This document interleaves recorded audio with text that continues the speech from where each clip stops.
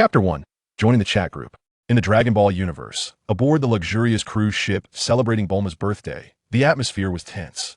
According to our agreement, if Son Goku loses, I shall fulfill my promise to annihilate the Earth, declared Beerus, his hands crackling with purple destructive energy that radiated. The power to obliterate all. Exhausted from the battle, Goku lay incapacitated on the ground, while the other Z fighters succumbed to despair. Far away, at a distance of 10,000 meters, Gulin Wolf prepared to intervene should Beerus truly decide to destroy the planet. Years ago, he had traversed from Earth to the Dragon Ball realm, merging with the very essence of the fusion warrior Gogeta, a being that was never meant to exist. As two formidable forces converged in the cosmos, the brilliance of their clash illuminated the void, revealing Gogeta's true form. Over the years, he had mastered all of Gogeta's powers, instilling within him a confidence that even Beerus could not instill fear. Yet at the very moment he launched his attack, Beerus' eyes fluttered shut, succumbing to slumber. The destructive energy surged forth, a cataclysmic force aimed directly at the distant observer, Gulin Wolf. A wave of frustration washed over him. How could this calamity affect an innocent bystander? With no other choice, Gulin Wolf unleashed his aura, a tempest encircling him as he redirected the incoming destructive energy with a single powerful punch, sending it soaring into the sky. Just as he dispelled the destructive force, an enigmatic presence intruded upon his mind. You are invited to join the dimensional chat group. Faced with this overwhelming aura of pretentiousness, Gulin Wolf's initial thought was that perhaps this was a standard feature for travelers like himself. His second thought was that this peculiar phenomenon was of no use to him. You have been selected as an administrator. Tony Stark, not just a billionaire. A new face. Welcome aboard. Spiral Flash Super Wheel, Dance Roar 3 style. First time joining a group chat, and you're already so impressive? Elevated to administrator status right away. Be my son. Newcomer. Come be my son. These three names were easily recognizable. The first was undoubtedly Tony Stark, the flamboyant billionaire from the Marvel Universe. The second was likely Minato Namikaze, known as the fastest man in Konoha, as few shared his penchant for dramatic titles. The last was probably Edward Newgate, also known as Whitebeard from One Piece, who, aside from his fondness for alcohol, cherished taking young admirers under his wing. You have been confirmed as an administrator. Please promptly claim your red envelope to prevent the chat group from collapsing in the event of your untimely demise. The incessant notifications left Gulin Wolf bemused. Clearly, being an administrator came with its own perks, offering unexpected rewards. It seemed they were keen to ensure he wouldn't be lost to the void, leaving the chat group without a leader, which prompted the creation of such a feature. With a nonchalant attitude, he clicked on the administrator-exclusive red envelope, though he remained skeptical of its significance to him. Acquiring an immortal form, one, that is, eternally unyielding and impervious to demise, regardless of the magnitude of the injury sustained or the nature of any assault encountered. Subsequently, a profound and enigmatic energy enveloped his being, which Gu Tianlang did not resist. Rather, he embraced it with utmost willingness. However, he pondered whether this invincible state would withstand the eradication abilities of that diminutive entity known as the Omni King. His desire leaned towards obtaining the ultimate mastery of the free and unfettered technique, for the Omni King's capacity to obliterate all things consistently left a lingering discomfort within him. Possessing the free and unfettered technique would enable him to counteract the Omni King's annihilative powers, thus freeing him from the perpetual trepidation of the Omni King's presence. Having arrived in this realm, his aspirations were unambiguously directed towards supremacy. After all, history seldom recalls the second-place victor. Please enter your nickname. Gu Tianlang contemplated momentarily before honestly inputting his chosen name. Invincible Vegeta. Congratulations, your nickname has been successfully registered. Tony is not the richest. Newcomers are quite fortunate. They enter the group and instantly become an administrator. Be my son. More than that, I am intrigued by the newcomer's nickname. It is quite amusing. Truly a naive young scoundrel. Spiral Flash Super Wheel Dance Roar. I haven't encountered such audacious names in quite a while. He appears to be a spirited youth. During the brief exchange among the few, Gu Tianlang perused the group's functionalities, discovering the capability to connect beings from various universes and share combat footage among members. Each day, members could check in to earn points, ranging from 1 to 10, contingent upon individual fortune. The accumulated points could be exchanged in the group store for a plethora of items, encompassing abilities and possessions from diverse realms, including the devil fruits from the One Piece universe, the jutsu from the Naruto realm, and even the radiant golden saint cloth. The coveted free and unfettered technique was also available for purchase, albeit at the staggering price of 1 billion points. As the group administrator was designated, within 12 hours, Invincible Vegeta was to invite 2 newcomers to the group. Once membership exceeded 5, the group task mode would be unlocked, allowing for additional points upon task completion. Be my son. Task mode, you say? It seems we can accrue more points relying solely on the meager daily check-in points is woefully inadequate. Tony is not the richest. I received a prompt to upload a personal photograph as my avatar. I should be the most handsome in this group. Whitebeard and Minato, did you receive the same notice? Spiral Flash Super Wheel Dance Roar. I will just choose a photo that showcases my 360-degree charm. Unlike others, Minato Namikaze felt elated to join the chat group, having perished long ago in the Naruto series. He had no one to converse with. Invincible Vegeta uploaded his avatar. In the photograph, Vegeta donned the battle attire of the Metamorphins, his exposed physique radiating an aura of absolute power. Radiating an indomitable golden aura, his eyes exuded a disdainful gaze that seemed to overlook the world, while the slight curve of his lips projected an air of haughty contempt. His face was inscribed with invincibility. Tony, not merely a billionaire, remarked, this newcomer must be a significant figure. His appearance is undeniably that of a formidable force. The Spiral Flash Super Wheel Dance echoed. I share this sentiment regardless of his true strength. His visage is indeed quite imposing. Let him be my son. Mused another, I glanced at the task mode, which involves venturing into the universes of other members. It presents an opportunity for a sparring session. While they deliberated, Gu Tianlang had already exited the chat window after all. Recruiting newcomers would not commence until 12 hours later, so there was no need for undue haste. The chat group provided a roster of 6 individuals, from whom Gu Tianlang needed to select 2. The list included the slumbering daughter of Kagoro Mori, the god-slaying Pegasus, a rabbit-loving CAF waitress, the cursed Tasmi, the war god of the water armor, and the red dragon emperor, Issei Hayadu. Each name was rather peculiar, yet as a fervent anime aficionado in his previous life, Gu Tianlang immediately recognized them despite their oddities.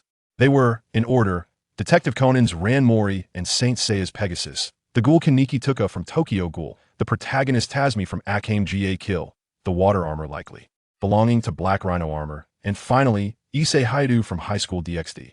Speaking of the last choice, both were known as Brother Issei, one having lost his head, while the other was surrounded by admirers. This stark contrast highlighted the differences between individuals as evening approached. Only 12 hours remained until dawn. His new objective in the chat group was to accumulate sufficient points to exchange for the ultimate technique, the Zizai Ji-Gong. However, for the time being, he had to manage the imminent approach of Vegeta and Goku in the distance. 2 figures raced toward him at incredible speed, their unseen energy waves parting the clouds in the sky, covering thousands of meters in the blink of an eye. You have indeed concealed your strength. Although you did not exert your full power against Beerus, it is evident that you are no ordinary individual, Vegeta acknowledged, though he still felt that Gu Tianlang was not his equal. Chapter 2. The Astonishment of Vegeta. After arriving in this world, Gu Tianlang intentionally orchestrated a chance encounter, successfully befriending Vegeta and Goku, often sharing meals together while concealing his true abilities. They were only aware of his rudimentary martial arts skills and his capacity to harness ki and flight techniques. The destructive energy unleashed by Beerus had been forcefully repelled by him, leaving Goku and Vegeta perplexed. Once Whis had taken the slumbering Beerus away, Goku, having consumed a Senzu bean, rushed over to inquire further. With eyes gleaming with curiosity, Goku focused intently on Gu Tianlang. Unlike Vegeta, who had only recently entered the realm of gods, Goku possessed a clearer understanding of Beerus' formidable strength. Clearly, Vegeta underestimated that attack. What appeared to be an ordinary purple energy orb harbored an unfathomable destructive power, a pure embodiment of annihilation. Tianlang, how did you withstand the force of that destruction? I fear that even I, having entered the realm of the divine, would struggle to nullify such an assault effortlessly. Upon hearing these words, Vegeta's eyes widened in disbelief that he was acutely aware of the immense strength of Super Saiyan God Kakarot, having observed him in battle, and was astonished by the high regard he held for Gudo Tianlang. Kakarot, could it be that you are not his match? Is he also a god of destruction? After a moment of contemplation, Gudo Tianlang resolved to reveal a portion of his power. No, I am merely another Saiyan. However, my family departed from planet Vegeta long ago, so you remain unaware of our existence. Vegeta scoffed dismissively, immediately refuting his claim. Impossible. The only living Saiyans left in this world are myself and Kakarot. The others perished at Frisia's hands. Except for me, I encountered another Saiyan during my travels between planets. Although I am unaware of his current whereabouts, I am certain he will arrive on Earth in due time. The scion Goku Tianlang referred to as Broly, who, according to the timeline, would likely appear in 3 to 5 years, aligning with the original narrative. Goku gazed at Goku Tianlang, studying him for a few seconds before bursting into carefree laughter. Though I don't understand why you did not come to aid us, I trust you. Such was Goku's nature, having spent considerable time together. He was convinced of Goku Tianlang's goodness, believing that his concealed strength must have its reasons. Vegeta inquired, "Where is this scion?" Feigning a moment of contemplation, Goku Tianlang replied, "I have forgotten the location of his planet, but he will not take long to arrive. He is the legendary Super Saiyan, an innate warrior, a formidable opponent." His tone was serious, for Broly was indeed a savage force of destruction. Vegeta's expression remained as haughty as ever. He clearly regarded Broly with disdain, confident that he had long surpassed the limits of the Super Saiyan. What did it matter if he were a natural Super Saiyan? Was the proud prince of the Saiyans to be outdone by him? You merely believe him to be strong. I have already transcended the Super Saiyan threshold. Goku, however, was unwavering in his belief, and despite having just battled Beerus, he felt a stirring curiosity. Is that so? I truly wish to engage in a contest with him, the legendary Super Saiyan. After exchanging a few more casual remarks, just when they thought the matter had settled, Vegeta's eyes suddenly locked onto him with fierce intensity. "Let us engage in battle. I wish to see the true extent of your power to ascertain if it truly matches the strength Kakarot has spoken of." Without waiting for Goku Tianlang's response, he vanished from sight, launching a rapid barrage of punches. Tianlang remained unperturbed, only evading his opponent's assault with composure at the moment of imminent impact. His face bore a constant smile, while Vegeta exerted every ounce of his strength yet failed to land a single blow on Tianlang. Vegeta was utterly astonished. He had assumed that even if Tianlang were concealing some abilities, he could not possibly rival him. The outcome was far from what he had anticipated. Meanwhile, Goku, observing the unfolding battle, yearned to engage Tianlang himself, for he and Vegeta typically shared comparable battle prowess. He could effortlessly dodge all of Vegeta's strikes, and he suspected that his own typical performance would yield similar results. However, the mightier the adversary, the more fervent Goku's desire for combat became. Such is the nature of the Saiyan warrior. "Unleash your full power, Vegeta." Tianlang confidently beckoned, urging Vegeta to reveal his utmost strength. For the proud Saiyan, only a true powerhouse could earn his genuine respect. Vegeta, already irked by Goku's repeated ascendancy, transforming into the Super Saiyan God form and surpassing him once more, now found that Tianlang's inscrutable strength had reached staggering heights. With a sudden surge of energy, Tianlang transformed, his entire being undergoing a remarkable metamorphosis as golden flames soared to the heavens, accompanied by flickering blue lightning. Even in his Super Saiyan 2 form, his power vastly exceeded that of previous encounters. That it was conceivable that even Goku's Super Saiyan 3 might not possess such energy. This was not merely due to Goku's successful absorption of the Super Saiyan God strength during combat. With Vegeta's inherent talent, he too had harnessed the power unleashed during his own rage, channeling it into himself. "Transform into a Super Saiyan, or you shall not stand a chance against me," Vegeta declared, his fighting spirit igniting fiercely. He was taken aback to discover that Tianlang, whom he had known for years, was also a Saiyan, and his strength was formidable. "I shall not transform into a Super Saiyan. Let us battle as we are," Tianlang replied with a serious and calm demeanor. In truth, he felt capable of matching the full power of Super Saiyan Blue in his normal state. A conservative estimation at best, he sensed a distinction between himself and the typical Vegeta, yet could not articulate what set them apart, having never clashed with a true powerhouse. For Vegeta, whether Tianlang transformed or not made little difference. He still possessed the strength to be defeated with a single strike. "Humph. I shall show no mercy. Do not regret this," Vegeta asserted, momentarily taken aback by Tianlang's inability to transform. This surely indicated that he was not a suitable opponent, for Super Saiyan 2 could amplify one's base strength 100-fold. The disparity in their power levels was monumental. Even if Tianlang's normal state surpassed his, he was by no means a match for Vegeta. Resolute, Vegeta decided to unleash his strongest abilities to vanquish him. In an instant, he vanished from sight, moving with a speed nearly imperceptible to the naked eye, and launched a powerful punch aimed squarely at Tianlang's face. This punch, imbued with an overwhelming force, was almost impossible to perceive. Even Goku, watching from the sidelines, was taken aback, astonished at Vegeta's capacity to exhibit such strength solely through his own power. In a swift and decisive maneuver, Tianlang struck a powerful blow to Vegeta's abdomen before he could react.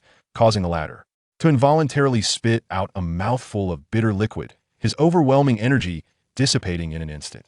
This heavy blow returned Vegeta to his baseline state almost immediately. In the fleeting moment of their clash, Gutenlang deftly evaded Vegeta's assault by lowering his head and countered with a punch that landed squarely on Vegeta. His speed was so extraordinary that even Goku, who was observing the battle, could barely perceive it. It is inconceivable that one could defeat Vegeta in his normal state, Goku thought incredulously. Gutenlang's control over his power was impeccable. This singular punch incapacitated Vegeta without rendering him unconscious. Vegeta's expression darkened, as being so effortlessly bested was a blow to his pride, yet he was not one to shy away from defeat. Although I am loath to admit it, I concede, he declared. The chasm between their strengths was vast, sufficient to overwhelm Vegeta in a single strike, leading to a notable diminishment of Goku's fighting spirit. While he relished the thrill of battle, he did not seek needless suffering. Perhaps it would be best to hone his skills further before challenging Gutenlang once more. How formidable are you, truly? However, Goku still posed the question that piqued his curiosity the most, a query that Vegeta yearned to unravel as well. I should be just a tad stronger than you. Wolf responded ambiguously, and the two exchanged glances, choosing not to elaborate further. They merely extended an invitation for him to attend Bulma's gathering.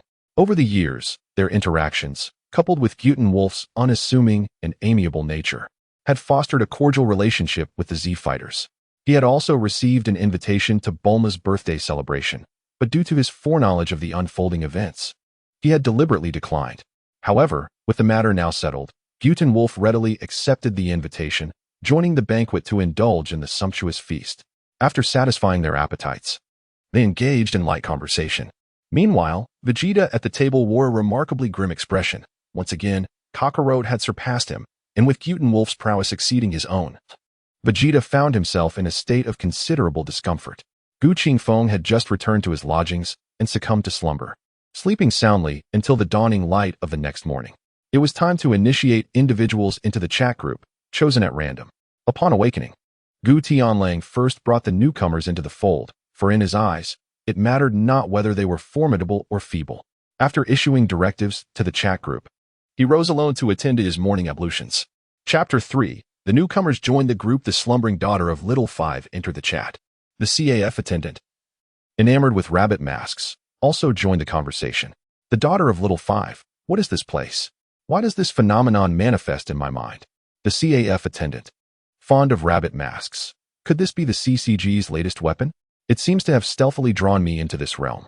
Tony Stark, first and foremost, I extend a warm welcome to both ladies. For matters pertaining to the chat group, please refer to the group announcement for a comprehensive introduction. A brief glance will elucidate the functionalities of the dimensional chat group. Be my son. Today, this fellow Tony is decidedly different from his usual self.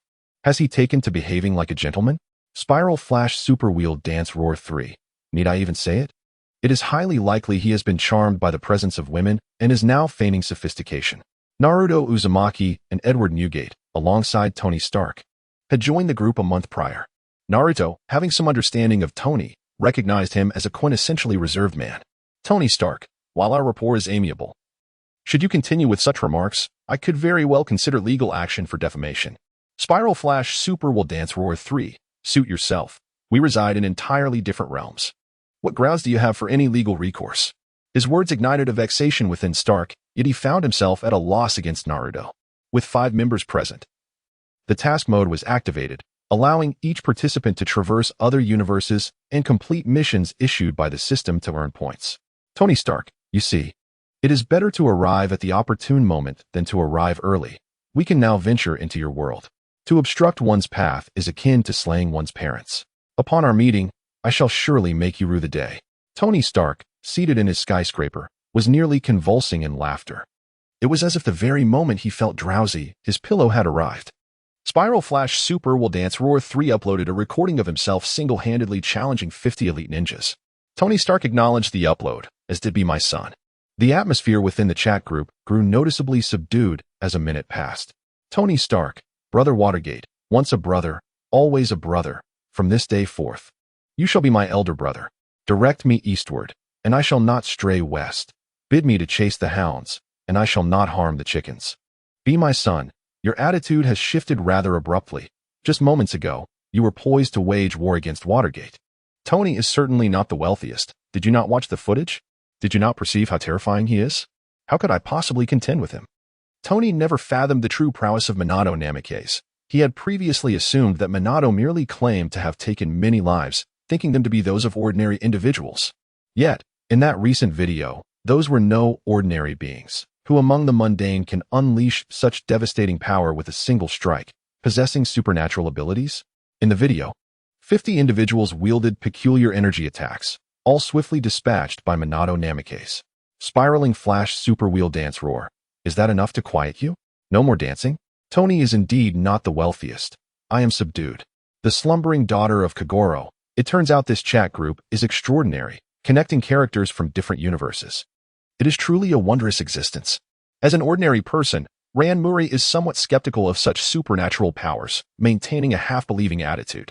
However, the chat group undeniably occupies her thoughts, leaving her no choice but to accept its existence. The CAF waitress who adores rabbit masks. Is the announcement of the chat group genuine? Can I really visit your world? Compared to Ran Murray, Tuka Kirishima possesses a greater capacity for acceptance, as her world already harbors entities beyond the comprehension of ordinary humans. Administrator Invincible Goku enters the chat, prompting all members to warmly welcome the esteemed individual. A dazzling notification box appears at the top of the chat, signifying the unique status of Goku. Invincible Goku, are you all conversing well? Minato Namikaze has uploaded his battle record. Is this not the battle that made you famous in the shinobi world? The administrator, with a special identity, earns 50 to 100 points daily for signing in, and this time received 100 points. Tony is certainly not the wealthiest. This is truly unfair. I toil for mere points, and yet the administrator receives such a bounty. Invincible Goku, there is little fairness in this world. It is akin to your lavish spending, while some impoverished souls struggle to afford meals. This is the same principle. Tony is certainly not the wealthiest. I find myself at a loss for words. May I inquire if you are indeed the esteemed one? Invincible Goku, have you ever encountered someone who proclaims themselves as the esteemed one? If I declare myself as such, would you believe me? Tony is certainly not the wealthiest. I would not. He has been somewhat psychologically affected by Minato's earlier display, fearing he may inadvertently offend a powerful individual again. The slumbering daughter of Kagoro, CAF waitress who adores rabbits. How should I address you? It appears we are the only two girls in this group. The CAF waitress who adores rabbit masks. I apologize, but I cannot grow too close to you. I am not like ordinary humans, and getting too close could endanger you. Be my son. What an intriguing young girl. It matters not that she is not an ordinary human. My vessel is home to individuals of various races, so there is no need for excessive concern. The CAF server who adores rabbits. I belong to the ghoul lineage, and we subsist on consuming. Well, you know what? Tony, the so-called billionaire. What are we eating? Just say it plainly. There's no need for hesitation. I possess ample wealth and can procure whatever I desire. The unrivaled Vegeta. She consumes human flesh. Can you truly procure that? Yet, one cannot blame her. Ghouls cannot survive without feasting on humans. Gu Tianlang offered a brief exposition on the harsh realities of the world inhabited by ghouls. Humanity and ghouls stand in stark opposition. Ghouls must consume human flesh to survive, while humans have organized factions dedicated to combating them. Both sides strive for existence, and neither is inherently wrong. The true fault lies within the world itself. The CAF attendant, who has an affinity for rabbits, remarked with a hint of self-deprecation, "You must all be terrified of monsters like me, but I assure you, I would never harm anyone in this group." With a bittersweet smile, Kaneki Tuka, currently working in a stable district, reflected on her predicament. Vegeta, the invincible, reassured her. That is of little consequence. Aside from Mori Ran, you could never defeat anyone in this group, and you are certainly not a bloodthirsty ghoul. The daughter of the slumbering Kagoro declared, "I believe you are not a villain." Spiral flashing super wheel dance echoed. Do not dwell too much on it. One's identity is not a matter of choice. The administrator was asked to initiate a live broadcast within 5 hours to demonstrate their prowess, with the group chat awarding points based on the displayed strength. Tony, not the wealthiest, expressed his surprise that the first task in the chat group would be such an endeavor, hinting at an opportunity to witness the administrator's capabilities. Internally, Tony was quite displeased.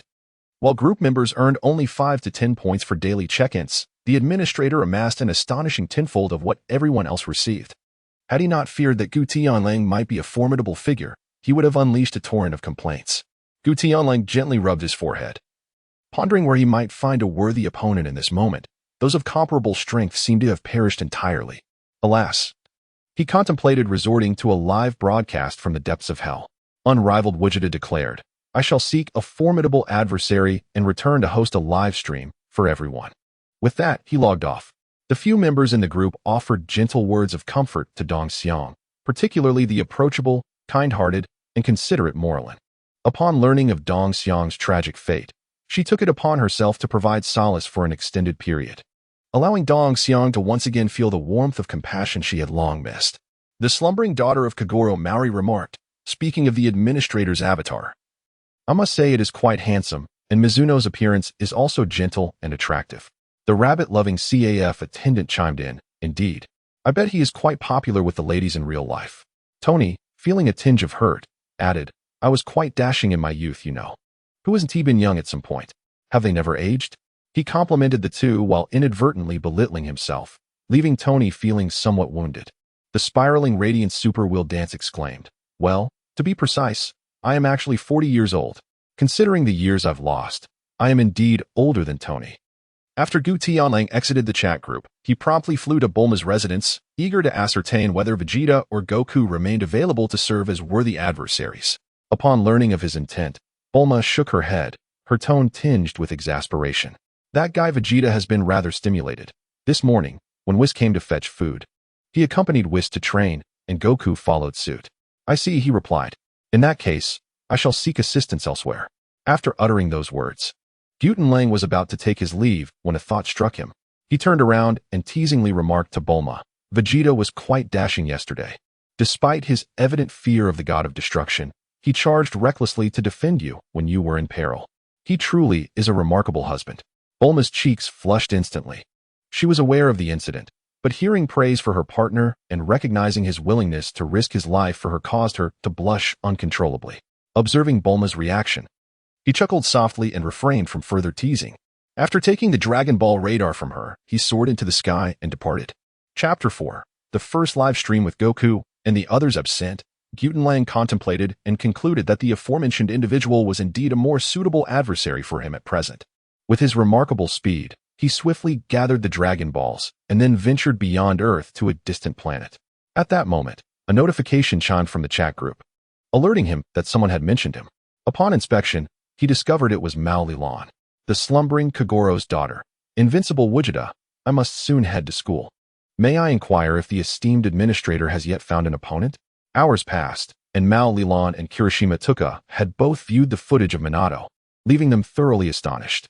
If ordinary group members possessed such strength, the administrator must be even more formidable. Yet, they could hardly fathom that Gutenlang's status as administrator was merely a random selection and had little to do with his actual power.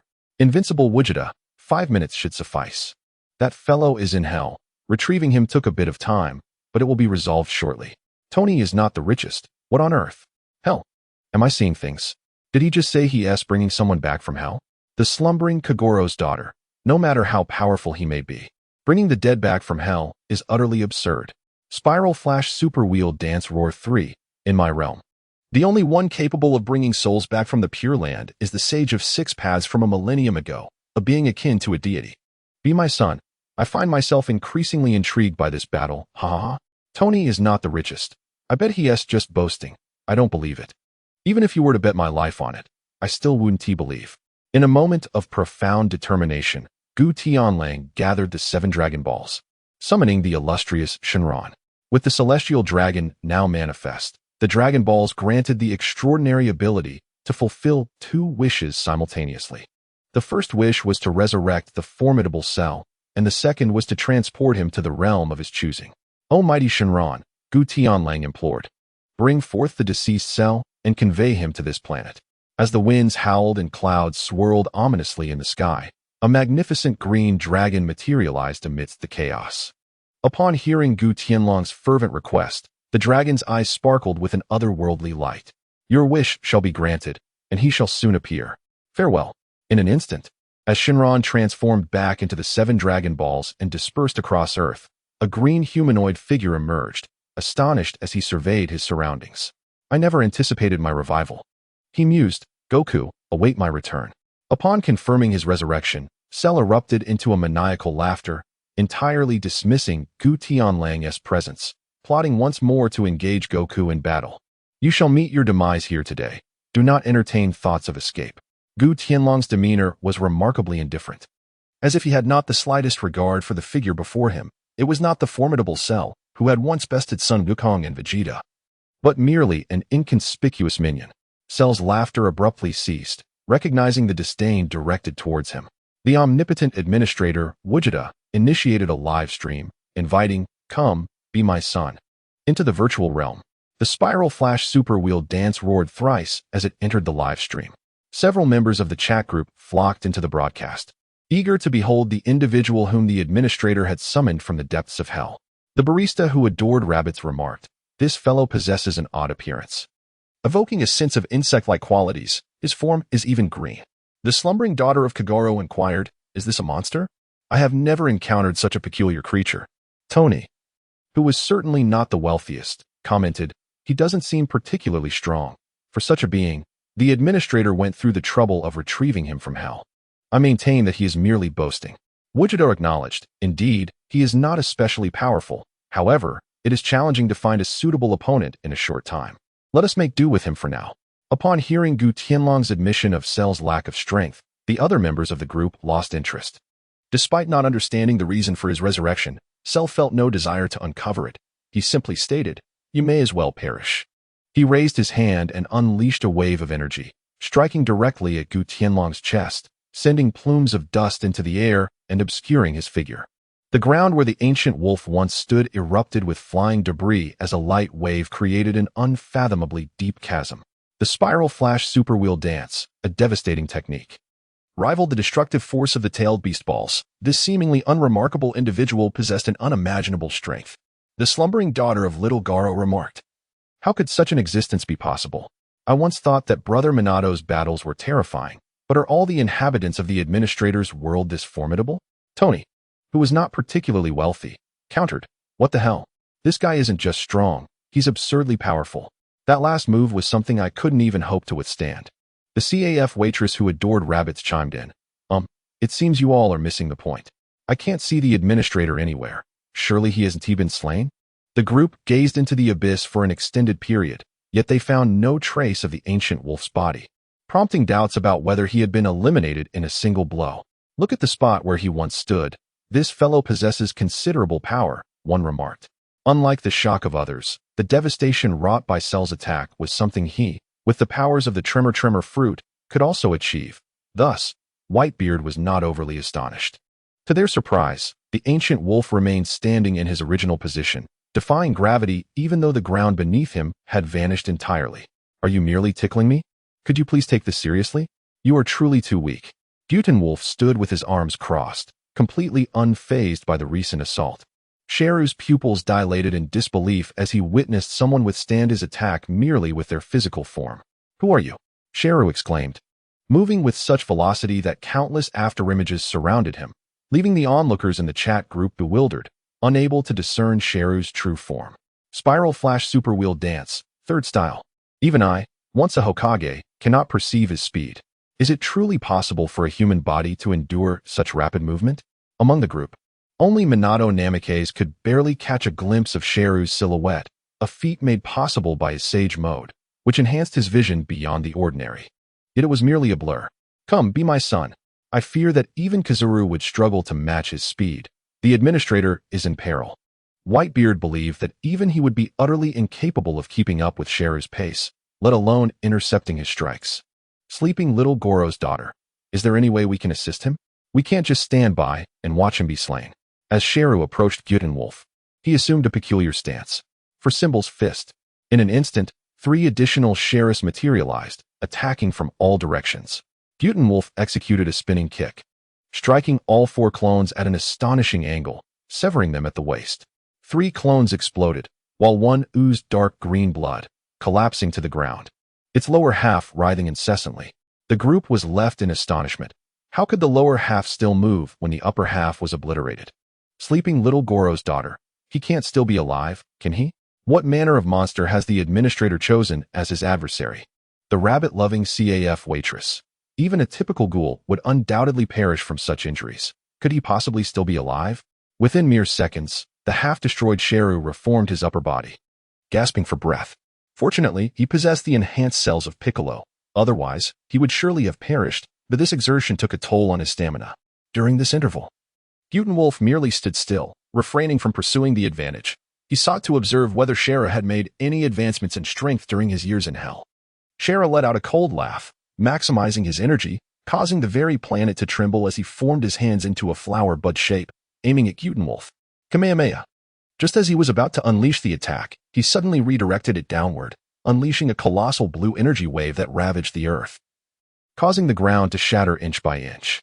The terrifying force pierced through the planet, triggering countless underground volcanoes to erupt, and the planet subsequently transformed into a magnificent display of fireworks, disintegrating into cosmic dust.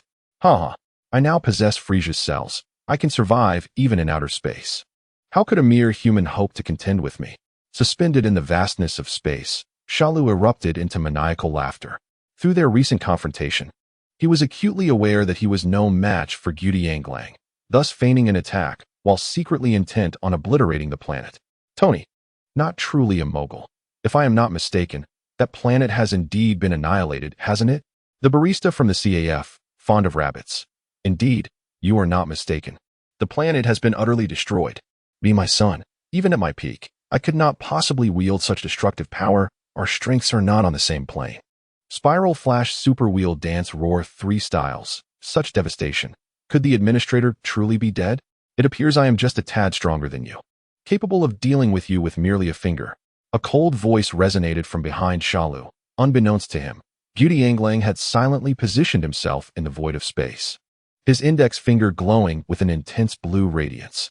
The waves of power emanating from it caused Shalu to break into a cold sweat. A blue energy orb shot forth, imbued with unparalleled might, and struck Shalu's form. Before he could utter a single cry of despair, Shalu was completely obliterated, his entire being disintegrated, along with several planets in his wake, reduced to cosmic dust. Tony, not truly a mogul. Impressive, my friend. By the way, do you still require accessories for those formidable thighs? The barista from the CAF, fond of rabbits. I concur with the previous comment, and might I add, did Tony not just claim that the boss was boasting? How quickly he submits. The slumbering daughter of Little Five. Boss, that was incredible, truly magnificent. Spiral Flash Super Will Dance Roar 3 styles. Boss, that was astounding. I would call this technique light escape. Rapid Blue Arrow Starburst. Tony, not truly a mogul. The barista from the CAF. I find myself powerless against the harsh realities that constantly undermine my noble character. Spiral Flash Super Wheel Dance Roar 3 styles. And could you perhaps cease your overly dramatic antics? Tony Stark, too, was at a loss. He yearned to embody dignity and resilience against corruption, yet upon reflection, he realized he had not yet lived enough.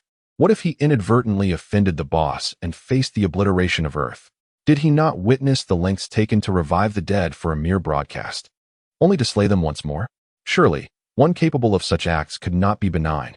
Chapter 5. The Mission in the Pirate World. The barista from the CAF, fond of rabbits. The boss indeed speaks the truth. He views this foe as a trivial adversary. Be my son. However, for us, such an enemy is utterly insurmountable. Despite being hailed as the strongest man in the world, and having fought the pirate King Roger on several occasions in his youth without yielding, Whitebeard has always held a profound confidence in his strength. Yet now, he realizes that there are indeed others beyond him, and realms beyond this one. The daughter of the slumbering little Garo. How can someone as handsome as Watergate possess such an eccentric personality? Tony, not the wealthiest. Remarks, it's something one gets accustomed to. He has always been this way, a bit naturally oblivious. Congratulations to the administrator for completing the task. This live broadcast has earned a reward of 500,000 points. The unbeatable administrator, Wakita, has ended the live stream.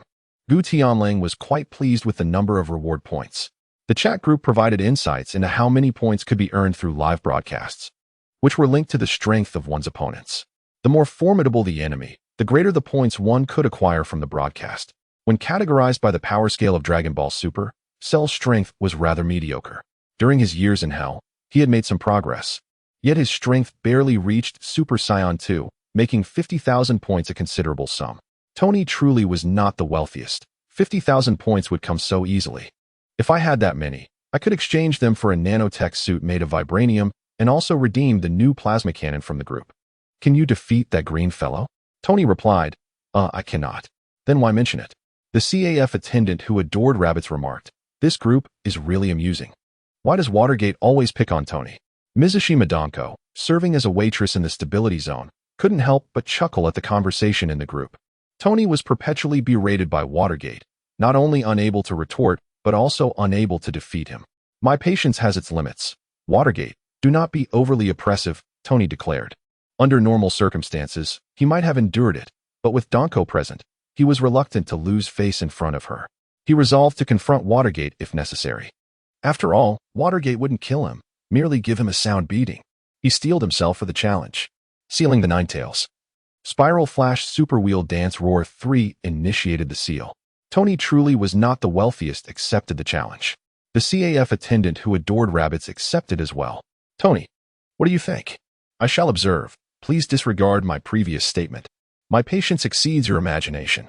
At that moment, Tony felt a surge of despair, envisioning himself sealing such a colossal creature. If Watergate were to attempt the same on him, he would be left with quite the predicament. He was not afraid of a beating, but being sealed for decades was unbearable.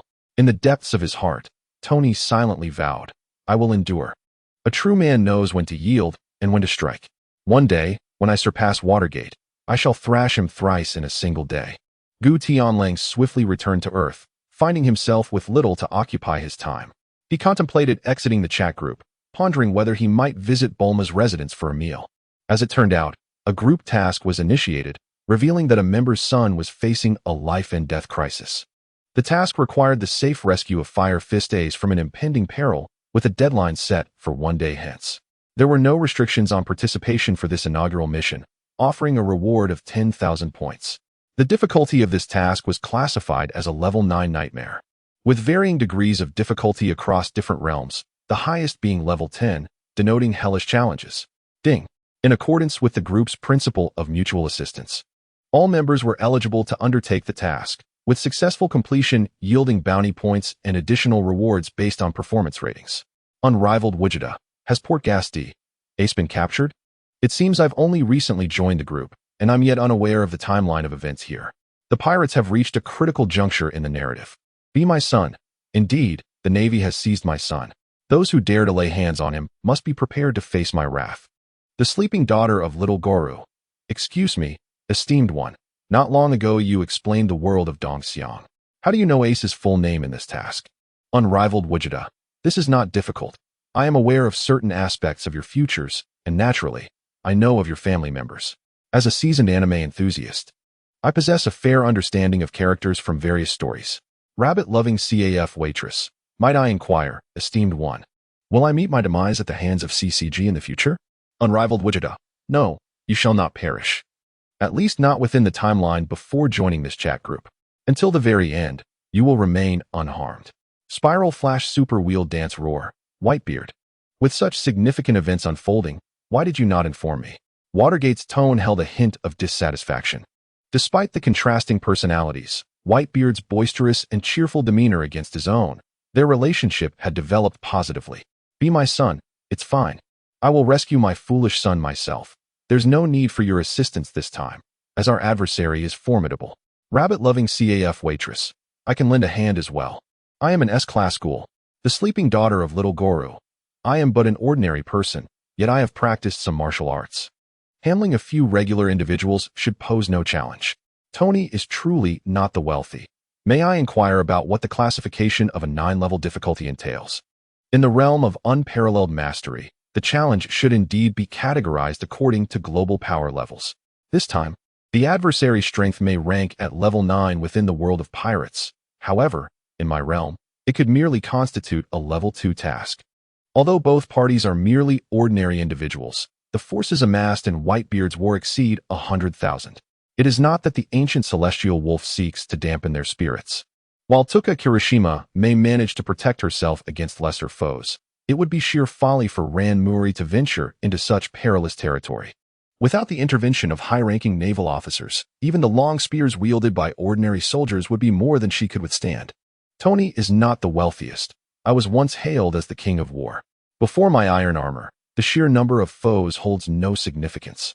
I have previously crushed my enemies with ease. Surely, not every inhabitant of Whitebeard's world possesses the monstrous capabilities akin to Minato. If they are merely ordinary humans, their numbers do not intimidate me. My armored suit is capable of flight, complemented by weapons of mass destruction. What I fear least is an overwhelming number of adversaries. In the realm of unparalleled mastery, your bravery is commendable. Tony is not the wealthiest. Thank you for your kind words. Be my son. Are you truly planning to confront all three admirals alone? Did you not struggle against Minato? Tony is not the wealthiest. What does my ability to defeat Minato have to do with this? If I cannot best Minato, does that mean I cannot prevail against others? Surely, you do not suggest that our enemies possess strength comparable to his. The CAF server who adores rabbits, if the enemy ranks alongside Minato in strength, my abilities are utterly insufficient. Be my son. The three admirals are formidable beings. Each one possesses strength not much inferior to Minato's. Their mere strikes can obliterate hundreds, if not thousands, of ordinary individuals. The slumbering daughter of Kagoro, does this not render them war machines, possessing the power to single-handedly alter the course of battle? Tony is not the wealthiest. In the realm of unparalleled mastery, I hold you in the highest regard. How can you bully an honest individual like me? You claim they are merely ordinary people, yet one blow from them can annihilate hundreds? While Tony's lamentations are indeed pitiable, the ancient celestial wolf, reclining on a hotel bed, can only scoff at the notion that a renowned playboy of Marvel could be labeled an honest man. By that standard, most of Marvel's characters would simply be deemed opportunists. Spiral Flash Super Wheel Dance Roar 3 style. They are indeed ordinary people. Tony, why do you fail to comprehend this? Tony is not the wealthiest. Are you suggesting that you too are an ordinary person? Then what does that make me? A superhero who cannot even best ordinary individuals? Spiral Flash Super Wheel Dance Roar 3 style. If that is the case, then I am indeed an ordinary person. Do you believe my abilities set me apart from ordinary individuals in the eyes of a master like you? Tony is truly not the wealthiest. Well, you make a valid point. I have been rather one-sided. Be my son. Such an ordinary person is all I can manage. I am aging.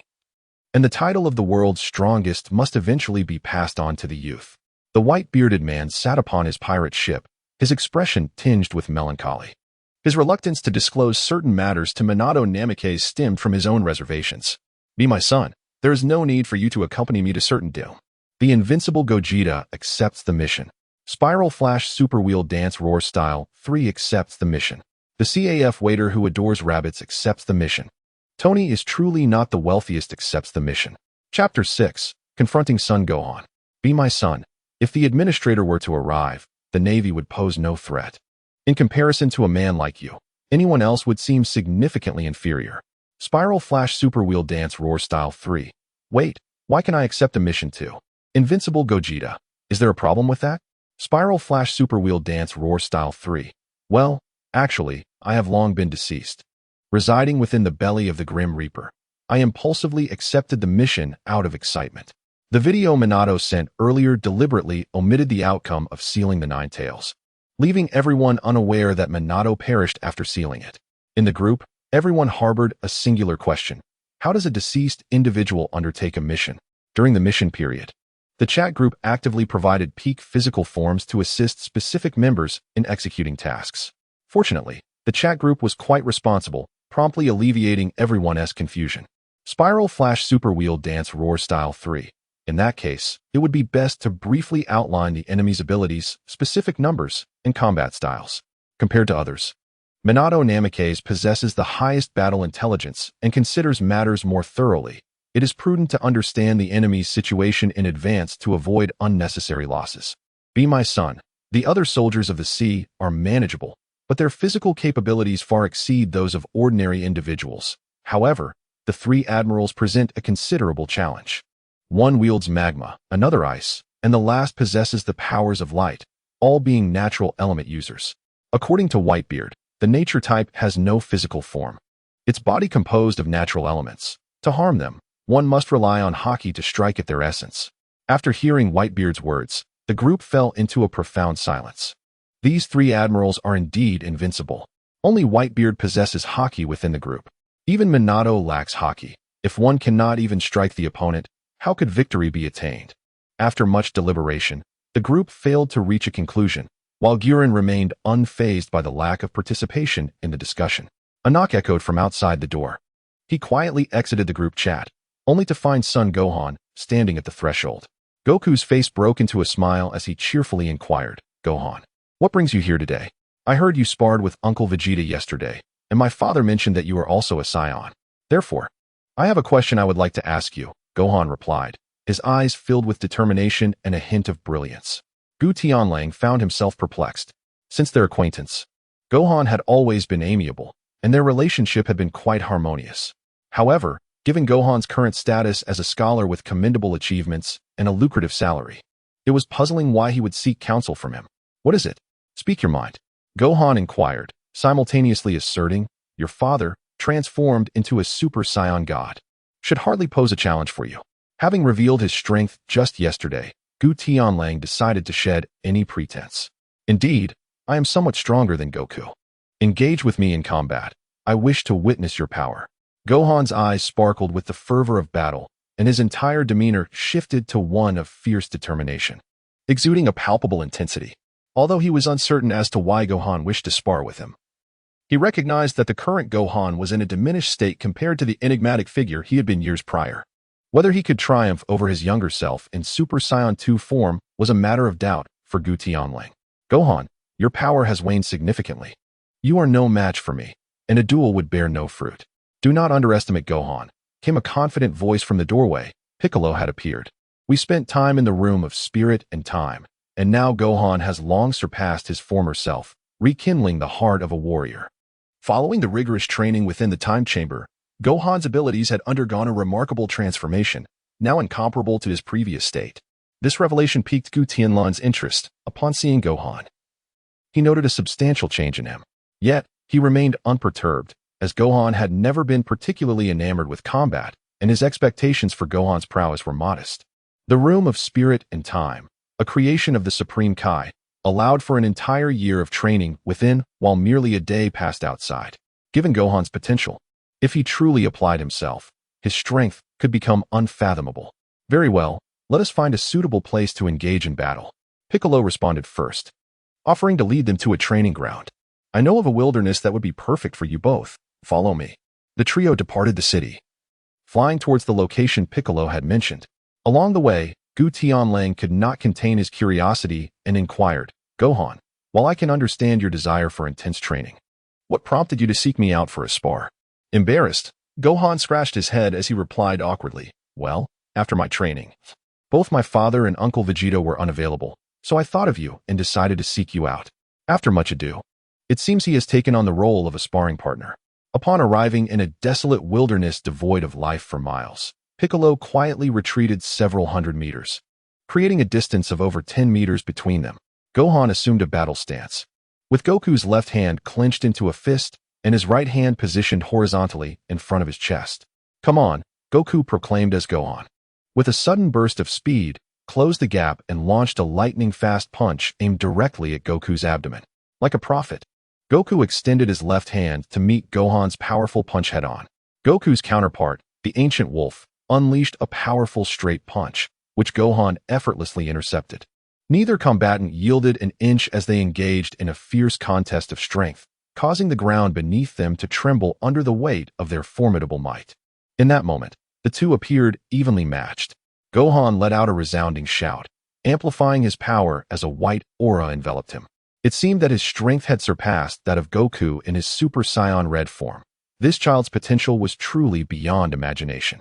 Watching from the sidelines, Piccolo's face turned a shade of green with fear. Despite having trained with Gohan extensively, he was taken aback by the sheer magnitude of Gohan's power. If he were to face such force, he would likely be torn asunder in an instant. In contrast, the Ancient Wolf maintained an air of composure. Showing no signs of struggle, even his breathing remained steady. Realizing that he could not gain the upper hand in their struggle, Gohan executed a side kick, forcing the ancient wolf to retreat several steps to avoid the strike. "This is my full power," Gohan declared, shedding his Super Saiyan state as he unleashed all of his energy. The resulting shockwave compelled the ancient wolf to step back once more. Goku's son, Gohan, stirred deep reflections within Goten. The disparity in their fates as protagonists was striking. While Goku toiled for years, only recently achieving the Ultra-Red form, Gohan, in his youth, had already established himself as the most formidable fighter. After years of neglect, a mere awakening from the old Kai unleashed his latent potential, once again propelling him to the pinnacle of strength. Following the battle with the puppet, he again squandered years, yet through a year of rigorous training, he seemed poised to surpass Goku. Such formidable power was indeed frightening. It appeared Gohan had truly surpassed Goku, embodying the warrior once heralded for possessing the greatest potential. Gohan's speed blurred as he and Goten engaged in an aerial ballet, exchanging blows in a matter of seconds. Gohan's close-quarters combat, complemented by intermittent energy blasts, momentarily overwhelmed Goten, allowing Gohan to carve out his unique style and express his true self. Although the increase in strength was not monumental, Goten was confident in Gohan's escalating prowess throughout the battle. Piccolo shouted with excitement, convinced that Goten was destined for defeat. Gohan's performance was overwhelmingly dominant, far surpassing what Piccolo had anticipated. Gohan's aura was several times more potent than during their time in the hyperbolic time chamber. "Come now, Gohan, unleash your full power. There's no need to hold back," he urged. Gohan, composed, regarded Goten, who effortlessly evaded his attacks, choosing to restrain himself at crucial moments when he could have dealt significant damage. As Gohan's energy surged, a mysterious white aura cascaded like moonlight upon the earth, creating an overwhelming presence that bore down upon Goten. Upon hearing Gohan's words, Piccolo stood frozen, acutely aware that his own strength paled in comparison to Gohan's. He could not discern Goten's deliberate restraint. Wolf raised his hand, unleashing a protective shield that enveloped the entire earth, preventing the energy of his burgeoning power from disseminating throughout the cosmos. In a gesture of utmost respect for Gohan, the once great prodigy, Wolf bellowed, and an endless cascade of golden light erupted from within him. His hair flickered between black and gold, exuding an unprecedented aura of strength that resonated in every corner of the world. The earth trembled incessantly as the energy converged into a singular point, igniting the fierce warrior spirit within him. As his raven locks transformed into brilliant gold, Wolf shone like the sun, bathing the earth in a radiant golden glow. His gaze underwent a profound transformation, no longer the amiable and restrained look of before. It was now replaced by an arrogant glare that seemed to survey the world with disdain. This unintentional display of dominance sent shivers through Gohan, who stood nearby, acutely aware of the insurmountable chasm separating their strengths. Chapter 7. Mission accomplished. Observing this formidable old friend, Gohan marveled before the battle commenced. "Is this truly your full power? How impressive. After all this time, I had no idea you were so strong. Let us engage in a thrilling contest." Exercising caution, Gohan gathered energy with both hands, unleashing waves of light that fell like raindrops. Employing the classic Prince technique, Wolf remained unfazed, his hands moving at the speed of light to deflect each wave of luminescence. Suddenly, Gohan appeared behind him, delivering a piercing punch directly to Wolf's face, swiftly followed by a kick to his chest. Goku stood motionless, utterly unfazed by Gohan's assaults, which inflicted no damage whatsoever. Piccolo, who had been observing from the ground, transitioned from initial astonishment to complete bewilderment. He could discern that Gohan had not unleashed his full power. Had he been on the receiving end of such an attack, he would unquestionably have been obliterated. Yet Goku, as if indifferent to it all, absorbed Gohan's formidable blows with his physical form. Gohan attempted to create distance, striving to elevate his energy once more. But after a series of intense battles, he had reached a minor plateau, rendering him incapable of augmenting his strength in the immediate future. The golden flames of Lang danced in the wind, and in an instant, he gracefully executed a rapid two-hit combo. A fist struck Gohan's abdomen, followed by a leg that sent him crashing to the ground. Plummeting from the sky, Gohan's body pierced through a 100-meter-high mountain before finally halting. Yet the devastating impact rendered him unable to continue fighting. His vision blurred. Teetering on the brink of unconsciousness, he stood firm, bolstered by his indomitable will, barely remaining upright. Piccolo rushed to support Gohan, producing the prepared senzu beans and feeding them to him. The battle had been rife with fluctuations, the dynamics shifting repeatedly. Initially, Gohan surpassed his own limits, gaining the upper hand, only to admit that Gutenlang had not yet revealed his full strength. Once more, he unleashed all his latent potential, breaking through his own limitations, and his power surged significantly. However, Gutenlang showcased his Super Saiyan form, with energy and speed that far exceeded his usual state, overwhelming Gohan with a mere 2 moves. Piccolo, who had once held absolute confidence in Gohan, had brought the senzu beans as a precaution against unforeseen circumstances. Never anticipating this outcome, I lost, yet I know you have not exerted your full power. I will strive to catch up to you, Gohan stated calmly. His demeanor not that of a defeated foe, but rather one who had discovered a new direction for his aspirations. In response to Gohan's inquiry, Gutenlang neither confirmed nor denied, simply smiling at him. He reverted from his Super Saiyan state and retracted Earth's protective barrier, ensuring his own energy remained contained and did not dissipate too far. He praised Gohan, remarking that he truly was a hero in the making. Had Gohan not squandered so much time, he might have genuinely had a chance to battle against Gutenlang in his Super Saiyan form. Reflecting on the time lost, Gohan thought of his mother, Chi-Chi. Acknowledging her intentions were for his own good, and he bore her no resentment. Gohan's potential surpassed all expectations, far exceeding that of Goku and Vegeta. Piccolo attempted to extract from Gutenlang the secret to his power, but his inquiries were met with evasive responses. Left with no choice, Piccolo accompanied Gohan as they departed. While Gutenlang returned to his routine, he watched television, dined, engaged in daily training to maintain his physical fitness, and quietly awaited the arrival of the next day. The day swiftly passed, and soon it was time for the group chat's mission. Gutenlang felt a flicker of anticipation for the upcoming war on the summit, as it was one of the anime that had accompanied his childhood, and he had yet to visit the world of pirates. Tony, not the richest, let us go, everyone. Let the Navy witness our might. Spiral Flash Super Wheel Dance Roar 3 style. I will entangle one of the Navy admirals. This is the clash of ninjas and the Navy. The CAF waitress who loves rabbits. Hey, where's the boss?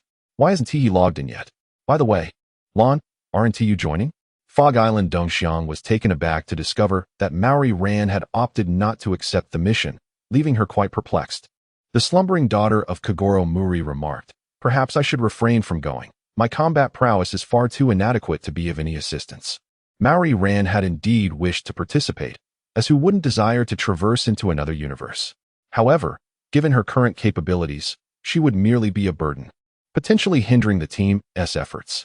Tony Stark, the billionaire, awkwardly responded, well, your statement leaves me at a loss for a rebuttal. He felt a tinge of embarrassment, recognizing that he could only contend with minor adversaries and was unlikely to stand a chance against formidable foes. Nevertheless, he reassured himself, considering that the formidable ancient Sky Wolf would also be present, confident that the powerhouse could handle 3 generals without issue. He resolved to keep his distance from the stronger opponents. The CAF attendant, who had a fondness for rabbits, chimed in, all right then, let us reconvene next time. Dongxiang, not wishing to elaborate further, shared Tony's sentiment. Her contributions would be minimal, primarily relying on the strength of the elite and Minato, who would willingly bring a liability into battle. Should the powerhouse become irritable and choose to abandon them in peril, Maori Ran would be facing dire consequences. Fear not, declared the invincible Vegeta, come join us for some fun. For our inaugural collective mission, it is essential for everyone to gather, as it shall be far more lively. I shall ensure your safety in the process. Gu Tianlang was well aware of their thoughts. He held a certain fondness for the kind-hearted Mao Lulan, and thus extended an invitation to her with ease. The daughter of the slumbering Kagoro, she expressed her gratitude, assuring him, thank you, esteemed one.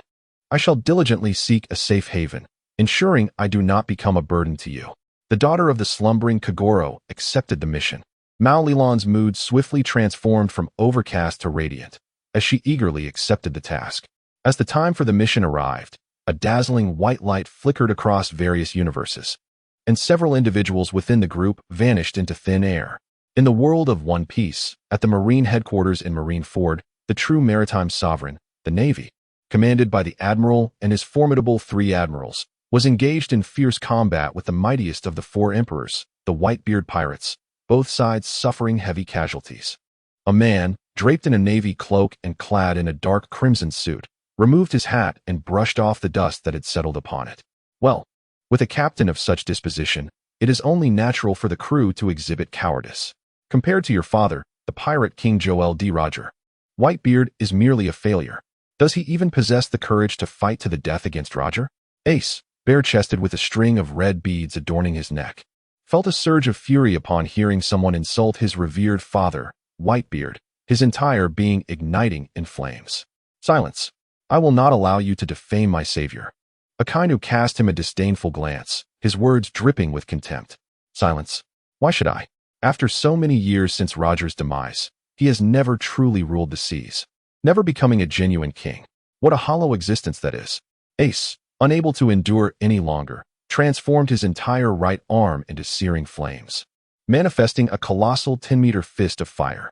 In response, Akainu coalesced magma into his own fist, and thus, the two immense assaults collided head-on, commencing a clash of power. Ace, merely a 20-year-old youth, ultimately found himself at a disadvantage against the seasoned Akainu, who had long since reached the pinnacle of his strength.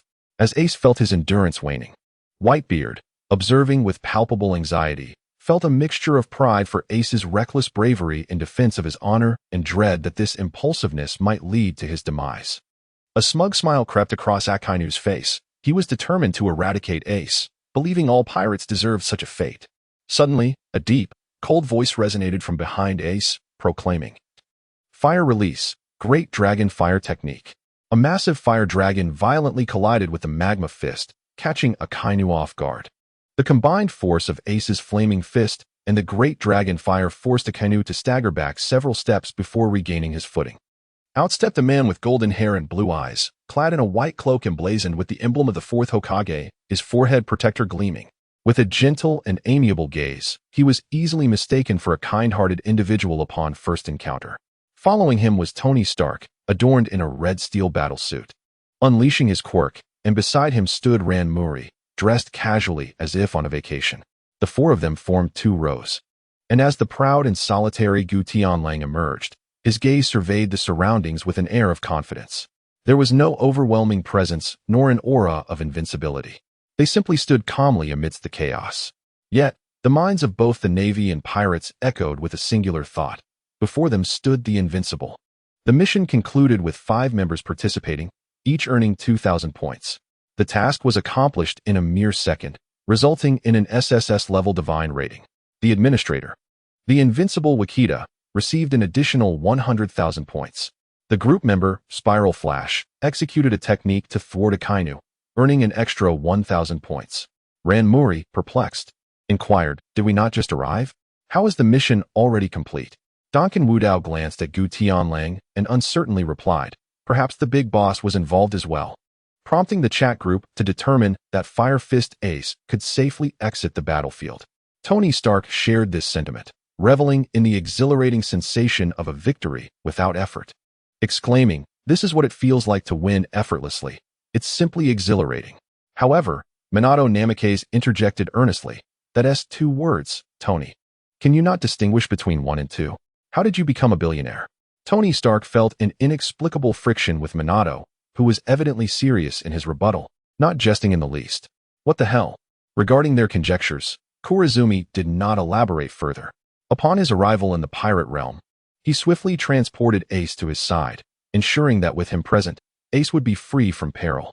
His speed was such that no one had time to react, and they failed to notice Ace's abrupt disappearance. High upon the execution platform, Sengoku perceived that the events of the day were spiraling beyond his control and promptly issued a new command. Ace must be executed immediately. He must not be allowed to escape. With that, his gaze shifted from the battlefield to Ace, who, fatigued from an intense bout of combat and having just exchanged blows with Akainu, was visibly drained. What? Where's Fire Fist Ace gone? Just moments ago, Ace had been panting, half-crouched on the ground, yet now he had vanished without a trace, leaving behind a bewildered assembly of Navy personnel surrounding him. The soldiers stared in disbelief, utterly perplexed as to how Ace had managed to flee, with their comrades encircling him from all directions. Not only were they bewildered, but Ace himself wore a similarly confused expression, gazing around in utter astonishment. Mere seconds ago, he had been 100 meters away, and without any forewarning, he found himself amidst the chaos of the battlefield. "Who are you? Why have you come to rescue me?" Gu Tianlang merely observed the three generals in silence, refraining from responding to Ace's inquiry. Tana Stake patted Ace on the shoulder, rather familiarly explaining, "We are allies of Whitebeard. We were invited here to rescue you, so rest assured. Standing here, not even the Navy can harm you. Even if the sky were to fall, you would remain unscathed." Ace's initial impression was that this armored individual had a penchant for exaggeration, claiming that nothing could harm him even if the sky were to collapse. Did he believe he could soar beyond the confines of Earth? Although unaware of who his savior was, Ace was certain it was one of these individuals. In the presence of his benefactors, he merely smiled, choosing not to elaborate further. Gu Tianlang was quite eager to witness the clash between the ninjas and the Navy. "Konoha, since you have nothing to do, why not join in the fray?" Bofeng Mizuno chuckled lightly. It had indeed been a while since he had last engaged in combat. As a user of a natural-type devil fruit, he was keen to test his mettle. Chapter 8, Pirates vs. Ninjas. Just as he was poised to deliver a fatal blow to Ace, his plans were unexpectedly thwarted by the sudden intervention of Mizuno, igniting a fiery rage in Akainu's eyes. Anyone who dared to obstruct his path was deemed his adversary. "Are you pirates as well? If so, prepare to meet your demise." In a moment of stillness on the battlefield, all eyes were drawn to a select few following a sudden and skillful attack by Watergate. An ominous premonition stirred within the heart of the warring states. He discerned the formidable strength of the ancient wolf, even without overt displays of power. For the aura of a true warrior is unmistakable and immutable. Admiral Akainu, however, remained undeterred. With his haki enveloping his fists, he launched a powerful punch toward Watergate, who was eager to test his own capabilities. Watergate, with both hands infused with chakra, braced himself, absorbing the force of Akainu's onslaught. Yet, the sheer might propelled him backward. As Watergate assessed their strengths, he recognized that in a mere clash of brute force, he was somewhat at a disadvantage. Nevertheless, his extensive repertoire of ninjutsu offered avenues for distant engagement. He leapt high into the air, unleashing a compressed sphere of wind, creating a high-pressure ball that could send foes flying with enough power to pierce through trees. This technique was known as wind release, pressure damage. Unfazed by the impending assault, Akainu clenched his right hand and unleashed a punch, mimicking the explosive force of a volcanic eruption to counter with his own attack, known as Great Eruption. The two forces collided, and in the blink of an eye, Watergate's wind technique was shattered, leaving him vulnerable to the unimpeded advance of the flames. With a quiet incantation, Watergate invoked wind release, vacuum wave, transforming the remnants of his shattered wind sphere into a multitude of razor-sharp wind blades that sliced toward Akainu like a flurry of swords. Caught off guard by this second wave of assault, Akainu quickly erected a wall of molten rock, successfully deflecting the wind blades. The sound of clashing metal echoed as Watergate deftly flung several shuriken, causing them to collide at remarkable angles mid-air. Their velocity increased, grazing Akainu's arm and leaving a small, yet significant, cut. Though unfazed, he wiped away the blood. Internally shaken, the weapons devoid of haki had managed to wound a natural type like himself. This was a lapse in his caution. Having seen the attack was unenhanced by haki, he had failed to preemptively elementalize to avoid harm. A smirk crept onto Watergate's lips as his gaze sharpened. An idea had taken root since Whitebeard had spoken of the wonders of elemental types. Watergate surmised that haki and chakra, both manifestations of intrinsic energy, should yield analogous effects. To validate his hypothesis, he infused chakra into his shuriken, and indeed, the results mirrored those of haki. Energy from disparate universes proved to be universally applicable. The sudden appearance of several individuals captured considerable attention. Witnessing Watergate inflict even a minor wound on Akainu astonished the Navy personnel, prompting hushed discussions among them. How could an obscure figure injure an admiral? The pinnacle of the Navy's might? Did they not see that Admiral Sakazuki appeared utterly indifferent to such trivial injuries? It would not be long before he unveiled his true prowess. As Whitebeard found himself entangled with Akiji, the sight of Ace unharmed brought him a sense of relief, allowing him to fully engage in battle with Akiji. In the midst of combat, he exchanged a few words with Minato, saying, "Minato, you truly live up to your reputation. If circumstances permitted, I would genuinely wish for you to join my pirate crew." However, the situation spiraled beyond control as Sengoku's previously confident demeanor dissipated, and he commanded the soldiers to attack collectively. Onward! Surround them! We must not allow Fire Fist Ace to escape alive. Hearing Sengoku's orders, Ran Mori instinctively moved closer to GTI-ing, and even the self-proclaimed formidable combatant, Donkin Kirishima, mirrored her actions. Tony, too, huddled tightly beside GTI-ing when Ace was rescued, nearly clinging to him. Ace observed these actions with confusion, pondering the intentions of these individuals. Those who dared to enter such a battlefield surely possessed greater courage. The surrounding navy had encircled GTI-ing and the others in layers, while other pirates attempting to provide support were fiercely intercepted by the navy. The Straw Hat, Luffy, exerted every ounce of strength but found it impossible to break through the naval encirclement, helplessly witnessing the assault on Ace. Although the attacking navy lacked high-ranking officers such as vice admirals, the sheer number of soldiers charging forth forced Ace to brace himself, intent on fighting to the bitter end. Yet, before he could make a move, GTI-ing's gaze sharpened, and an invisible wave of energy radiated outward, enveloping a 50-meter radius around him. The tide of advancing Navy soldiers was instantaneously repelled, leaving them collectively injured and unconscious. Within that 50-meter diameter, aside from Ran and her companions, no one else could stand. This spectacle caused both factions, still engaged in a brutal clash, to simultaneously cease their actions, their eyes filled with dread as they turned towards GTI-ing. Even those who were already aware of his formidable prowess found their perceptions of him profoundly altered. Ran covered her mouth in disbelief, exclaiming, "How is this possible? He achieved this without even moving." Tony Stark removed his iron mask, his eyes betraying an uncontainable fear. Is this the power of a true powerhouse? We are on entirely different planes of existence. Donkin Kirishima recalled the renowned investigator, Keisuke Arima, who was similarly hailed as the strongest man. Could he withstand even a mere glance from such a titan? In the distance, the Navy, initially poised to provide support and attack Ace and his allies, stood in disbelief, feeling as if they were trapped in a dream. Their feet dared not advance towards GTI-ing, their expressions filled with despair. How could we possibly defeat such an adversary? Let us abandon this. We have no chance this time. The entire battlefield came to a standstill due to the presence of the ancient wolf, Gu Tianlang. Akiji found himself unable to extricate himself from the situation.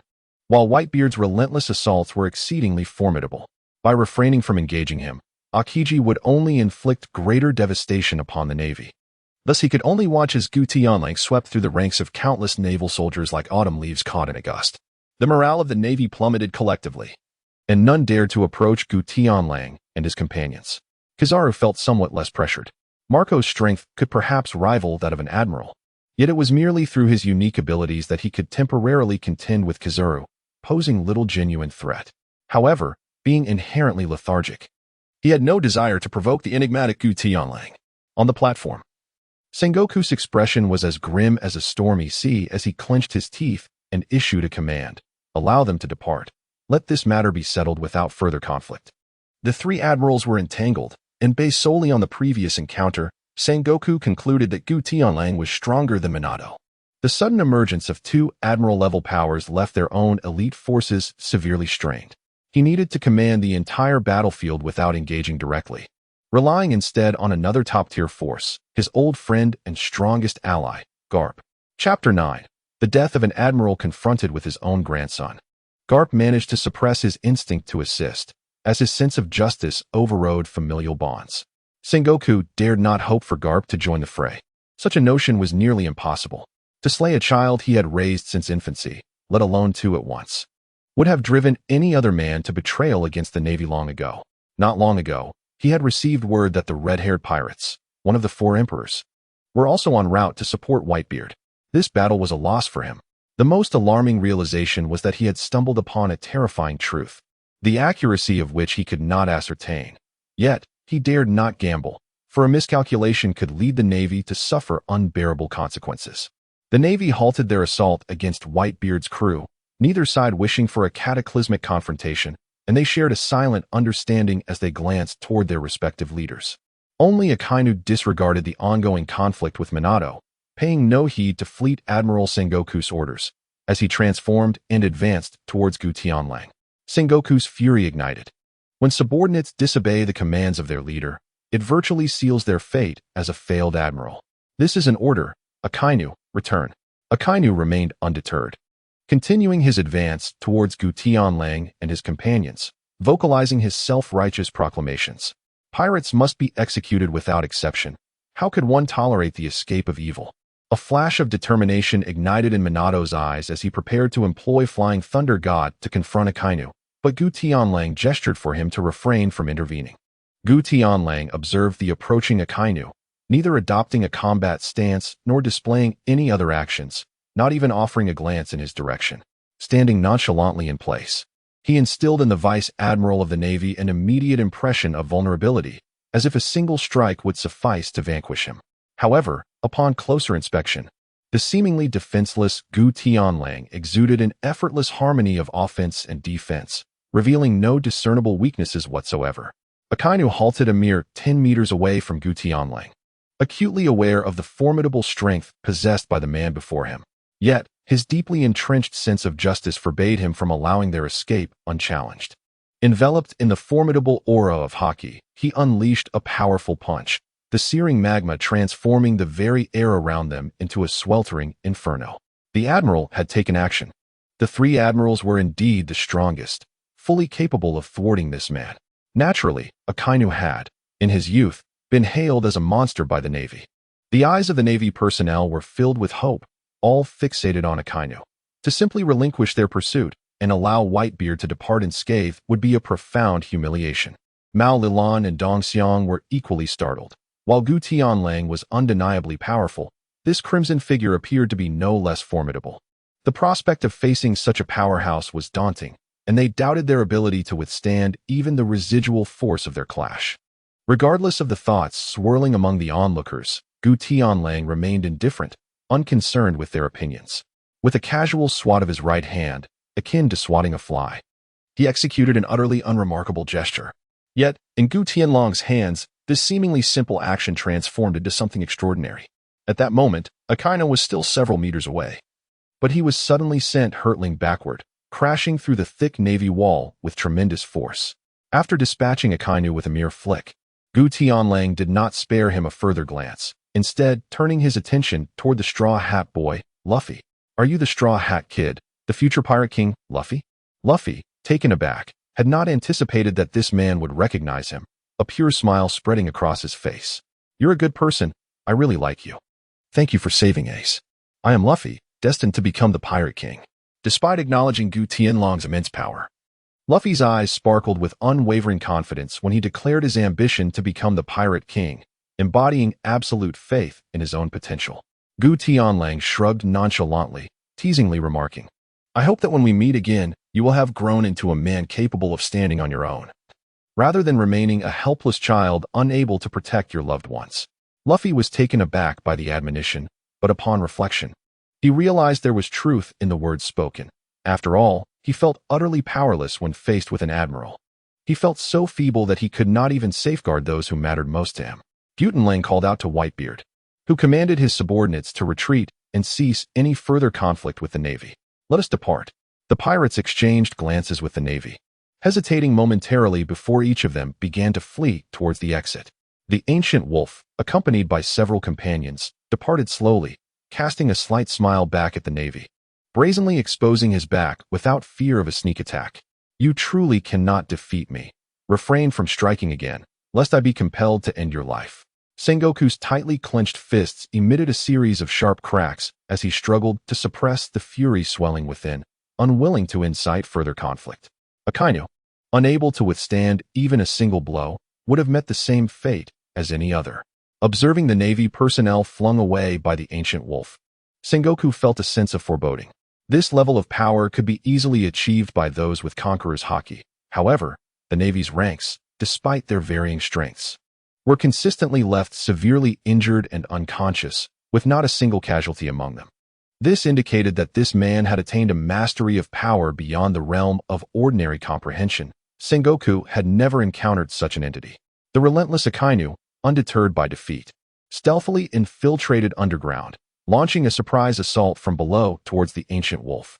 At such close range, evasion was impossible against his ultimate technique. With great confidence in this strike, the sound of shattering flesh resonated, and a gaping wound appeared in Akainu's chest, seemingly materializing from thin air. Go Tianlang did not look back as a golden energy orb materialized, piercing through Akainu's chest, followed by a thunderous explosion that reduced him to ashes. Akainu lay dead, his life extinguished by the hand of Go Tianlang, who had effortlessly claimed his existence with a single strike. No one discerned how the energy orb had manifested or how it had struck Akainu. By the time the onlookers realized, Akainu had already disintegrated into nothingness, irrevocably deceased. The demise of Akainu caused Sengoku's tightly clenched fists to relax helplessly. He understood that this scheming endeavor had culminated in utter defeat, all due to the intervention of that man. Alas, it is difficult to dissuade a fool intent on courting death. Gu Tianlang shook his head as the Whitebeard pirates brazenly retreated, while the members of the chat group utilized it to traverse dimensions and return to their respective worlds in a flash of white light. As for whether this would incite turmoil within the Navy and the world government, Gu Tianlang remained utterly indifferent, with Akainu's demise and the Whitebeard pirates' safe withdrawal. News of the Navy's heavy casualties swiftly spread across the seas. Both pirates and underground factions marveled at the might of the Whitebeard pirates, who could depart unscathed from the Navy's headquarters. Among the common folk, Gu Tianlang was also bestowed with the moniker of a demon. Upon returning to his territory, Whitebeard opened the chat group. "Be my son," he expressed. "I must extend my gratitude to everyone for their assistance. Otherwise, it would have been quite challenging to rescue my foolish son so smoothly." "Spiral Flash Super Wheel Dance Roar," remarked another. "We hardly contributed. It was primarily the Great One's efforts that quelled the Navy." Indeed, Whitebeard concurred. "It is rare to witness such terror on Sengoku's face. The Great One's power has rendered him hopeless." "Tony is not the richest," another chimed in. "I just want to say, winning while lying down is incredibly satisfying." Gaining 2,000 points without lifting a finger. The task points were evenly divided, and Tony was quite content with that, as they had done nothing to earn additional rewards. The daughter of the sleeping little five spoke up. "I wonder how to utilize these 2,000 points. I initially thought it was merely for leisure. Yet I unexpectedly won alongside the Great One."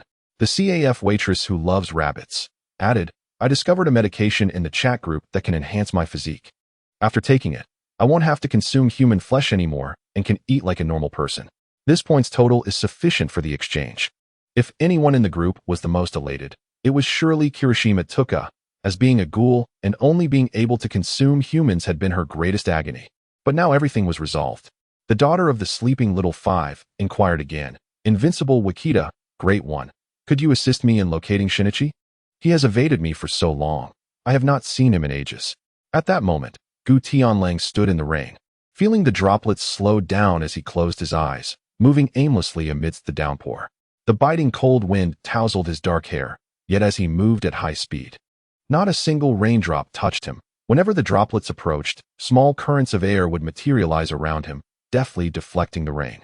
It is not merely the magnitude of energy that determines victory. The mastery of that energy is equally crucial. In instances of equivalent energy, it becomes a contest of who can expend less. Upon noticing someone mention him in the group, Gu Tianlang finally withdrew from his training. "Invincible Wakita," he noted. "Regarding this matter, you might inquire with your younger brother, Idagawa Konan. He knows the entire truth." Butenwolf was at a loss for how to explain the situation. After all, Conan had been serialized for many years. It was best for the two of them to resolve their issues independently.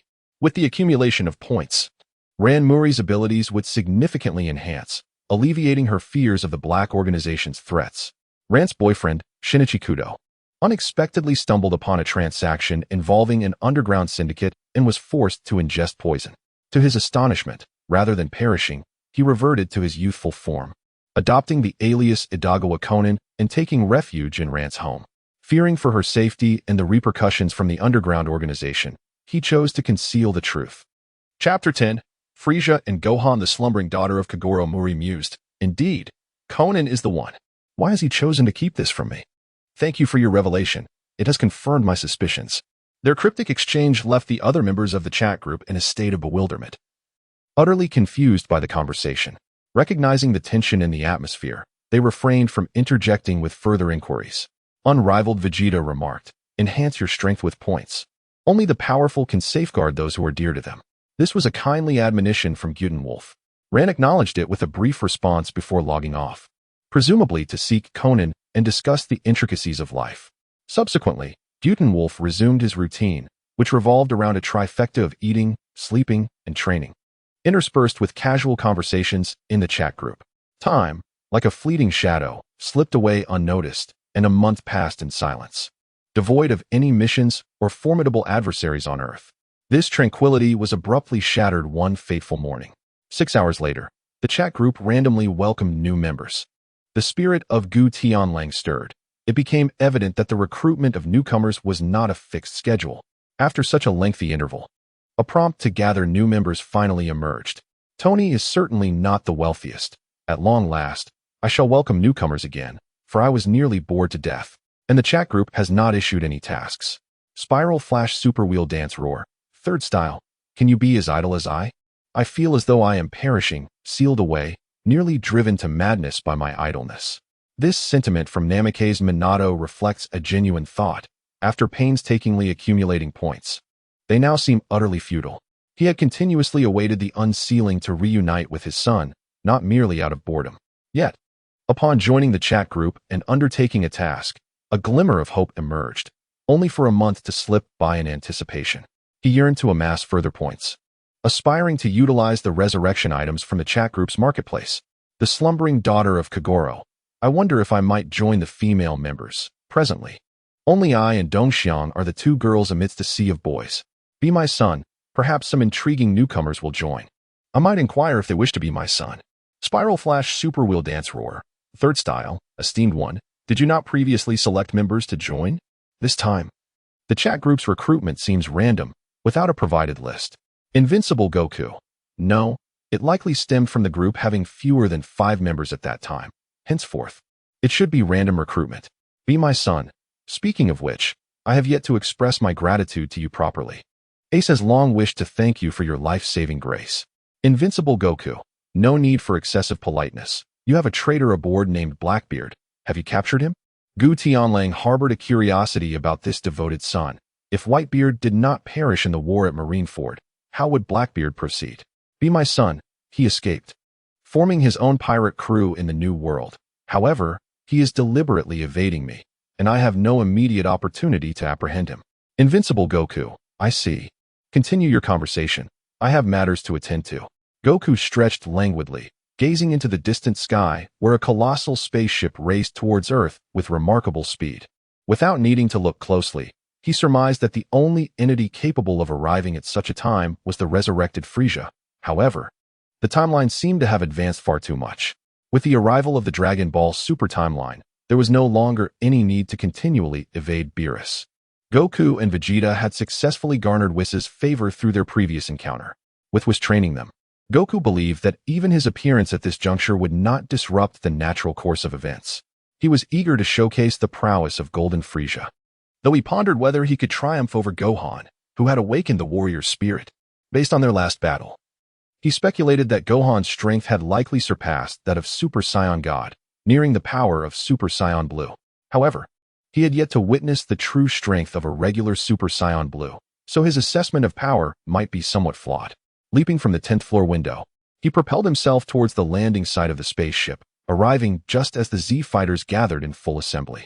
Krillin greeted him warmly. Ah, Goku. You've come to lend a hand. Goku smiled and nodded, signaling to a few individuals as countless extraterrestrials descended from the spacecraft onto the ground.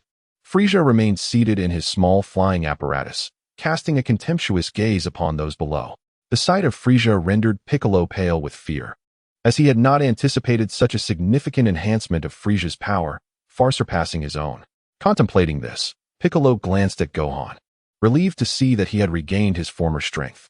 Otherwise, confronting Frieza would indeed have proven to be a formidable challenge. Krillin, Tien, and Yamcha exhibited expressions of grave concern, as Frieza exuded a lethal aura that weighed heavily upon them.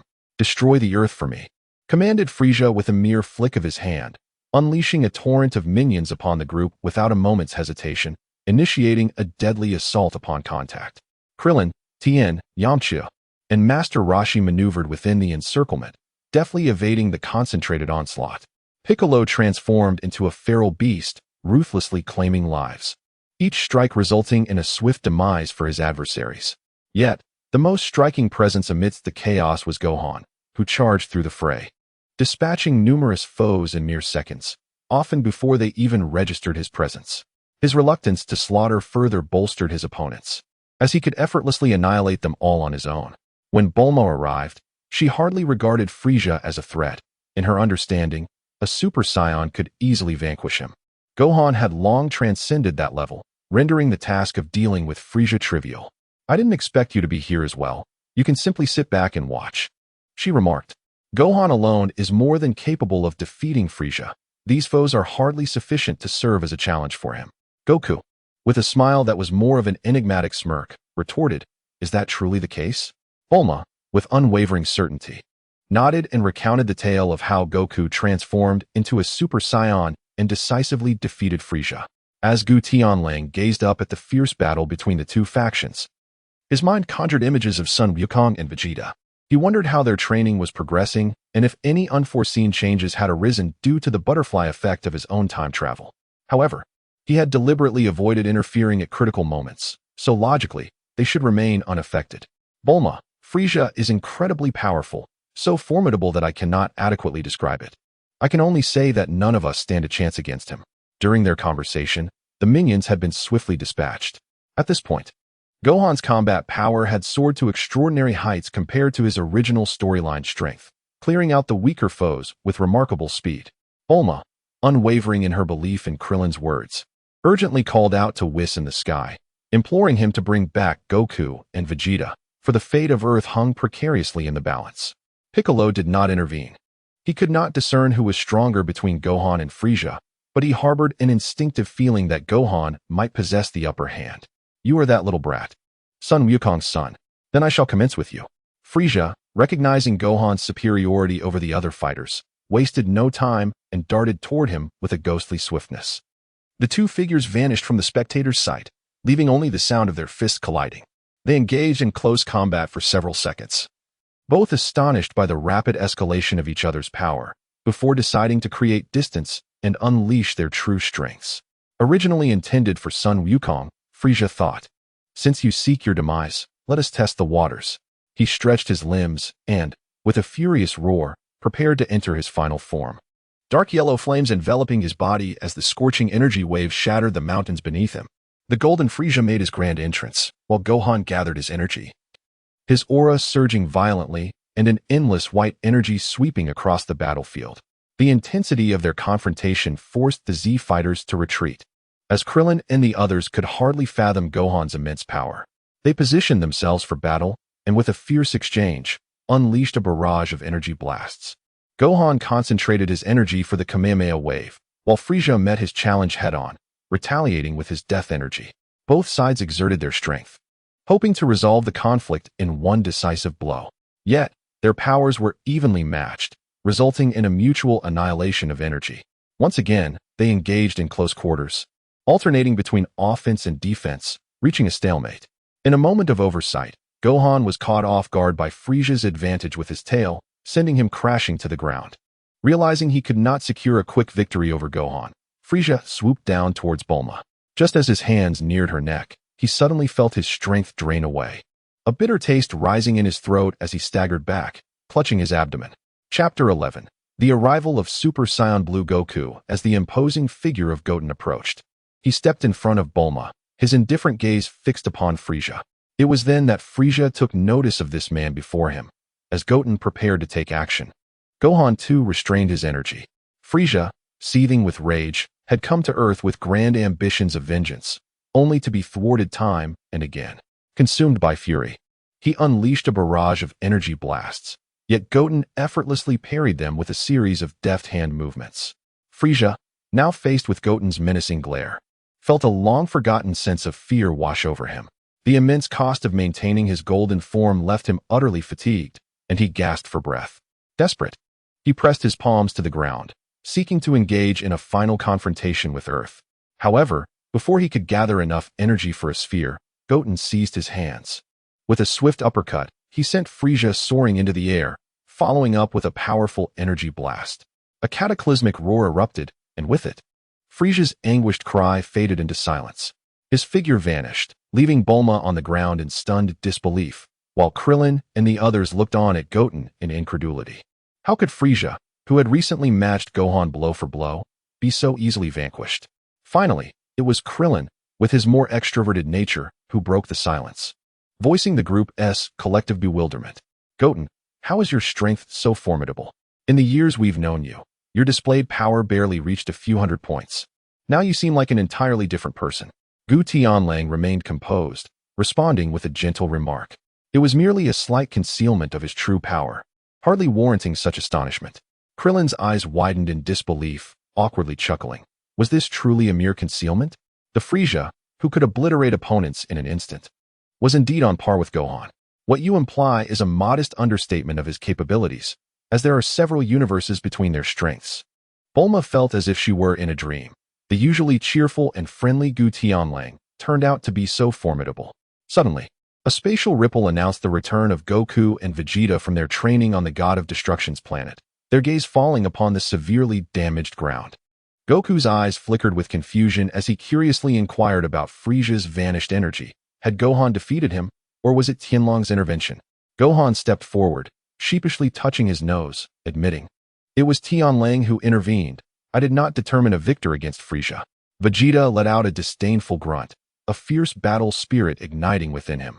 "Gohan, how has your power surged so rapidly? Even from the God of Destruction's realm, I sensed your explosive energy." Not only Goku, who utilized instant transmission, but Vegeta also distinctly perceived Gohan's aura, which had transformed drastically, akin to a rebirth.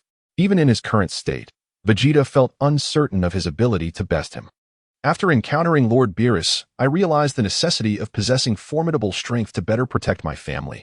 Hence I enlisted Piccolo's assistance for intensive training." Gohan gestured towards Piccolo. His eyes filled with admiration. As the strategist of the Z warriors, Piccolo may lack raw power, but his intellect was formidable, especially in training his own son.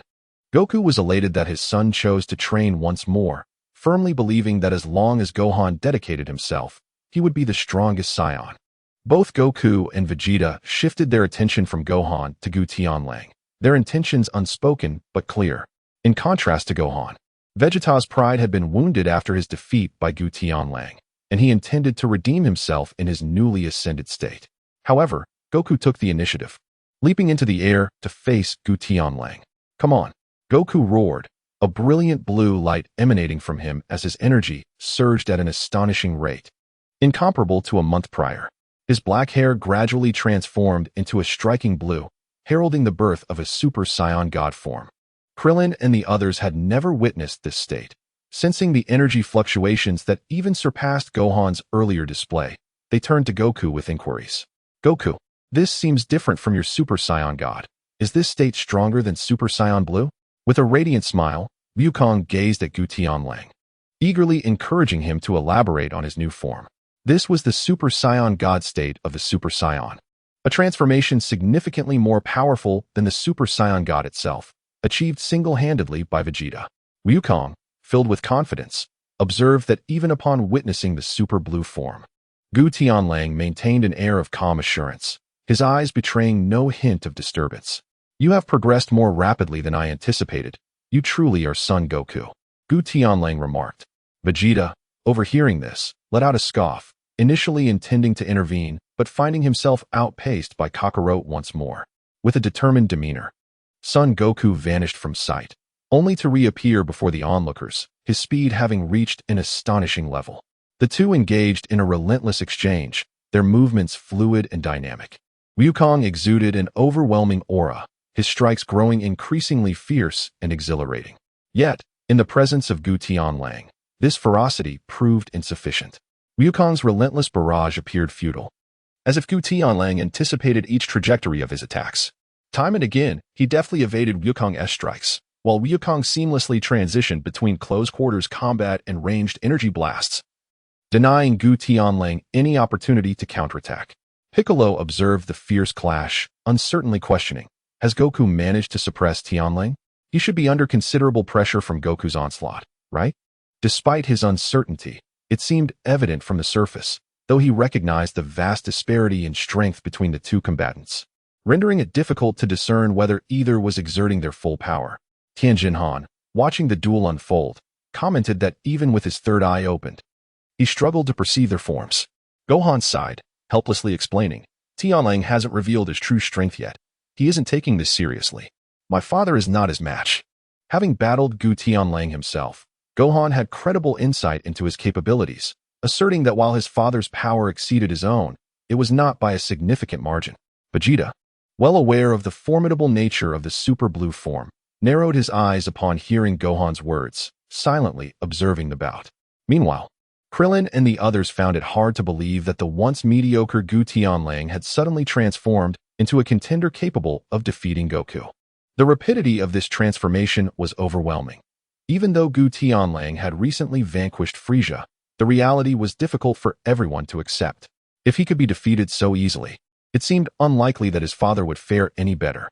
As the relentless tide of Wukong's assaults momentarily ceased, he called out, "Are you not going to retaliate? This is rather dull. Allow me to witness just how formidable you truly are." The smile on Gu Tianlang's face faded, yet there was no discernible change in his aura. In an instant, he surpassed the speed of light, appearing before Wukong as if by teleportation. With one leg raised high, he launched a kick. Wukong instinctively retreated to evade the strike, an instinct honed through countless battles. The kick missed, but the fierce wind generated by his leg tore the ground apart, creating a vast chasm hundreds of meters long and unfathomably deep. What is happening? Wukong gazed at his own body in disbelief. Just moments ago, when Gu Qifeng launched his attack, he had not reacted, yet his body had moved on its own to avoid the blow. The ancient wolf, with a semblance of a smile, initially led me to ponder if this could be a nascent form of the ultimate instinct technique. However, upon further reflection, I realized such a notion was implausible. At this moment, Wukong had only recently attained the Super Saiyan Blue transformation. It was inconceivable for him to possess the ultimate instinct. This appeared more akin to an innate battle instinct. His speed was astonishing. I could barely perceive the process of his attack. Vegeta's forehead bulged with veins, as this was the first time he encountered such a formidable adversary. Ever since he had achieved the Super Saiyan God transformation, this was the first man to instill a sense of powerlessness within him. It was over. The shadow of Gu Qingfeng flickered once more.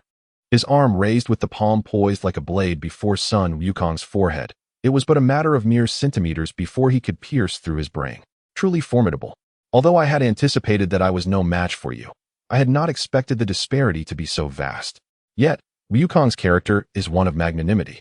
Defeat is simply defeat, and he seeks no other justification. He revels in the thrill of battling the strong, which has allowed him to discover his path forward. You have only recently entered this realm of divinity, and your power has yet to be fully harnessed. Otherwise, I could not have so easily bested you. Wukong has just embarked upon the Ultra Blue realm. While his natural state is that of full Ultra Blue power, the gap between us is considerable. However, as Wukong continues to grow, he will undoubtedly evolve into one of my most formidable adversaries. Chapter 12. Hinata and the God of Love. Everyone, having repelled the enemy. Would you care to gather at my home for a feast? Today, an array of exquisite dishes not typically available awaits us.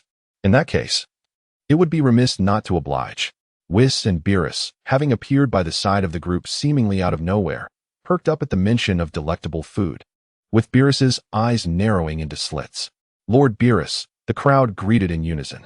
Beerus, feigning an air of profundity, nodded in acknowledgement, striving to maintain his image as the god of destruction. However, the thought of sumptuous cuisine caused his mouth to widen into an uncontrollable grin. Gu Tianlong's gaze drifted over, fortuitously locking eyes with Weiss, who responded with a mysterious smile, imbued with layers of meaning. During their meal, Beerus glanced at Gohan multiple times, clearly impressed by Gohan's innate talent, which allowed him to attain such power independently. It was hard to believe that just a month ago, Gohan's strength was so feeble it was almost pitiable. His remarkable improvement in such a short span was unprecedented, even for Beerus, who had lived for eons. Gohan briefly explained the circumstances of the hyperbolic time chamber, and upon hearing this, Beerus finally understood the situation. However, he refrained from mentioning Gu Tianlang's victory over Goku. Vegeta and his training partner had experienced a significant surge in strength after their rigorous training, and their spirits were fairly high as they indulged in a feast that could easily satisfy dozens. Although this wasn't the first time he had seen Gu Tianlang, he remained perplexed. Were Scion's stomachs truly bottomless? Eating so much, how could one not burst? As a fellow Scion, he himself only consumed enough to satisfy 6 or 7 people. making his appetite seem modest compared to Vegeta and the others. Once everything was settled and he returned to his lodging, it was already past 3 in the afternoon. Initially, he contemplated purchasing a hotel since he intended to stay long-term, but after some thought, he decided against it. The occasional request for rent served to remind him of his connection to the outside world. Curious about the new additions to a group chat, he decided to check in. Hinata's eldest daughter joined the group chat. Aphrodite, the goddess of love, joined the group chat. Aphrodite has been randomly selected as an administrator. 3 notification boxes appeared at the top of the chat, revealing familiar characters. Hinata's eldest daughter needed no introduction. She was the love-struck female from Naruto, the firstborn of the Hyuga clan, and the wife of the strongest blonde-haired ninja in the shinobi world. Aphrodite, on the other hand, was a character from Valkyrie of the End, suggesting the extermination of humanity. At that moment, several members of the group were engaged in a heated argument, each unwilling to yield. Aphrodite declared, "I am merely an administrator. What right do mere humans have to claim equality with me?" The coffee shop waitress, who adored rabbits, retorted, "Newcomers shouldn't be so arrogant. Administrators are chosen at random and have nothing to do with your strength." The daughter of the slumbering Kagoro chimed in. "The big boss is very kind and looks after everyone in the group. From now on, we're all friends, so let's not bicker among ourselves." Muri Ran, known for her gentle and kind nature, had been informed by Gu Tianlang of her boyfriend Shinichi's truth, and with the newcomer being so confrontational, she found it increasingly difficult to remain quiet. Aphrodite replied, "Compared to that monstrous being who devours humans, I find you, a weak and pitiful species, even more loathsome. You should not exist in this world." Tony, who was not the richest man, countered, "Why should humanity not be allowed to live? Is it merely because of one's weakness that one is deprived of the right to exist in this world? I initially found your appearance quite appealing, yet I am taken aback by your venomous nature." Aphrodite, the goddess of love, remarked, "Even within chat groups, they seek to curry favor with me, this deity." Upon entering the group, I was immediately appointed as an administrator. How dare you, mere mortals, show me such disrespect? Let us warmly welcome the invincible administrator Vegeta to the chat, everyone. Tony, who is certainly not the wealthiest, exclaimed, "Long live the esteemed one, long live." The CAF attendant who adores rabbits, "Long live the esteemed one, long live." Spiral Flash Ultra will dance roar style, "Long live the esteemed one, long live." Be my son, long live the esteemed one in the group. The slumbering daughter of Kagoro, long live the esteemed one in the group. An overwhelming atmosphere of sycophancy enveloped the chat, causing Gu Tianlang to question whether he had mistakenly entered the wrong group. Others might be excused, but why would the likes of Minato, the 4th Hokage, stoop to such behavior? Spiral Flash Ultra Wheel Dance Roar style. It's clear that Tony is indeed a sycophant. I look down upon him. The slumbering daughter of Kagoro. I concur with the previous speaker. Be my son. I echo the sentiments above. The CAF attendant who adores rabbits. I too add my voice in agreement. Tony Stark found himself perplexed within his own tower, pondering why Minato felt the need to confront him. What was even more difficult for him to fathom was the unanimous consensus in the group regarding this confrontation. Tony, who is certainly not the wealthiest, retorted, "Do you lack any sense of shame? It's not just me speaking. Why do you fixate on me? And Minato, have I offended you in some way?" Spiral Flash Ultra Wheel Dance Roar style. When will I have the chance to join you in your world for a mission? I could also engage you in a discussion about life. Be my son. Perhaps Tony is still unaware of the true extent of our abilities. The CAF attendant who adores rabbits. After accumulating some points, I can finally cease my cannibalistic endeavors. My admiration for the esteemed one is genuine. Unlike your attempts to ingratiate yourself. The slumbering daughter of Kagoro, Mr. Tony, I share the same sentiments as Dongxiang. Tony Stark felt a wave of frustration. He found it awkward to address the two women, and he felt outmatched by the men. The indomitable Tony Stark, the world's richest Iron Man, mused that Minato and Whitebeard could have at least tempted him with an offer rather than resorting to coercion. He finds himself utterly unable to contend with anyone. And he does not believe that this is merely a casual discussion about life. It would be astonishing if they did not come to his world and obliterate him. His iron armor boasts formidable defenses capable of withstanding conventional gunfire. Yet, it cannot endure the onslaught from Minato and the others. His laser cannons can effortlessly pierce steel, rendering him nearly unmatched in the Marvel Universe. However, he cannot reach Minato, nor can he breach the formidable haki of Whitebeard. No matter how he contemplates the situation, Tony Stark perceives no chance of victory. While he harbors no fear of Ran Mori or Dong Xiang, he cannot afford to engage in conflict with two women. Tony is certainly not the richest. I'm merely jesting, please disregard it. Spiral Flash Super Will Dance Roar 3. Hyuga Clan? Is that the Hyuga Clan of Konoha Core? Hyuga Hinata. I am the eldest daughter of the Hyuga Clan from Konoha. Are you Lord Minato Namikaze, the fourth Hokage?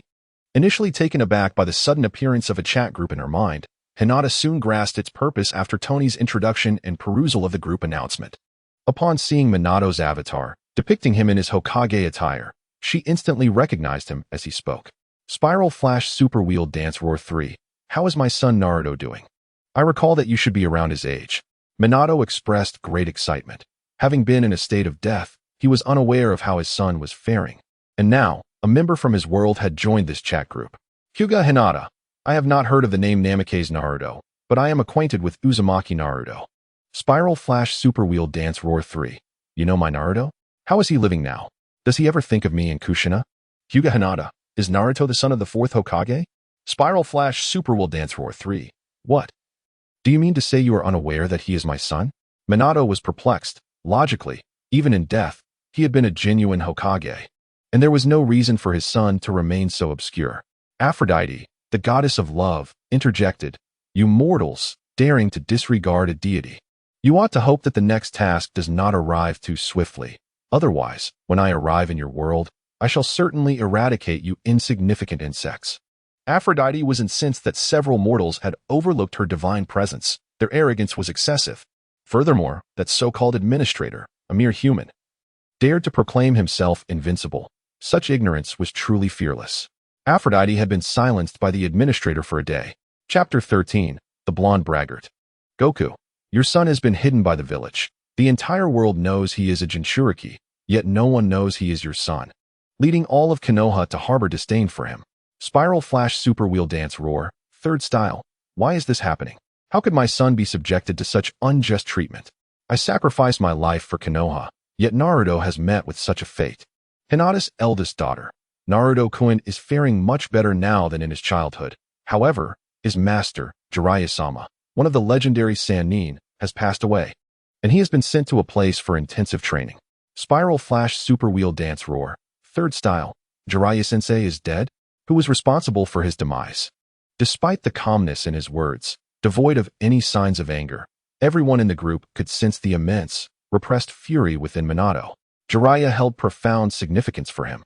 He was more than just a mentor, akin to a father figure, which is why he entrusted Jiraiya with naming his son. Unrivaled Wakita, Jiraiya, you say? He was, in strict terms, an exceptionally talented ninja, like a dragon returning to the sea. The sea does not welcome me, Jiraiya. In a desperate bid to save his village and beloved wife, the illustrious Uchiha sacrificed his own life to seal the Nine Tails. Similarly, Jiraiya devoted his entire existence to the protection of Konoha, tirelessly seeking the prophesied child and repeatedly rescuing the village from perilous situations. The situation grew dire for Minato Namikaze, his emotions spiraling into turmoil akin to a volcano on the verge of eruption. The mistreatment of his son by the village and the tragic demise of his mentor and father figure, Jiraiya, left him powerless despite his knowledge of the unfolding events. The formidable Pain, leading the Akatsuki organization, planned an assault on Konoha at noon the following day, plunging the village into imminent catastrophe. The fate of Naruto Uzumaki hung precariously in the balance as a group mission was initiated, enabling Minato or Naruto to confront Pain with the assistance of their allies. A reward of 15,000 points was offered, with the mission classified as a Level 7 challenge, limited to 3 participants. Tony Stark remarked on the manageable difficulty of the task, yet he questioned Pain's true strength, seeking clarification. Though he often engaged in banter with Minato, he acknowledged Minato's capabilities and expressed his willingness to assist. Minato, having never encountered Nagato, could only speculate that Pain's strength was comparable to the 3 legendary Sannin. Perhaps a match for him. Kagoro Muri's daughter expressed her apologies for her inability to join the fight, fearing she would be more of a hindrance than a help in Minato's quest for vengeance. Despite having earned 2,000 points, Ran Muri's strength paled in comparison to that of Tony Stark, let alone Minato. The group, consisting of the Spiral Flash Super Round Dance Howl, the Invincible Wukong, and Aphrodite, accepted the mission. Minato declared his intent to personally avenge his mentor and seek justice for Naruto against the village. Hinata Hyuga, new to the chat, expressed skepticism about the impending danger, questioning whether the formidable Tsunade would allow the enemy to launch a direct attack on Konoha. Kagoro Muri's daughter perceived an undercurrent of affection in Hinata's words, teasingly suggesting that she harbored feelings for Minato's son. Hinata, unable to conceal her emotions, admitted her affection for Naruto, her excitement often overwhelming in his presence. The Spiral Flash Super Round Dance Howl, surprised by Hinata's admission, inquired if this meant she was now his girlfriend. Upon hearing about Naruto's predicament, Minato scarcely entertained the notion that Naruto might have a girlfriend. For who would wish to associate with someone so universally disliked in the village? Hinata, the esteemed heiress of the Hyuga clan, interjected, "That is not the case. Naruto has someone he adores." Tony, not the wealthiest, remarked, "Impressive. Who would have thought Minato's son possessed such charm? Even the most beautiful young lady from a prestigious family seems to be taken with him. Truly a case of youthful ignorance regarding the allure of wealth, mistaking the essence of youth." The Spiral Flash, Super Round Dance, and Roar of Three Styles pondered, "I am uncertain, having been deceased for many years." Minato instantly felt a wave of melancholy. It was evident to any discerning eye that Hinata's gentle and magnanimous nature, coupled with her beauty, would surely attract his son. "Lady Hinata, would you like to glimpse your future?" asked the unrivaled Goku. "Can the esteemed leader foresee my future? I indeed wish to know what lies ahead for me," replied Hinata. She was one of the few female characters that Gu Tianlang admired, being devoted, gentle, kind, and embodying nearly all the virtues of a good girl. He would not mind extending a helping hand, as it was but a trivial matter for him. "In the future, you shall become the strongest woman in the ninja world, living the life you desire," he revealed. "The strongest? Does that not surpass even Minato?" questioned the son. "It seems her future is quite splendid," Tony observed. "In the life I desire, am I with Naruto?" Hinata was unconcerned with the title of the strongest. Rather, she focused on the latter part of the statement, as her ideal existence was simply to be with Naruto. "Indeed, you are with Naruto. Although, after marrying and becoming Hokage, he often works late into the night." "Your married life is harmonious," Goku confirmed. "Has my son become Hokage, or the strongest ninja in the world?" queried Minato, as any father would wish for his son to achieve greatness. Hearing Gu Tianlang's words lifted Minato's spirits considerably. "Congratulations, Minato. Your son is destined to be an extraordinary individual," remarked the slumbering Kojiro's daughter. "The fastest man woos the most alluring women, fathers the mightiest sons, and becomes the most illustrious Hokage," added the son.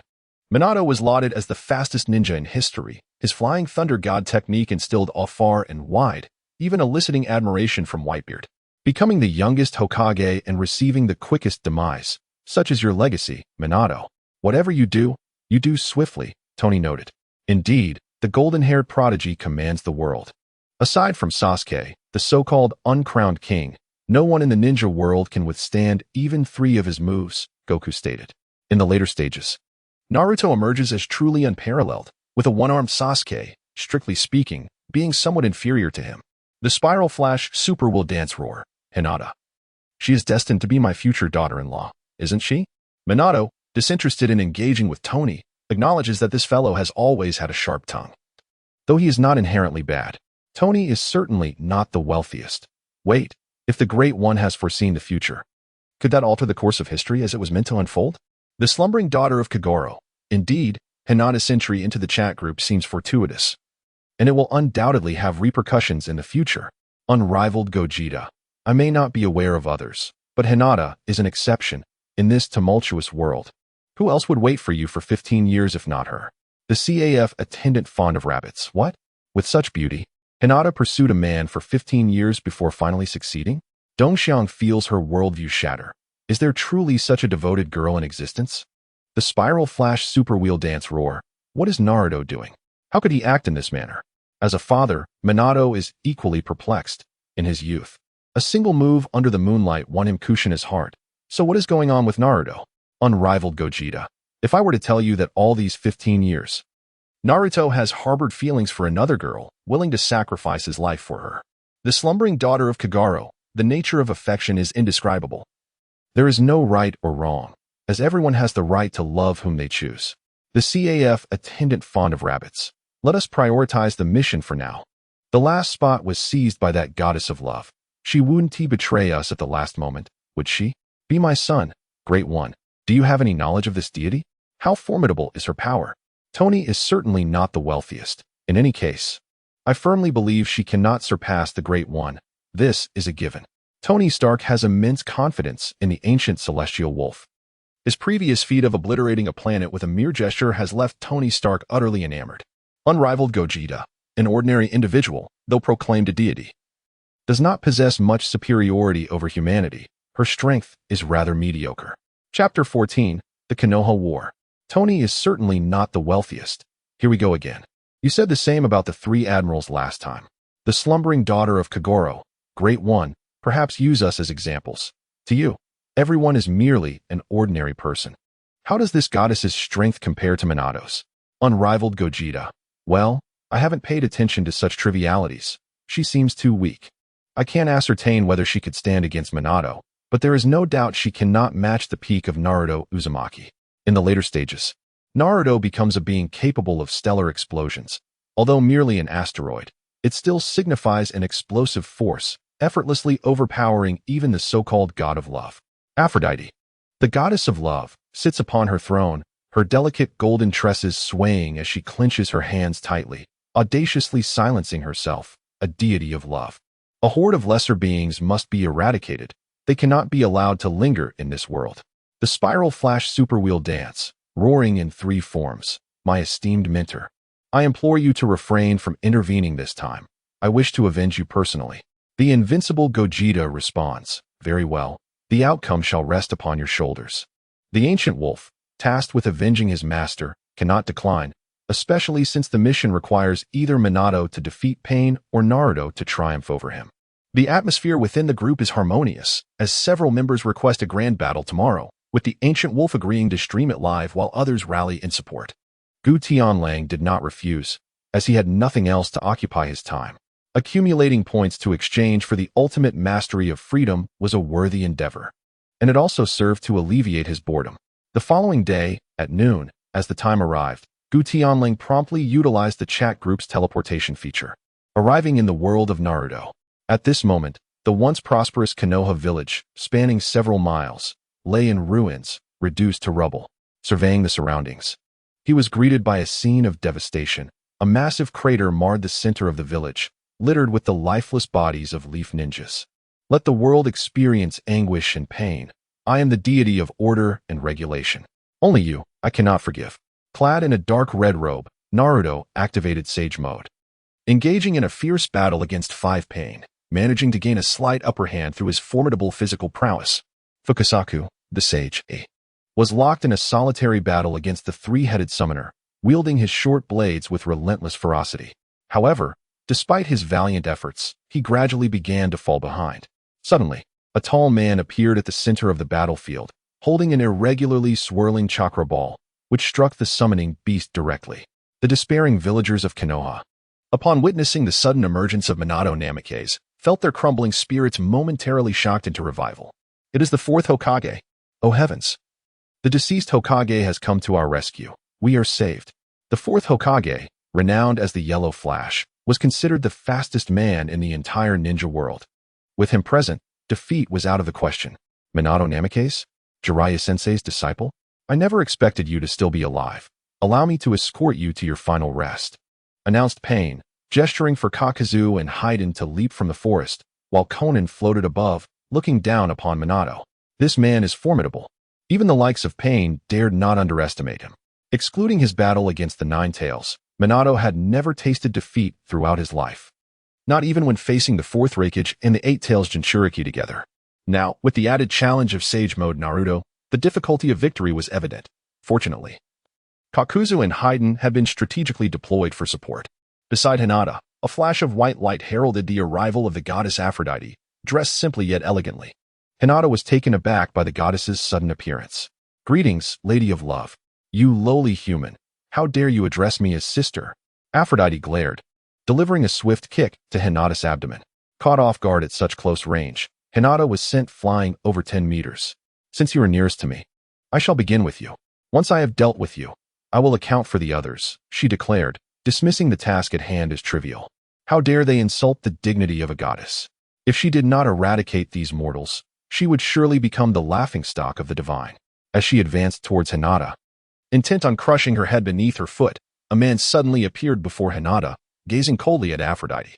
Are you the administrator worshipped by those lowly beings in the group? If you wish to perish first, then I shall grant you that favor. With that singular word, a terrifying force erupted from the ancient celestial wolf, causing the atmospheric pressure to plummet abruptly. Hinata, who had just risen to her feet, felt the tempestuous aura sweep past, nearly causing her to stumble once more. The first to bear the brunt of this overwhelming power was the goddess of love, Aphrodite, who was sent hurtling backward, crashing heavily against the trees behind her.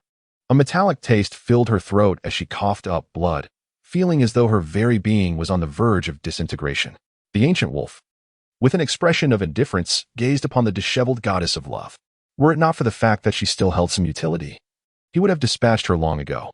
The might of the powerful is not to be trifled with, even if it were a character from an anime he admired. Such insolence would be intolerable, let alone the fact that he harbored little affection for the goddess of love herself. Aphrodite wiped the blood from the corner of her mouth, staring in disbelief at the ancient wolf. Not even her father, Zeus, the king of the gods, could so easily cast her aside. Staggering to her feet, her eyes tinged with crimson, she prepared to confront the ancient wolf with all her might. Gao Tianlong's profound eyes gleamed with a chilling light, radiating a barely perceptible aura of murderous intent. Aphrodite felt as though she was gazing into the abyss. No, a sight far more terrifying than hell itself. Never had she encountered such a formidable presence. A singular thought consumed her mind: to flee. If she did not escape, she was certain that this man would end her life, for she was no match for him. Yet, her body remained unresponsive, rooted to the spot. Even the mere act of moving a finger seemed like an unattainable luxury. Remain silent and watch. Once your task is complete, return to your own realm. Otherwise, do not blame me for my lack of courtesy. In Gu Tianlong's eyes, there was not a trace of compassion. Despite the fact that the god of love possessed a beauty that could only be described as unparalleled, particularly with a weapon so formidable it could obscure her visage, he remained utterly indifferent to her. This was his final admonition. Should the god of love entertain any further schemes, he would not hesitate to obliterate her entirely. Upon the conclusion of Gu Tianlong's remarks, the goddess of love sensed the reclamation of her bodily autonomy, her previous disdain transforming into an expression of peculiar intrigue directed towards him. In her heart, she believed that humanity deserved its fate for their inherent frailty, which rendered them utterly unworthy of her interest. She favored men of formidable strength, even among humans. Those who possessed sufficient power could evoke a different kind of fascination within her. Gu Tianlang undoubtedly stands as the most formidable individual she has ever encountered, igniting within her a profound curiosity about this man. With a silent yet resolute determination, she vowed to bring Gu Qingfeng to his knees before her. On the battlefield, Jiao Du and Fei Duan positioned themselves before Naruto, with Fei Duan licking his scythe and grinning malevolently.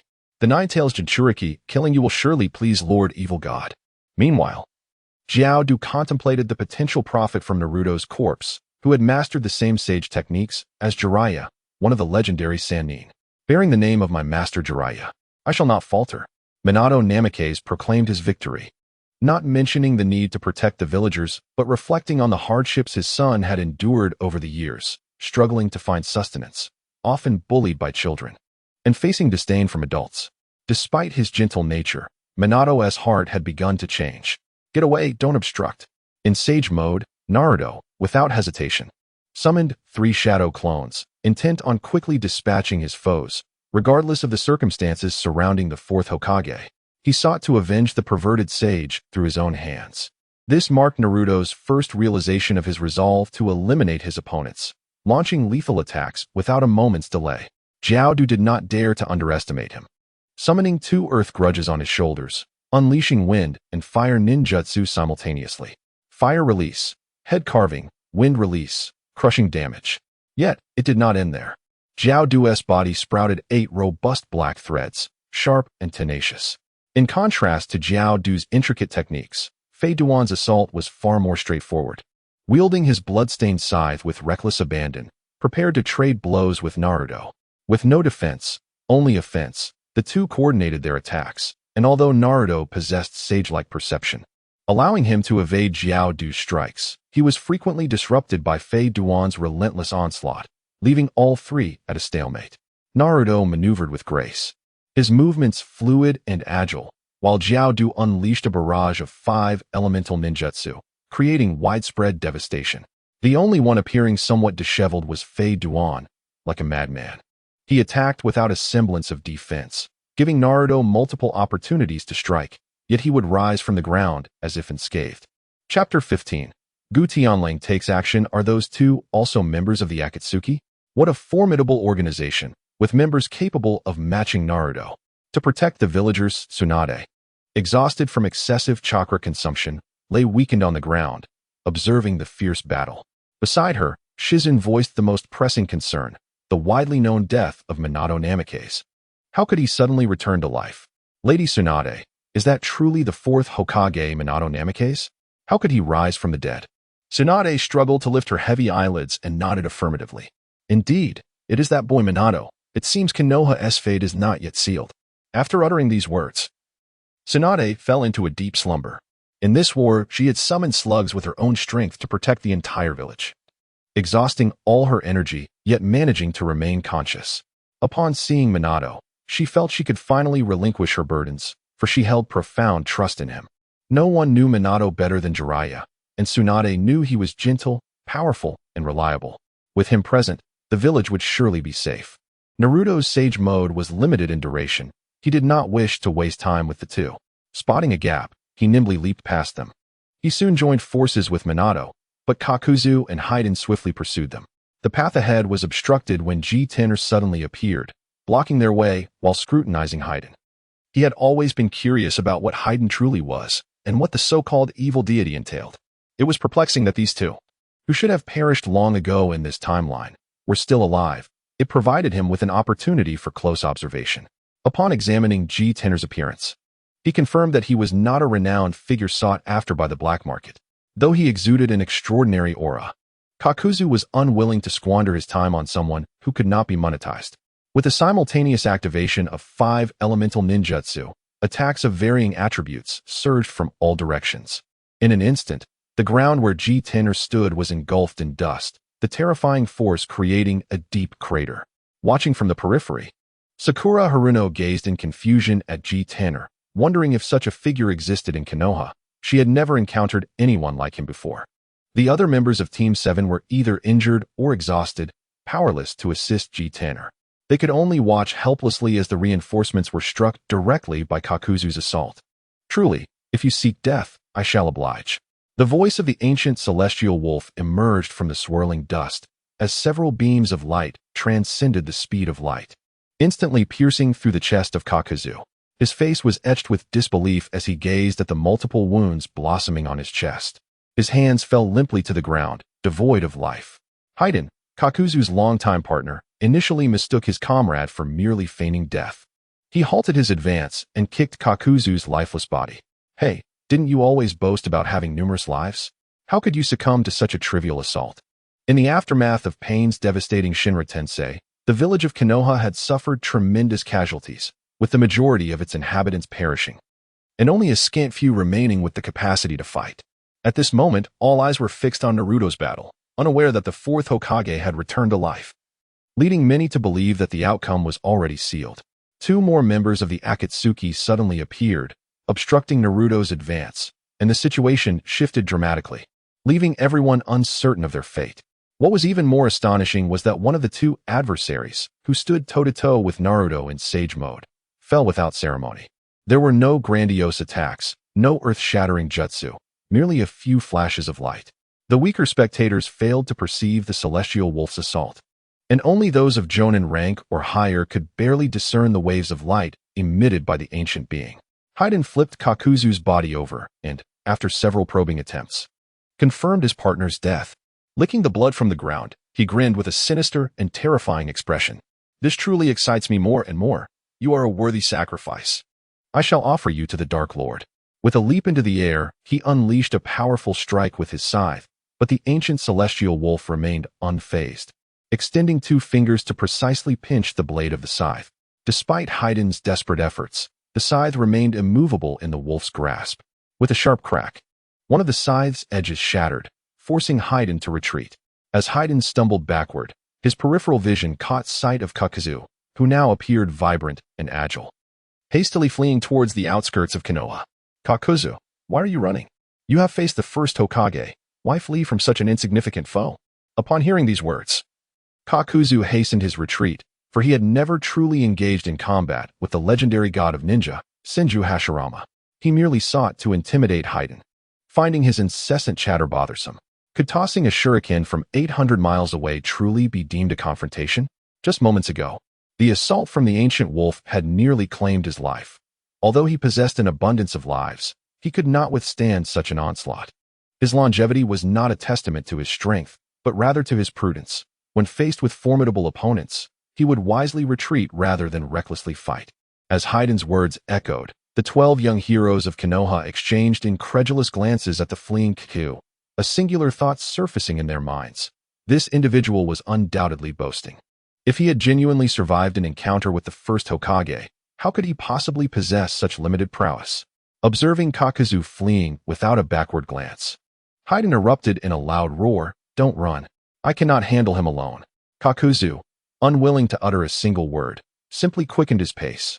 Eager to escape the reach of the ancient wolf's attacks, his act of feigning death was a calculated strategy to divert Haiden's attention, buying himself precious moments to flee. Gu Tianlang smirked slightly. It seemed that Jiao Du was indeed quite fortunate to possess so many lives. He had forgotten just how many lives Jiao Du actually had. So he casually ended his existence a few times. After shattering all of his hearts, he was astonished to discover that this fellow still had one life remaining. What a surprise! Gu Tianlang grasped the blade deftly between his fingertips, and with a swift motion, he cleaved Fade Wan in two. The blade danced again, delivering several swift strikes that dismembered Fade Wan into 8 pieces, and with a surge of power, he reduced Fade Wan's remains to mere dust. I wonder if you can still come back from this. My curiosity lingers. In his final moments, Fade Wan's last thought was a haunting realization. Though Gu Tianlang's form remained intact, who was it that had delivered his demise? Alas, he would never uncover the truth, departing this world with a heart full of resentment and bitterness. In the chaos of the battlefield, none discerned the truth. Only the head of the Hyuga clan, thanks to his Byakugan, recognized that the Gu Tianlang standing on the ground was merely an afterimage, a remnant of his incredible speed. The true self that had slain Fade Wan was elsewhere. He realized only now that had he been the one to confront Gu Tianlang, he might have met a fate akin to Fade Wan's. Sight alone did not guarantee that one could keep pace. The ordinary villagers of Konohagakure erupted with fervor, for it was clear to all but the foolhardy that this man had come to aid them. He was a companion sent by the 4th Hokage, the once formidable duo. Kakuzu and his partner had now been reduced to one fleeing for his life, while the other lay lifeless. What are you doing? Go after that fleeing wretch. Don't just stand there in a daze. Chapter 16. The melee quickly, take him down. You've slain his companion, and he will undoubtedly seek vengeance against Konoha. The villagers, witnessing Kakuzu retreating further into the distance, turned their anxious gazes towards Gu Tianlang, who stood steadfastly, watching Naruto Uzumaki. They could not help but shout their urgent warnings.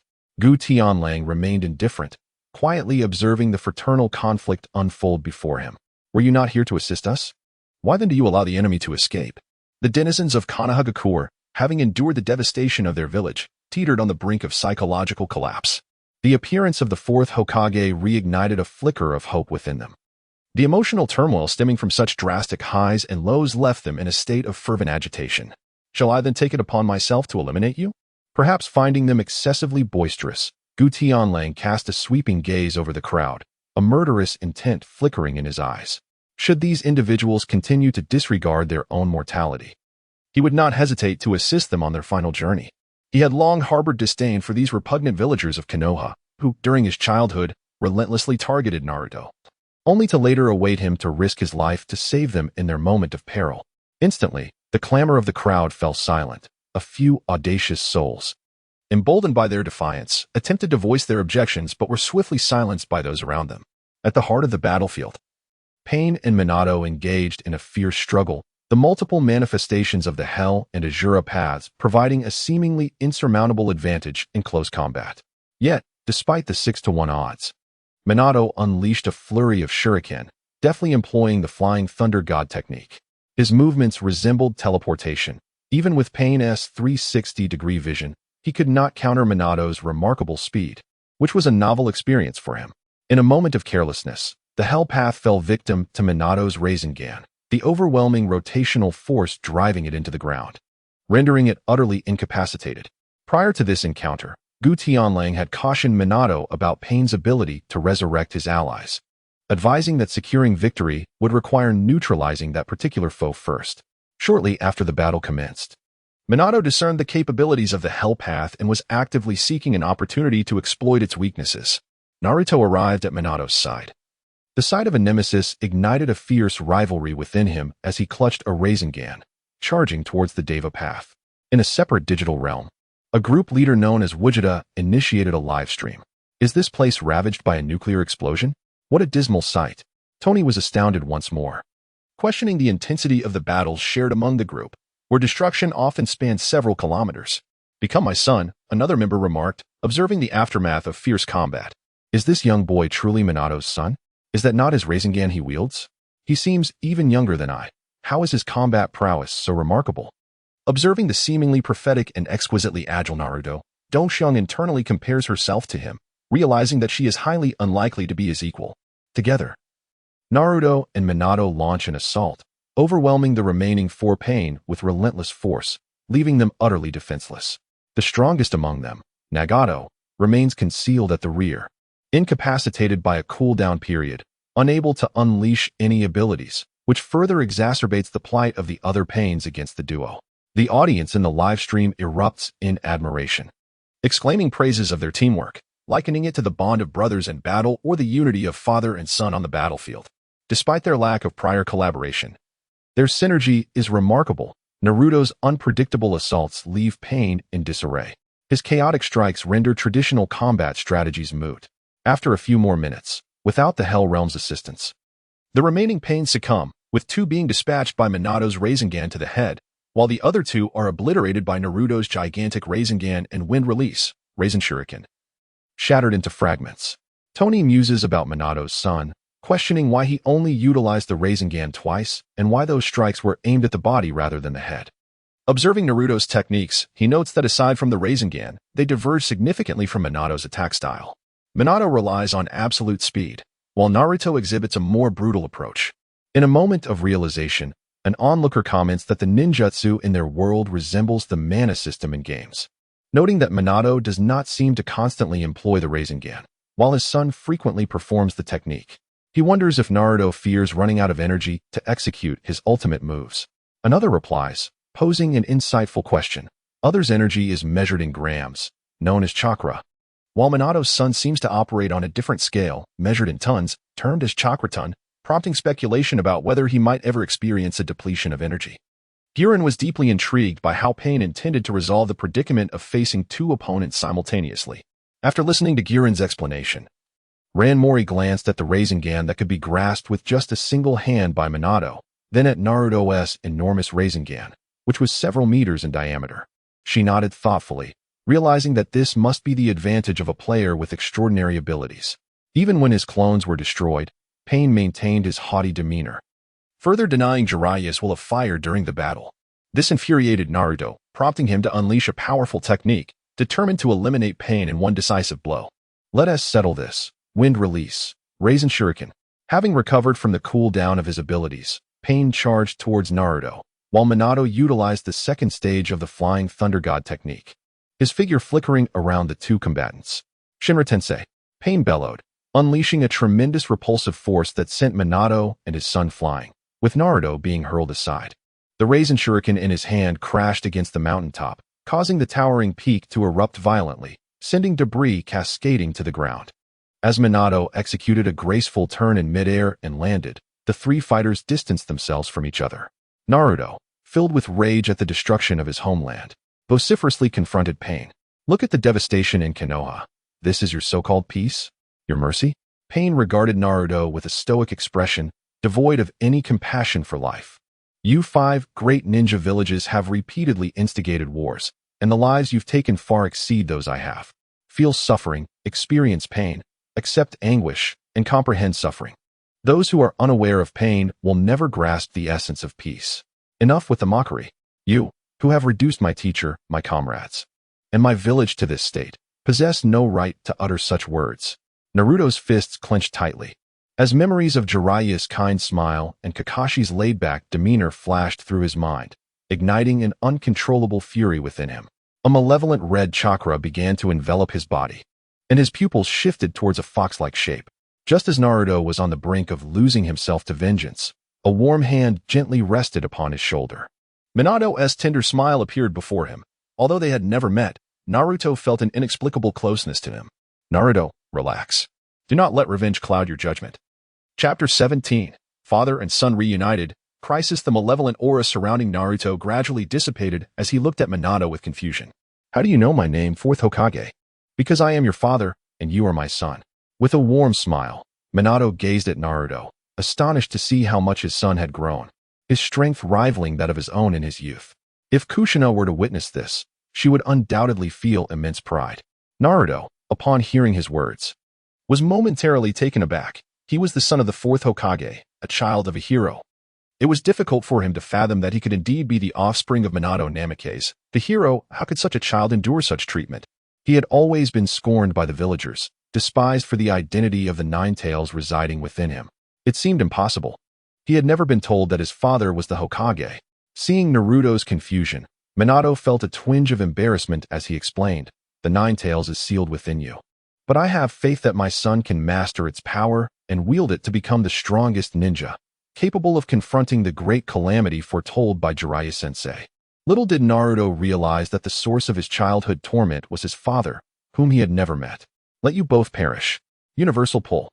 Pain concentrated his chakra into a dense black sphere, which levitated into the air, drawing in everything around it.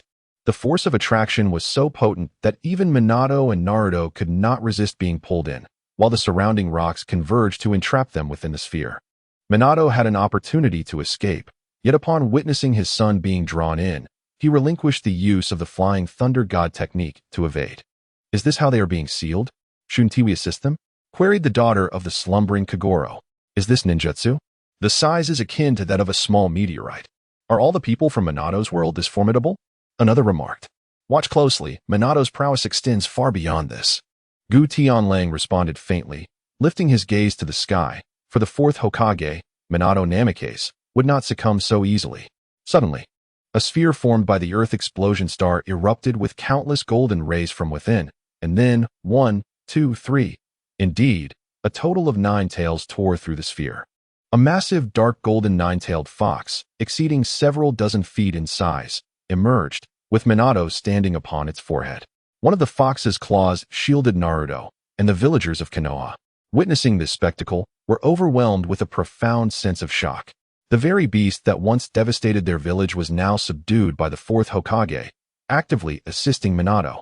Pain was taken aback. Wasn't the Nine Tails Jinchuriki Naruto Uzumaki? How could Minato also harbor the Nine Tails within him? Whether it was Minato's resurrection or the sudden appearance of another Nine Tails, both were entirely beyond Pain's calculations. Furthermore, due to Nagato's prolonged overexertion, his physical condition had deteriorated to its lowest state. After unleashing this powerful strike, he entered an extended cool-down period for his abilities. With his ultimate techniques rendered ineffective, Pain found himself devoid of any hope of defeating both Minato and Naruto. The viewers in the live stream were left in disbelief. How could a simple human conflict evolve into the manifestation of a nine-tailed fox? The CAF waitress, who adored rabbits, remarked, compared to this fox, the tailed beast pales in comparison. But isn't Minato just an ordinary person? How does he possess the ability to transform into an animal? Stark sat in his office, fervently recalling the ninja descriptions he had read in books. Tony, the self-proclaimed wealthiest, mused, it's no wonder they say women with long hair have short horizons. Ninjutsu can create many illusions, allowing humans to transform into various small creatures. Be my son, interjected another. If that nine-tailed fox is merely an illusion, then did you not cause that massive meteorite to be destroyed? I genuinely question how Tony attained his wealth with such intellect. The CAF waitress remarked, exactly. How dare you criticize me? That is utterly shameless. The daughter of the slumbering Kagoro Mori chimed in. Uncle Tony, perhaps you should speak less. Everyone enjoys rebutting you. Rant's words were heartfelt, as she felt a tinge of sympathy for Tony's plight. Tony, engulfed in darkness, lamented, "Is it such a crime to misspeak? After all, we are all men. If Whitebeard refuses to aid me, so be it. Must he extend his help to women?" Retreat. Pain swiftly fled into the dense forest, attempting to evade the gaze of the two by taking advantage of the woodland's cover. Without the slightest hesitation, Minato, transformed into his Nine-Tails mode, unleashed a tailed beast bomb. Despite Pain's rapid evasion, he was still struck by the blast, slamming him into the ground and generating a terrifying shockwave that sent him skidding for dozens of meters before he came to a halt. Just as Minato and Naruto were about to approach and capture him, a tall woman with long, bluish-purple hair, adorned with a paper flower atop her head and clad in an Akatsuki cloak, stepped in front of them. "You shall not lay a hand on Yahiko," she declared. It was Conan, who had been lurking in the shadows, resolutely placing herself before the battered Pain. "Shinra Tensei." Conan formed hand seals, causing the earth to collapse over a vast expanse, transforming into an endless array of explosive tags.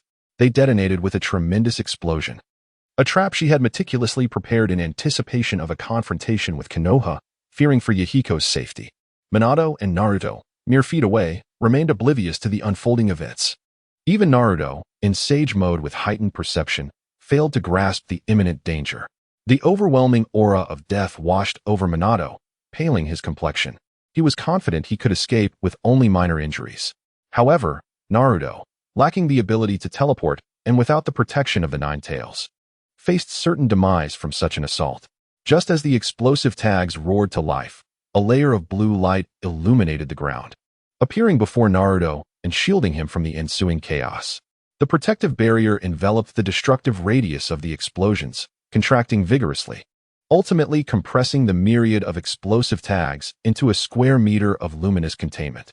As the tags detonated within the shield, the explosions persisted for over 10 minutes, creating ripples in the surrounding space, revealing the sheer magnitude of this technique's power. Naruto broke into a cold sweat. Without that protective barrier, he would have surely perished, as he possessed no means to counter the simultaneous blast from millions of explosive tags. What? The sudden turn of events left Conan aghast, bewildered by the presence of an unknown force that had managed to absorb her technique. Chapter 18. The appearance of Dan's. Regardless of Conan's emotions, Minato's resolve did not waver. He retracted his Nine-Tails mode and brandished a dagger, pressing it against Conan's throat. Ignoring Minato, Conan's gaze was fixed intently on the ancient celestial wolf. "Who are you? How could you possibly have foreseen my ambush? Even the Sharingan Wooden Tea have detected it." The slumbering daughter of Kagoro exclaimed, "Indeed. I too am curious. Did the master foresee this?" I observed from the live stream that the master was at least several miles away from Minato and the others. The CAF attendant, fond of rabbits, remarked, "Indeed, the esteemed individual must have anticipated this. It would have been impossible to arrive in time from such a distance. Not to mention the task of rescuing the son of Watergate." The eldest daughter of the Hyuga clan responded, "Had I not witnessed the esteemed figure beside Naruto, I would have remained oblivious to their disappearance. If one were to assess who was most anxious within the group, it would undoubtedly be Hinata. The moment she beheld the explosive tag, she feared for Naruto's life. Yet, in a flash, the once nearby Kyutenlang appeared beside Naruto, compressing the explosive tag within a protective shield. Tony, who is certainly not a billionaire, mused, "I have a bold idea, I think. Perhaps you should refrain from speaking too much, Tony, lest you become the target once more." Gu Tianlang smiled faintly and earnestly posed a question that had long been on the minds of many fans. "Your explosive talisman. It wasn't purchased with the money earned by Jiaodu, was it?" For some inexplicable reason, Xiaonan suddenly felt an urge to curse. What was wrong with this person's thought process to ask such an absurd question? Observing Xiaonan's silence, Gu Tianlang shrugged, dismissing her indifference. He resolved to return another time to inquire with Jiaodu about the feelings of having his hard-earned money squandered by Xiaonan. In such a vast organization, Jiaodu was the only financial major, while the others merely indulged in their artistic pursuits. Unrivaled Vegeta stated, "I did not perceive any ambush. To me, it matters not whether an ambush exists. Merely moments before the explosion, I hastened to deploy a protective shield. It is nothing of great significance, no need for undue alarm." Tony, not the richest, chimed in, "Impressive indeed. By the way, I was just thinking that, but you all didn't allow me to speak." Tony had also speculated similarly, albeit he hadn't had the chance to voice it earlier. At last, he had guessed correctly. They couldn't possibly reprimand him for that, could they? The coffee shop attendant who adores rabbits remarked, "Boss, indeed, Tony always speaks after the fact." "Count me in," another chimed. I thought the same. At this juncture, Tony Stark lost his balance and tumbled from his chair, feeling that there were limits to his endurance. Even if Uncle could tolerate it, Aunt could not. "Tony, not the richest," retorted. "If I speak, you all silence me. If I guess correctly, you refuse to acknowledge it. Is there no law in this group?" The daughter of the sleeping Kagoro interjected, "Uncle Tony, who told you to insult Dongxiang?" Hinata, the eldest daughter of the Hyuga clan, added, I also believe you should not insult women." For the first time, the women in the group united, prompting Tony to concede that he could not provoke them further. After all, Hinata was the future daughter-in-law of Minato, and those renowned figures were bound to be far stronger than him. Naruto seized this opportunity to capture Pain, tracing his chakra to uncover Nagato's location. With the mission accomplished, the group leader, Unrivaled Vegeta, earned 5,000 points. The member Spiral Flash Ultra Wheel Dance Roar 3 also garnered 5,000 points, as did Aphrodite, the goddess of love. Tony, not the richest, sighed, Another day of effortless victory, yet I was a moment too late to seize the opportunity." The coffee shop attendant who adores rabbits expressed envy. "Count me in, 1. The daughter of the sleeping Kagoro echoed, "Count me in, 1. Hinata, the eldest daughter of the Hyuga clan, concluded, "As long as Naruto-kun is unharmed. That is the best outcome. Count me in," another added. "Hinata truly seems fond of that golden-haired rascal." The chat group has reached its activation milestone of 1 month, fulfilling the requirements for an upgrade, which is currently in progress. Upon completion of the upgrade, group members who fulfill their tasks will have the duration of their activities in this task world extended to 3 hours. The Cosmic Traversal feature has been activated, allowing group members to spend 1,000 points to venture into the alternate worlds of different members, with a time limitation of 3 hours and a restriction against traversing the same world within 3 days. Naruto was momentarily taken aback, a spark of inspiration igniting in his mind, leading to a bold notion. If that's the case, can I not spend 1,000 points to visit Hinata's world? This would essentially allow me to return to Konoha for 3 hours every 3 days. Tony, unperturbed, remarked, "Are you suggesting that by exploiting a glitch in the chat group, one could traverse from the realm of the deceased back to one's own world? Does that even qualify as journeying through different universes?" Kagoro's daughter, still in slumber, interjected. "However, Hinata is indeed from Minato's world, and she is also a member of our group, so it should not be entirely implausible." The discussion within the group grew fervent. Just as Minato had managed to stabilize the situation, an unexpected guest arrived. Danzo, his head and right arm wrapped in bandages, strode forth with a sense of righteous authority, declaring, "Hand over those 2 individuals to me. How dare they attack Konoha? I, Shimura Danzo, shall not let them escape." The villagers of Konoha felt a wave of relief.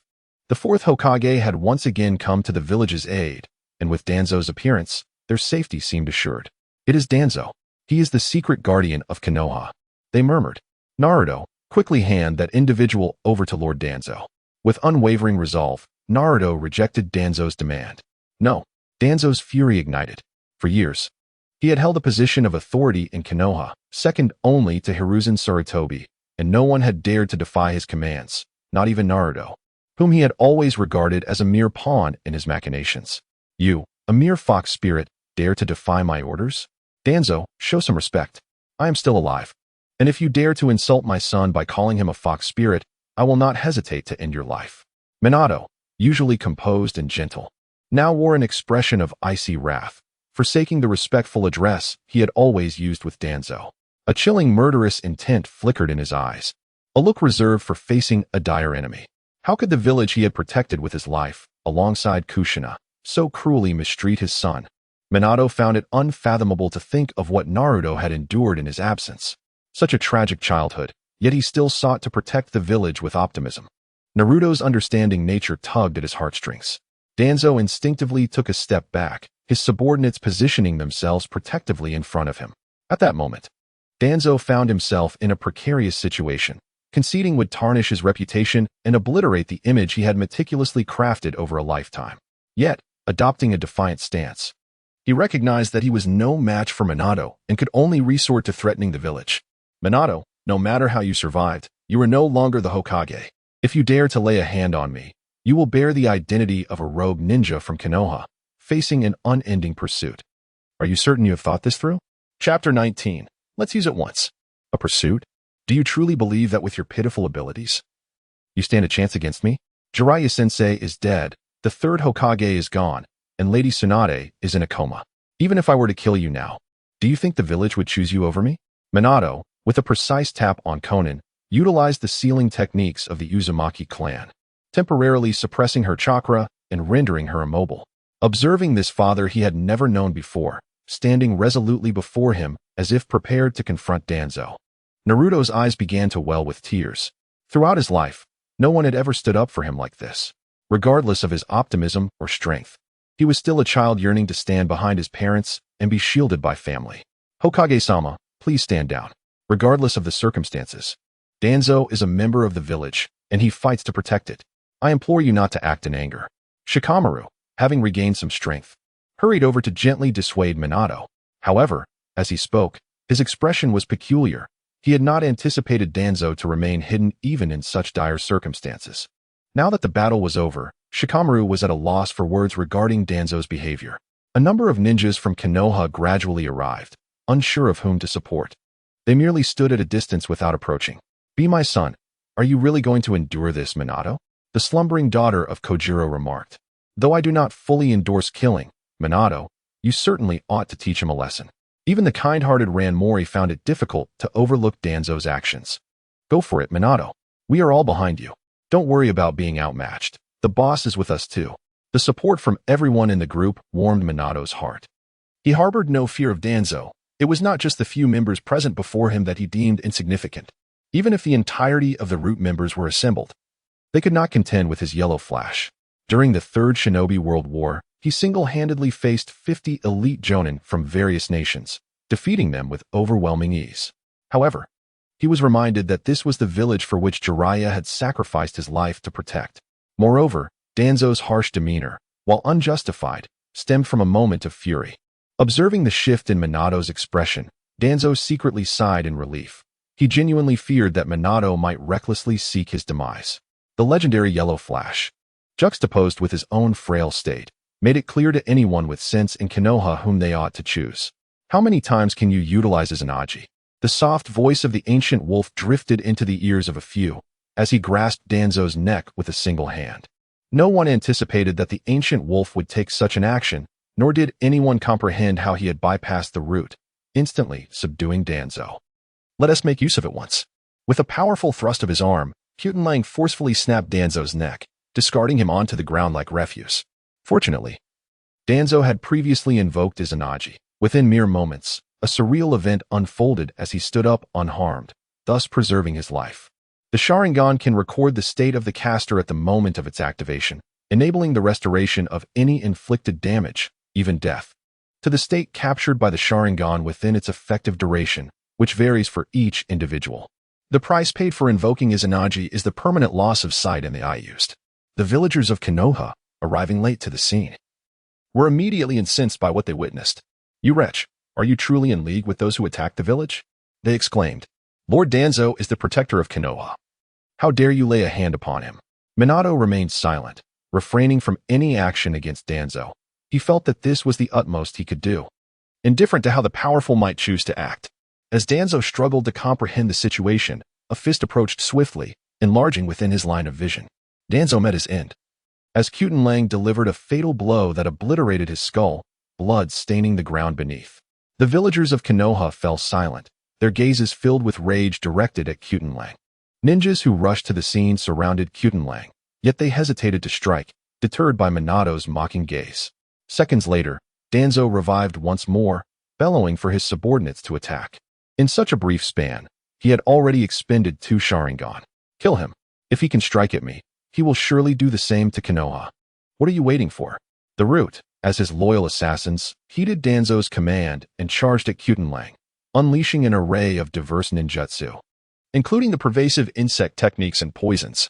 Aware of Kyutenlang's formidable strength, several elite ninjas launched lethal attacks without any intention of holding back. Tony, the not-so-wealthy one, remarked, impressive. To dare strike at a powerful figure, it's like the old man consuming arsenic, seeking to extend his already lengthy life. Kagoro's daughter, who had been slumbering, added, I share the same sentiment. Do you think the powerful figure might show mercy out of regard for Minato? The CAF waitress who adored rabbits chimed in, I doubt it. Hinata's eldest daughter expressed her concern. Surely, he wouldn't truly kill them. They are Konoha's defense force.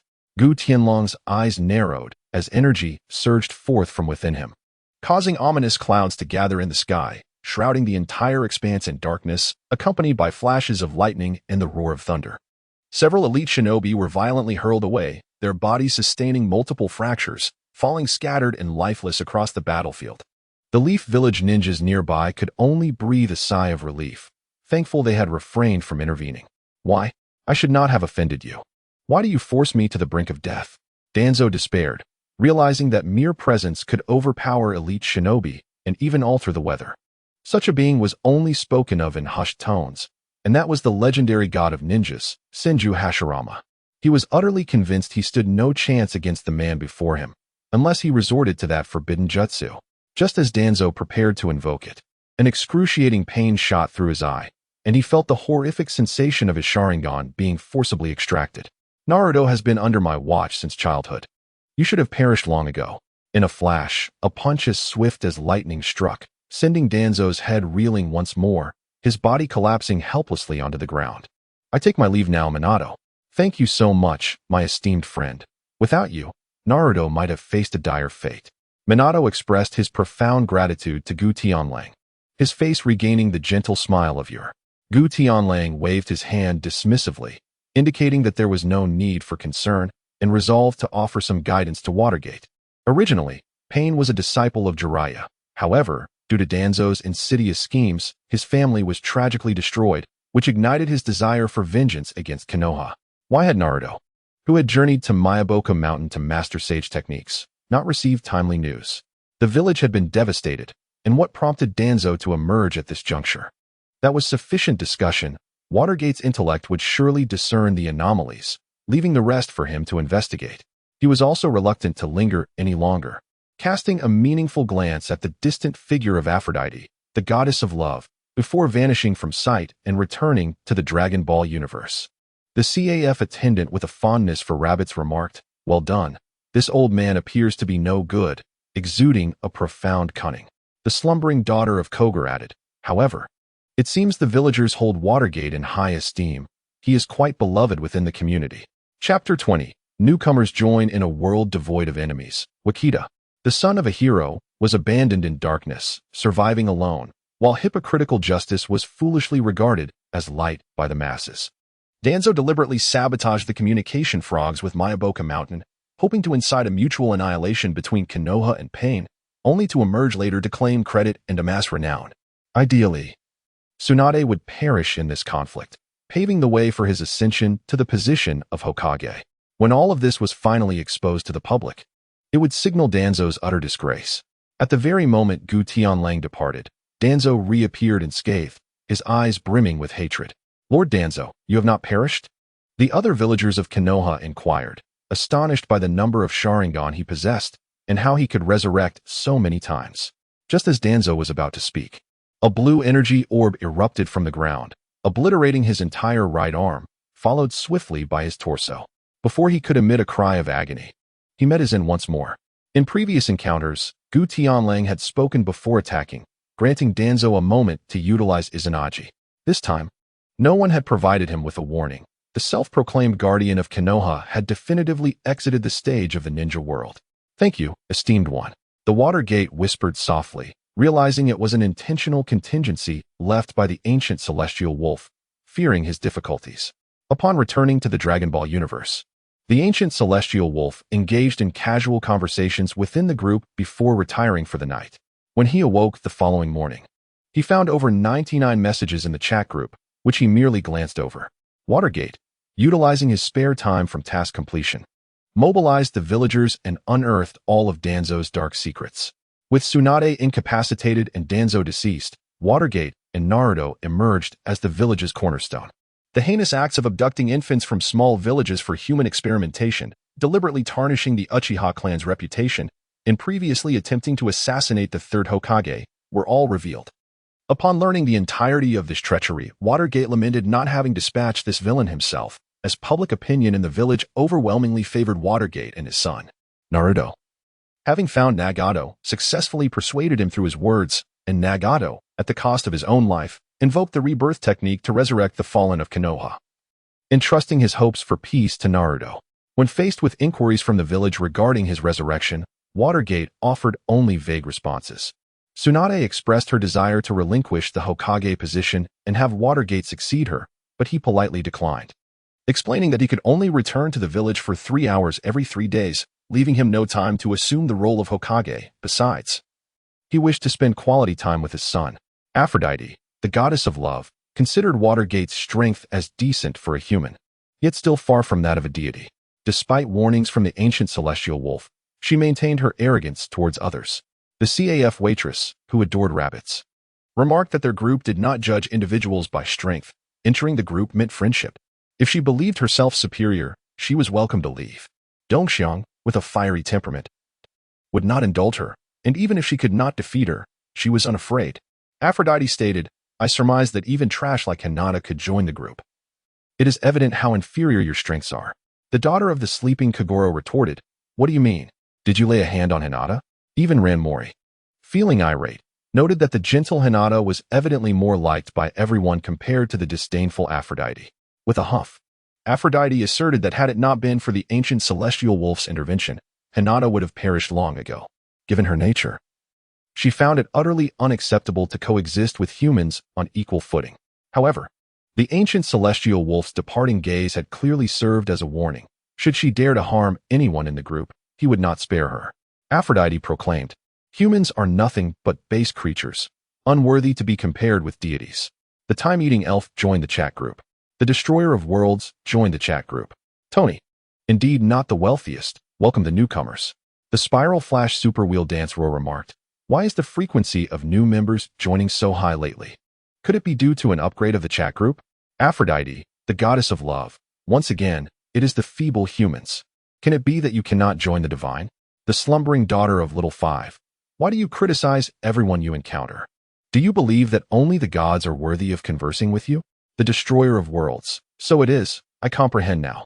The purpose of this chat group seems to resonate with my own experiences. The time-eating sprite, "Where is this place?" Administrator Invincible Gogeta has entered the chat. Let us warmly welcome him. Tony, who is not the richest. Aphrodite, "Did you see that?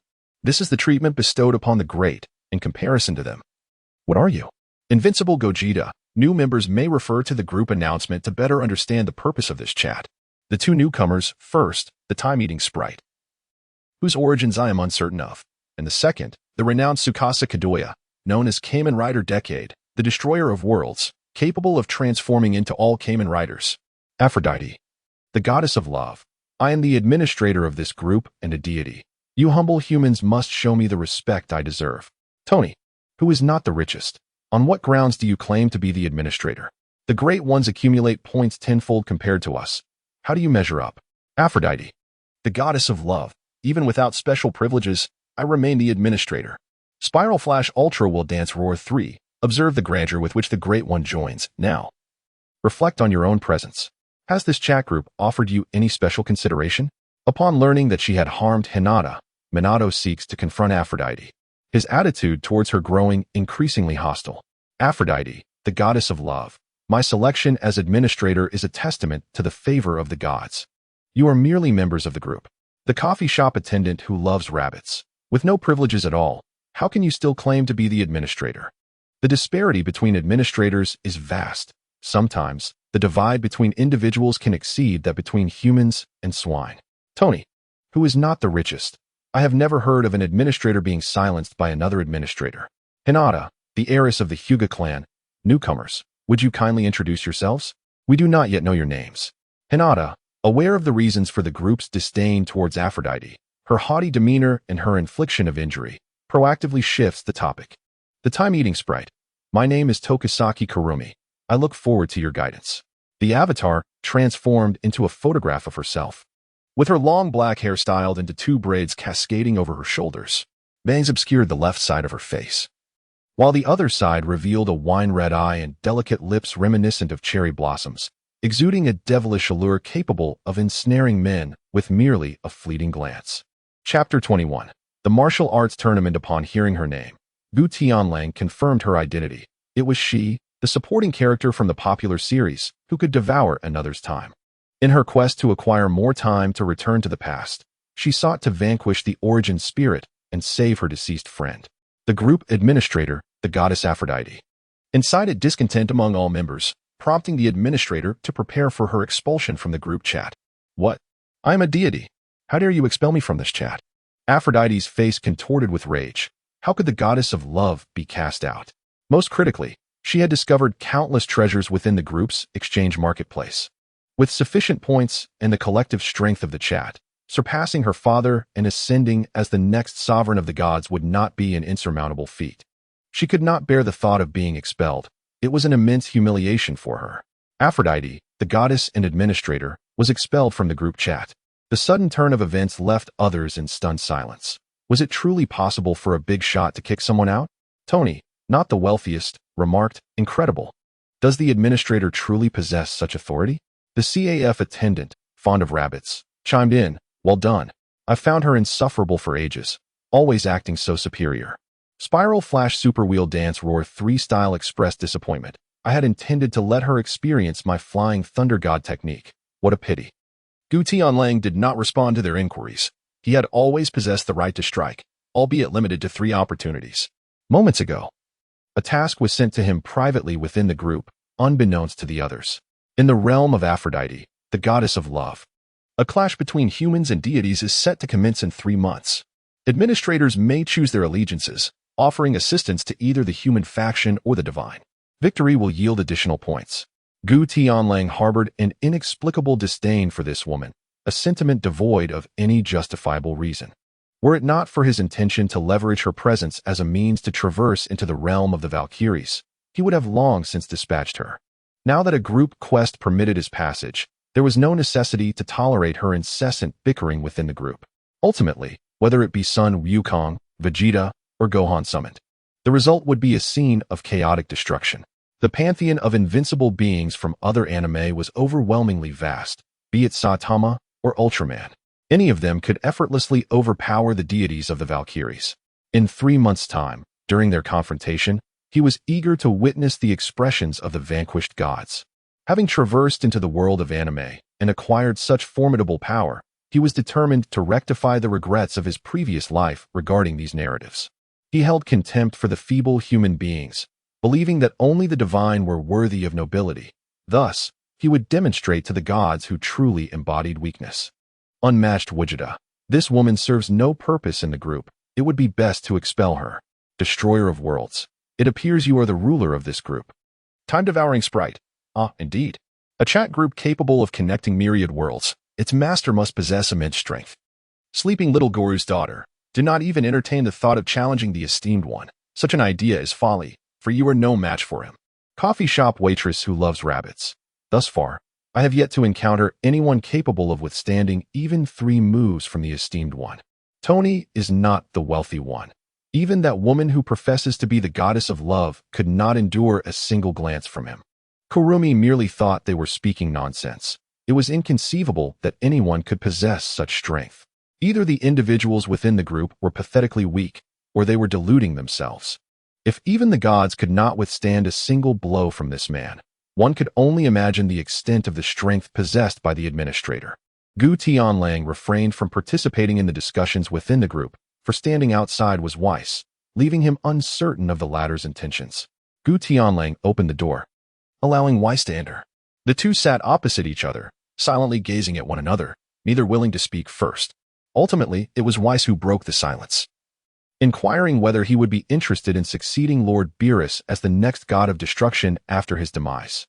Gu Tianlang had not anticipated that Weiss had come for this purpose. Observing Weiss's expression, it was clear there was no hint of jest.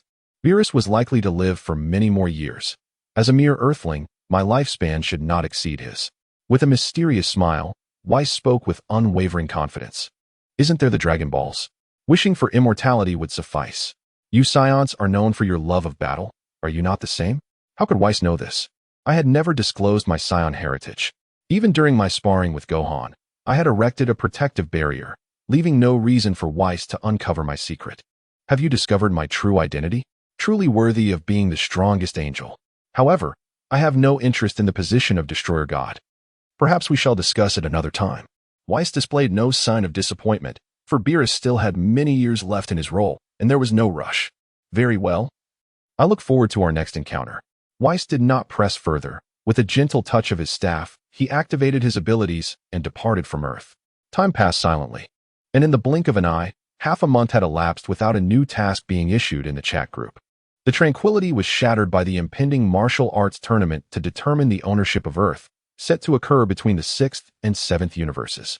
Sun Wukong proactively approached Gu Tianlang, hoping he would also represent the 7th universe in battle. The chat group announced a task. Administrator Gu Tianlang had been designated to secure victory in this universal martial arts tournament, with a reward of 100,000 task points. The difficulty level was rated 7, categorized as challenging. Gutenwolf readily agreed, having not received a task in quite some time. Accumulating points without a purpose would lead to an indefinite wait before he could exchange them for the coveted Zizai Ji Gong. With a rare opportunity for a mission before him, he would not let it slip away easily. Accompanying him, Vegeta maintained his usual aloof demeanor, scoffing with a curl of his lip. I don't need anyone else. I can defeat all of them on my own. After confirming Gutenwolf's participation, Goku and Vegeta departed. The members of the chat group, witnessing the announcement of a new mission, felt a mixture of excitement and disappointment. While they were thrilled to see Gutenwolf in action once more, the task was not related to them, signifying their inability to earn points to enhance their abilities. Tony, who was certainly not the wealthiest, remarked, "We can finally witness the Great One in action again." The slumbering daughter of Kagaro expressed, "I'm curious about who the enemy is this time. It's truly unfortunate to have to battle alongside such a formidable ally." The time-eating sprite chimed in. "My ears are almost calloused from hearing how incredible he is. This time, I can finally see it for myself." The spiraling Flash Superwool Dance shouted, "I would rather undertake a mission to earn points. I still need to revive my wife, and this amount of points is far from sufficient." Chapter 22. Instant Kill Minato was particularly vexed, watching his points accumulate, nearly ready to revive Kushina, only for the chat group to cease releasing missions at that very moment. The World Destroyer mused, "The man who defeated gods? I am eager to witness that." The combatants selected were Gutenwolf, Gohan, Vegeta, Goku, and Piccolo.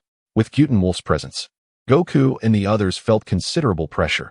Their strength had surpassed their counterparts from this timeline significantly, coupled with Gohan, who had transcended his limits.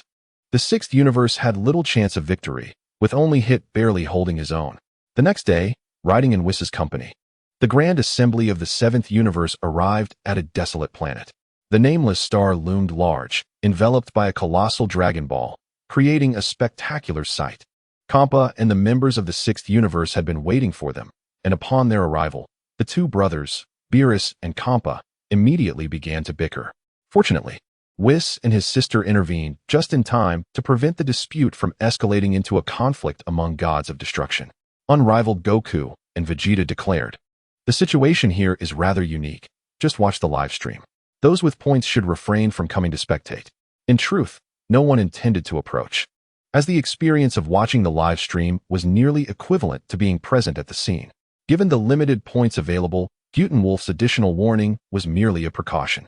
Gutenwolf harbored a profound apprehension regarding their emergence, fearing it might draw the attention of the celestial siblings, the Vis Angels, who were nearly omniscient within this universe. As the 7th universe made its entrance, the competitors from the 6th universe silently observed their adversaries. The proud and self-assured Vegeta, the battle-ready Goku, the composed Gohan, and the green-clad Piccolo all captivated the attention of their opponents. The first match commenced. A towering bear, exceeding 3 meters in height, emerged from the 6th universe, while the 7th universe had yet to finalize its initial combatant. Without hesitation, Gutenwolf strode into the stands.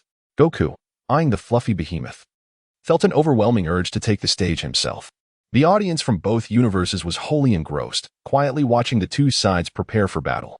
As the first match concluded, before the host could introduce the competitors, the colossal bear from the 6th universe was unceremoniously sent plummeting off the stage by an imperceptible shockwave. Go Tianlang retracted his raised right hand and gestured towards Frost from the 6th universe, indicating that it was time for him to enter the arena. The onlookers, lacking sufficient strength, were utterly oblivious to the events that transpired in that fleeting moment. As the host announced the commencement of the match, Go Tianlang unleashed a powerful punch, generating an unrelenting wave of invisible energy. Despite De Xiong's remarkable defensive capabilities, he ultimately succumbed to the overwhelming force of the punch. The notion of ignoring attacks is merely relative. When one's strength is formidable enough, all forms of defense become utterly futile. Among those present, only a few could discern what had transpired, while those in the chat group were left in complete ignorance. Tony, the not-so-wealthy, what just happened? I blinked, and suddenly the opponent fell from the ring. Spiral Flash Super Wheel Dance Roar. It ended before it even began. I shall dub this technique the Invisible Wave Rapid Impact Arrow. Sleeping Little Five's daughter. I was watching closely, yet all I witnessed was the administrator raise his hand. And then the opponent just plummeted. Be my son. It must have been an attack akin to a punch's wind. Ordinary people cannot perceive it. As the undisputed strongest man in the pirate world, having encountered numerous devil fruits, Whitebeard surmised some insights. However, it remained merely his personal conjecture, as he had seen nothing. Time Devouring Sprite.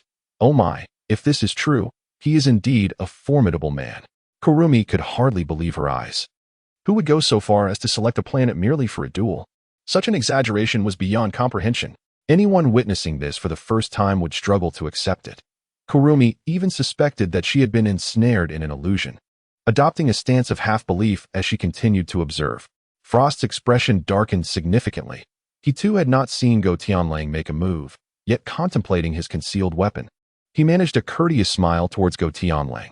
Frost leaped down from the aerial platform and stood upon the stage. The second duel commenced. Greetings, friends from the 7th universe. I am Frost from the 6th universe, he began, but his words were abruptly cut short as he was launched backward, his body crashing forcefully into the ground due to an overwhelming force. Goku gestured again towards the steel robot of the 6th universe, prompting Kampa to lose his composure. Hey, at least allow him to finish speaking. Do you have no sense of courtesy? Kampa exclaimed in a fit of exasperation, a stark contrast to the calm demeanor of Beerus. Observing Goku's performance, Beerus was entirely taken aback. It was only natural for a man capable of withstanding his destructive energy to possess such formidable strength. I have no desire to converse with him. Gu Tianlang replied coldly, unperturbed by Xiangpa. His prowess was rather unique, rendering most ordinary destroyers inadequate as his adversaries. Xiangpa found himself at a loss for words. It was not wrong for someone to refrain from speaking if they so desired, and it would be unjust to place the blame upon them. However, should he falter in battle, the prospect of claiming Earth would slip through his fingers, leaving him no choice but to rely on Beerus for a meal, a notion he could never abide. In a hushed whisper, Beerus consoled the disheartened Xiangpa. My lord Xiangpa, you have witnessed the defensive capabilities of our contestant. Ordinary foes are utterly incapable of overcoming him, and let us not forget we have hit on our side as well. There is no need for undue anxiety. With this reassurance, Xiangpa's countenance brightened, and he erupted into laughter, commanding the third contestant to take the stage and teach Gu Tianlang a lesson.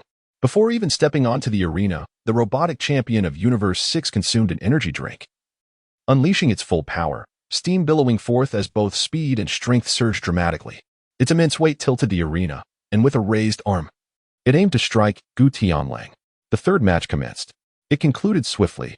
The robot was vanquished in mere moments, having barely taken its place on the stage before Gu Tianlang delivered a swift kick, sending it crashing down. Tony, unimpressed, remarked, "Is that it? All this commotion for such a swift defeat?" Kagoro's slumbering daughter expressed her surprise. I had hoped this opponent would at least provide a challenge, managing a few exchanges at the very least. The CAF waitress with a penchant for rabbits mused. What intrigues me more is whether the esteemed Gu Tianlang intends to continue this trend of instant victories. The most formidable of fairies observed, his speed is astonishing. Even as a fairy, I cannot perceive his movements. Could he truly be this powerful? Kurumi sensed she may have encountered a true master, as all doubts regarding Gu Tianlang's strength dissipated in the wake of his incredible speed.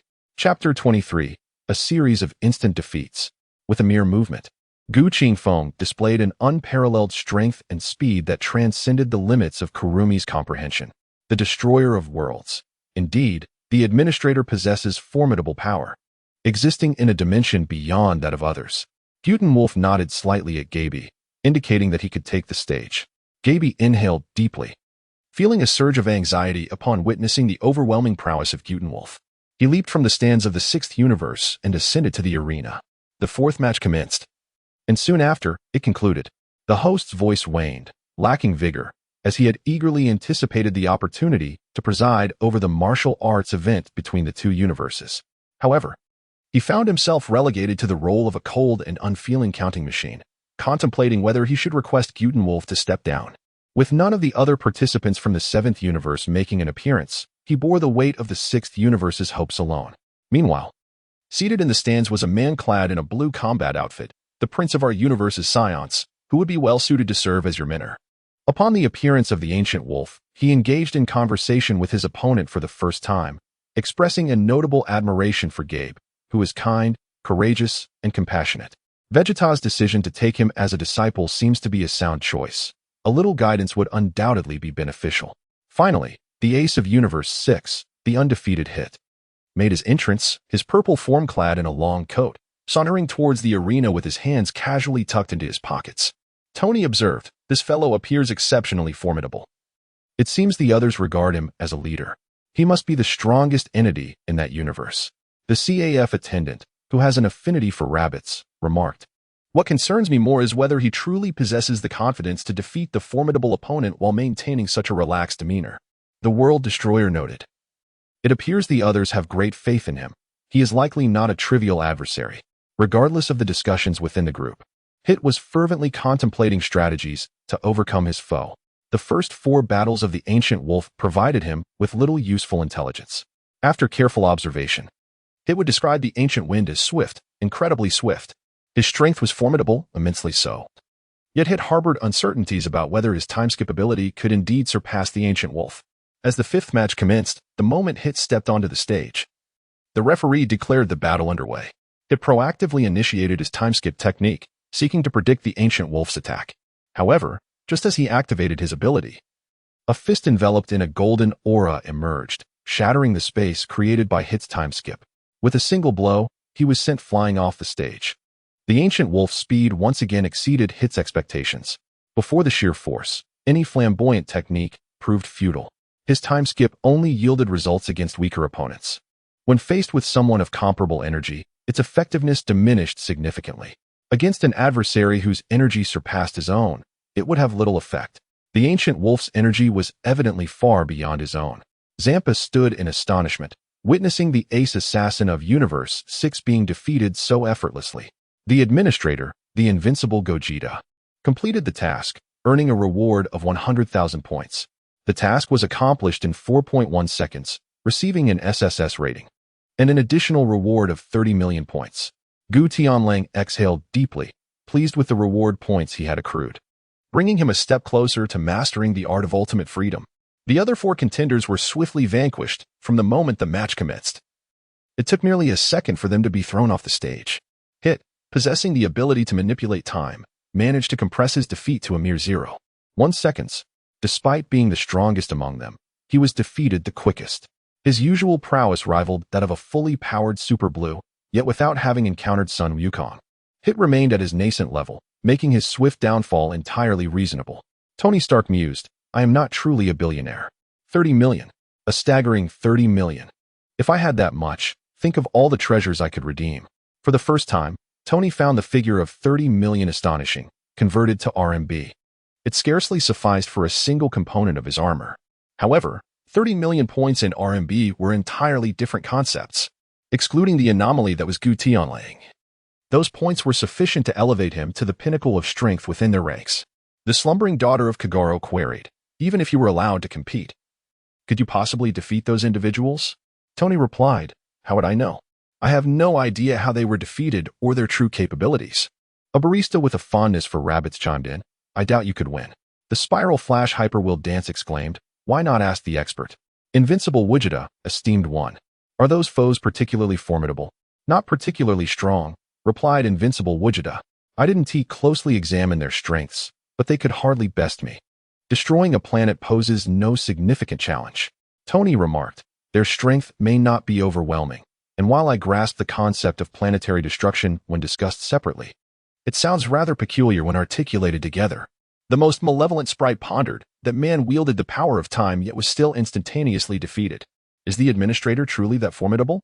Kurumi became increasingly perplexed, sensing that Hit had manipulated time, yet she remained unaware of the specifics of their encounter. Goku and Vegeta had anticipated this outcome. Recognizing that neither of them stood a chance against him, it was likely that few in Universe 6 could triumph over Gu Tianling. Nonetheless, witnessing the complete annihilation of their foes surprised them.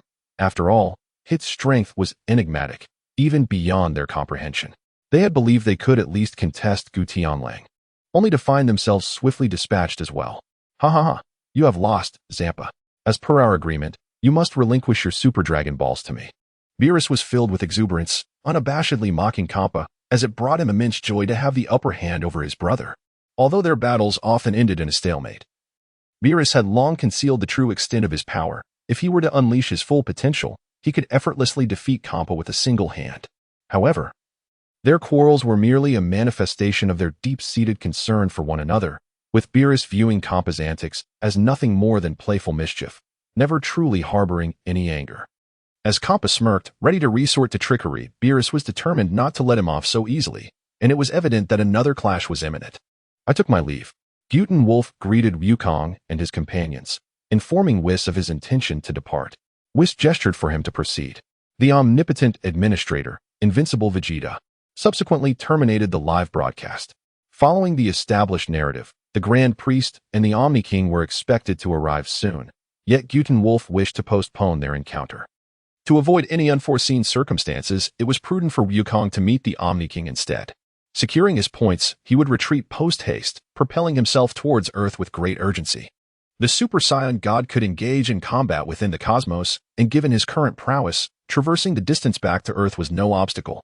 Chapter 24. The anomalous Emperor Rider. Upon returning to Earth, Guten Wolf leaned alone against the window of his hotel room, gazing skyward, lost in contemplation that remained a mystery to all. Before long, the inhabitants of Earth gradually returned. Whis escorted everyone back before departing gracefully, leaving only Wukong and Vegeta unaccounted for, presumably whisked away by Whis and Beerus for specialized training. A task was issued within the chat group. The transformation abilities of the world's destroyer had been seized, with a time limit of 1 hour to defeat the anomalous Emperor Rider, offering a reward of 30,000 points.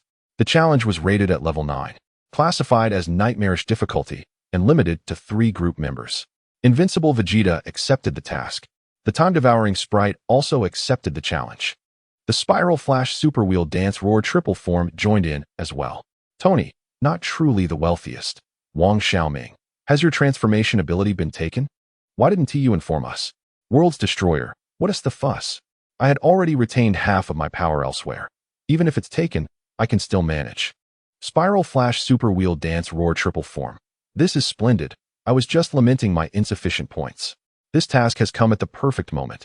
World's Destroyer, while your reasoning is sound, it does sound rather peculiar. Meanwhile, facing an endless horde of monstrous adversaries, Myun Toshi stood in silence, unleashing a flurry of strikes with his cardbox sword, as countless phantom blades swept through, obliterating several foes. Frustration welled within him. Defeating such an overwhelming number of enemies seemed impossible. However, if the administrator intervened, there might yet be a chance to turn the tide. Adorned in resplendent armor predominantly hued in magenta, with deep green compound eyes and a head adorned with a barcode-like pattern, this is the base form of Kamen Rider Decade. Bestowed with the powers of all Heisei riders, he is hailed as the Destroyer of Worlds, an entity capable of annihilating all. Now, invincible in his quest, Decade encounters his most formidable adversary within the timeline of Zio, the concluding chapter of the Heisei era. The time manipulator, Schwartz, ambushes him, seizing half of his transformation abilities and acquiring the power to metamorphose into a variant of Decade. Harnessing Decade's strength, he summons countless villainous creatures from alternate realities, leaving Tsukasa Kadoya, the original Decade, gazing into an abyss of adversaries with no end in sight. Initially contemplating retreat, planning to eliminate Schwartz at a more opportune moment, Tsukasa is invigorated by a task issued from a chat group, reigniting his resolve. Tsukasa, are you not fleeing? You stand no chance against such overwhelming foes, warns a small demon king, struggling to fend off the encroaching horde while attempting to awaken his sealing powers. How could I possibly flee? The humanity of this world awaits my salvation. Even if I perish here, I shall not retreat an inch. This impassioned declaration stirs Tsukasa's very soul, filling him with the fervor of a true savior. Had it not been for the chat group, he might have fled, but now, the outcome remains uncertain. The variant decade stands at the heart of a vast plaza, observing the desperate struggle of several Kamen Riders, and cannot help but scoff. You stand no chance of victory. As another decade, Tsukasa, you cannot hope to defeat me. A black dragon roars in the skies, intermittently unleashing fireballs upon the ground, obliterating structures, while countless minions scurry about. Among the dozens of Kamen Riders, malevolent figures from alternate timelines join the fray. What could a mere quartet of Kamen Riders possibly achieve against such overwhelming odds? Suddenly, Schwartz senses a disturbance in the nearby space and, with a powerful strike, sends a punch toward the source of the ripples, where a solitary, aloof figure stands. Dismissing the necessity of defense against the weight of Schwartz's blow, he remains unfazed. Die. The newcomer is none other than Jiting, wielding the Soul Punisher, which strikes Schwartz directly. Ignoring his formidable defensive armor, a kaleidoscopic energy sphere penetrates his form, erupting from within. What is this? Impossible. Schwartz bellows.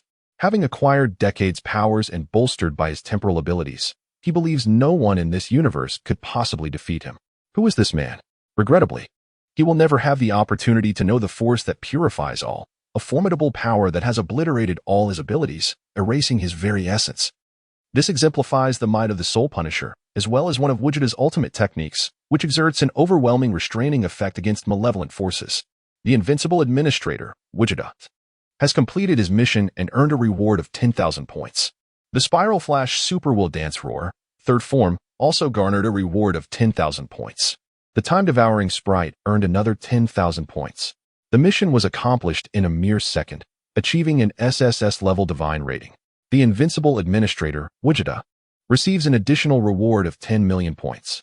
Upon arriving in this world, Namikaze and Kurumi were still in shock from the onslaught of monstrous beings when they heard a notification echo in their minds.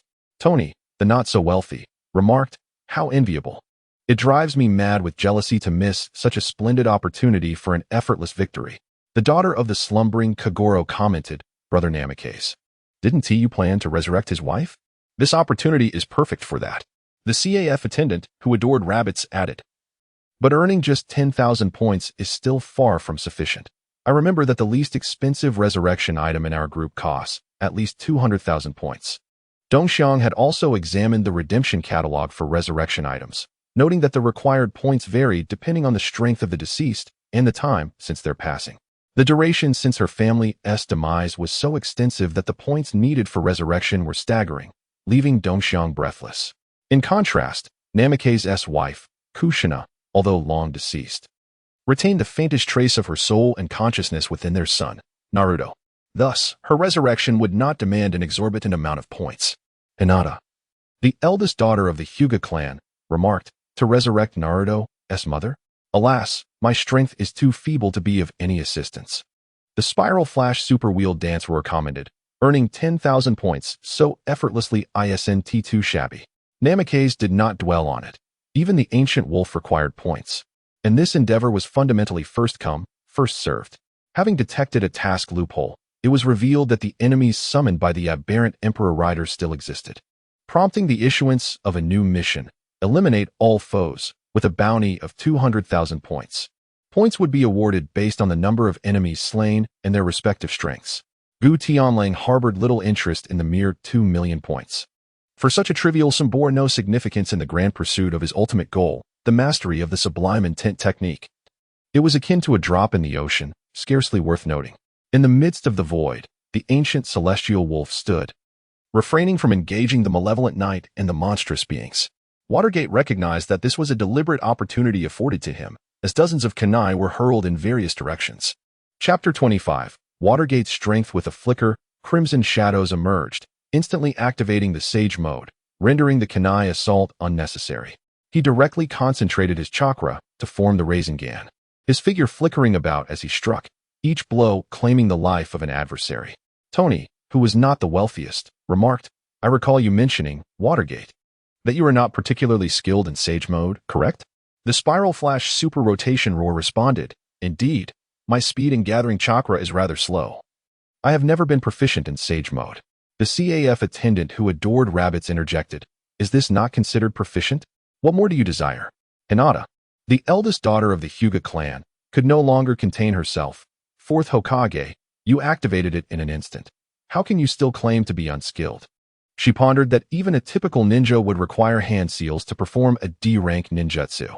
This was sage art. To activate it instantaneously and yet deem oneself inexperienced. One could only imagine the reactions of other ninjas upon hearing such a statement. On the earth of Kamen Rider Zio, witnessing the demise of the aberrant Emperor Rider, Tsukuyomi momentarily believed he was trapped in an illusion. There were no grandiose attacks nor fierce close-quarters combat. It was merely a nonchalant strike that left him and his companions in disarray against an opponent they had struggled to confront. He had perished silently.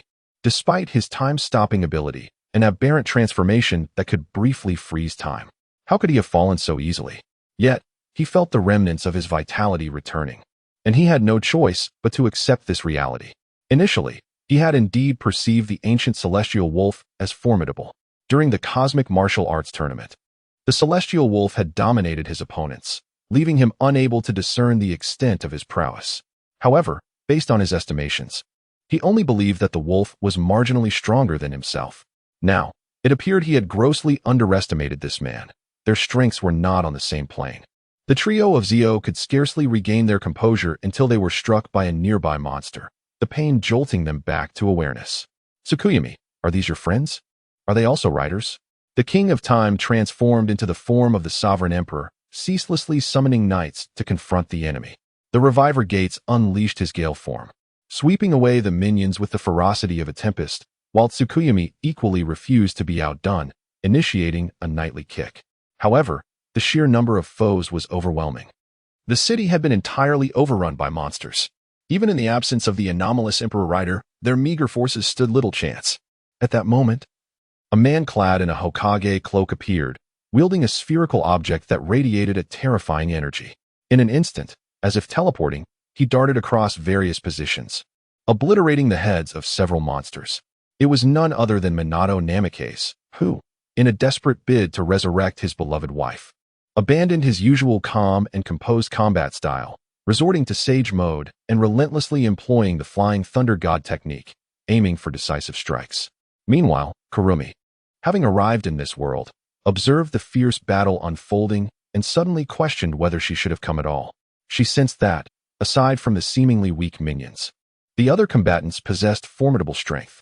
Yet, unwilling to forfeit the opportunity to earn points, she summoned her spiritual gear and joined the fray, albeit prioritizing her own safety over aggression. In the skies above, the Black Dragon noticed Minato's relentless slaughter and dove down, unleashing a barrage of fireballs in his direction. Such a colossal creature was undoubtedly worth a significant amount of points, and Minato was contemplating how to approach it for a fatal strike. Just then, the Black Dragon charged down, aligning perfectly with Minato's intent. Its form vanished in an instant, reappearing a dozen meters to the left, evading several fireballs. The dragon's lethal claws lunged at Minato with immense force, crashing into the ground and creating a pit several meters deep. It seemed he had not evaded this strike. Surely, this creature could not perish so easily.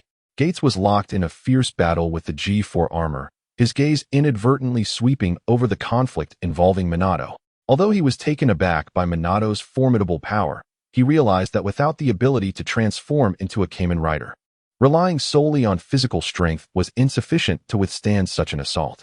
Meanwhile, Tsukasa Kadoya, possessing the dimensional barrier and the ability to traverse through space, sensed something amiss.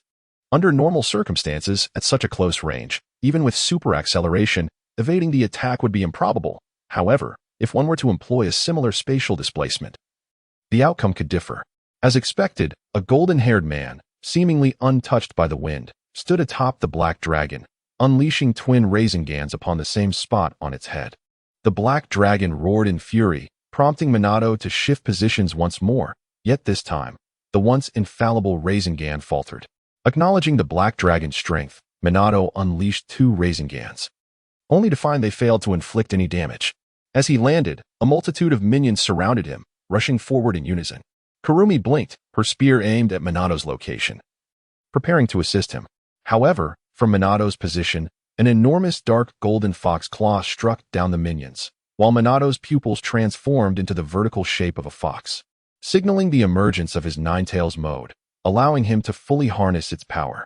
He relinquished the heightened sensory perception of Sage mode, opting for the more potent and destructive Ninetales mode.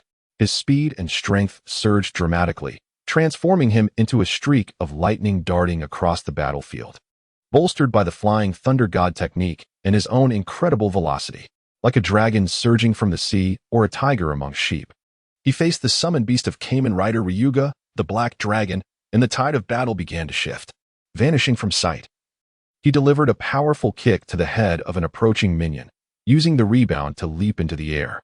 The Black Dragon unleashed another fireball, but Minato disappeared once more, having left a flying thunder god mark atop the Black Dragon during the previous strike. The flying thunder god's second stage.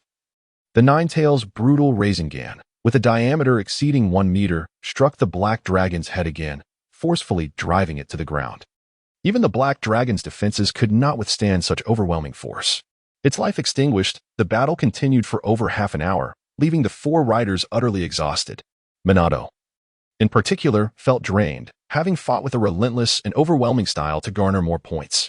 Regardless of whether his opponents were strong or weak, he initiated with Rasengan, switching to the Ninetales Rasengan when necessary, as the chakra of the Ninetales consumed little energy. Yet, Minato's stamina was nearly at its limit. The number of monsters he had defeated alone surpassed that of the 4 riders combined.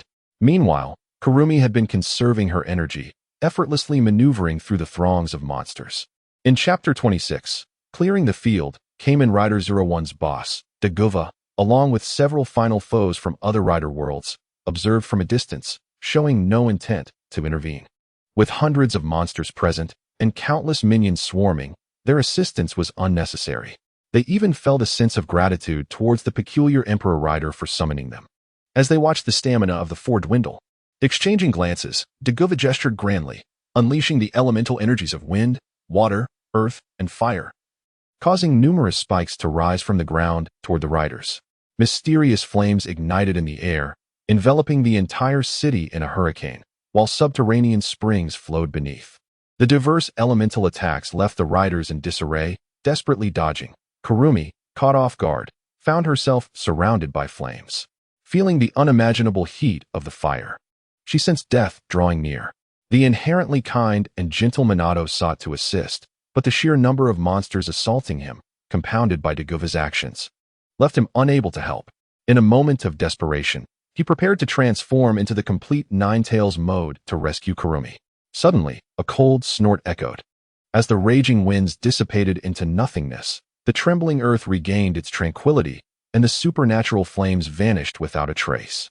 Gu Qianlong's countenance was as frigid as ice, his gaze imbued with a sense of superiority over all creation as he slightly turned his head to regard Daguva and his companions. They too directed their attention towards the airborne Gu Tianlang, the man who had effortlessly vanquished the alien Emperor Knight, their true adversary. Enough. Withdraw. Presumably, the points accrued this time would suffice. Gu Tianlang commanded his companions to retreat. It was time to clear the field. Enveloped in a golden aura, electric currents surged around him as he materialized before Daguva and his comrades, delivering a swift and decisive strike that obliterated the gaming deity. Casting a glance at the remaining 4, he concentrated energy in one hand, unleashing a blue energy sphere with blinding speed, leaving them with no means of escape. They hastily prepared their ultimate moves for a desperate confrontation. However, in the face of Gu Tianlong's unreserved onslaught, they were collectively consumed by the sea of energy. Casting a disdainful glance at the lesser foes below, Gu Tianlang released his formidable aura, annihilating countless monsters throughout the city merely with his presence. Minya, Shimizu, and the others felt a terrifying force radiating outward, and even though Gu Tianlang intentionally avoided them, the overwhelming pressure rendered them nearly unable to stand. For the first time, a look of fear flickered in Kurumi's eyes. Despite having faced imminent death moments ago without trepidation, the sheer power of this man instilled an involuntary tremor within her heart. She possessed countless avatars. Even if this body were to perish, her other incarnations could accept her consciousness, allowing her to be reborn. This was the very reason she harbored no fear of death. Yet before this formidable man, she found herself quaking within. I once walked the earthly realm in seclusion, yet I have always remained proud above the world, unmatched by any. The ancient celestial wolf seemed to speak, sharing its thoughts for all to hear, while also whispering to itself.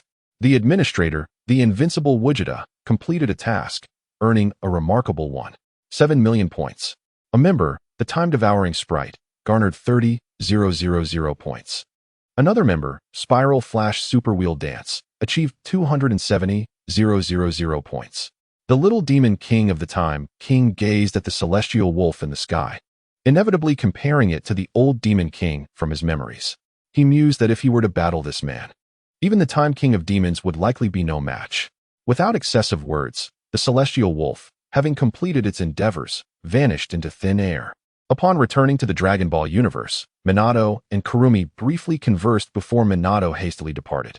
Having amassed 200,000 points, his sole focus was to resurrect his beloved wife, leaving no room for delay. Ultimately, he expended 250,000 points for her revival, successfully restoring Kushina to her corporeal form. Gazing at the familiar surroundings, Kushina gently touched her face, bewildered by the events that had transpired. How could she, long deceased, return to the Hidden Leaf Village? The villagers of Konoha recognized the illustrious Hokage's wife, which stirred quite a commotion. Fortunately, Tsunade swiftly quelled the rumors, preventing the news of Kushina's resurrection from spreading, known only to a select few. Otherwise, the simultaneous revival of the fourth Hokage and Kushina would undoubtedly incite tremendous upheaval in the ninja world. Minato spent an additional 2,000 points to return to the Hidden Leaf Village, providing Kushina with a vague explanation. Due to the constraints of the chat group, which could not be disclosed to outsiders, Minato resorted to a clumsy excuse. Fortunately, with an unspoken understanding, Kushina did not press for details. She merely embraced him gently, assuring Minato that she would take good care of Naruto. Back in the Dragon Ball universe, the celestial wolf once again stared blankly at the sky, a favored pastime that offered a fleeting solace to its empty soul. From a distance, Goku floated over and landed beside the celestial wolf. Celestial wolf, you returned too soon. I missed the opportunity to meet the Omni King, but I have made a new friend. Gu Tianlang smiled faintly, choosing not to elaborate further. After all, he could hardly reveal to Sun Wukong that he was intentionally evading the Omni King. Would you care to join us at Lord Beerus's place for training? With Whis' guidance, you could become even stronger. Sun Wukong reiterated his invitation, eager for Gu Tianlang's company, as he found the days with only Vegeta rather dull. I think I shall decline. I possess little interest in combat. I prefer the simple pleasures of daily meals and restful slumber. Gu Tianlang firmly rejected the notion, dismissing it as a mere joke. Cultivation was an impossibility, an unattainable pursuit in this lifetime. He could only engage in tasks to accumulate points, which he would eventually exchange for the Zizai Ji Gong to barely sustain his existence. To toil relentlessly in cultivation would leave him no time for tasks. He had no desire to pursue enlightenment, nor was he compelled to do so. In the span of a mere 10 days, time slipped away unnoticed. No new members had joined the group, nor had any new tasks been posted. The few individuals in the group could only engage in casual conversation, sharing recent developments from their respective worlds. Suddenly, a spatial disturbance emanated from Bulma's home, and Gu Tianlang sensed a familiar aura, prompting him to rush towards her residence. Inside, Bulma was leisurely enjoying her afternoon tea when a flash of white light appeared overhead, and a familiar machine descended from the sky. It was the time machine. How could Trunks arrive at this moment? Overjoyed, Bulma realized it had been quite some time since she last saw her son. She rose from her recliner and approached the time machine. However, after waiting for a while, Trunks did not emerge, causing Bulma to feel a wave of concern. Could something have happened to him? Hastily, she fetched a ladder and climbed atop the time machine. To her shock, upon closer inspection, she was startled. Chapter 27. Trunks seeks help indeed. The arrival was Trunks, who lay quietly in his seat, his attire in tatters and covered in dust, his body bearing multiple injuries. He was in a state of severe unconsciousness, gripping his sword tightly, his expression contorted in pain, clearly having endured considerable torment. Piccolo, hurry and bring a few senzu beans to my house. Trunks is gravely injured. Bulma, uncertain of the circumstances, was aware that neither Goku nor Vegeta were on Earth and could only call Piccolo, urging him to bring some senzu beans. Piccolo, who was in the midst of his training, was taken aback by Bulma's call, learning that Trunks had returned to the present and was severely injured and unconscious.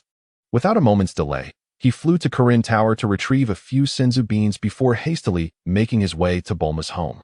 Goku arrived ahead of Bibidi, gently lifting Tenanks from the time machine. Wolf gazed at the figure of Trunks, his mind ensnared in contemplation. Logically, it should not have occurred so swiftly. At least 2 or 3 more years should have passed before venturing into the timeline of Black Goku and Zamasu. How could Trunks, then, have returned here gravely injured? Could it be that his own traversal through time had incited a butterfly effect, causing Goku and others to complete their 3 years of rigorous training in such a brief span? It would not be unusual for other significant events to transpire prematurely. And thus, Wolf could only speculate. What had happened to Trunks? Why had he arrived here in such a condition? Piccolo had also rushed over. Having not had the opportunity to inquire about the circumstances during their earlier phone conversation. Unbeknownst to them, Trunks had collapsed upon arriving. Bulma was on the verge of tears. This child bore the weight of saving the future alone. The current situation suggested he had encountered an insurmountable foe, and with neither Goku nor Vegeta present, the safety of Earth rested solely upon his shoulders. Piccolo produced a senzu bean and placed it into Trunks' mouth, exerting considerable effort to ensure he swallowed it. Bulma had already reached out to Whis, but the distance was too great for Goku to sense Earth's location, leaving them to await Piccolo's return to unleash his power, thereby allowing Goku to determine Earth's position. Observing the ample supply of senzu beans in Piccolo's possession, Wolf understood why these beans became rare in later times. After years of painstaking accumulation, one could hardly afford to take so many at once, with the Scions consuming them at such a rate. It was doubtful even soybeans would suffice. What had befallen Trunks? Hadn't he defeated Cell and the androids? How could he have been so thoroughly beaten? Upon their return, Goku and Vegeta were equally taken aback by Trunks' deplorable state, his body almost entirely marred. "Ah, have I returned?" Trunks murmured as he slowly regained consciousness, his vision falling on Bulma, whose eyes were red with worry. He was momentarily stunned before embracing her tightly. "Mother, I'm sorry, I'm so sorry." Even the steadfast Trunks could not contain his tears upon seeing Bulma again, as they streamed down his cheeks, and he wept uncontrollably. Bulma, bewildered by his reaction, could only surmise that her child had endured considerable hardship, gently patting his back without uttering much. What had transpired in the future, Trunks? A father knows his son well. This was not merely a reaction to encountering a formidable enemy, and Vegeta was gripped by an unsettling premonition. Trunks then lifted his head to see Goku and Vegeta standing nearby, instinctively grasping his sword, ready to attack. However, a moment of realization dawned upon him, and he lowered his weapon, though his gaze towards Goku remained fraught with complex emotions. "Why do you look at me like that?" Trunks, battle-hardened and astute, sensed the murderous intent emanating from Goku, albeit for just a fleeting moment. The flames of hatred surged within Trunks' being, had he not spotted his father beside him. He might have acted on impulse. It was the sight of Vegeta that brought him back to reality. This was not his own timeline. A new adversary had emerged in the future, one that bore a striking resemblance to Uncle Goku. Goku was taken aback, bewildered by the notion that he could inflict harm upon Trunks. "What, me?" Trunks nodded earnestly, his voice laden with resentment and fury. "That individual possesses a physique akin to Uncle Goku's, and he is also a scion. His strength has escalated at an alarming rate. I am utterly no match for him." Vegeta cast a cold glance at Kakarot, arms crossed defiantly over his chest. "Escalating too rapidly? Are you not a scion? How could you be so thoroughly vanquished? In our first encounter, I could hold my own against him, but in our second clash, he seemed like a different person entirely, his power having surged immensely. In the third encounter, within merely 3 exchanges, he left me in this state. His objective is the annihilation of all humanity." Trunks appeared to contemplate something profoundly terrifying, his eyes reflecting a tumult of hatred, disgust, and fear. "Kakarot, what in the world are you doing? The version of you from another timeline is this wretched?" Seeing his son in such a dire state, Vegeta erupted in fury at Kakarot. "I don't know. And wasn't he that how you arrived on Earth?" Goku countered, using past events to defend himself. Vegeta was momentarily speechless. Indeed, he had behaved similarly in the past. Bulma intervened, chastising the 2 bickering warriors, which quelled their dispute. For a physical confrontation was not beyond the realm of possibility. At an opportune moment, Goku Black's narrative was recounted by the ancient wolf. That is merely Goku's body. The soul inhabiting it is Zamasu, the trainee Supreme Kai from Universe 10. He utilized the Super Dragon Balls to acquire Goku's form and has allied with another version of himself to eradicate all humans. Trunks, still grappling with the revelation of Zamasu's identity, felt a wave of confusion wash over him. He had encountered the Supreme Kai before. The events involving Majin Buu had transpired in his timeline as well, though he had prevented Buu's resurrection. After all, he was the singular scion who acted decisively and efficiently in battle. The Supreme Kai exuded an aura of justice. A powerful yet benevolent being. How could he possibly desire the extinction of humanity? I have met the Supreme Kai. He is a kind-hearted deity. And he does not go by the name Zamasu, Trunks asserted. Vegeta scoffed, clearly dissatisfied with his son's defeat at the hands of his opponent. There are 12 universes in total. We are merely the 7th. He may be referring to the Supreme Kai from another universe. Chapter 28. The anomaly of the future. The Supreme Kai of the 10th universe harbored a profound discontent towards humanity, perceiving them as excessively violent. By chance, he encountered Goku and was astonished by his formidable strength. This encounter awakened the darker recesses of his heart, which ultimately became the catalyst for the entire event. The words of Gu Tianlang have completely unraveled the doubts that lingered within several hearts. However, even Wukong himself does not recall having encountered the god of destruction from the 10th universe. How does Gu Tianlang possess this knowledge? Have I truly met him? How do you know? Gu Tianlang offered no further explanation, merely smiling at the few individuals present. How deeply you conceal your true self. But if you choose not to speak, so be it. It matters little. Wukong chuckled heartily, confident in his belief that Gu Tianlang was not a malevolent being, though the basis for his conviction mattered not to him. Alas, it falls upon me to assist you in resolving this matter. Vegeta, though dissatisfied with his son's demeanor, resolved to take matters into his own hands. Upon hearing this, Wukong wore a mischievous grin, turning to Vegeta and saying, "Oh, do you possess such confidence, Vegeta? Humph. If I can defeat the genuine article, why should I fear a mere imitation?" Vegeta's words brimmed with self-assurance, a sentiment he had always harbored within. Trunks swiftly intervened. Having experienced combat with Black Wukong, his opponent's rapid progression and formidable strength were indeed daunting. "Uncle Wukong, father, that Black Wukong is truly formidable, far surpassing the likes of the previous androids in Cell." Though Trunks did not articulate his apprehension, both Wukong and Vegeta could sense his unspoken doubt, fearing they might not prevail against Black Wukong. The more powerful the adversary, the more thrilling the challenge, is it not? Wukong chuckled nonchalantly, relishing the prospect of battling strong foes. Weak opponents failed to pique his interest. Observing Wukong and Vegeta, Trunks was reminded of his own universe. Had they still been alive, perhaps this tragedy could have been averted. If Uncle Wukong and Dad were still here, Mother wouldn't he have? Trunks faltered, unable to voice the latter half of his thought, engulfed by a wave of sorrow and indignation. His hair stood on end, crackling with energy as he transformed into a Super Saiyan, fists clenched tightly, tears streaming down his face once more. Vegeta sensed an ominous premonition. Could it be that Bulma from that world? Trunks, what of Bulma? Is she safe? She hasn't been harmed by the enemy, has she? As he gazed at the silent Trunks, who merely hid his face in sorrowful tears, Vegeta's foreboding grew stronger. Trunks bowed his head, unable to meet Vegeta's gaze, his voice heavy with grief. Mother was killed by that fiend. To save me and return to the present, she was mercilessly slaughtered. Upon hearing that Bulma had been brutally murdered, Vegeta's eyes momentarily lost their focus, only to be consumed by a tempest of rage that engulfed his very soul. You stood by as Bulma was slain, and like a coward, you abandoned her to escape. As he spoke, Vegeta's tone suddenly became devoid of emotion, his gaze hollow as he stared at Trunks.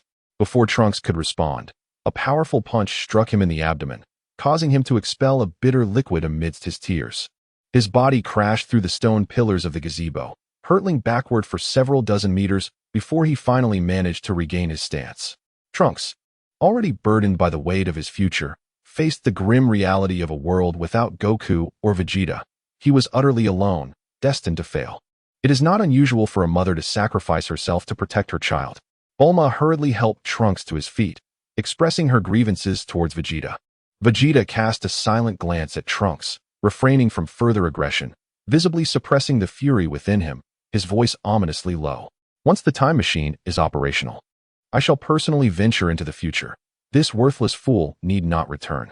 With that, he turned away, not sparing a single glance for Trunks. His disappointment in his son palpable and profound. Although he was aware of his impending demise at the hands of the androids, Vegeta felt little anger. As a scion, it was natural to perish in battle. While he was dissatisfied with the future version of himself for failing, he could accept it. However, Bulma was different.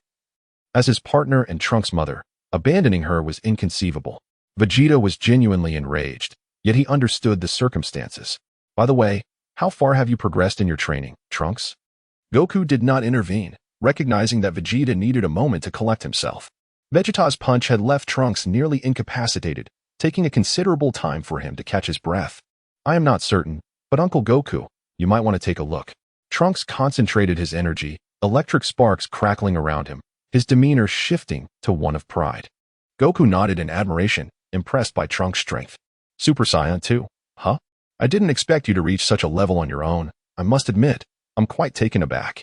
Yet, even in his Super Saiyan 2 form, Trunks still found Goku's presence inscrutable. Uncle Goku, you can transform into this state as well. What level have you attained? With a sly grin, Wukong beckoned Trunks to unleash his full strength. Trunks drew his sword from his back and struck with all his might towards Wukong. Raising a single palm, Wukong effortlessly absorbed Trunks' formidable blow, countering with a punch that halted just shy of Trunks' neck. Looking up, Trunks noted that Wukong's hair had turned crimson, and he could no longer sense Wukong's aura. Despite their proximity, if he closed his eyes, he would be utterly unaware of Wukong standing before him. What should have been a mere ordinary strike felt inescapable to Trunks. No matter how he moved, he could not evade it. Uncle Wukong is stronger than Black Wukong. Trunks contemplated, convinced that with Wukong around, they could surely triumph over Black Wukong. Wukong, curious about Black Wukong's prowess, inquired how Trunks perceived the comparison. In your opinion, who is stronger, him or me? Though he felt Wukong was superior, Trunks was wary of Black Wukong's rapid growth, making it difficult to assert Wukong's dominance. Based on their last battle, Wukong's strength was indeed greater, but whether he had grown stronger since was uncertain. Imagining the wrathful Vegeta facing this counterpart of his own body, Wukong felt an odd sensation. Oh, I see. He is doomed. The enraged Vegeta would undoubtedly eliminate him. Wukong's words startled Trunks. Could it be that his father could transform into such a form? Chapter 29, A New Mission Deep Down. Trunks harbored the belief that Vegeta's power had always been inferior to Wukong's. Observing from the sidelines, Goku Tianlong had not paid attention to their sparring, but instead gazed at the sky, anticipating Black Wukong's imminent arrival. Once he appeared, Trunks planned to swiftly eliminate him, thus averting future complications. However, circumstances were critical. The Dragon Ball universe seemed awry, with time discrepancies and characters varying in power based on different adaptations, some aligned with the anime, others with the manga. From a manga perspective, Wukong and Vegeta in their Super Saiyan Blue forms would easily overpower Zamasu, while Black Wukong's strength barely surpassed Super Saiyan 3. Yet, in the anime, Black Wukong held his ground against Super Saiyan Blue Wukong and, when fused, matched Vegeta. Regardless of his strength, should he dare to arrive here, Trunks was determined to vanquish him. Dark clouds gathered in the sky, and a rift in space materialized, from which a man emerged. I've long heard of your renown, Son Goku. The figure that has emerged is none other than Goku, possessed by Zamasu, clad in a black martial arts uniform, emanating a sinister and ominous aura. The ancient Tenkai wolf vanished in an instant, without a moment's hesitation, unleashing the full force of the Kamehameha, intent on obliterating the Dark Goku in a single strike. A group mission was announced, calling upon the administrator, the invincible Vegeta, to seek out a formidable adversary and engage in a climactic battle. This confrontation would be documented in the group announcements, allowing new members to recognize the undeniable power of their leader. There were no limits to this mission. The mightier the foe, the more formidable the display of strength by the administrator, thus yielding even more lucrative rewards from the chat group. In pursuit of a powerful opponent, could there be anyone more suitable than Zamasu? The Tenkai wolf retracted the gathered Kamehameha, recognizing this as a prime opportunity to amass points. If he were to eliminate the Dark Goku now, how many points could he possibly earn from just Zamasu remaining? The Dark Goku, sensing the Tenkai wolf's sudden movement, was taken aback by the speed at which he had surged forward. Even he could not react swiftly enough. It was clear that the Tenkai wolf was targeting him. Yet for reasons unknown, the man suddenly ceased his assault. Nevertheless, Dark Goku remained dismissive of the Tenkai Wolf, believing his only worthy opponent to be Son Goku, the mortal who surpassed deities. Son Goku's pupils constricted upon hearing of the death of his dear friend Bulma, prompting him to abandon any pretense of gauging his opponent's strength. Just as he prepared to unleash his full power, a roar erupted from the nearby forest, sending trees sprawling in all directions under the force of a violent energy wave. You wretch! Vegeta arrived in a flash before Dark Goku, delivering a powerful punch aimed squarely at his face. Dark Goku responded with a cold smirk, his eyes filled with contempt. You are merely an appetizer. He effortlessly caught Vegeta's heavy blow with his left hand. Vegeta, undeterred, channeled his strength again, and this time, his punch, despite being intercepted by Dark Goku's palm, still struck his face. The tremendous force sent Dark Goku hurtling backward for thousands of meters. Vegeta roared, enveloped in a divine aura, radiating a powerful and resilient presence. Trunks, observing from the ground, felt an overwhelming sense of awe at his father's unimaginable strength. Determined to finish Dark Goku, a massive gravitational pull emanated from a spatial tear, drawing Dark Goku's body into it, and he vanished along with the rift. I shall await you in the future, Son Goku, echoed his laughter in the air. Vegeta's gaze hardened, lips pressed tightly together as he stared at the spot where Dark Goku had disappeared. If you wish to avoid defeat, you may consider training in the hyperbolic time chamber. This enemy is far stronger than you can fathom. With a kind reminder from Goku, Vegeta cast a sidelong glance at him, his eyes reflecting an unwavering pride. The time machine would not be fully charged until the day after tomorrow, delaying their return to the future. Seizing this opportunity, Goku resolved to harness Whis' power to venture into Universe 10 in search of this world's Zamasu. Although Vegeta initially intended to accompany him, he ultimately decided to heed Goku's warning and ventured alone into the hyperbolic time chamber. His target was the Zamasu of the future, not this present-day individual who had yet to commit any deeds. Bulma wished for Trunks to rest for a few days, confident that Goku would handle the adversary. However, as Trunks gazed at Vegeta's ascending figure, he was overwhelmed by a profound sense of guilt, remembering his mother's tragic demise in her attempt to save him. All of this stemmed from his own inadequacies. If only he were as formidable as Uncle Goku, he mused, he would not have been reduced to such a pitiful state. Barely escaping back to the present, seeking his father's and Uncle Goku's assistance, he realized he was still far too weak. Yet, the enraged Vegeta paid no heed to Trunks' plea for companionship and training, dismissing him with indifference. Uncle Goku, too, had other matters to attend to grow stronger. Trunks needed a capable mentor. Goku looked at Trunks, whose face was etched with sorrow and frustration, and decided to offer him some guidance. Tomorrow, Vegeta would complete his training, and perhaps Gohan could take you to the room of spirit and time, as he might be the most suitable mentor for you. Trunks paused, memories flooding back to his battle against Cell, recalling the moment when Gohan transformed into a Super Saiyan 2 in a fit of rage. In the future timeline, Gohan was not only his brother but also his teacher, serving as a beacon of hope in his life. As he watched Goku depart, Trunks pondered deeply. During his arrival in this timeline amidst the Android saga, he had never encountered Goku. Yet, the familiarity in Goku's tone suggested a close relationship with his father. Could it be that Goku became acquainted with his father after Trunks had left? Shaking off these thoughts for the moment, Trunks prioritized finding his older brother Gohan. Bulma was reluctant to see her son leave once more, yet she found no reason to impede him, merely watching as he soared into the distance. After bidding farewell to Bulma, Trunks made his way to Goku's home, where Gohan was presently with Videl, as their daughter was soon to be born. Trunks, what brings you here? Gohan exclaimed, pleasantly surprised by Trunks' arrival, and warmly ushered him inside. Observing Gohan, who now exuded the aura of a scholar, Trunks felt a twinge of doubt. Was this truly the Gohan he remembered? Nonetheless, having arrived, Trunks steeled himself to convey his intentions, recounting the grim reality of his future world. Seeing the plea in Trunks' eyes and glancing at his wife Videl, Gohan hesitated, unsure of how to proceed. Videl reassured him that she was fine, attributing Gohan's anxiety to his first-time fatherhood, assuring him that a brief absence would not matter. Just then, Piccolo entered from outside, providing Gohan with clarity amid his indecision. Gohan, you can leave this to me. I will take care of things here. Go and train him. Chapter 30. Gohan's intensive training. Upon hearing Piccolo's words, Gohan resolved to guide Trunks in his training. However, Trunks sensed no formidable energy emanating from Gohan at that moment. Gohan seemed weaker than his younger self during the Cell Saga. Gohan, have you achieved your dream of becoming an esteemed scholar? Trunks inquired. Yes, after defeating Cell. I spent several years dedicating myself to academia, Gohan replied, adjusting his glasses. He then placed a hand on Trunks' shoulder, leading him onward, but first wished to assess Trunks' current capabilities. They ascended to the plaza of the Supreme Kai's temple, where Gohan changed into his martial arts attire.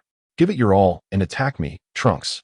Upon donning his own attire, Gohan's aura transformed into one of formidable intensity, his demeanor undergoing a dramatic metamorphosis.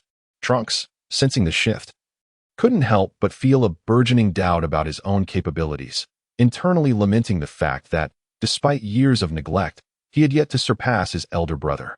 Without any hesitation, he assumed his Super Saiyan 2 form and instantaneously transported himself before Gohan, launching a close-range energy wave. Gohan swiftly parried the attack with a wave of his hand, prompting Trunks to seize the moment and retaliate with a punch. Gohan raised his arm to deflect it, only to discover that Trunks' maneuver was a feint. In an instant, Trunks accelerated, appearing behind Gohan and delivering a powerful kick to his back. Remarkably, Gohan did not flinch. It was as if he possessed eyes at the back of his head, extending his right hand to intercept Trunks' strike. With a swift motion, he hurled Trunks into the air, pursuing him with explosive energy. Trunks struggled to halt his backward trajectory, all the while observing Gohan's movements. Before he realized it, Gohan had positioned himself beneath him, an energy wave poised dangerously close to Trunks' abdomen, ready to obliterate him with the slightest press. Impressive, truly impressive, Gohan. Trunks marveled at his brother's overwhelming strength. He had initially believed that, despite a disparity, it would not be insurmountable. Yet, the current reality suggested that their differences were vaster than the expanse between heaven and earth. There's nothing extraordinary about it. You two can grow stronger. I have great faith in you. Trunks, Gohan encouraged, patting him on the shoulder. He refrained from rushing into training, knowing that there was ample time within the time chamber. The priority was to soothe Trunks' emotional turmoil, as Gohan held immense expectations for him. Unlike others, Trunks bore the burden of a solitary future. His battles always decisive once he surpassed his opponent. This was a stark contrast to Vegeta and others, and it was precisely this quality that Gohan admired most about Trunks. Once again under the tutelage of his elder brother, Trunks should have felt exhilarated. However, the haunting memory of Bulma's tragic fate in the future weighed heavily upon him, rendering any joy elusive. Fortunately, Gohan's kind and radiant disposition fostered a lengthy conversation that gradually lifted Trunks' spirits. Eventually, Vegeta emerged from his training in the time chamber. A year of rigorous practice had bestowed upon him a sense of calm. Observing his son, who had not yet realized his potential, he chose not to voice his disappointment. Instead, he cast a profound glance at Gohan, who nodded in acknowledgement, understanding Vegeta's unspoken directive to train Trunks rigorously without restraint. Meanwhile, Goku, utilizing Whis' abilities, successfully traversed to Universe 10, encountering Zamasu, who had not yet succumbed to darkness. Mirroring the events of the original narrative, Zamasu was thwarted by Beerus just as he prepared to strike against the Supreme Kai. Upon returning home, Gucci Feng opened the chat group. In a couple of days, I shall engage in a duel, and I will broadcast it live for your viewing pleasure. Be my son, he said. Administrator, are you prepared for a brawl? That indeed piques my interest. I have yet to witness the Administrator unleash their full potential. Tony is certainly not the wealthiest, he remarked. Last time, an asteroid was obliterated. This time, it seems we might witness the destruction of something as grand as the Earth. Spiral Flash Supersonic Dance Roar Style 3, at last. We may behold the true prowess of the master. I wonder if there will be any novel techniques. Upon seeing Minato Namikaze, Gu Tianlang promptly stepped forth to intervene, his eccentric nature leading him to concoct an array of bizarre names. Unrivaled Vegeta. Well, as for naming, I shall abstain. I consider myself rather modest. Spiral Flash Supersonic Dance Roar Style 3. Oh, very well. The coffee shop waitress who loves rabbits. Primarily, Minato. Your name is rather peculiar, and one cannot entirely fault the master for it. The mere thought of Minato conjured a myriad of odd and difficult-to-pronounce names for Dong Xiang, leaving her feeling rather overwhelmed.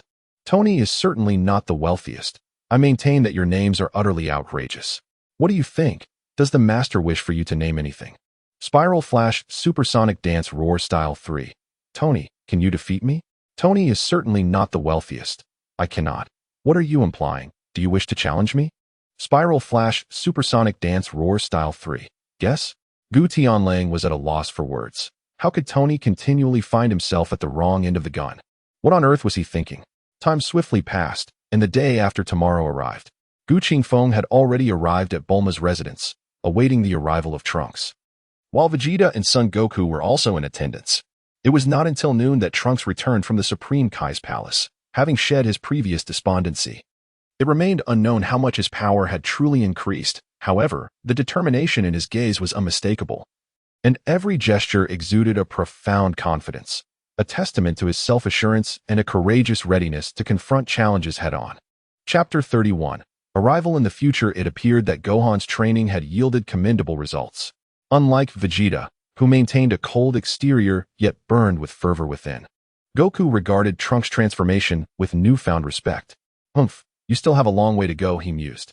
Bulma enveloped Trunks in a warm embrace, conveying everything without uttering a single word. Without further delay, the quartet crowded into the time machine, although Vegeta expressed his dissatisfaction with Gu Tianlong's inclusion. What business do you have here? I can handle them all on my own. With a flash of white light, the time machine vanished from sight. Bulma gazed skyward, fervently praying for her son. You must succeed, Trunks. Zamasu, adorned in the attire of the Supreme Kai and possessing a green complexion, loomed high above, surveying the humanity below. Soon to be obliterated. Humans, such a violent and insignificant existence. Allowing them to persist in this world is the greatest affront to the divine. Beside him, Black Goku, clad in a black martial arts uniform, wore a sinister grin, his eyes filled with disdain and mockery for humanity. One cannot deny that their foolishness and frailty only serve to accentuate the divinity's strength and perfection. Well, it seems we have had our fun. Let us bring this to an end. A purple energy sphere materialized in Zamasu's hand, aimed at the panicked crowd below. I won't let you succeed. A golden beam rushed from the distance, intercepting the energy sphere before it could strike the ground. The immense energy fluctuations stirred the very skies, sending shockwaves in all directions. Oh, Trunks, where is Son Goku? Have you come back alone seeking your own demise?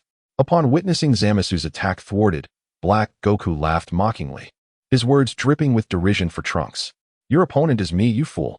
In a familiar scene, Black Goku once again finds himself struck in the cheek by Vegeta's powerful punch, the force of which sends him crashing into the remnants of a dilapidated building. Vegeta and Goku stand on either side of Trunks, each focusing intently on their respective adversaries.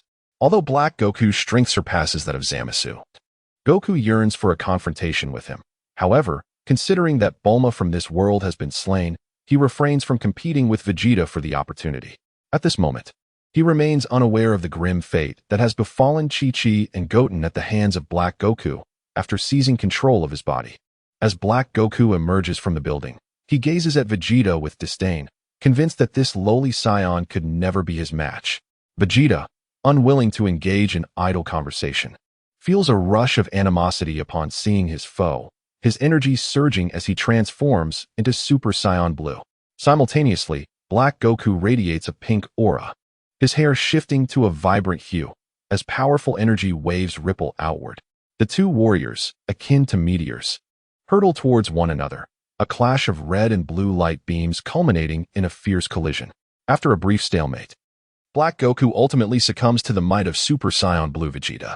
Meanwhile, the invincible Gogeta has commenced a live broadcast. Tony is not the richest enters the chat room, followed by Spiral Flash Super Wheel Dance Roar 3 Styles. Be My Son also joins the discussion.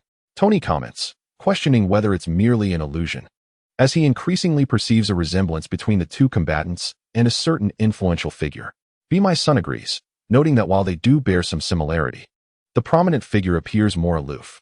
Spiral Flash Super Wheel Dance Roar 3 Styles remarks on the destructive power displayed, likening it to that of the tailed beast balls. Tony continues, expressing astonishment at the speed and strength of their exchanges, suggesting that such dynamics would be deemed too extravagant for film. The sleeping little girl of Garo inquires if everyone can witness the battle. The CAF attendant who adores rabbits admits to being unable to see it. The time-devouring sprite confirms the same, observing only the fleeting afterimages and the shockwaves in the air. Spiral Flash Super Wheel Dance Roar 3 Styles echoes their sentiments. While Be My Son agrees. The World Destroyer states he can only perceive afterimages, while Hinata's eldest daughter speculates that the pink-haired fighter might be losing, questioning the rapidity with which a victor may emerge. The sleeping little girl of Goro marvels at Hinata's ability to see the battle unfold. Tony, however, dismisses this as implausible, arguing that if even Minato cannot see it, then how could Hinata? He advises that little Hinata should remain honest. The Spiral Flash Super Will Dance Roar technique. Hinata possesses the Byakugan, granting her an extraordinary visual acuity that allows her to perceive all that unfolds. The eldest daughter of the Hyuga clan interjects, that is not the case. It is merely that the two combatants are enveloped in a radiant blue light, while the pink luminescence is all but fading into oblivion. Her words leave everyone momentarily stunned, prompting them to follow the fleeting shadows and observe the positions of Vegeta and his opponent. The blue aura grows ever more formidable, its intensity rising rather than diminishing. In stark contrast, the pink glow resembles a solitary vessel adrift on a vast ocean, perilously close to being submerged by the surging waves of blue energy. It becomes evident to all that Vegeta holds an undeniable advantage in this confrontation.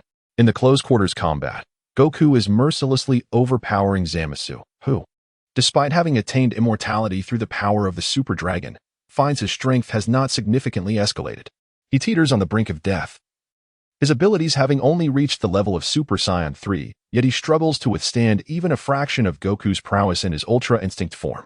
Vegeta, in his Super Blue state, exhibits overwhelming strength, leaving Black Goku in a state of utter disarray, prompting admiration for the renowned warrior race. It is astonishing to recall that during their last encounter, Vegeta was not nearly as formidable. Within the span of a single day, his power has undergone a monumental transformation. Throughout the battle, he relentlessly pummels Black Goku, while Zamasu attempts to intervene, only to be thwarted by Goku, who strikes him down mid-approach, forbidding him from interfering. Black Goku, overwhelmed by impotent rage at being assaulted by mere mortals, feels his fury rise, his eyes nearly ablaze with wrath. Bringing his hands together, he conjures a scythe of judgment, slicing through the air with two arcs of energy directed at Vegeta. Vegeta deftly tilts his head to evade the attack, as a strike descends from above, aimed directly at the observer, Goku's counterpart. Gu Tianlang observed the oncoming sword energy, extending a single palm to intercept it, crushing the energy with sheer force. It seems your attack is not as formidable as it appears, he taunted, addressing Black Goku, who remained silent, merely gazing beyond Vegeta with a smirk that gradually morphed into laughter. What? Vegeta turned to see that Black Goku's strike had indeed rent the heavens, creating a rift in time and space, such as the might of the divine. Chapter 32. The defeated Dark Duo. A punch landed squarely on Black Goku's face, sending him plummeting from the sky into the earth below. Yet this was merely the prelude. An enraged Vegeta unleashed the prince's battle technique, unleashing waves of energy that cascaded like raindrops upon Black Goku's form. The ground erupted in dust and debris, as countless fragments scattered, and Vegeta denied Black Goku any respite. Diving down with renewed vigor, with all his might, he delivered a devastating blow to Black Goku's abdomen, illuminating the terrain with radiant energy. A punch that reverberated through the very fabric of the earth. Under the weight of such terrifying power, Black Goku was driven deeper into the ground, hundreds of meters below. Left with no choice, Black Goku resorted to instant transmission, reappearing in midair amidst the cleaved space, exuding a pinkish aura, which ultimately coalesced into multiple incarnations of himself. No matter how fiercely Vegeta attacked, he could not obliterate them completely. The dispersed manifestations would swiftly revert to their original forms, even multiplying in number. Do you know what your wife said before she perished? She begged me to spare Trunks, a truly pitiable woman, Black Goku taunted, reveling in his perceived invincibility. On the ground, Gu Tianlang shook his head, recalling the age-old adage that villains often meet their demise through excessive chatter. He knew this would serve as the spark to ignite Vegeta's fury. Indeed, upon hearing those words, Vegeta was consumed by rage, the primal battle spirit of the Saiyan surging forth, a torrent of immense energy erupting from him. Black Goku was exhilarated. Vegeta's newfound strength signified that he too could ascend to greater heights. Vegeta radiated an energy that far surpassed the ordinary Super Saiyan Blue, indifferent to the presence of Black Goku's energy clones. In the next instant, he surged toward Black Goku, his hatred unlocking the full extent of his potential. turning the battle into an overwhelming onslaught, even as the surrounding energy clones launched a relentless assault against him. Their numbers were rendered meaningless in the face of Vegeta's full-powered Super Saiyan Blue form. Black Goku found himself utterly powerless to retaliate. His body transformed into a streak of light as he pursued the flung Black Goku once more. "Begone," Vegeta declared, and without turning back, he delivered a punch that obliterated the clone of Black Goku. A seamless series of strikes flowed forth with grace and precision. Zama's witnessed the unfolding events with keen eyes and a troubled heart. Should Black Goku perish, even with his immortality, he would stand no chance against the combined might of Goku and Vegeta. Enduring the onslaught of Goku's energy wave, he pierced through with his own body, executing a technique of instant transmission. Meanwhile, Trunks and Mai, captivated by Vegeta's formidable strength, were taken aback when Zama suddenly materialized behind Mai. Goku, intent on providing assistance, found himself a moment too late, astonished at Zama's utter shamelessness, self-proclaiming as a deity while resorting to such despicable acts. His hand reached out, grasping for Mai's neck. Among those present, she was the most vulnerable, making her an ideal leverage against the others. While imagination painted a beautiful picture, reality proved to be harsh. A colossal hand emerged from nowhere, delivering a devastating blow to Zama's face, shattering his head like fragile tofu. The assailant was none other than Goku Black, whose full-powered strike was terrifyingly formidable. With his head lost, Zama's body fell lifelessly to the ground. Trunks expressed his profound gratitude to Goku Black for his timely intervention, for the consequences had been dire otherwise. "Thank you, Mr. Goku." Gu Tianlang nodded slightly, indicating it was a mere trifling task. "No need for thanks." Zama rose once more, distancing himself from Gu Tianlang, acutely aware of the disparity between them, yet his expression remained one of unyielding pride. "I am immortal. Even your strength cannot obliterate me," he began, but before he could finish his sentence, he was struck in the abdomen by a powerful punch from Trunks, who charged forward. "You murdered my mother and have repeatedly attacked Xiaowu. I will not let you escape justice." Trunks roared, unleashing the pent-up fury that had been simmering within him. With a cacophony of thunderous roars, countless bolts of electricity enveloped his form. His hair transformed into a brilliant golden hue, and the power within him surged, seemingly limitless. As Trunks' hair shifted to a pure gold and lengthened considerably, an aura emanated from him that shook the very heavens. Though it was the dead of night, the air around him shimmered with the brilliance of a miniature sun. The transformation into Super Saiyan 3rd level created a visual spectacle that surpassed even that of Super Saiyan God, the latter being a divine transformation capable of suppressing one's aura, resulting in a more subdued presence. In contrast, the 3rd level was an unbridled Saiyan transformation, incomparable in its intensity. Trunks surged forward, launching a relentless assault against Zama, who found himself increasingly beleaguered. In the brief span of just 2 days, Trunks had undergone a transformation so profound that it left one questioning if he were indeed the same individual. Their encounters were worlds apart, within mere exchanges. Zama suffered grievous injuries, his body marred and bloodied. Goku descended to the ground beside Gu Tianlang, observing Trunks' formidable display without intervening. This was Trunks' battle for vengeance. It was best left for him to resolve. Goku was astonished by Vegeta's explosive power, having not anticipated that his dear friend had ascended to such heights, a realm he himself had yet to attain. It appears that Vegeta has reached a full-power Super Blue state, truly impressive. Even the ancient celestial wolf did not anticipate Vegeta's rapid ascension. He remarked, "This is only to be expected." After training under Whis and learning of his wife's brutal demise, his spirit was profoundly shaken, unlocking his potential in an unprecedented manner. His strength should now surpass yours. There is indeed a rationale behind this. Prior to joining Whis, he had learned that the ancient celestial wolf's power had eclipsed both his own and Goku's. Consequently, unlike in the original storyline, Vegeta exerted himself with even greater fervor during his training on Beerus's planet. Black Goku found himself relentlessly subdued by Vegeta, while Zamasu faltered against the full might of Trunks. Both understood they had underestimated their opponents. "Damn it, it seems we have underestimated humanity," one muttered, resorting to a sinister maneuver. Black Goku's chaotic aura allowed him to unleash a simultaneous assault on Vegeta. Seizing the moment, he instantaneously transported himself to Zama's location, removing the Patera earrings from one ear and adorning the other.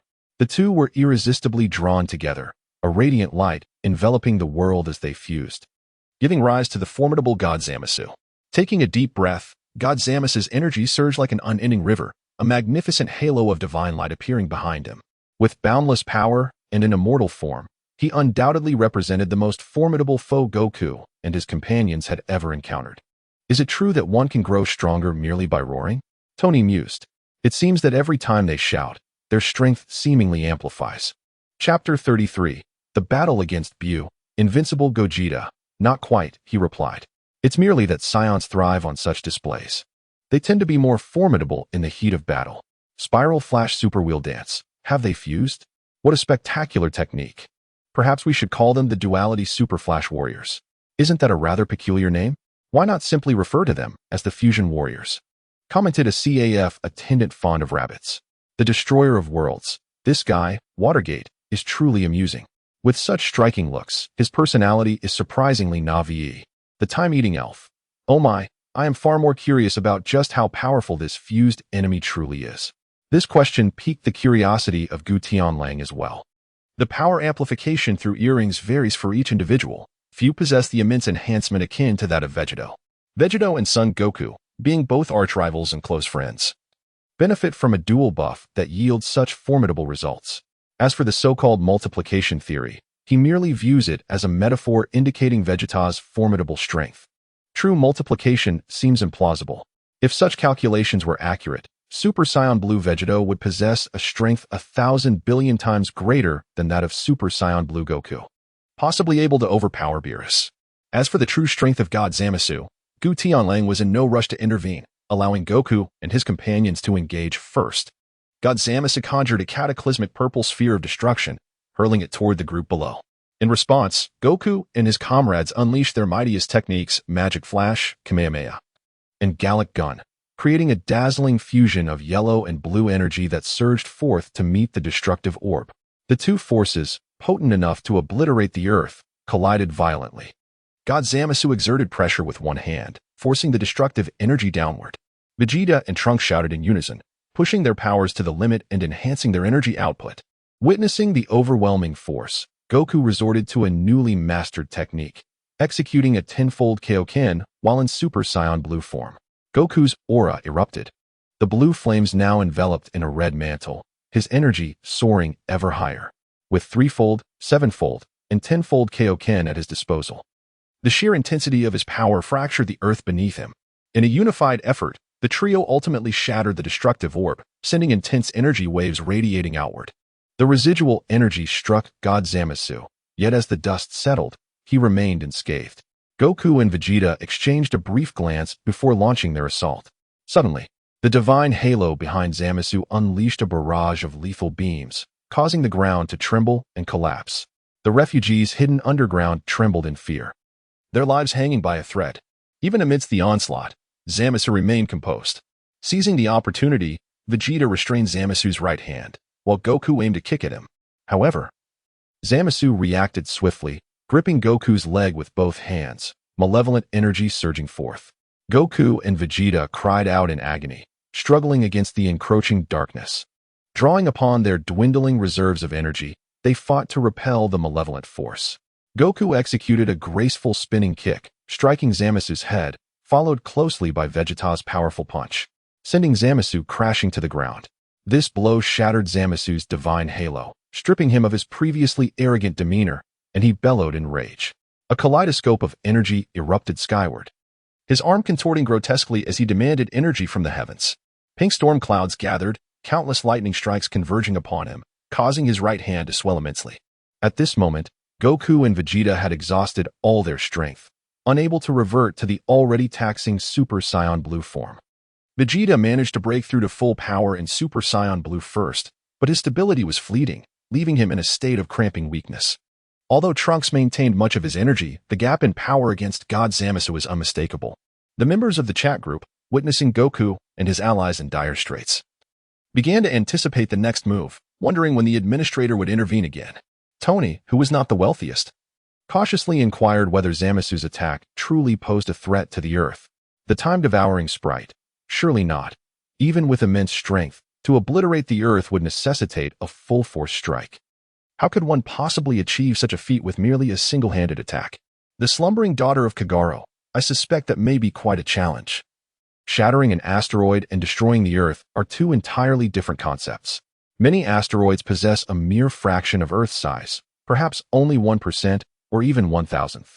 The invincible Goku. Should we heed the truth or indulge in falsehoods? The world destroyer. Let us opt for the latter, then. The invincible Goku. If one cannot obliterate it. It is implausible that anyone could truly destroy the Earth. Tony is not the richest. Well, I feel I may be averse to the truth. Yet I still wish to listen. The invincible Goku. Even if 10 Earths were aligned in a straight line, a single strike could penetrate them all. The slumbering daughter of Kagero. Yet, I observe that the destructive power does not seem particularly formidable. It appears less visually shocking than that of the esteemed Whitebeard. Be my son. Ha! I perceive that they are condensing energy into a single point. Under equivalent energy, the destructive capability is indeed greater, though the range of destruction is significantly reduced. The coffee shop waitress who loves rabbits. Against such a formidable foe, can our great leader truly prevail? If not, it would be wise to flee swiftly. Dong Xiang's perspective diverges from the others. She believes that such a powerful adversary may well overwhelm even the strongest leader. The world destroyer. Indeed, if victory is unattainable, then retreat is prudent. We shall seek an opportunity to vanquish him later. Upon hearing the words of the ancient wolf, the consensus in the group is to urge him to flee, avoiding direct confrontation with such a being. The invincible Goku, however, he is still no match for me. There is no cause for concern. As for whether ancient wolf speaks the truth, none harbor doubts. There is a profound trust in Guqi Feng among the group. With a robust right arm directed towards the ground, he struck down fiercely, the force generating a tempest capable of rending everything asunder. Akin to an air cannon aimed at the group. Even aware of the futility of facing such a blow, Trunks charged forward without hesitation, extending his arms to create a protective barrier, encompassing Vegeta, Goku, and Mai behind him. Humans, refusing to flee, daring to confront the Divine's onslaught. What a foolishly insignificant existence. God Zamasu regarded Trunks' actions with disdain. At that moment, the protective barrier expanded once more, sheltering the humans within the sanctuary as well. You shall not succeed. I am Trunks, son of Prince Vegeta of the Scions, destined to be the savior of the future. Trunks maximized his energy, preparing to single-handedly turn the tide. Chapter 34. The offensive begins. Goku merely observed silently from the sidelines, devoid of any intention to intervene. This was Trunks' inner turmoil. He required such a perilous brush with death to liberate himself from the shadows of his past. The clash of fists against the energy shield produced a terrifying shockwave, distorting the barrier, which struggled to withstand the overwhelming force. Yet, Trunks clung to hope until the very last moment, astonishingly breaking through his limits to unleash the full power of Super Saiyan 3. At the brink of the shield shattering, a resplendent surge of energy emerged, counteracting the oncoming shockwave. This provoked the fury of the fused Zamasu, who found it intolerable that a mere Trunks could withstand his assault. He unleashed a barrage of energy blasts, intent on obliterating the Earth in one fell swoop.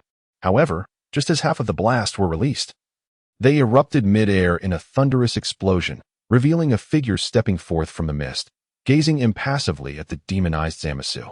The onlookers in the chat felt that Goku, at that moment, resembled a celestial deity, evoking a profound sense of inferiority in those who beheld him. The destroyer of worlds remarked, I traverse through the fog, leaving others feeling diminished by my presence. Truly, I am an enigmatic and formidable being. The door-wielding Shido, who had once laid waste to countless worlds, could not help but express his admiration upon witnessing the man on the screen. The Spiral Flash Super Wheel Dance Roar, third form. This opponent is formidable. He may indeed be a worthy rival for the administrator. Alas, we are fated to miss the chance to witness the battle. Minato lamented, acknowledging that observing through a screen could never compare to experiencing the confrontation firsthand, where one could truly appreciate the might of both warriors. The slumbering daughter of Koichi remarked, I wouldn't dare to approach. It's far too dangerous. Just the residual waves could likely annihilate me. Conversely, Ranmuri felt differently. Believing that it was preferable to remain at a distance, she would hesitate to venture closer. The time-devouring spirit commented, the battle is about to commence. Let us closely observe just how formidable the administrator truly is. In mid-air, Goku observed the peculiar expression of Zamasu, realizing he may have miscalculated his own strength. His normal state appeared to transcend mere Super Saiyan Blue at full power. Previously devoid of a benchmark, he was uncertain of his own capabilities. However, witnessing Vegeta's recent performance, Vegeta at full power in Super Saiyan Blue, left him with the impression that he was still rather feeble. Zama's, even in his fused form, which surpassed Vegeta's strength, did not strike him as particularly formidable. You truly do not understand the reverence due to the divine.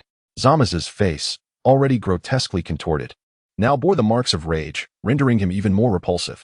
Suddenly, a figure crashed down to the ground, generating a tremendous impact that created a deep crater. At that moment, Zama's vanished from the sky. My apologies, but your grotesqueness compelled me to act. Gu Tianlang smiled with a sense of helplessness. Yet Zama's on the ground couldn't shake the impression that his smile was rather infuriating. The ground-dwelling Trunks was taken aback. Gu Tianlang's speed was astonishingly swift. So much so that even he could not perceive the unfolding events. With a powerful right hand, he struck the ground, unleashing a radiant burst of light. Zama's transformed into a brilliant ray, instantaneously moving from the earth and launching a fist towards Gu Tianlang. The ancient wolf, Gu Tianlang, had long grown weary of the proclamations of Zamasu. Without reservation, he unleashed a powerful punch that cracked the earth beneath him, causing dilapidated skyscrapers to crumble. The two engaged in a contest of strength, with neither gaining the upper hand for some time. However, as Gu Tianlang's smile grew ever more radiant, Zamasu felt his own power surging incrementally, as if the very bones of his fingers were on the verge of shattering while he gazed upon the grinning Gu Tianlang.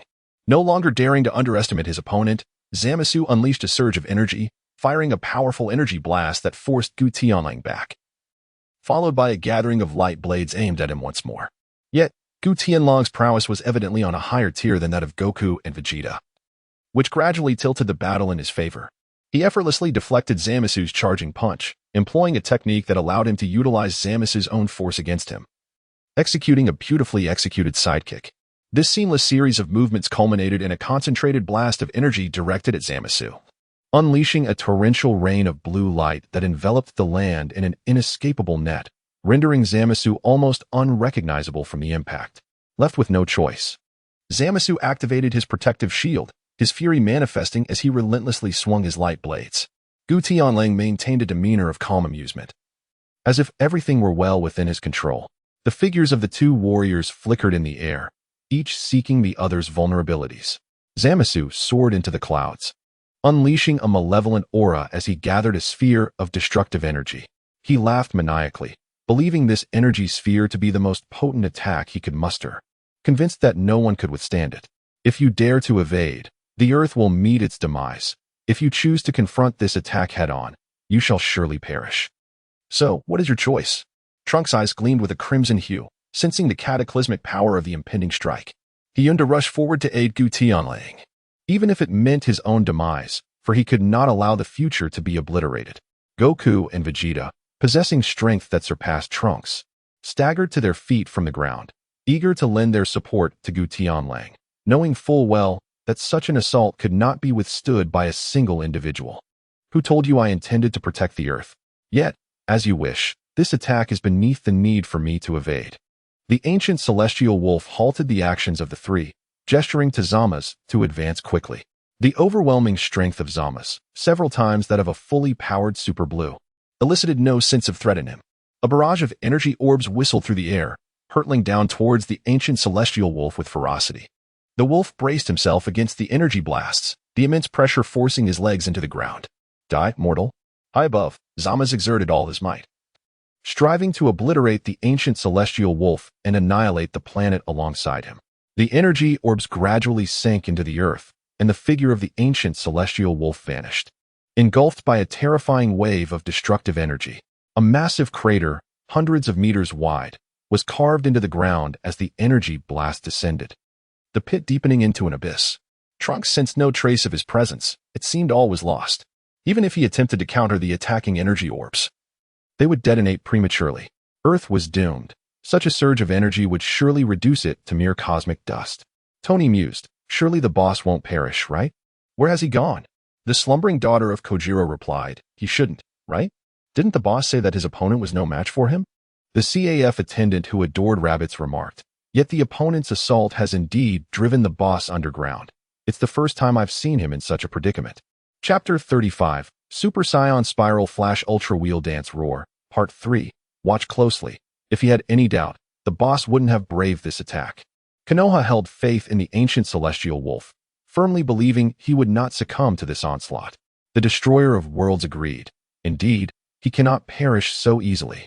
Having witnessed the ancient celestial wolf annihilate thousands of monsters merely through his aura, Tsukasa also held confidence in his prowess. The eldest daughter of the Hyuga clan exclaimed, "My Byakugan cannot penetrate their attacks. They are simply too formidable." However, several women in the group harbored differing sentiments, their hearts heavy with concern for the ancient celestial wolf. At that moment, an astonishing turn of events transpired. The descending energy orb erupted with a dazzling golden radiance, unleashing an indescribable, powerful aura. The energy orb began to ascend uncontrollably, defying all of Zama's attempts to rein it in. The ancient Tianshi emerged step by step from the depths of the earth, raising an energy-filled hand while casting a disdainful glance at Zamasu. The power of the divine was astonishingly insignificant, truly a source of disappointment. The hue of Gu Tianlong's hair and the color of his pupils have undergone a remarkable transformation, both now radiating a brilliant golden hue. His entire demeanor has experienced a profound metamorphosis. Golden arcs of electricity flicker around him, imbuing him with an air of haughty supremacy, as if he regards deities as mere insects. The mere aura he exudes is sufficient to send Zama's retreating several steps in trepidation. "Impossible. How could you withstand this attack? I should have already claimed your life." Even Super Blue posed no challenge to him. A mere Super Saiyan, though momentarily surprising, was dismissed by Zama's. Yet, he had just sensed the absence of Gu Tianlong's energy. Why had he not perished? Wolf leaned back, executing a punch as he hurled an energy sphere into the air, treating it as if it were a basketball aimed at Zama's. Zama's let out a cold chuckle, dismissing the attack with ease, gracefully evading it. "Transforming into a Super Saiyan was hardly impressive. Your speed has scarcely increased." Trunks' pupils widened in disbelief as he witnessed the unfolding scene. Astonished that anyone could achieve such a feat, it was nothing short of divine. This individual was truly formidable, operating on an entirely different plane from them. The earth, shrouded in darkness, suddenly revealed its outer shadows, purified by the energy sphere, allowing sunlight to stream in once more. Zama sensed the anomaly in the sky, perplexed by how Gu Qingfeng had accomplished this. "With my energy, you have pierced through my dark essence. How have you done it?" In truth, when Wolf threw the energy sphere, he had already purified it with his own energy, rendering it akin to a spirit bomb. A flash of golden light appeared as Wolf materialized before Zama's, pressing a hand against his head and rubbing it against the side of a building with fervor. Subsequently, he delivered a kick into the rubble, from which Zama's emerged, engaging in close combat where every blow connected with flesh. However, the vast disparity in power rendered Zama's futile. Despite exerting all his strength, he could not land a single hit on Wolf. "Do you have any means to grow stronger? If this is all you can muster, your existence holds no value." Ancient Qifeng, composed and unperturbed, deftly evaded while inquiring with a serious demeanor, for the more formidable Zama's grew, the greater his potential score would be. Otherwise, even if he transformed into a Super Saiyan god, the feeble strength of his adversary would hinder him from unleashing his full might, rendering the chat group's points meager. The more he pondered this, the more Zama seethed with rage, incensed by the mockery of a human he deemed inferior, his fury nearly consuming his reason. His attacks became indiscriminate, while ancient Tianlang lost interest, mercilessly overwhelming Zama's, the once arrogant deity, now retreating step by step. Among the group, none anticipated that ancient Tianlang harbored such power. Miss Hinata of the Hinata family exclaimed, "I thought the boss was done for. You scared me to death." Spiral Flash Super Wheel Dance Roar remarked, "I expected a fierce battle, but I never imagined the true extent of the boss's terrifying strength. It was a complete one-sided thrashing." Tony, not the richest, commented, "Isn't this merely a change in hairstyle? How did his strength amplify so drastically? What was once an even match has turned into a crushing defeat." The CAF attendant who adored rabbits noted, however, after the boss's transformation to golden hair, he exudes an air of cold aloofness. In everyday life, ancient Tianlang, though the strongest in the group, radiated a sense of kindness, devoid of the distant demeanor typical of other powerful beings. Yet now, even with a stoic expression, the pride emanating from him was undeniable. The daughter of the slumbering Kagoro mused, "Indeed, he appears to possess even greater pressure than before. But the enemy seems to be immortal? The destroyer of worlds replied, as long as the power is sufficient, immortality does not equate to invincibility. There are always means to annihilate. Observing the frenzied Zamasu, ancient Tianlang felt a profound boredom, realizing his strength had reached an impasse, losing interest in continuing the fray. It was over. A multicolored orb materialized in his hand, shimmering with a myriad of rainbow hues, and in a flash, he thrust it into Zamasu's being. I am immortal. But, before he could complete his proclamation, Zamasu's body began to fracture, limbs first, then his torso, as he was utterly erased from existence. Neither his malevolent aura nor his immortality held any sway, all obliterated by this pure essence of purifying energy. The sole arbiter, with its inherent ability to cleanse evil, found no better target than Zamasu, consumed by darkness. Watching Zamasu, who remained unresponsive, Vegeta found it hard to fathom that the immortal had perished. Had Zamasu truly met his end? What was that technique just now? Goku staggered to his feet, gazing gravely at the spot where Zamasu had once stood. Indeed, Tianlang was formidable. Even as a Super Saiyan, he wielded such power. Tenix found himself at a loss for words, pondering how anyone on Earth could surpass both his father and Uncle Goku. He could not recall any such figure existing on the planet. After transforming into a Super Saiyan, Zamasu astonishingly failed to withstand even a single attack. The disparity between himself and his opponent was as vast as heaven and earth. Tony mused, is this really the end? Has the battle concluded so swiftly? He felt an urgent need to curry favor with the formidable figures above him. If they chose to protect him, what mere villain could stand against them? Not even Thanos would pose a challenge. The slumbering daughter of Little Five exclaimed, this powerhouse is truly formidable. The seriousness of this great figure is utterly terrifying. Chapter 36, The end be my son, he declared, for even Kazara could not achieve such speed. How could a human possibly move so swiftly? Whitebeard was unable to perceive the clash between the two. All he could witness was the air quaking incessantly, as both combatants moved at a velocity far beyond the grasp of the naked eye. Suddenly, a colossal, dark green cloud enveloped the sky, and Zamasu's ominous presence lingered. With a dark aura radiating outwards from Earth, swiftly spreading to the farthest reaches of the cosmos. Did you think this was over? I am determined to eradicate all of humanity. How dare these wretched beings defy the divine? Countless colossal visages of Zamasu materialized in the sky, their mouths agape as they gathered malevolent energy, launching a relentless barrage of energy blasts towards the ground. Without even a glance, Gu Tianlang flicked his hand, causing all energy orbs to burst in midair. He murmured, "Oh, feeble deities, witness true power." His gaze turned earnest as golden flames surged around him, dispelling the shadows in the sky. The immense energy fluctuations sent tremors throughout the cosmos. As Gu Tianlang's aura intensified, the earth quaked violently, and a force that could alter the very fabric of existence surged forth from within him. He conjured a soul judger in each hand, compressing them together to create a more potent purifying technique, aimed at the consciousness of Zamasu suspended in the air. Despite Zamasu's colossal form, this attack proved utterly ineffective. He did not even have time to utter a cry before being erased once more. The invincible administrator, Vegeta, triumphed over the malevolent Kaioshin Zamasu, earning a reward of 60 million points. The invincible administrator, Vegeta, then ended the live broadcast. The plot twist unfolded with astonishing rapidity. They were still in shock over Zamasu's indomitable spirit, having been reduced to such a state yet still able to seek vengeance with renewed vigor. In the blink of an eye, he was vanquished again. This was the legendary notion. If you do not beat me while I am down today, do not think you can leave unscathed. The CAF attendant, who adored rabbits, remarked, the spectacle was grand, yet it amounted to little more than thunder without rain. Resurrection to demise occurred in merely 3 seconds. Dongxiang was initially taken aback. After all, the confrontation between Gu Qingfeng and Zamasu, while destructive on a stellar scale, lacked the visual impact one might expect. She could not perceive the true magnitude of the energy, yet the resurrected Zamasu seemed to overshadow the earth, with signs of him slowly consuming the surrounding star systems.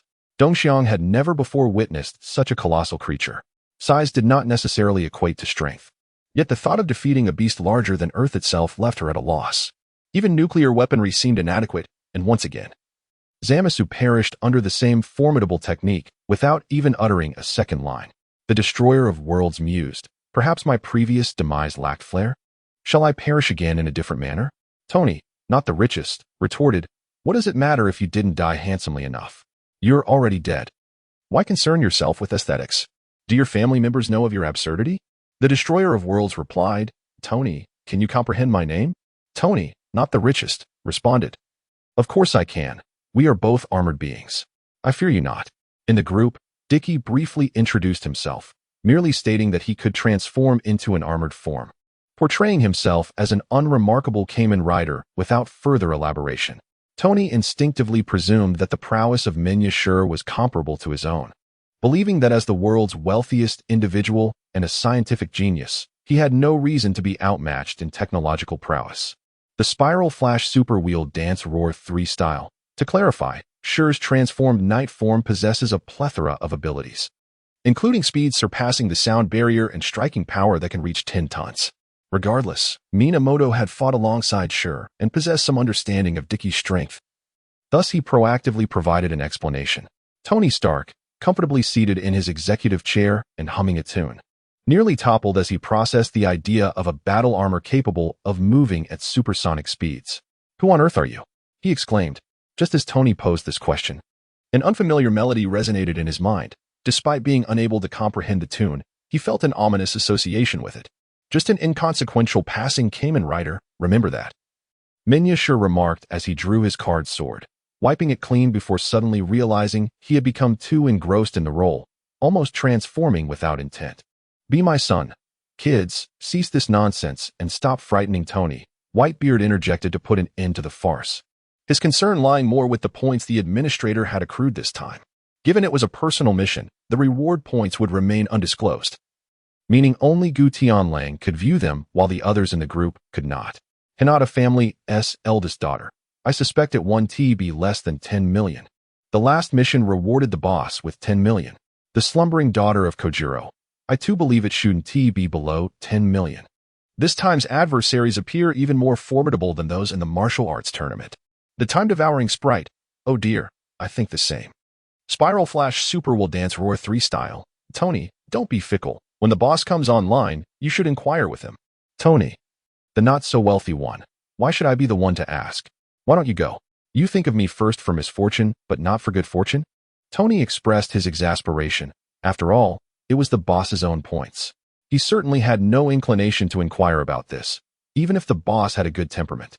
Spiral Flash Super Will Dance Roar 3 style. Why has your intelligence suddenly returned? I thought you enjoyed courting danger. In the future Dragon Ball universe. Trunks stared wide-eyed at the sky, momentarily lost in thought until Gu Tianlang patted his shoulder, prompting Trunks to regain his senses. I truly appreciate your presence. Without you here, Earth would have lost all hope. Trunks deeply bowed to Gu Tianlang, his expression grave and his tone sincere in his gratitude. Goku did not evade, graciously accepting the situation. Observing the unsteady stances of both Goku and Vegeta in the distance, he teasingly inquired, "What's the matter? Do you need me to help you up? You seem rather exhausted." Goku, carefree as ever, chuckled lightly, dismissing the remark. In contrast, Vegeta let out a disdainful huff, firmly bracing himself on his knees, standing resolutely in place. Due to the absence of Senzu Beans, it was ultimately Trunks who assisted both of them onto the time machine, and together, the four of them returned to the present world. On his journey back, Gutenlang found himself perplexed by the recent mission. A mere 60 million points was somewhat understandable, considering that Zamasu's strength was rather limited. He could never hope to rival the likes of Vegeta or Gogeta. Even with his immortality, the chat group valued sheer power over unique abilities. After all, his immortality was a gift from the Super Dragon, and he had mentally prepared himself to transform into a Super Saiyan god. Yet, he was swiftly eliminated in his Super Saiyan form. And the more he fought with this body, the more he sensed its formidable power.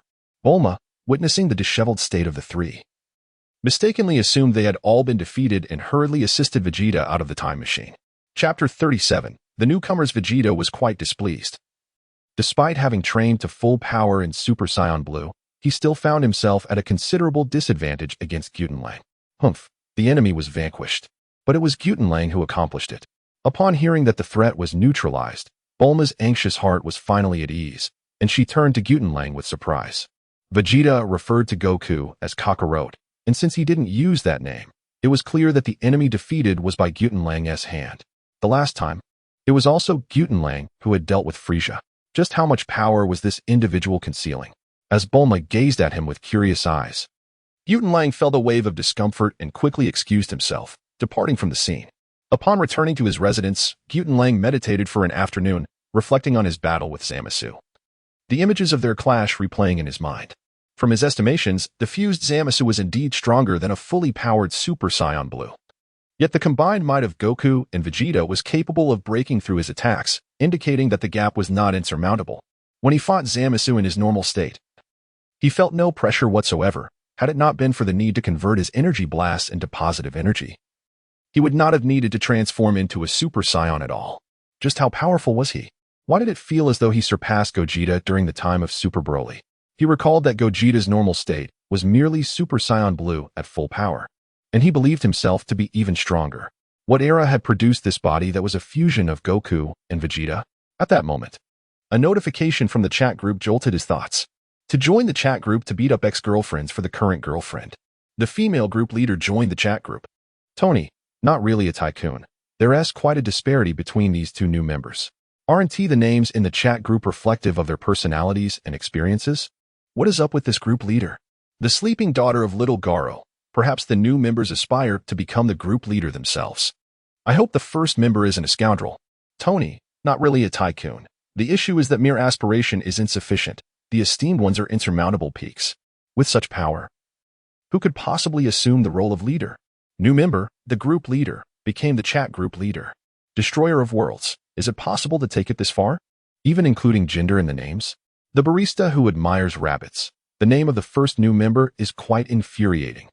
Even the typically indifferent Dongxiang feels an urge to reprimand upon seeing the newcomer's name. After all, she is still a woman, regardless of the circumstances. It is rather excessive to take issue with an ex-girlfriend for the sake of a current partner. The young lady of the Hinata household. Perhaps the ex-girlfriend was indeed unreasonable. Otherwise, a man would not resort to violence against an ex. The destroyer of worlds. Are we not digressing? Were we not discussing how the newcomer instantly assumed the role of group leader? Spiral Flash Super will dance roar. One cannot fathom the complexities of a woman's heart. Even attempts at understanding are futile. Meanwhile, in an unknown blue star within a parallel universe, a sweet and charming girl gazes in bewilderment at the members of the group. It goes without saying that Tony Stark is a regular in the chat, and while the likes of Whitebeard and Minato are popular figures, she can also comprehend the presence of characters like Empress Kamen Rider and Ran Muri. Before her journey, she had encountered them in novels. But what on earth is that avatar of Goku? She has watched Dragon Ball too. There is no such thing as joining a chat group where such a bug exists. Regardless of the era, Goku undoubtedly ranks among the pinnacle of power in the anime realm. Moreover, aware of Dongxiang's universe, she feels as though she is a traveler from another world. Lin Rand first exercised her authority as group leader to remove the gender from her name before speaking up in the chat. Chat group leader. Hello everyone. My name is Lin Rand, and I look forward to your kind support. The sleeping Kagoro's daughter. Hello, miss. I am Ran Muri. It's a pleasure to meet you. Tony is not the richest. Greetings, Miss Group Leader. I am Tony Stark. Feel free to message me anytime if you have questions. Chat Group Leader. Sleeping Kagoro's daughter. Do you have someone named Conan, a bespectacled boy, in your family? Tony is not the richest. Have you completed your iron armor yet? Sleeping Kagoro's daughter. You know about Conan? Are you from our world? This revelation astonishes her, as logically, apart from the powerful figures, no one should be aware of her circumstances. Chat Group Leader. Not at all. We do not belong to the same universe, let alone the same world. Tony is not the richest. Could it be that you are a powerful figure? I was merely jesting. Please do not take it to heart. To casually mention one's iron armor upon joining the group makes Tony feel he may have spoken too freely. Had he known, he would not have teased the new member. Chat Group Leader. No worries. I did not take it to heart. I am not a powerful figure. I merely possess the ability to glimpse a fraction of the future. Lin Ran ultimately decided to take the initiative, relying on the narrative he had previously encountered to provide a hint to the members of the group, while also subtly probing the enigmatic Vegeta. The administrator, the unparalleled Vegeta, entered the chat, prompting a warm welcome from all group members. Unparalleled Vegeta. We have a newcomer in the group. Chat Group Master, affectionate as a parent, Zhang Ida, humble and cautious, Guan Yinchang. Upon seeing this name and noting that the newcomer was the group leader, Gu Tianlang was certain that this newly joined leader, like himself, was also a time traveler. and thus he decided to inquire further. Lin Ran was somewhat taken aback by the directness of it all. In novels, when time travelers encounter one another, do they not engage in a battle of wits and courage for a while before revealing their true identities? Chat group master, timid as a mouse, Zhao Zilong, courteous. Ma Mengqi, are you not concealing your identity? Gu Tianlang gazed at his reflection in the mirror, shaking his head in resignation as he posed a rhetorical question to Lin Ran. You seem to be aware of my identity. Do you believe there is any need for me to conceal my prowess? Lin Ran was momentarily speechless. After all, he was a being of immense power, capable of obliterating planets at will. What need was there for him to hide his strength? Suddenly, she recalled a novel she had read in her previous life, where the protagonist, at level 1000, found themselves in a realm where the strongest cultivators barely reached level 10, and she desperately wished for them to descend from their lofty heights. It was evident that this individual was equipped with both premium resources and extraordinary abilities, merely to frolic in a novice village. What was there to conceal? The group leader of the chat remarked, a true master indeed. Your thoughts are unmistakably unique. Initially, Lin Ran believed herself fortunate to have traversed into this secure world, devoid of peril, and felt confident in her own martial skills. Yet upon encountering Gu Tianlang, she was struck by the stark disparity between individuals. While she had arrived in a world of comfort and safety, he was on the verge of universal dominion, a man whose very presence radiated invincibility, sowing chaos across any universe he graced. Fortunately, she harbored no grand aspirations. She had become the leader of the chat group. Although she envied Gu Tianlang's fortune, she felt no jealousy. Tony, not the wealthiest, observed. It's clear to me that even the group leader holds great respect for the master. Hinata, the eldest daughter of the Hinata family, remarked, Administrator, it seems you are acquainted with the new group leader. Could it be that they, like myself and Lord Forth, hail from the same world? While several members of the group could not comprehend the nuances of their conversation, they could discern that the two were likely old acquaintances, or perhaps had some other connection. Gu Tianlang interjected, Even if you are acquainted, let us have the newcomer introduce themselves, especially since you've beaten up your ex-girlfriend for your current partner. Chapter 38. The giant emerges. This name was entirely unfamiliar to Gu Tianlang. He racked his brain, unable to ascertain the identity of this individual. He had perused numerous novels featuring chat groups in his past life, yet none included a character of notable popularity by that name. To beat up your ex-girlfriend for your current one. I am Dagu, a member of the Victory Team, part of the Earth Defense Force. Dagu expressed his bewilderment. He had learned through the group announcement about the chat group's purpose, yet this name baffled him. After all, he was still a virgin. He had yet to even secure a girlfriend. So how could he possibly have an ex-girlfriend? Surely, this name was mocking him. Gu Tianlang inquired. Dagu? The group leader echoed. Dagu? Both of the traversers were left in bewilderment, unable to fathom that this person could represent the aspiration of countless boys in their youth. However, upon further reflection, it became clear. Dagu indeed had beaten up his ex-girlfriend, Camilla, all for the sake of Lena, not only beating her, but also ending her life. Gu Tianlang continued. Did you just join the Victory Team and encounter a pyramid? Gu Tianlang was filled with curiosity, pondering which era the present-day Daegu resided in. Surely, it could not be the later Daegu. In a fit of rage for his current girlfriend, he had confronted his ex-girlfriend, exclaiming, What pyramid? I am unaware. I have just joined the Victory Team and am currently on a patrol in the deep mountains. The group chat administrator responded, No need to worry. You will soon encounter the pyramid. When you see what lies within, do not be afraid. The daughter of the slumbering Kagoro inquired, Is it the pyramid I am envisioning? But why is that? Tony, who was not the wealthiest, remarked, I too envisioned a pyramid. Yet, what is so terrifying about it? It merely houses numerous mummies. Does it not? In Tony and Ran Murray's worldview, a certain nation also possessed pyramids, yet they had never heard of anything peculiar associated with them. Why then did the big shot speak of it so mysteriously? Driven by his feelings for his current girlfriend, he asked, What lies inside? And how do you know of our world? Daegu initially thought they were merely talking nonsense, but as he soared through the skies, a colossal pyramid indeed appeared before him. The group chat could connect multiple realms, yet the others were not from his world. How could they possibly know he would encounter a pyramid? Lin Ran glanced at his slender limbs, feeling a bit troubled. After all, didn't group leaders gain their status by knowing the plot and deceiving others? Why was it that he had become a group leader, joining later? While another traveler in the group had such an impressive identity, the chat group was also unique. It could not send exclusive red envelopes. For instance, If Gu Tianlang were to send himself a red envelope containing 10,000 combat power, he would entirely lose that amount of strength. This meant he could only accomplish tasks to exchange for abilities. Fortunately, he was not currently in any trouble and did not feel an urgent need to acquire formidable power, allowing him to take his time. The group administrator stated, "I can glimpse a portion of your futures. Otherwise, how could I have been chosen as the group leader?" The administrator uploaded the worldview of Daegu, fearing disbelief among the group members. Lin Ran compiled the background and military divisions of the Daegu universe into a group document and placed it in the announcements.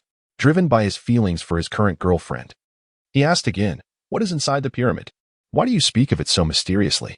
Tian Xiaowudi Vegeta replied, "It is nothing significant. There are merely 3 giants, each several dozen meters tall, with the kind of strength that could potentially dominate the earth." Driven by his feelings for his current girlfriend, he remarked, "Am I misunderstanding something? I can comprehend each of your 3 statements separately, yet when combined, they seem peculiar." The others in the group shared his sentiment. Giants capable of ruling the earth at dozens of meters tall were deemed insignificant, yet they had no rebuttal as in Gu Tianlong's eyes. Such a level of threat seemed indeed trivial. Suddenly, 2 monstrous entities emerged from the sky and the ground, shattering the pyramid's outer protective shield. "Tony is certainly not the wealthiest, monster. Aren't you piloting a fighter jet? Use your weapons against them." In an effort to protect his current girlfriend, he confronts his ex. With monsters towering dozens of meters high, how could the weaponry on my patrol aircraft possibly be effective?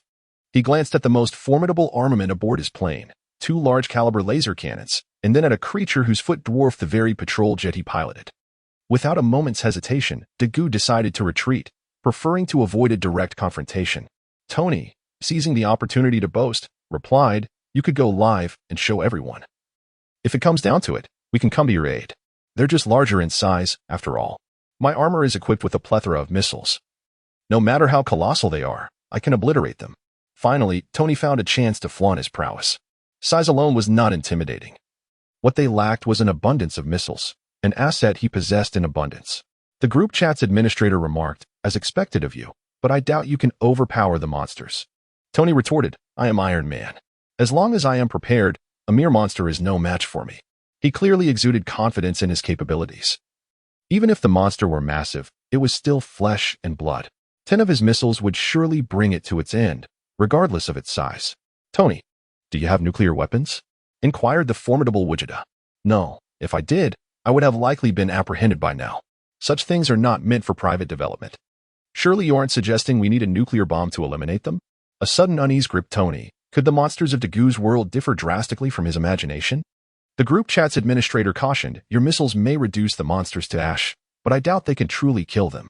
Dagu initiated a live stream. The monsters are headed towards the 3 colossal stone statues of the pyramid. "This is infuriating. I must give it my all." Summoning all his courage, Dagu maneuvered the aircraft to launch an assault on the 2 monsters.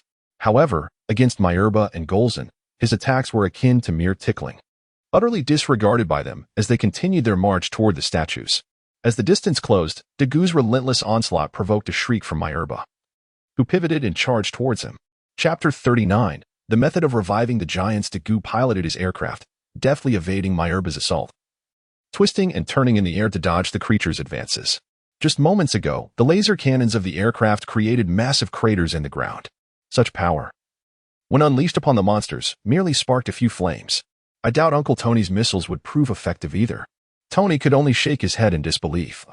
It was outrageous that such invulnerable beings existed. He had never anticipated that the monsters in Dagu's world would be so extraordinarily resilient.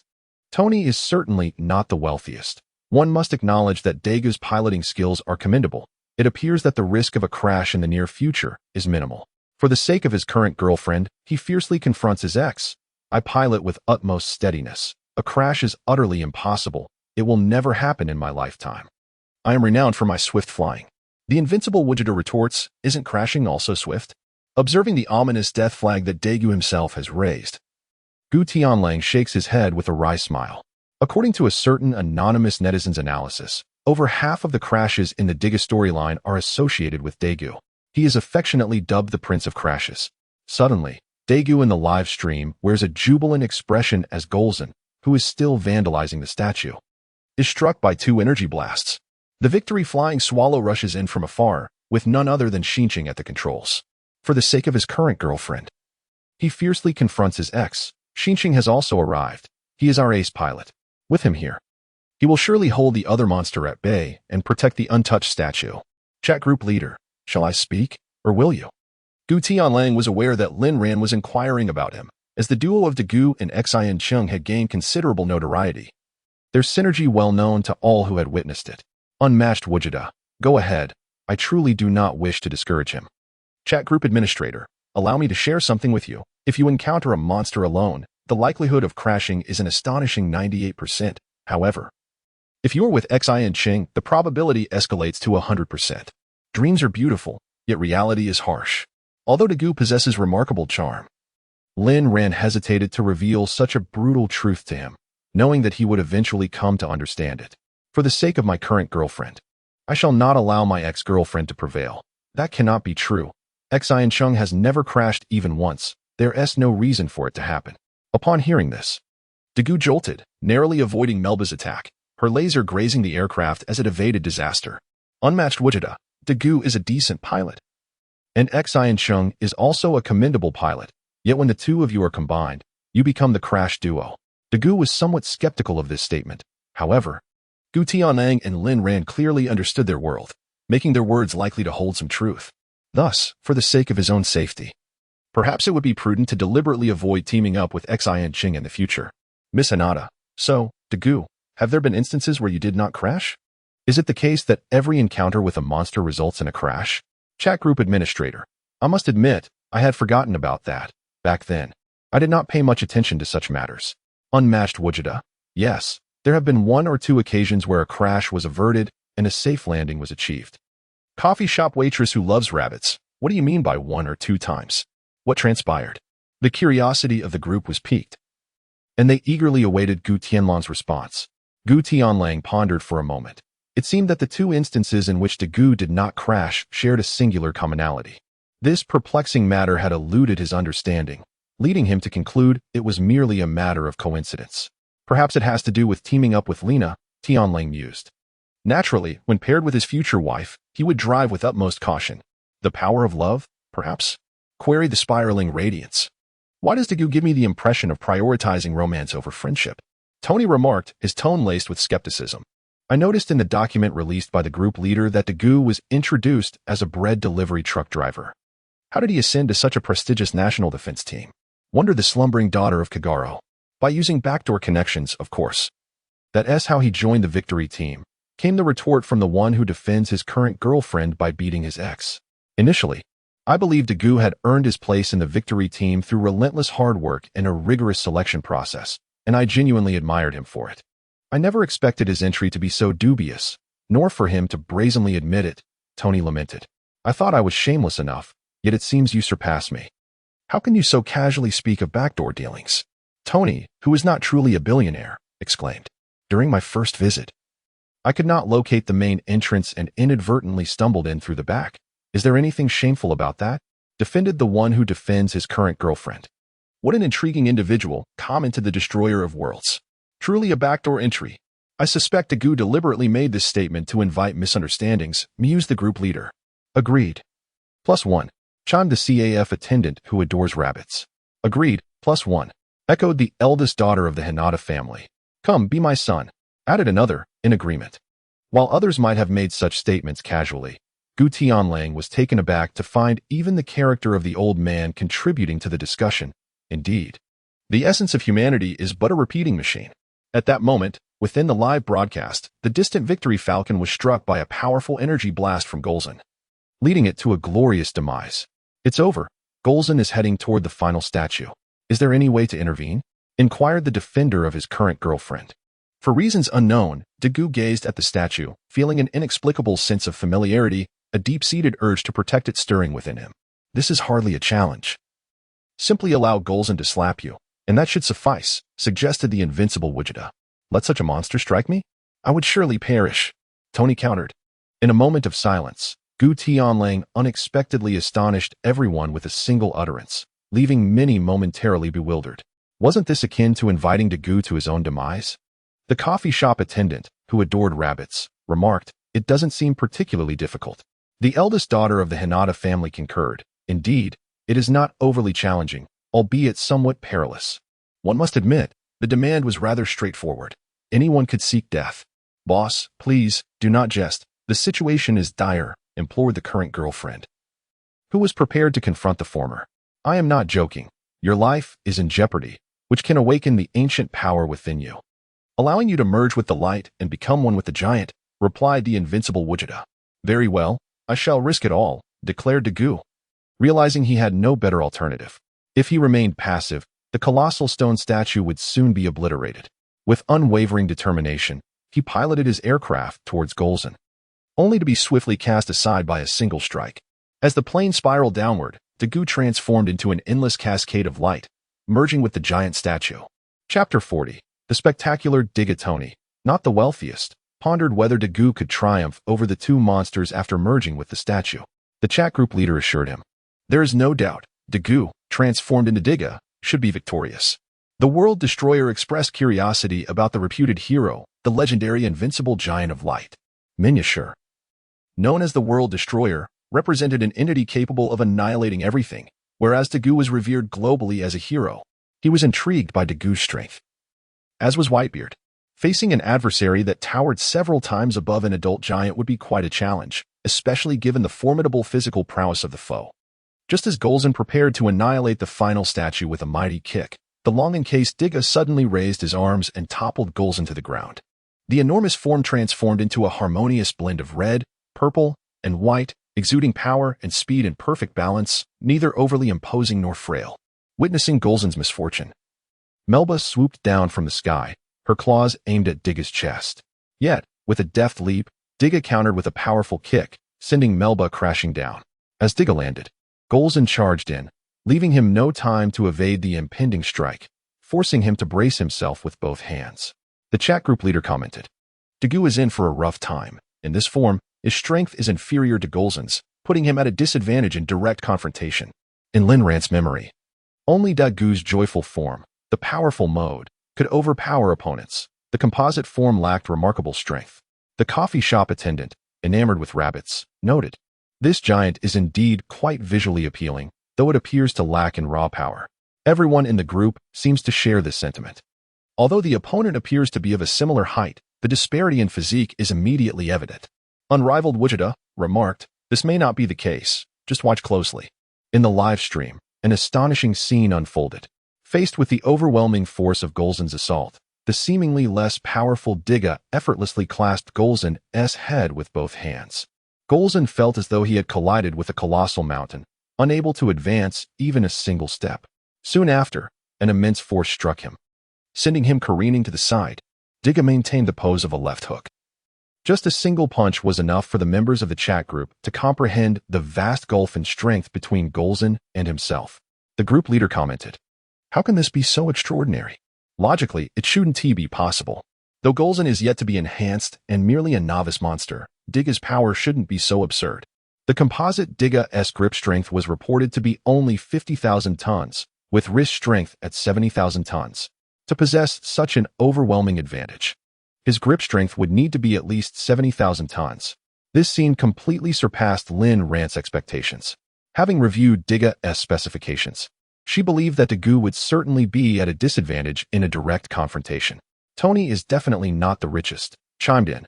Only 50,000 tons of grip strength? That's quite a clever use of talent. One grand statement from an expert is sufficient, and now here comes another. Do you realize how hurtful that can be? Tony Stark felt a wave of exhaustion. Subconsciously, he believed that Linran must be formidable as well, to casually mention 50,000 tons. He could barely fathom what that figure truly represented. The daughter of the sleeping Koichi commented, shouldn't we have a strong woman in our group? Group leader, keep striving to surpass the experts one day. I wholeheartedly agree, added the CAF waitress who adores rabbits. The eldest daughter of the Hinata family remarked. Although it may not be appropriate to say this, I too hope the group leader excels. Currently, the group was predominantly male-dominated, and among the few women, apart from Kurumi, their strength was merely adequate. They were no match for the others. They yearned for a female member who could stand her ground, if not surpass the experts, at least to be comparable in strength. Linran sat in her small room, momentarily at a loss for words, realizing that she had inadvertently portrayed herself as quite formidable. The group leader queried, "Is there a misunderstanding regarding the strength of the experts? Engaging in pretense with others might be tolerable, but feigning prowess against the formidable Gu Tianlang is a different matter altogether." Lin Ran even harbored doubts that, despite having exchanged everything available in the chat group, she could prevail against Gu Tianlang. Even with the benefits of Zizai Ji Gong, defeating Gu Tianlang seemed a daunting task. Enhancement varies from individual to individual. The likes of Sun Wukong, with a combat power exceeding 1,000,000,000 in his standard form, achieving amplifications by thousands or even tens of thousands, is indeed impressive. In contrast, her own combat capability, even when utilizing Zizai Ji Gong, might not even surpass Sun Wukong's baseline strength, let alone contend with Gu Tianlang. "Ordinary yet unremarkable Scion Wukong," remarked the chat group leader. "Just a common citizen, Gu Tianlang." Lin Ran found herself at a loss for words, with Zama's appearing in the conversation.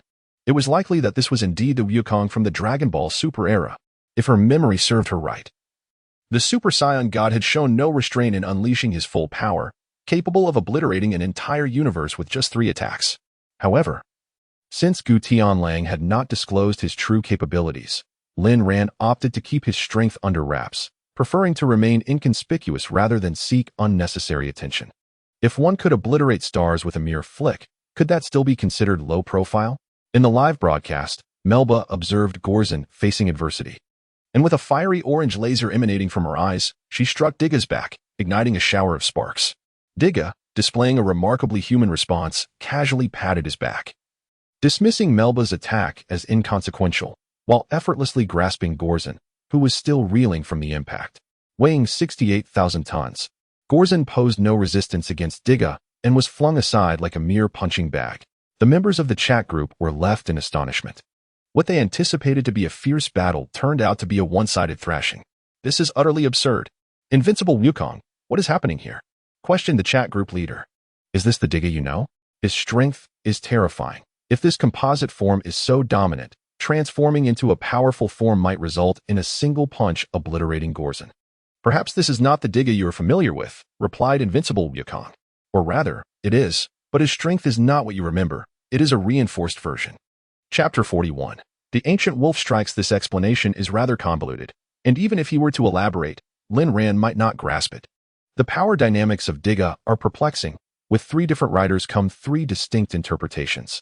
By the time I traversed to this realm, a certain editor's depiction rendered Digga might as nothing short of terrifying. The robust form rivaled the supreme Gaia, boasting a grip strength exceeding 10,000 tons. Such power could be deemed the zenith of normalcy. Digga's attributes have consistently been augmented, and it is likely that the Daigyu who has joined the chat possesses the most formidable transformation data of all Diggas. Group leader of the chat, observe his prowess. Daigyu is wreaking havoc, effortlessly dispatching foes that lie before him. Unrivaled Vegeta, not necessarily. Keep your eyes peeled. Daigyu does not anticipate an easy journey. The emergence of adversaries that should not appear is entirely plausible. No sooner had Daigyu spoken than countless tendrils of black mist coalesced from all directions, enveloping the area where Digga engaged the monster. "Tony, not the wealthiest. What does this mean? Why has the screen gone dark?" This overwhelming black mist instills in me a sense of foreboding. "Miss Hinata, this must cover a radius of 10 miles, surely. We are not about to witness the arrival of another colossal beast. Be my son, such an odd ability, reminiscent of the dark fruit. I wonder how the newcomer is faring." The chatroom's live stream could not penetrate the veil of the black mist, leaving no one aware of Daigu's condition within. The darkness persisted for half a minute, until a radiant beam pierced through, illuminating the surroundings. The timer flashed, and a resplendent light burst forth from within the black mist, dispersing it across a vast expanse. As the mist receded, Digga stood with arms crossed, a brilliant glow emanating from the colorful timer upon his chest. Melba and Gorzin, positioned opposite Digga, underwent a subtle transformation. Their once bloodthirsty eyes now reflected an unfathomable darkness. Digga staggered, nearly losing his footing, just as 2 monsters launched another assault, resulting in a stark reversal of fortune. Digga, having failed to react in time, was sent hurtling away, with Gorzin pummeling him relentlessly. In the midst of this turmoil, Digga made several attempts to shake off Gorzin, but Melba persistently unleashed beams of light, while a pair of colossal claws relentlessly targeted Digga's head, plunging him into dire straits. The reversal was alarmingly swift, as though a completely different entity had taken his place. Tony, not the wealthiest. What caused this sudden downturn? Was it merely the arrival of the Black Mist? Spiral Flash Super Wheel Dance Roar 3. Upon the dispersal of the mist. It is evident that this giant has undergone a significant transformation. Initially, his movements conveyed a sense of a warrior, but now he resembles a street thug, attacking indiscriminately. In a fervent attempt to defend his current girlfriend, he finds himself in a tumultuous confrontation with his ex. Several prominent figures, unable to contain their disbelief, urge him to seek assistance, as he feels overwhelmed by the situation. The chat group leader, despite being unaware of the intricate details, reassures him of his newfound strength, suggesting that a transformation could enable him to emerge victorious against his adversaries. With an air of confidence, he notes that those with composite abilities are immune to Melba's attacks, and the powerhouse should easily subdue both foes. However, he expresses his confusion regarding this powerhouse form, lamenting his inability to transform and pleading for immediate help. Meanwhile, a timer on the chest of a formidable warrior, Digga, shifts from a serene blue to a vivid red, pulsating with urgency. A group member, Daegu, announces a mission to defeat the celestial monster Melba and the subterranean beast Gorzang, promising a reward of 3 points. The mission bears a difficulty rating of 6 and restricts participation to 3 individuals.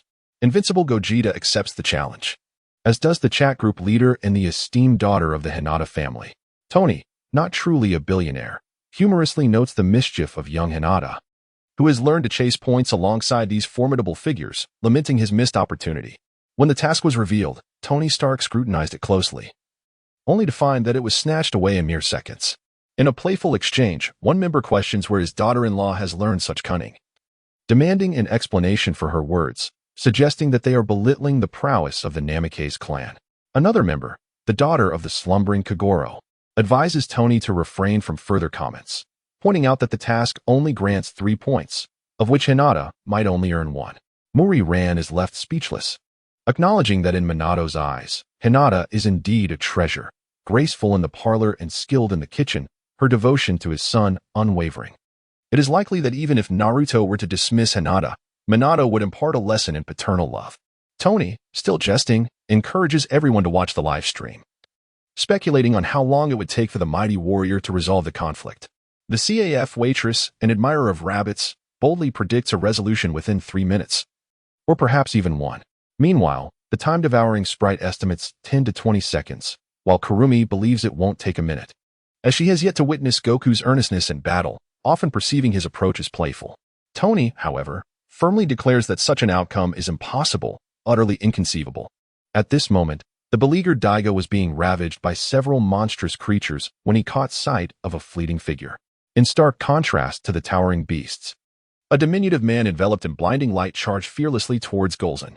This seemingly reckless act proved to be a decisive maneuver, as he pierced through 2 monsters in a single strike, creating gaping wounds in their chests.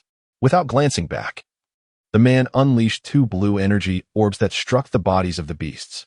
These seemingly trivial projectiles unleashed a terrifying force upon impact with Golzan and Myurba, obliterating them with devastating ferocity. Daiga, bewildered by the sudden turn of events, witnessed the catastrophic explosion that rendered Golzan and Myurba utterly lifeless. Meanwhile, Linrand, clad in casual athletic attire, stood amidst the forest floor, observing the ancient celestial wolf soaring above, indifferent to the chaos erupting behind him. Such is the essence of a true man, one who never looks back at the explosions.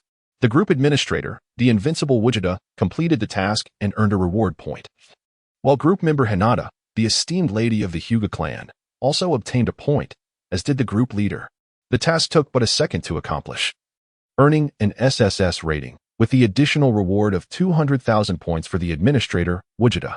With more than 10 members in the chat group, the mutual assistance feature was activated, given that the administrator Vegeta achieved a super god rating. Additional rewards of 10,000 points each were granted to both Hinata and the group leader.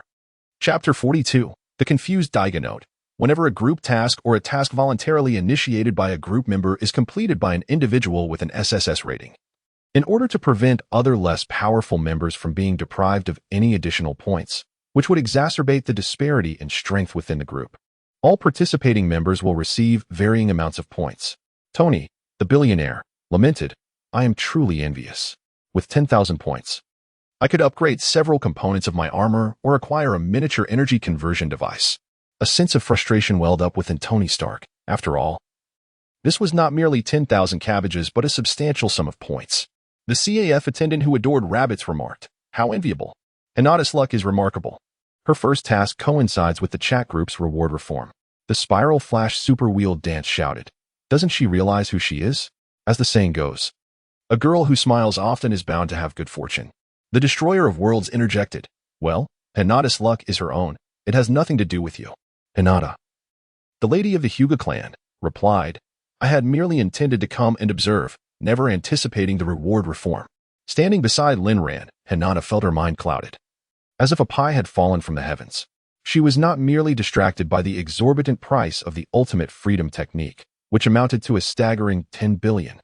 Rather, she realized that even a mere 10,000 points could prove invaluable to her current prowess, whether it was to exchange for a slightly weaker devil fruit, thereby granting herself an additional ability, especially since the fruits available in the chat group's marketplace are not susceptible to the ocean's curse, or to enhance her chakra.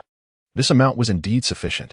However, this varied from person to person. For Naruto, a chakra amplification of that magnitude would certainly require more than 10,000 points. Yet augmenting her own chakra was entirely feasible. Linran approached and enveloped her in a warm embrace, nearly leaving Hinata breathless. "Congratulations, little Hinata," he said. Her cheeks flushed a soft pink as she regarded the group leader, whom she was meeting for the first time. Such intimate contact made her feel somewhat bashful. Meanwhile, Diga and Daigu strolled over from a distance. Gu Tianlang, sensing that Xinqing was nearby, deliberately set up a large protective barrier with his aura to avoid inadvertently interrupting the gathering. Gu Qifeng surveyed his surroundings, emanating an aura that disturbed the spatial equilibrium of those nearby, as he wished to remain undetected. The remnants of the pyramid lay hidden in the depths of the mountains, devoid of surveillance devices, and no living souls were in proximity. After disrupting the spatial realm, even satellites could not perceive this location. Linran flicked her long hair over her shoulder, her large eyes blinking curiously at Dagu and Gu Tianlang. Why had he initially appeared so formidable, only to be subsequently overwhelmed by two monsters? Dagu scratched the back of his head, exuding a tone of resignation. "It wasn't me who initiated the conflict. That giant fought on its own. However, after the black mist enveloped us, a sudden surge of dark and malevolent energy emerged. Then, a radiant light appeared within Dijia, and the two energies collided. It was only after that I engaged in battle." Dagu's lengthy explanation left Linran largely bewildered. Yet one thing became clear. Once Dagu assumed control of Dijia, he had been on the receiving end of the blows throughout. As a girl, even her fondness for Dijia did not extend to a deep understanding of the situation. Upon hearing Dagu's account, Gu Tianlang swiftly grasped the essence of the matter. It was likely the residual consciousness of Dijia that had taken the reins in battle, thus displaying overwhelming strength. The black mist was most probably a sign that Gitangier had discovered Dijia and sought to eliminate him while he had just revived. Upon realizing this, Linran comprehended that the ultimate antagonist, Gitangier, was indeed behind the turmoil. Dijia had utilized the timer's flash to repel Gitangier's dark forces, but in doing so, he had exhausted his strength and entrusted his body to Dagu. At this nascent stage of transforming into a giant, Dagu lacked the resolute determination that would later define a savior of worlds, and he lamented Dijia's irresponsibility. Earlier, the group leader had mentioned a powerful form. Could this giant transform into other shapes? At the very least, Dijia should have handed that over to me before departing. This is utterly irresponsible, Dagu mused. If Dijia were to overhear this, it would likely infuriate him. He had wished to impart such knowledge, yet his true self had long since departed, leaving only a vestige of consciousness. After repelling Gitangier, there was no strength left to shift forms. Moreover, the composite form of Dijia would undoubtedly have dominated these two monsters. Even if they had been slightly enhanced by the dark energy, they were no match. Unless the summoner was a weakling who lacked any combat experience, a modicum of fighting prowess would suffice to secure victory. Yet, ironically, Dagu indeed had no experience in battle. Having just joined the victory team, he had not undergone any combat training. In the recesses of Hinata's mind, she pondered the legendary sage of the Six Paths. Could his true strength compare to that of the formidable figures?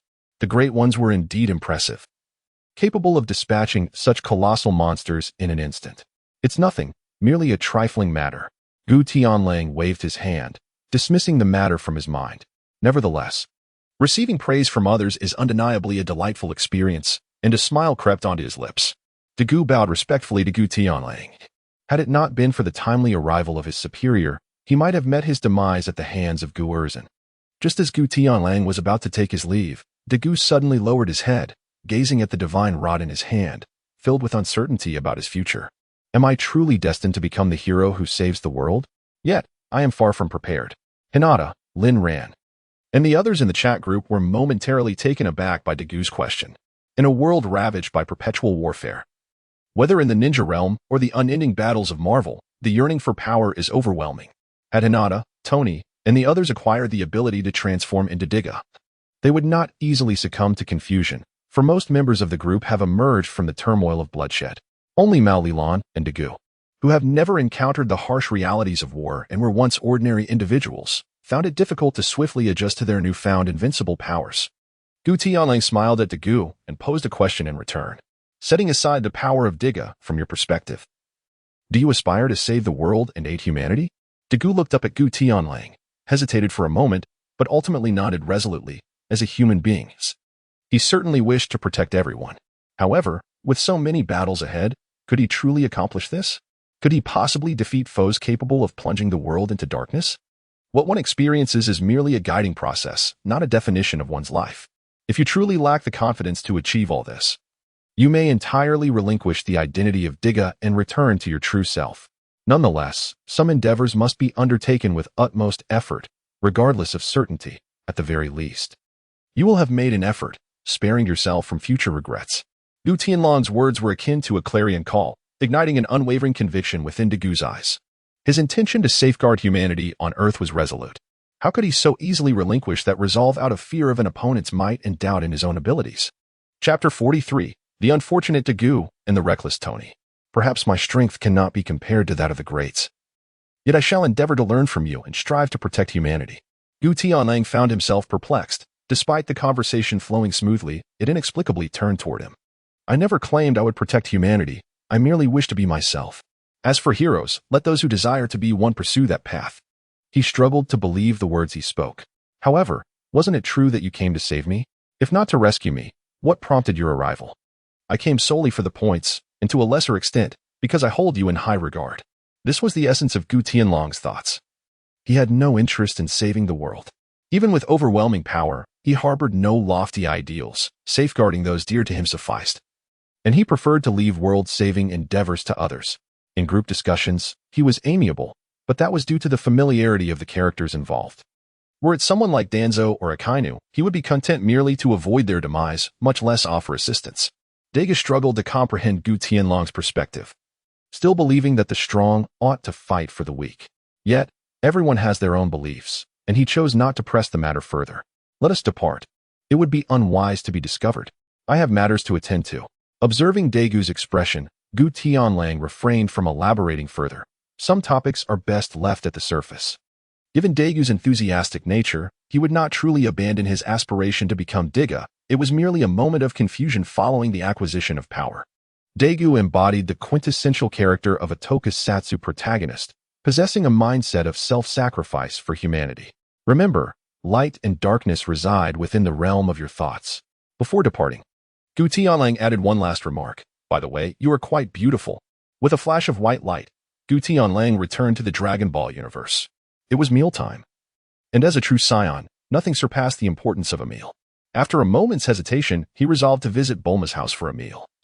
Not because he lacked the means to dine, but rather because the culinary delights from the home of the world's richest family were simply irresistible. Gu Tianlang had not anticipated that his mere words would ignite a lively discussion in the group. Tony, not the wealthiest, exclaimed, "How impressive! By your logic, does this imply that the villainous boss of the great ancient world has awakened prematurely? Every adversary that the great ancient must face could potentially be enhanced by the darkness." The group leader replied, "Well, that seems to be the case. Although Gatangia shouldn't resurrect this early, since he has already targeted Melbagorzan. It is highly likely that he will also empower other monsters to eliminate the great ancient." Lin Ran remained uncertain, as in the original narrative. Gatangia had not appeared at this timeline. However, such occurrences tend to repeat, and it seemed that the days ahead for the great ancient would be quite challenging. Tony remarked, "Doesn't that mean, without novice monsters to provide the great ancient with experience, he is thrust into a high difficulty mode right from the start? Let us mourn for him for 3 minutes." The great ancient, having just encountered New City, nearly stumbled to the ground. Unlike games that often afford a protective period for novices, he found himself in a dismal predicament. The CAF waitress, who adored rabbits, interjected, "Well, when comforting the great ancient, could you refrain from laughing so joyfully? Wipe your mouth, your laughter is causing drool." Dong Xiang, without a second thought, could easily envision how gleeful Tony looked at that moment. Tony then questioned, "How do you know I'm laughing?" Instinctively, he touched his lips and realized he had been caught off guard. "For the sake of my current girlfriend, I will teach my ex-girlfriend a lesson," he lamented. Initially, he thought Tony was a nice person, but discovering that he was secretly reveling in schadenfreude, even without seeing Tony's smile, stirred within him a desire to strike him a couple of punches. Tony retorted, "I wish it were different, but your luck is simply abysmal with such foes. The great ancient must endure daily beatings." The group leader sighed. The ever-changing chat group, yet the steadfast Tony Stark. "What does that mean?" inquired Spiral Flash Superwool Dance. The group leader responded, "Oh, it's nothing, just a moment of reflection." Observing Tony's antics, Lin Ran confirmed one thing. This was certainly not the Iron Man from Marvel, at least not in terms of personality. She had also followed the chat group and knew that wherever there was a multiverse chat group, Tony would invariably be present, embodying the role of the humorous troublemaker. Tony added, "By the way, does the big shot have feelings for the group leader? It's the first time I've seen him compliment someone's beauty." The group leader replied, "No way, I think he is just speaking casually. I don't believe he would take a liking to me, while others might be oblivious." Lin Ran observed keenly, especially considering that few are recognized as the pinnacle of power in the two-dimensional realm, and seeing Vegeta in person was indeed exhilarating. As Gu Tianlang praised her beauty, his eyes reflected nothing but pure admiration, devoid of any ulterior motives. Tony, contrary to popular belief, was not the wealthiest. The group leader, appearing rather youthful, was questioned about her relationship status. "Guess?" she replied. Tony, not the richest, posed a riddle. 3 women each bought a banana, savoring it in various ways. One licked, one bit, and another held it in her mouth. Which of these women is married? The group leader guessed, the one holding it in her mouth. In truth, Lin Ran had remained single into adulthood, having graduated from university without finding a boyfriend, yet had indulged in certain risque literature. "Incorrect," Tony corrected. "It is the one wearing a couple's ring. However, I appreciate your reasoning." The Destroyer of Worlds remarked, "Tony, you're truly impressive." Meanwhile, Min Sure observed that Tony had a penchant for courting danger. "Tony, you're remarkable," echoed the Spiral Flash Ultra Wheel Dance. Tony, puzzled by the sudden turn of events, found himself muted by the group leader for a day. "Tony, you genuinely enjoy provoking trouble. Are you pleased now?" teased the CAF waitress, who adored rabbits. "How could you ask such questions of a girl?" interjected the daughter of the slumbering Kagaro. "You're either courting disaster or on the brink of it. If the opportunity for calamity does not arise, you must create it," quipped another. Tony yearned to counter their jests, but being silenced left him powerless. Merely a spectator to the banter. "I never anticipated that little Gu harbored such a formidable lineage within. Now I comprehend the significance of his name." In Chapter 44, The Future Warrior, Lin Ran shared a group document that not only encompassed Gu's worldview, but also introduced Camilla, the girlfriend of the original Tiga from 30 million years ago. From this perspective, it appears that Gu is indeed unrelated. After all, Camilla cannot be considered his ex, but rather a distant ancestor's former partner, noted the eldest daughter of the Hinata family. The group gradually grasped the origin of Gu's name. He bore Tiga's genes, and ultimately, to protect his fiancée, Lena, and the world, Gu had taken the life of Camilla, Tiga's former love. Presently, Gu was too preoccupied to contemplate his future girlfriend, as the transformation from an ordinary individual to an Ultraman was a staggering leap. Invincible Gogeta, what is your dream? With the power to dominate the entire universe, what do you wish to achieve? Seated at the dining table, Gu Tianlang was indulging in a sumptuous feast when he noticed someone mentioning him in the group chat. Upon entering, he was immediately confronted with a question posed by Gu. This seemingly simple inquiry struck at the very core of his being, prompting him to reflect on his true desires. Before his journey into this realm, he had been an orphan with little attachment to his homeland. After traversing the Dragon Ball universe for such an extensive period, He harbored a persistent anxiety that one day, the Omni King might whimsically erase the seventh universe from existence. This looming threat led him to contemplate the acquisition of the Ultra Instinct technique, a means to evade the Omni King's destructive whims. It appeared that he held no grand aspirations. Perhaps he yearned to alter the endings of anime he found unsatisfactory, striving to render them more perfect, or at the very least, to prevent them from concluding in tragedy. If pressed to articulate his desires, he might express a longing to share a life with a beloved companion, yet after many years in the Dragon Ball universe, he had yet to encounter anyone who matched his ideal. The women in the group did not align with his preferences. Unrivaled Vegeta, strictly speaking, he sought a worthy adversary, someone of equal strength. The slumbering daughter of Little Five, it seems one cannot apply ordinary reasoning to comprehend the mindset of such a formidable figure. While we ponder how to grow stronger, he is troubled by the inability to find a worthy opponent. Indeed, being overwhelmingly powerful can be a profound solitude. Gu Tianlang preferred not to delve further into this topic, exiting the chat group to continue his meal. His intention was to seek someone of comparable strength. A celestial being such as a high-ranking angel was far too formidable for him, and he certainly believed he would not stand a chance. After comfortably finishing his meal, and under the watchful gaze of Vegeta's disdain, Gu Tianlang sensibly took his leave, for one knows that a soft mouth is often fed, and hands that receive are often bound. Thus, 5 tranquil days passed, until the 6th day, when the chat group once again announced a mission. The group task commenced, to rescue a future warrior on the brink of being slain by androids, assist in enhancing their strength, and ultimately help them defeat the androids. This mission bore no restrictions. The shorter the time taken, the greater the future warrior's strength would be, and the more points the administrator could earn.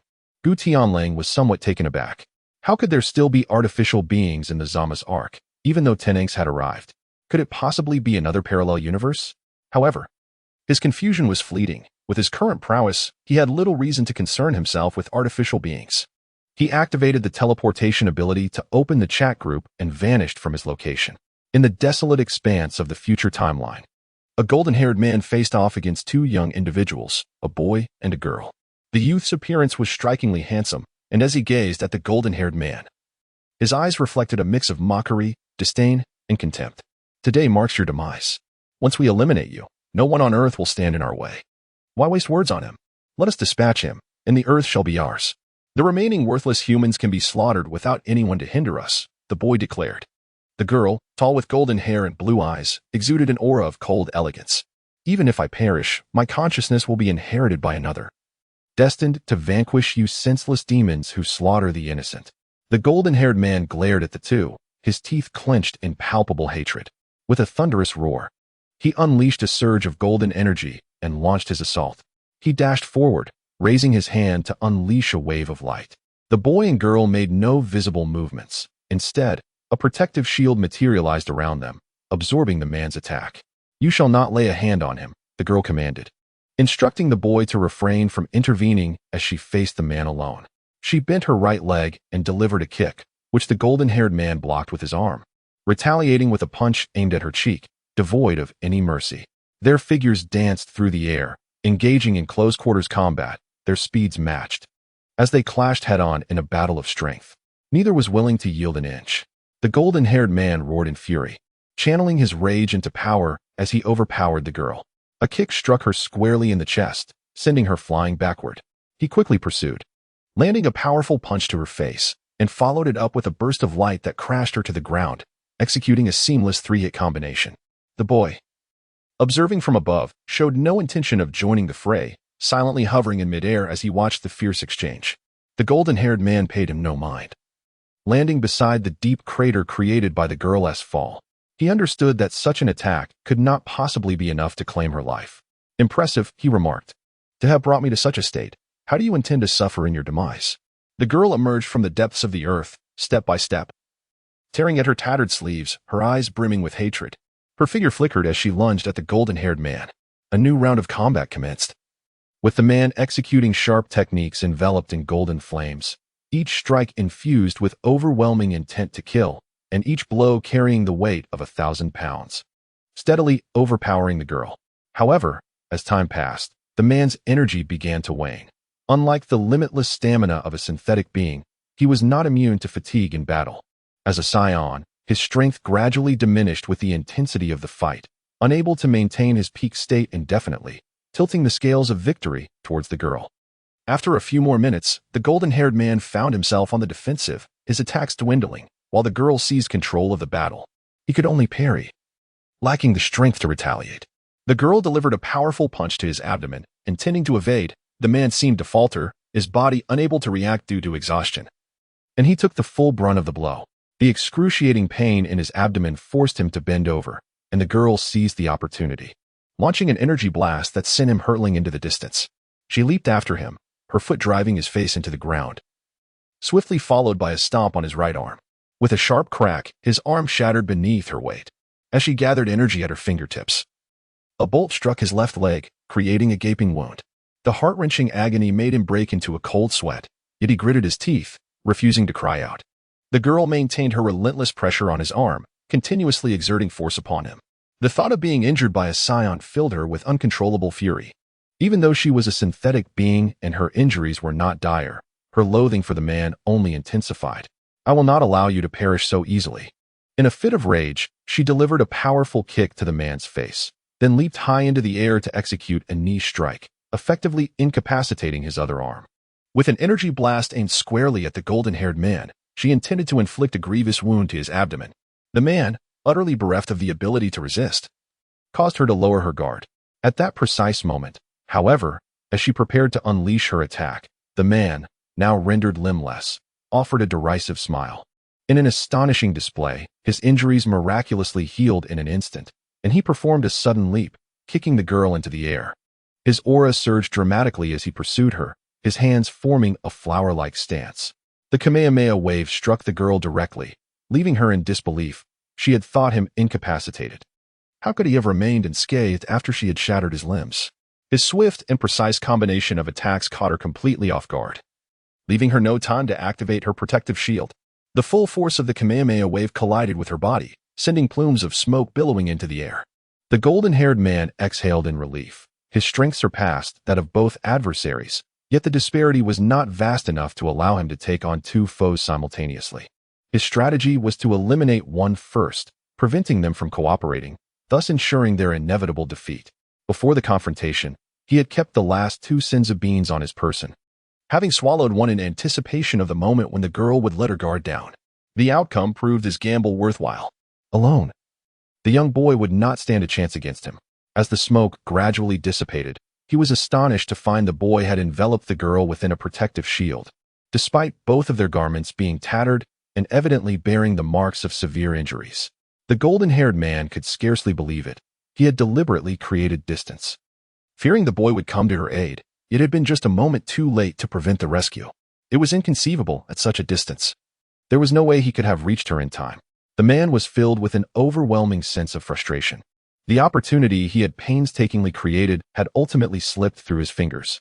The girl's eyes were wide with terror as the specter of death loomed over her, a sensation she had never anticipated, forced to such extremes by a mere scion. Had it not been for the timely support of the boy, she would likely have met a grim fate. A surge of seething rage coursed through her, signaling the boy to join her in an assault, to swiftly eliminate this adversary. The boy hesitated momentarily. He had indeed come to her aid upon witnessing her peril. However, the distance was vast, and he had not expected to be able to save her. Just then, an unexpected surge of energy flooded his being, propelling his speed to remarkable heights, allowing him to rescue the girl just in time. The golden-haired man, realizing his plan had failed, ceased to conceal his strength, now prepared to fight with everything he had, willing to exchange his life for the sake of vengeance.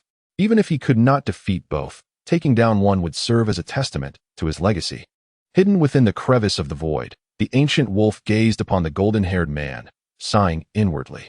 If the girl were to perish at his hands, the boy would be left alone, capable of triumphing without intervention. Thus, he discreetly assisted the boy in saving the girl, acknowledging the questionable nature of his actions, yet prioritizing his own gains. Once his task was complete, he would allow the boy to return and settle the score. Moreover, without enhancing the boy's strength, even a victory over the android would not suffice against the formidable foes of the looming Bu era. The three resumed their fierce battle, the golden-haired man holding his ground against two opponents, his close combat techniques ruthlessly dominating. Alas, the adversaries were androids, endlessly fueled by inexhaustible energy, rendering them immune to fatigue. They unleashed a relentless barrage of energy blasts to wear him down. Maintaining distance to prevent close-quarters combat, the man's aura began to wane over time, while the boy and girl unleashed their attacks with reckless abandon. Driven into a corner, the man found himself unable to evade the energy blasts. The prolonged high-speed movements draining his stamina. To withstand the attacks would deplete his energy even further, leading to a vicious cycle of disadvantage. Glancing into the distance, he caught sight of his last remaining family, igniting a plan for self-destruction within him. As he deflected an incoming energy sphere with his hand, the girl closed in, forcing him to use her momentum against her. The boy shadowed her, launching a dual-fisted strike downwards. The man raised his right arm to meet the blow, but the girl appeared at his side, landing a punch that he narrowly parried with one hand, while she unleashed a flurry of kicks, forcing him to retreat further. 2 fists were no match for 4 hands, especially after an extended battle that had sapped his strength, slowing his speed and reactions. Eventually, the girl seized an opportunity, delivering a kick that sent a powerful energy wave crashing into the mountainside. Both of them prepared a charged energy wave, intending to deliver a fatal blow to the man. With a thunderous roar, he summoned his strength, countering their combined attack with the Kamehameha, forcefully redirecting their energy back at them. Withstanding their onslaught, he charged towards the boy, now battered and bruised, clearly at his limit. Enduring the assault, he embraced the boy, radiating an ominous energy. He resolved to detonate the energy within him, aiming for a mutual destruction. "Father, if you were still alive, you would surely save the Earth. I'm sorry I couldn't protect Mother and the planet." The young girl was taken aback by the madness of the blonde man and hurriedly distanced herself from the two. The blonde man's power spiraled out of control. Once he was attacked, he would self-destruct in an instant. The boy, too, was alarmed. At such close range, the protective shield proved ineffective. No matter how much he struggled, he could not shake off the man clinging to him. The man's aura swelled, nearing the point of explosion. "Your plan seems to have failed," he remarked. "But there is no need for such despair. If you were to perish, who then would safeguard the Earth?" A warm hand gently patted the back of the blonde man, and the energy radiating around him dissipated in an instant, allowing the boy to break free. The blonde man gazed at the suddenly materialized Gucci Feng, his eyes reflecting a hint of confusion. The resemblance to his father was striking, yet upon closer inspection, he realized he was not his father. "You are my father, no. You are not my father." Gu Tianlang awkwardly touched his nose, not expecting that this fellow had mistaken his identity. He raised his hand and unleashed 2 energy blasts, enveloping the young man and woman within.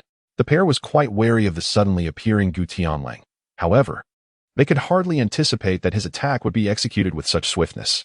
Before they could comprehend the situation, they found themselves ensnared. "What is this?" Break free. Chapter 46. Special training. Trapped within the energy barrier, the two attempted to harness the energy within their bodies to dismantle the protective shield. Unfortunately, the disparity in power was far too great, rendering their struggles utterly futile. Gucci Feng turned his head and explained to the blonde man at a measured pace. "I hail from a different dimension, sent here on a mission to rescue you. This energy shield can confine them for an extended period, and I possess a means to swiftly enhance your strength." The blonde man regarded his words with skepticism, although Gu Tianlang had aided him. It appeared that he harbored no intention of slaying the artificial beings. Gu Tianlang discerned his mistrust and smiled gently as he reiterated, "After all, I am not from your timeline, and it is inappropriate for me to intervene in these matters. Once we arrive in my realm, you shall naturally come to trust me. I sincerely apologize, but I find myself alone in this world, which inevitably makes me a tad cautious." Gazing into Gu Tianlang's earnest eyes, the golden-haired man realized he may have misunderstood him. Regardless of the circumstances, should he choose not to act, his demise would be certain. Guten Wolf grasped his shoulder, activating the chat group's teleportation function, and the two were transported from the future timeline to the universe of Dragon Ball Super. Upon gazing at the familiar yet opulently transformed Capsule Corporation, the golden-haired man was momentarily taken aback. Goku and Vegeta, who were indulging in their meal, also found themselves momentarily disoriented by the sudden appearance of Guten Wolf and the golden-haired stranger. "Gohan. No, this is not the Gohan I know." Goku scrutinized the golden-haired man and shook his head, confirming that he was not the Gohan he recognized. Gohan had long abandoned the Super Saiyan transformations, and their auras were entirely different. This version of Gohan emanated a palpable aura of melancholy. Vegeta, piecing together the situation, began to comprehend what was unfolding. Yet he remained puzzled about Guten Wolf's intentions. Could this be a Gohan from an alternate timeline? Guten Wolf, what is your purpose in bringing him here? Guten Wolf, unreserved in his intentions, clearly articulated his purpose. He is the Gohan of the timeline where the Great T is situated, and I wish for you to train him. This will enable him to save his own dimension. The golden-haired individual is indeed the future timeline's Gohan, the solitary warrior standing against the malevolent artificial beings. And upon encountering his deceased father once more, Gohan's heart swelled with emotion. Could this be the father from another timeline? To his astonishment, he learned that his father had triumphed over illness. Goku took the initiative to explain the circumstances surrounding future Trunks. Detailing how he survived in the existence of the Great T, Gohan felt a deep sense of relief. Indeed, it was wise of him to allow Trunks to survive rather than accompany him to death, thus successfully salvaging the future. Goku proposed to take Gohan under his wing, to which Vegeta had no objections, as he inherently despised training alongside others and had no desire to instruct anyone. Goku, intrigued as to why Guten Wolf, having saved Gohan, would deliberately come here to request his guidance, was informed by Guten Wolf that while he was adept at fighting, he was not particularly skilled in teaching. Goku, accompanied by future Gohan, soared towards the sacred temple, intending to utilize the hyperbolic time chamber to facilitate a significant enhancement of Gohan's abilities. Unlike Goku, Vegeta was not easily deceived, and he noted that Guten Wolf possessed no time machine, leaving him to wonder how he had traversed to the future. After extensive probing, Guten Wolf's responses were impenetrable. He refrained from disclosing how he had arrived in the future, maintaining a facade of ambiguity, thus compelling Vegeta to abandon this line of inquiry. Nevertheless, Guten Wolf expressed dissatisfaction with Goku's training arrangement, believing that Gohan possessed greater latent potential. He mused that mere specialized training might not fully unlock Gohan's capabilities and, with a flash of an unsavory figure crossing his mind, sensed that individual's presence, promptly utilizing instant transmission to depart from Bulma's residence. Vegeta scoffed and entered the newly constructed gravity training room. Indeed, wealth offered one the freedom to indulge, and marrying a wealthy woman was undeniably delightful. While Goku toiled diligently to provide for his family, Vegeta had long since freed himself from such worries, enjoying sumptuous feasts and having access to superior training facilities. In the distant realm of the Kais, the elder Kai was surreptitiously perusing certain illustrated tomes when he suddenly sensed a disturbance in the fabric of space behind him. Startled, he hastily concealed the books and feigned seriousness with a cough. "Hello, Elder Kai. I require your assistance with a matter." Goku, with his innate familiarity, comfortably took a seat across from him. When it comes to unleashing potential, who could be more fitting than the old Kai? The old Kai, momentarily disturbed from his joyful reverie, felt a twinge of displeasure at Goku's arrival, yet he hesitated to express it openly. "Ah, Goku, what assistance do you seek from me?" Gu Tianlang spoke candidly. "There is someone on my side who requires your assistance in unlocking his potential." Without a moment's hesitation, the old Kai shook his head in refusal, stating, "This matter is quite troublesome and excessively taxing. It is simply not feasible. Awakening potential is a laborious task, and I shall not assist you in such an endeavor. You would be better off seeking help elsewhere." The confident smile gracing the face of the ancient wolf depicted his preparedness. "Might I offer some form of remuneration?" "Must you decline so hastily?" The old Kai glanced at the ancient wolf with a hint of disdain, pondering to himself, "You possess neither a wife nor a girlfriend. What benefits could you possibly offer me?" It was inconceivable. As a dignified Kaioshin, how could he acquiesce to any request made by the ancient wolf? Was this not akin to asking a god of destruction to toil in the fields? Such a proposition was an affront to his divine essence. "Very well. Shall I take my leave then?" Gu Tianlang, without uttering a word, turned to leave. Inadvertently, a storage capsule slipped from his grasp, crashing to the ground and bursting open, scattering dozens of exquisite art books across the grass. The old Kai's eyes widened in astonishment as he beheld the array of perfect covers and the enticing content within, igniting a fervent desire within him. He had not anticipated that Gu Tianlang would possess such treasures. Observing Gu Tianlang crouching down to collect the art books, the old Kai hastily interjected, donning a warm and amiable smile. The potential for collaboration was certainly negotiable. After all, he was quite inclined to assist. Although it would demand considerable stamina, given their familiarity, discussing compensation seemed unnecessary. Why not lend each other a helping hand? Gu Qifeng had long been aware of the true nature of the old Supreme Kai. Thus, he decided to retract the scrolls. "Is that so? That would be splendid. I initially intended to present these to you, but since you have expressed such sentiments, it would be inappropriate for me to impose. I shall take them back with me instead. The old Supreme Kai picked up a volume and, upon glancing at the illustrations within, found himself unexpectedly bleeding from the nose. No worries, transporting them back and forth can be quite cumbersome. Just leave them with me. I shall keep an eye on them, merely for the sake of pure appreciation. Goku no longer jested with him, handing over the scrolls of paintings and disregarding the relic himself. He informed that Gohan would emerge from his meditation the following day and departed from the Kaioshin realm. Upon returning to the inn within the Dragon Ball universe, Goku awaited the arrival of the morrow in quiet anticipation. Before the old Kai could unlock Gohan's latent potential, he wished for Gohan to meet someone first. Chapter 47. Sparring time swiftly slipped away, and soon a day had passed. Gohan, Chi-Chi, and others, having learned of the existence of future Gohan, hastened to Bulma's residence.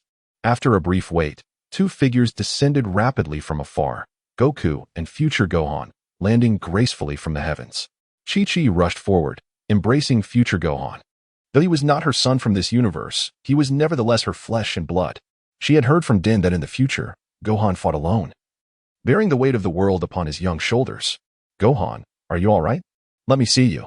The long-awaited embrace brought a mist to Gohan's eyes. In the future, his father succumbed to heart disease, Uncle Piccolo was erased, and the Dragon Balls of Earth had vanished. Uncle Vegeta insisted on battling alone, only to be slain by the two androids. Krillin, Yamcha, and Master Roshi had all met their untimely ends, and his mother too fell victim to the android's malice. Now, seeing his mother once more stirred tumultuous emotions within him, and tears slipped from the corners of his eyes. After their heartfelt exchange, future Gohan noticed Gohan and Videl, offering a slight nod. Have I become a scholar in this world? Is that your wife? Gohan smiled warmly, gazing at this man who was both himself and not himself, feeling a surge of admiration. Yes, I have indeed fulfilled my wish of becoming a scholar, but recently I have resumed my training and returned to my martial arts roots. Future Gohan released the burdens of his past, recognizing that, in a different manner, he had achieved his aspirations. That is reassuring. I am certain I can defeat those two now. My father's training has borne fruit. Goten, observing this unfamiliar brother, was puzzled. But when my brother was at this age, he could easily defeat Bu and eliminate Android 18. Why is it that this Gohan cannot overcome her? Goten, still youthful, assumed that the disparity in strength between the two Gohans was minimal and failed to comprehend why he could not best Android 18. Vegeta scoffed disdainfully, unwilling to address such naive inquiries, while Piccolo interjected to clarify. Indeed, Gohan possesses immense potential, but he struggles with training, uncertain of how to cultivate his strength to its fullest extent. Piccolo's words cut straight to the heart of the matter, highlighting the significant disparity between Gohan, Goku, and Vegeta. The three of them possess an acute understanding of the most effective methods of training. For instance, during the Z era, Goku and Gohan consistently maintained their Super Saiyan forms while training in the hyperbolic time chamber, resulting in a year's worth of intensive training that could potentially surpass the efforts of others over 3 or even 5 years. Conversely, Gohan might never have conceived of such a training approach on his own. They each navigate their journey towards the most correct path, with Gohan resembling a precious gem in need of careful refinement. Goten nodded in a somewhat confused manner, grasping Piccolo's explanation to a degree. With the reminiscing concluded, it was time to attend to more pressing matters. Goku pulled the old Kaioshin over to future Gohan, introducing him to the present Gohan and Chi-Chi. Future Gohan was able to relinquish the obsessions that burdened his heart, thereby allowing the old Kaioshin to unlock his latent potential more effectively. Shall we return then? I am prepared, he declared, misinterpreting Goku's intent, believing he was about to be taken back to the future. No, this is the Kaioshin. He can awaken the potential within you, enabling you to transcend your limits. After Goku's explanation, future Gohan settled into a meditative posture on the ground, awaiting the old Kaioshin's incantation. The old Kaioshin, a man of principle, approached future Gohan and began to perform a series of peculiar gestures. Yet, within mere minutes, he could not help but exclaim in frustration, "What the heck? His power is so formidable, and yet I am the one expected to unlock his potential? Are you trying to kill me?" The old Kaioshin's ability to awaken potential was inherently limited by his own strength, for instance. When faced with a fully powered Super Saiyan Blue Vegeta, his magic would prove utterly ineffective. The greater the strength of the individual, the more immense the energy expenditure required from him.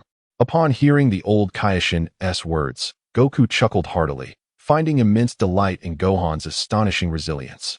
Despite having sensed Gohan's incredible potential, the year of rigorous training had elevated Gohan's power to a level that genuinely surprised him. The old Kaioshin felt utterly overwhelmed. Compared to the challenge he faced when awakening Gohan's potential years prior, the difficulty had increased tenfold. Before long, he was drenched in sweat. He persevered for a grueling 24 hours to complete the incantation for Gohan, collapsing to the ground in utter exhaustion the moment it concluded, barely able to stand.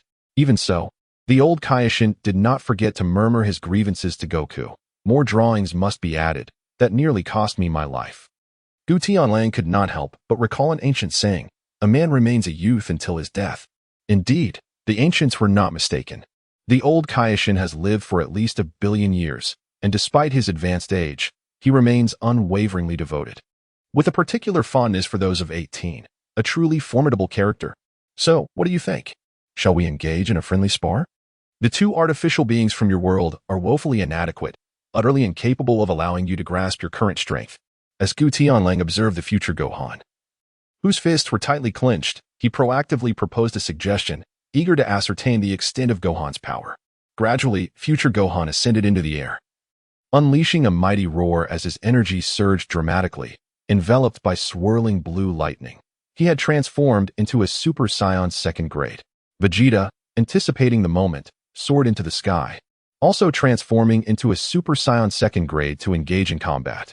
Their exchanges were fierce, yet to everyone's astonishment, Gohan found himself at a disadvantage, struggling to fend off Vegeta's onslaught. It is noteworthy that even among Super Saiyans of the same grade, the disparity in strength can be immense. The Super Saiyan 2 Vegeta of the Z era would likely prevail with ease against the current Vegeta in just a few exchanges. The stronger one is in their base form, the more formidable they become when transformed. Gohan's progress over the past year was nothing short of remarkable. Realizing that this stalemate was untenable, Gohan clenched his fists and let out a low growl, instantly amplifying his energy. This formidable aura radiated outward, even reaching Beerus, who was far away in the God of Destruction realm.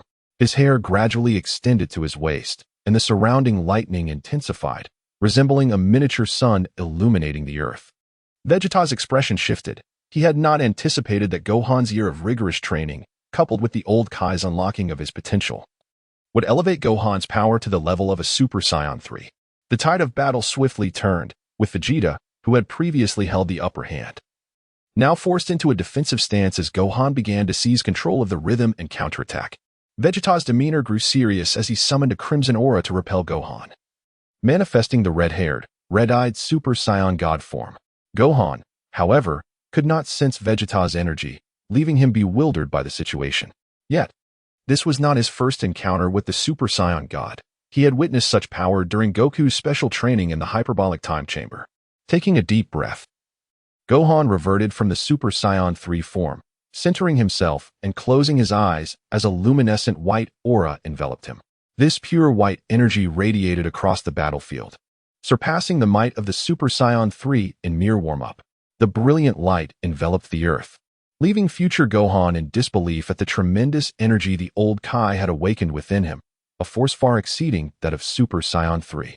Piccolo, observing from the sidelines, was utterly astonished, his face turning pale, realizing that future Gohan possessed such formidable strength. The two resumed their fierce combat, with Vegeta's attacks becoming increasingly fierce, each punch quicker than the last, leaving future Gohan struggling to keep pace. Despite the overwhelming odds, Gohan's performance garnered admiration. The Gohan of the Z era had never exhibited such remarkable power in his mysterious transformation. This was largely due to future Gohan's inherent strength reaching Super Saiyan 3, combined with the energy gained from unlocking his potential, which far surpassed that of his former self. Vegeta recognized that this was the full extent of Gohan's abilities and decided to hold nothing back. The radiant blue aura of Super Saiyan Blue manifested, distinct from the God form. The power of Super Saiyan Blue was palpable, and future Gohan sensed the unimaginable might emanating from it. Gathering energy into his right hand, he prepared to unleash his most formidable attack.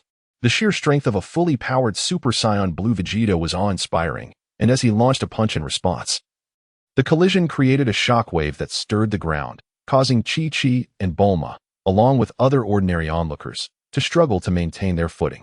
As blue and white energies clashed, future Gohan plummeted from the sky, while Vegeta returned to his normal state, descending to the ground. Uncle Vegeta remains as strong as ever. Had you not rushed alone to confront the androids back in the day, but instead taken time to train, with your presence, they would have been no match for you. In the future, Gohan holds great respect for Vegeta. After Goku's demise in that timeline, Vegeta, in a fit of rage, challenged two androids single-handedly, fiercely battling them until his last breath, inflicting severe injuries upon them. It was indeed Vegeta's intervention that allowed the androids to recuperate over several years. Otherwise, Gohan would not have lived to see adulthood, easily falling prey to their merciless hands. As for Vegeta's willingness to self-destruct in order to repel the androids, the future Gohan was previously unaware of his motives. However, witnessing the contented family life of Vegeta now, he could perhaps begin to comprehend the actions of that malevolent scion and the reasoning behind such uncharacteristic behavior. After a brief exchange, Gohan's concern for the future grew. He was anxious to return, knowing that Bulma and Trunks were still there. Should the androids breach the protective barrier, their fates would be dire. Lacking a thorough understanding of Goku's strength and with Goku offering no explanations, Gohan bid farewell and activated the spatial transport, returning to the future. In that timeline, androids 17 and 18 remained within the protective barrier, having spent 2 days attempting various methods to escape, yet finding themselves utterly powerless against it. They soon abandoned any hopes of fleeing. With a sweeping gesture, Gu Tianlang dispelled the protective barrier. In the fleeting moment of its disappearance, number 17 charged towards Gu Tianlang. Unwilling to forgive the indignity he had suffered, Gu Tianlang let out a faint smile, standing still as he regarded number 17, whose anger was ignited further by the apparent disdain. Such contempt was a testament to the underestimation of his own worth. Suddenly, a sharp pain surged through his chest. Glancing down, he saw Son Gohan's palm shaped like a blade, piercing through him. The energy wave coursed through his body, resulting in a thunderous explosion that reduced number 17 to mere scraps of metal. This unexpected turn of events left number 18 in shock. Within just 2 days, Son Gohan's power had escalated to such an extent. Even considering number 17's carelessness, the ability to eliminate him with a single strike illustrated the vast disparity in their strengths. Without a glance back, she fled, harboring no intention of engaging in battle. The androids of this timeline differed significantly from the original worlds 17 and 18. Those two were solely focused on eliminating Son Goku, harboring no malice towards others. In contrast, the androids from the future reveled in the slaughter of humanity, driven by a twisted psychology that compelled them to kill indiscriminately. Even the death of her own brother did not stir any desire for vengeance within number 18. Unfortunately for her, Gohan had undergone a profound transformation, streaking across the sky like a meteor, swiftly catching up to her. With a single kick, he severed her in two, disregarding her pleas for mercy, and with a flick of his fingers, he unleashed a beam of light that extinguished her life. You did well, goodbye, Gohan. When Gohan turned back once more, the figure of Gu Tianlang, who had been right behind him, had vanished. Initially, he had wished to inquire who sent him to rescue him. He had assumed it was his father's request, but during training, Goku had informed him that he had never communicated with Gu Tianlang. This became Gohan's greatest mystery. However, having resolved the crisis, he now felt confident in his ability to safeguard the Earth.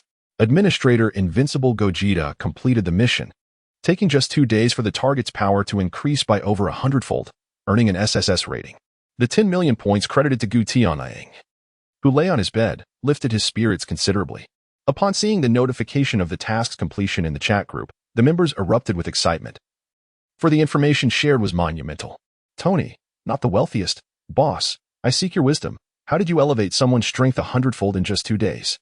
World Destroyer, you didn't grant him some sort of cheat, did you? Invincible Gogeta, to be precise, it was a year's time. There's a device here that allows a year to pass within a day. Tony, not the wealthiest, that's cheating. Boss, can I also enter and train my physical abilities? Chat group leader, it's the hyperbolic time chamber, indeed an excellent place for training, but it varies by individual. Invincible Gogeta, spending a year in there would also consume a year of your normal lifespan. Are you certain you wish to proceed? In a fit of jealousy for his current girlfriend, he contemplated physically confronting his ex-boss. May I enter? I am still young and can afford a year's time. He mused. Dagu felt his physical prowess was indeed lacking, unable to harness the power of Diga. The stronger the human body, the mightier the Ultraman. Thus, he needed to expedite his enhancement to confront the impending monsters. Tony, who is not the richest, responded, "Are you insinuating something? What do you mean by emphasizing my youth?"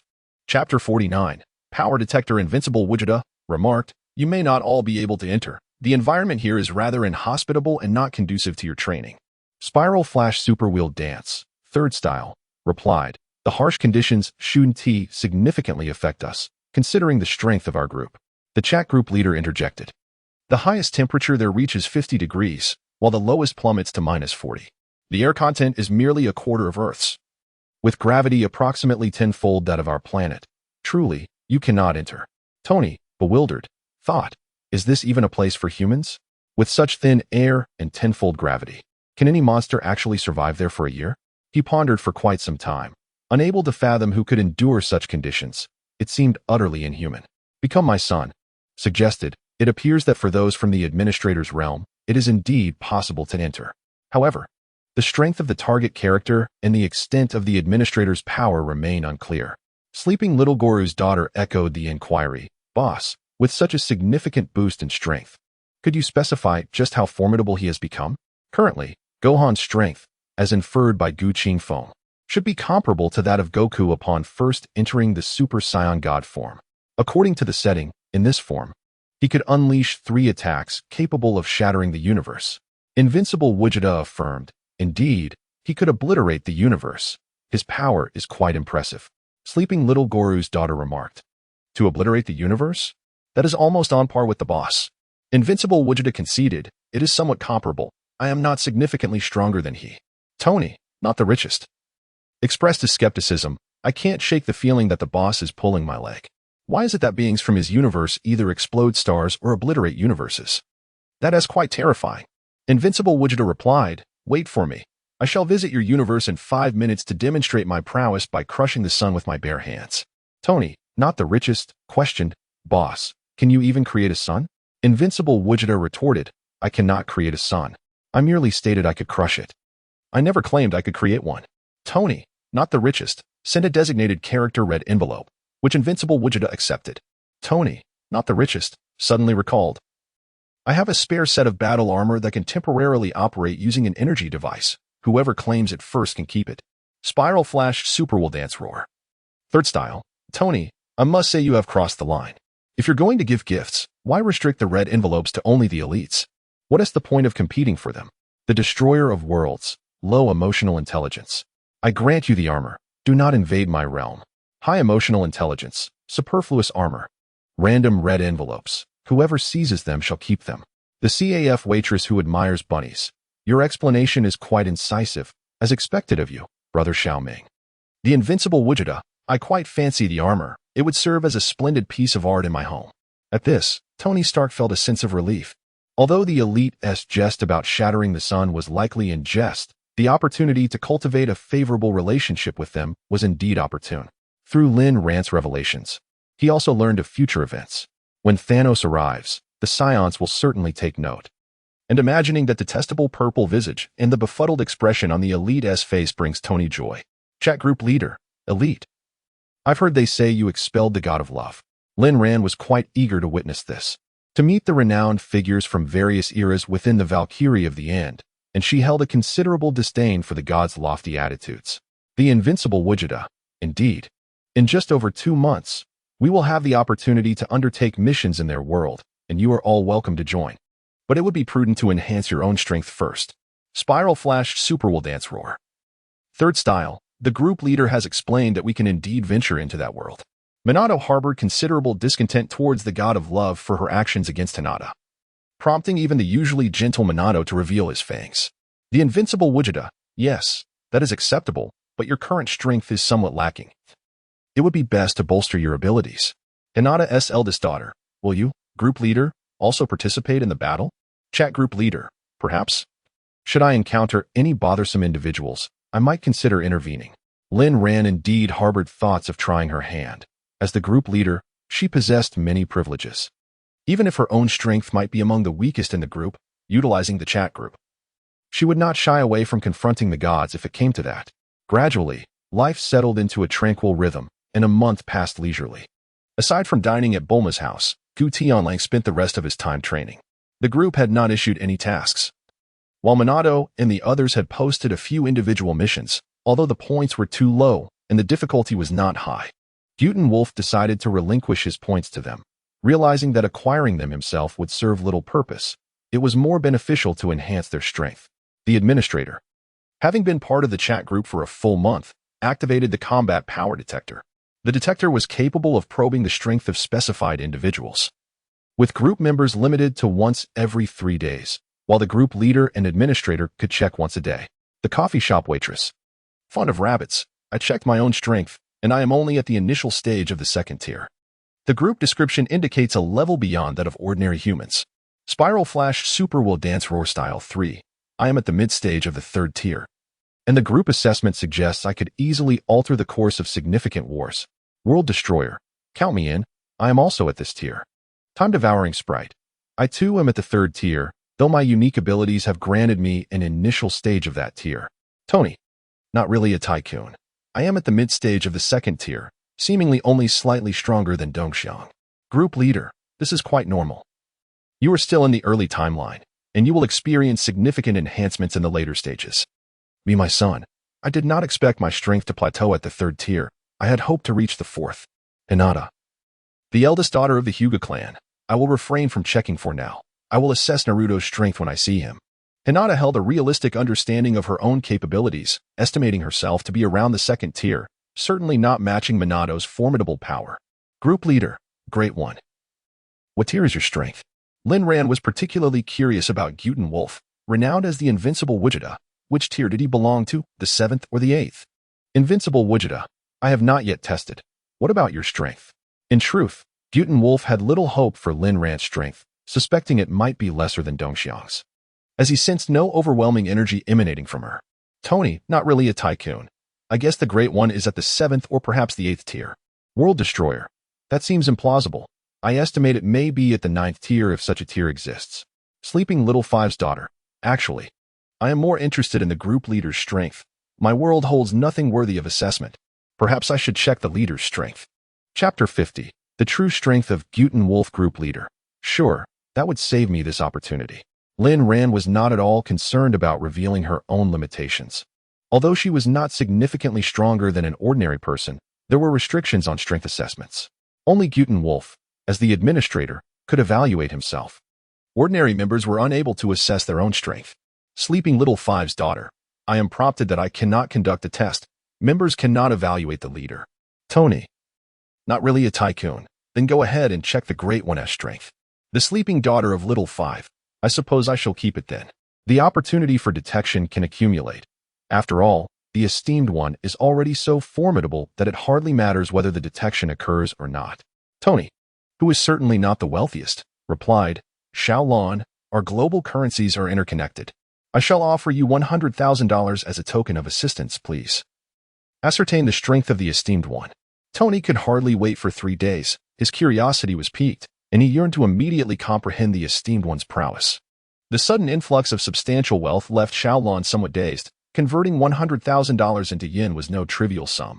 Yet, merely to assess someone's strength in exchange for such a hefty amount made her feel a twinge of guilt.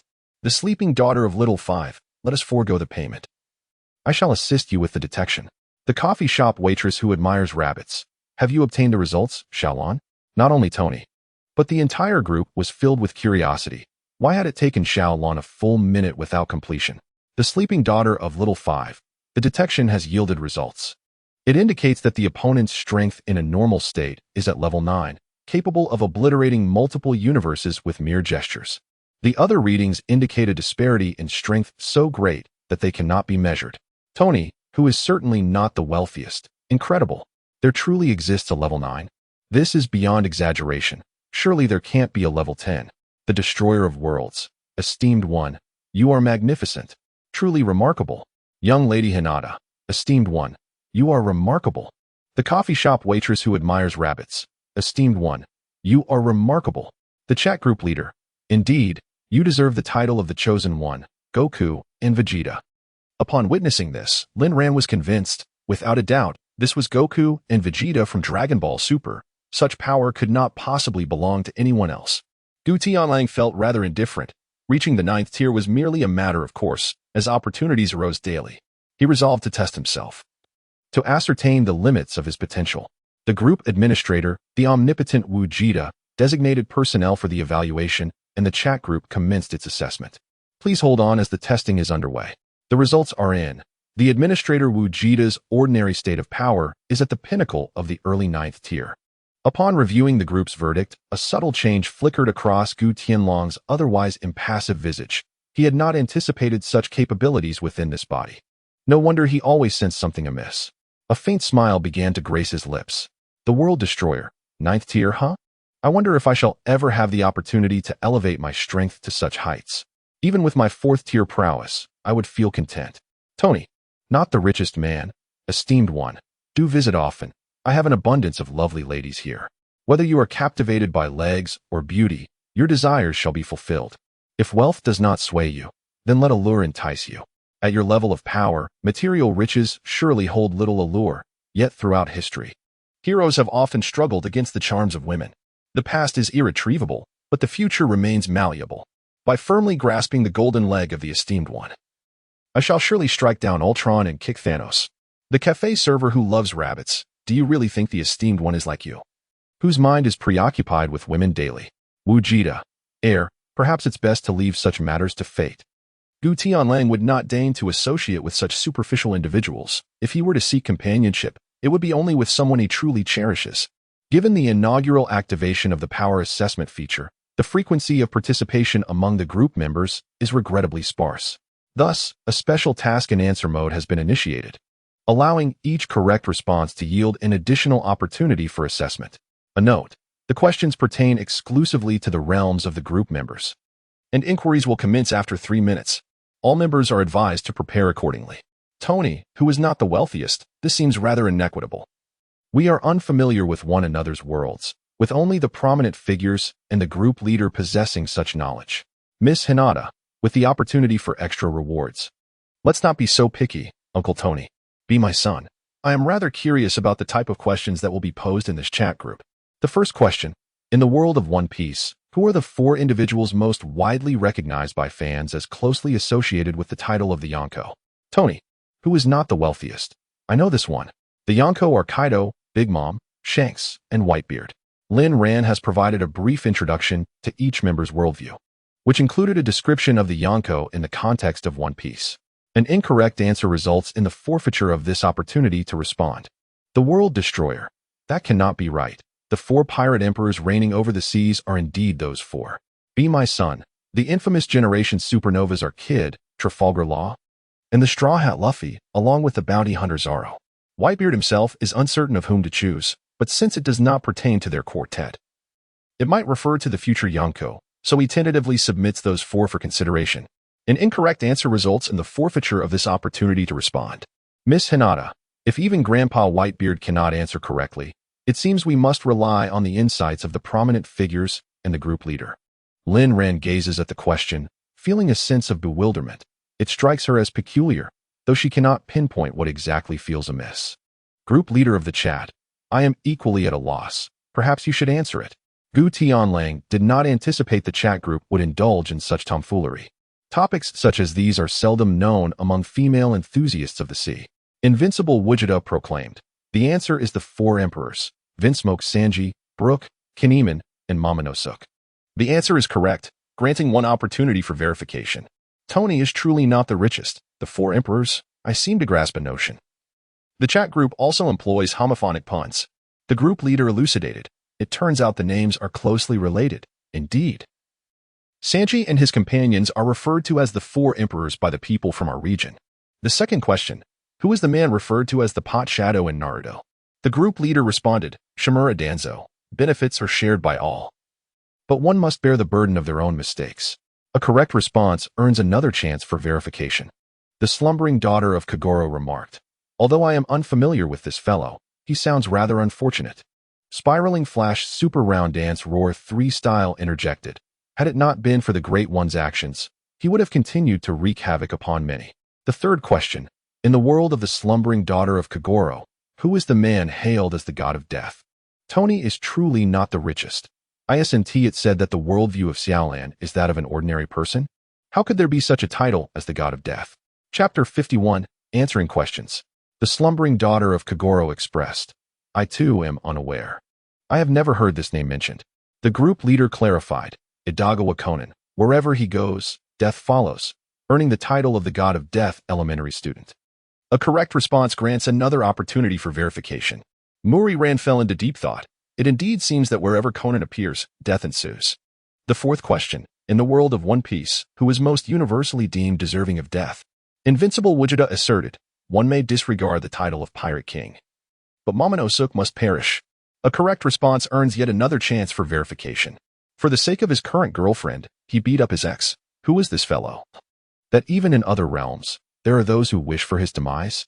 Invincible Vegeta replied, he is but a child, yet this child relishes in his youth, taking liberties with women and bathing alongside numerous beautiful ladies, and most critically, he wears a lewd and smug expression while enjoying his advantages. Tony is truly not the richest. It's over. I am incensed as well. Merely hearing the Great One speak in such a manner makes me want to confront him. The Destroyer of Worlds commented, to some extent, this could be considered a man's adversary. The fifth question, apart from the Uchiha clan, who is most fond of uttering the name Uchiha? The group leader replied, Uzumaki Naruto, who calls out Sasuke every day.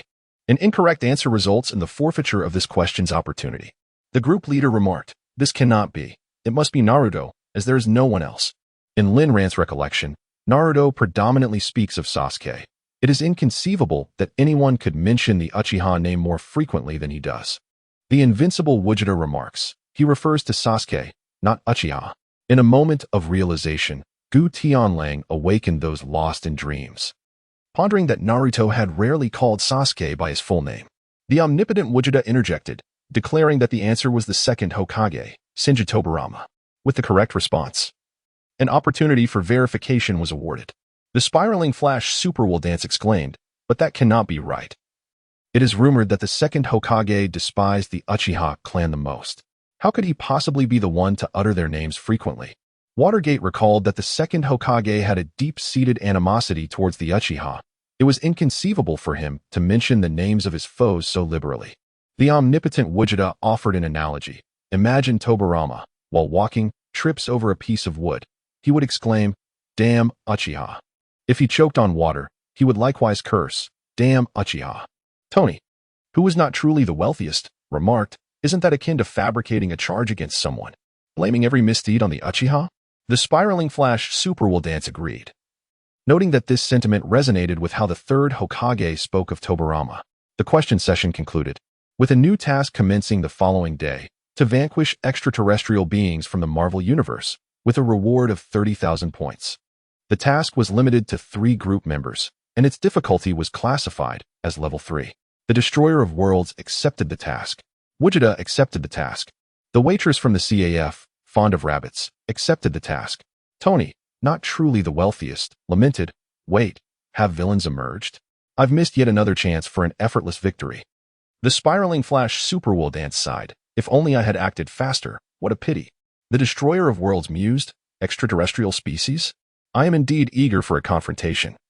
I wonder what manner of beings they might be. Vegeta replied, there are numerous extraterrestrial species in the Marvel Universe, a vast array of existences. Having concluded his thoughts, Gu Tianlang exited the group chat as mealtime approached, and he needed to visit Bulma's house before dinner commenced. Upon arrival, he found only Vegeta and Goku standing forlornly at the door, Goku looking particularly dejected. Why are you not eating? What are you doing standing at the door? Gu Tianlang inquired. Before he could say more, Vegeta's expression soured at the sound of his voice, and he roared at Gu Tianlang, can't you two feed yourselves? Are you so destitute that you must come to my house for meals every day? The cooks are exhausted and resting, and Bulma is not home. I have no idea where to find more chefs. Vegeta's ire grew as he spoke. Their visits had become increasingly frequent, and he was exasperated by their incessant hunger. Even with many chefs at his disposal, it was impossible to prepare meals for dozens of guests daily. Goku chuckled and seemed to ignore Vegeta's complaints. So when can we eat? Perhaps you could call Bulma and ask her to send a chef over?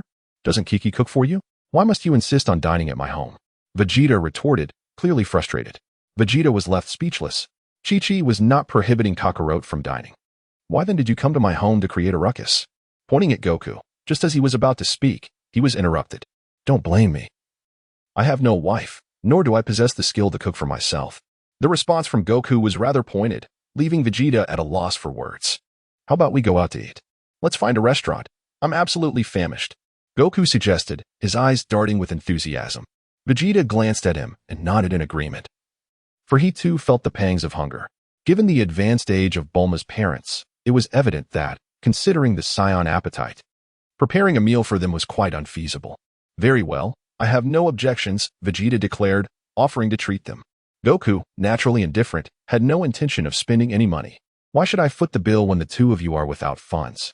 Vegeta felt an overwhelming urge to eliminate them, realizing that in the end, he would still have to handle the meal himself. I have no money. Chi-Chi has not provided me with any.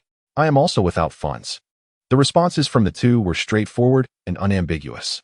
Goku, who had never truly grasped the concept of money and was merely visiting Bulma's home to partake in a meal, certainly would not have brought any money along. Goku, much like his counterpart, Goten, found himself without employment.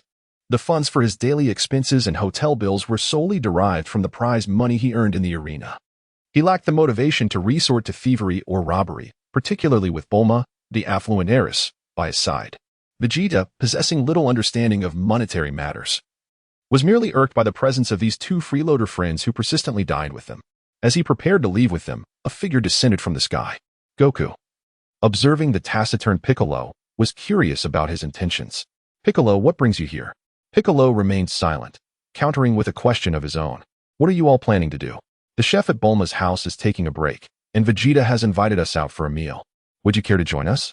Goku, blissfully unaware of the underlying awkwardness, innocently extended the invitation to Piccolo, who, seizing the opportunity, agreed. It was only Goku's naive demeanor that prevented him from perceiving the obvious. Both Vegeta and Goten recognized Piccolo's true motive upon seeing him. Given the time of day, it was highly likely he was merely seeking a complimentary meal. Thus, the quartet made their way to a large restaurant in the city. As the waiter presented the menu, Goten casually glanced through it and remarked, "There are just 4 of us, so we needn't order excessively. Let us just have a few casual bites." He then set the menu back on the table and inquired of his companions. Vegeta and Goku remained silent, while Piccolo, accustomed to his stoic demeanor, had no objections. "Just replicate the menu for us. Let's start with this much." The waiter, initially assuming they wouldn't order many dishes, prepared to jot down their selections upon hearing Goten's words, only to freeze in disbelief. "Sir, the menu contains many sizable dishes, including octopuses of several meters and dinosaur meat weighing dozens of pounds. Are you certain you wish to order them all?" The waiter thought he might have misheard. Even as the largest restaurant in the city, preparing every item on the menu would be a feat that not even 14 people could finish, let alone 4. "Not to worry, just prepare them. We're not short on funds." Gu Tianlang, exuding an air of magnificence, stands as the foremost son-in-law of the Dragon Ball universe, impervious to financial constraints, living life with the grandeur of a sovereign. The archetype of indulging in the fruits of another's labor, the Scion Tiger, Vegeta. The waiter hastily scurried to the kitchen, and before long, an array of exquisitely presented dishes began to grace the table, one after another. The 4 individuals commenced their feast with abandon, devouring their meals voraciously. Piccolo's manner of eating was slightly more refined, while Gu Tianlang and his companions consumed their food as if they had never tasted a meal before. It wasn't long before the plates were emptied. This was, after all, not Bulma's household, where the staff had long since become accustomed to the scion appetites. The people here were taken aback by their unrestrained eating style. Goodness, can a human stomach truly accommodate so much food? Aren't they afraid of bursting? A middle-aged man in his 40s observed the astonished expressions of the newly arrived youths and remarked nonchalantly, "What's all the fuss about? This is merely their second table of dishes. How much are they planning to eat? Surely, they don't intend to tackle a third? Who knows? Don't they get bored after such a long time? I've been watching them eat for over half an hour," replied the young man, exchanging glances of disbelief at the peculiarities of the middle-aged man. "Bored? And yet, you can watch for so long?" Listening to the murmurs around him, Piccolo felt a wave of embarrassment wash over him. Being scrutinized in such a manner was quite uncomfortable. Meanwhile, Goku, in the throes of his gluttony, cheerfully devoured the sushi placed beside him. By the time Vegeta attempted to intervene, it was far too late. Furious, Vegeta seized a handful of food and consumed it, prompting a dramatic shift in Goku's demeanor. his expression now one of indignation. Vegeta, how could you eat my char-siu? I was saving that for last. Vegeta slammed his hand down, rising to his feet, glaring fiercely at Kakarot. My sushi was also deliberately set aside. You fiend. Goku transformed into Super Saiyan in a fit of rage, his overwhelming presence bearing down on Vegeta. Aren't we friends, Vegeta? Vegeta, undeterred, countered with his Super Saiyan 2 form, exerting a pressure that pushed back against Goku. This is entirely different. With radiant energy enveloping him, Goku ascended to Super Saiyan God. Refusing to yield an inch as he and Vegeta locked in a stalemate. Ultimately, both transformed into Super Saiyan Blue. Their formidable auras causing the very ground within several dozen miles to tremble, while the building was illuminated with a blue light, resembling two celestial blue moons against the night sky, capturing the attention of the onlookers nearby. Curious spectators pulled out their phones, eager to capture this astonishing scene, having never witnessed hair that could change color on its own. However, to their dismay, whether it was phone or camera, all devices experienced a brief malfunction, rendering them utterly unusable. Gu Tianlang cast a glance at Piccolo, truly embodying the essence of the most formidable think tank in the Dragon Ball universe. Although their prowess was gradually overshadowed by the extraordinary abilities of the two, their intellect remained a comforting assurance. Initially, he had intended to take action himself, but unexpectedly, Piccolo had preemptively disrupted the equipment's operation with a surge of energy. Piccolo, with a look of exasperation directed at Gu Tianlang, realized he was powerless to dissuade the two who were in a state of frenzy. It appeared that a peaceful resolution was unattainable today, and it was likely that a decisive victor would emerge between them. Boss, I would like another serving of the sushi and char-siu from earlier. Gu Tianlang remained silent, attending to the boss who was busy preparing another order. Upon hearing this, the two individuals instantly retracted their imposing demeanor, each letting out a disdainful snort. The boss wiped the cold sweat from his forehead and urged the kitchen staff to expedite the preparations. Such trivial matters had nearly led to the destruction of his establishment by the two formidable patrons. After indulging in food and drink, the four parted ways, with Wukong and Vegeta still harboring the unpleasantness from earlier, likely seeking a place to engage in combat. Gu Tianlang arrived at a secluded valley, finding a clean patch of ground to lie down upon.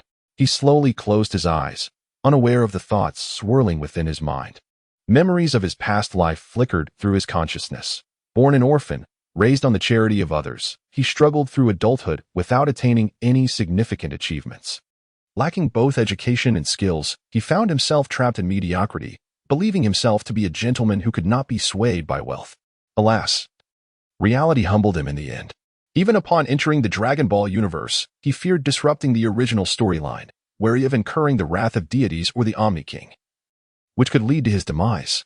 Now, however, he possessed the power to shatter stars with a mere snap of his fingers and extinguish gods with a wave of his hand. At last, he could be true to himself without concern for any existence. In that moment, a subtle transformation occurred within him. Upon realizing his true strength, a shift took place in his heart. He awoke the next day at noon, groggy yet invigorated, feeling as though a heavy burden had been lifted from his soul. Tony is not the wealthiest. Boss, are you coming? These monsters have appeared, and it's quite troublesome. I'm no match for them. Black Widow is being pushed back relentlessly. Tony was anxious. The moment these creatures emerged, they began wreaking havoc, leaving the streets in ruins as terrified civilians fled in all directions, fearing their monstrous gaze. Spiral Flash Super Wheel Dance, Roar 3 style. You should send someone to confront them. Aren't you also at a disadvantage? Tony is not the wealthiest. Where am I supposed to find help? They're not even around. Captain America and Hawkeye have gone to other regions. And I don't even know the Hulk or Thor. Through Lin Rant's revelations, Tony had learned of Banner's Hulk and Thor, yet the timeline was not yet aligned. One had yet to arrive on Earth, while the other had not yet been exposed to gamma radiation. He found himself unable to seek assistance. Chat group leader, what do these monsters look like? Describe them to me. I need to see if they ring a bell. Lin Ran was particularly intrigued. Noting that there seemed to be no villains present during this time, what were these suddenly emerging extraterrestrial beings? Tony is not the wealthiest. One is a black liquid life form, and the other is a red liquid life form. Both were once human. And there's also an indestructible sand creature. Chapter 53, The Imperial Rider and the Symbiotes. Lin Ran, upon hearing Tony's remarks, instantly conjured three figures in his mind. The crimson black liquid must represent the symbiotes Venom and Carnage. These entities originate from a peculiar planet, unable to leave their domain unless they attach themselves to a host, be it a human or an animal. The mere act of physical contact allows them to bond, bestowing extraordinary powers upon their hosts, encompassing immense strength, unparalleled speed, and the ability of rapid regeneration, among other capabilities. In tandem, they replicate the personality and traits of their hosts, innately devoid of moral dichotomy. It was an unfortunate twist of fate that the symbiote known as Venom latched onto a human, mirroring that individual's malevolent psyche. These symbiotes reproduce asexually, resulting in Venom and his progeny embodying pure malevolence. Carnage, a direct offspring, exhibits capabilities that surpass those of Venom, as is typical in the lineage of these symbiotic beings. The Sandman, formerly a notorious underground leader, underwent a transformation due to nuclear radiation in the desert, becoming a being of sand and earth. Much like Crocodile from One Piece, he wields the power to manipulate sand at will. Unless utterly destroyed, no fatal wound can obliterate his existence. Group leader, isn't that a foe of Spider-Man? How did they end up in your vicinity? These three are rather formidable. The group leader uploaded the fundamental abilities of Venom and Carnage. World Destroyer, I grasp the situation now. I shall advance without concern. I will shield you from them. After reviewing Lin Rant's dossier, Minyashir gained insight into the unique abilities of the three. The foremost priority was to avoid physical contact with the symbiotes, as being bonded to one would be perilous. However, by transforming into Kamen Rider, he would render himself immune to their grasp. Rabbit enthusiast CAF waitress, I believe I cannot proceed just yet. The risk of being possessed would present significant trouble. Group leader, indeed, the stronger the host, the more potent the symbiote becomes upon attachment. Tony Stark, come forth. The big shot has arrived, safety is finally within reach. Dongxiang activated the teleportation device, arriving in the Marvel universe. As Gu Tianlang awakened and perused the chat messages within the group, he promptly pressed the teleportation button and hurried over, never anticipating the presence of Venom. A truly rare entity. On the devastated street, two towering humanoid creatures, each exceeding 2.5 meters in height, extended their arms to ensnare fleeing humans. Their limbs transformed into either lethal blades or formidable hammers, heedless of the desperate cries of the people, mercilessly crashing down upon them. Amidst the chaos, a woman exuding the allure of mature femininity, none other than the Black Widow Natasha, engaged in a fierce battle with a sand creature, agilely tossing grenades that left the creature's body riddled with wounds, only for it to rapidly regenerate. Descending from the sky clad in crimson armor, Tony Stark landed beside Gu Tianlang, his voice tinged with urgency. You must act swiftly to eliminate them. In a flash of white light, two figures emerged, Mitsurugi Kamen and Kaneki Ken. Without hesitation, Mitsurugi transformed into his base form and charged into the fray, declaring, "Leave that hulking figure in black and red to me." Kaneki, revealing his Kakuja, rushed to support Black Widow Natasha, stating, "I'll handle the sand creature." Gu Tianlang languidly observed the skirmish between the combatants, although they all bore the SSS rating. The disparity in their worldviews and the challenges they faced resulted in significant differences in their scores. Why the haste? Let them indulge in their play for now. With a mere 4 levels of difficulty, even if the task were completed in a second, the points awarded would be minimal. The Black Widow regarded the sudden appearance of the young girl with uncertainty, unsure if she was friend or foe, and withdrew from her attack range. While Dongxiang showed little interest in her presence. From one side of her back sprouted wing-like appendages, releasing a multitude of projectiles, each possessing enough force to pierce through walls. Upon witnessing Tony Stark alongside an unfamiliar man, the Black Widow chose not to rush into the fray but hastened her pace toward them. "Tony, why are you holding back? This area is nearly obliterated," she urged. Tony waved his hand, signaling her to remain calm, and gestured toward the valiant Min Shur, who was holding his ground against 2 adversaries, and Dongxiang, who was overpowering the Sandman. "It's all right, they are my friends. With them here, you can rest assured."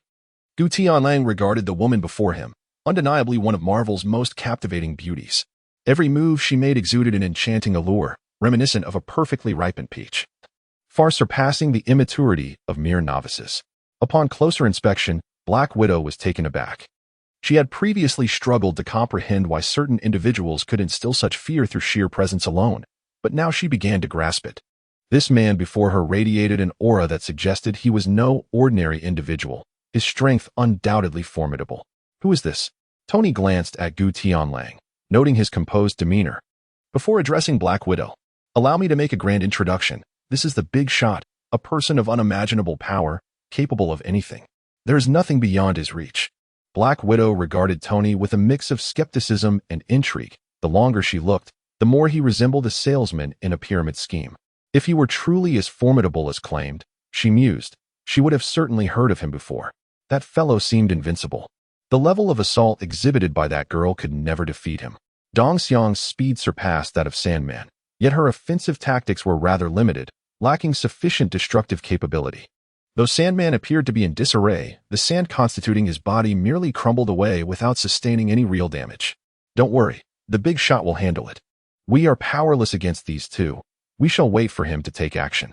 Observing Tony's unwavering confidence, Black Widow reluctantly chose to trust him for the time being. Faced with three seemingly immortal creatures, she truly had no better alternatives.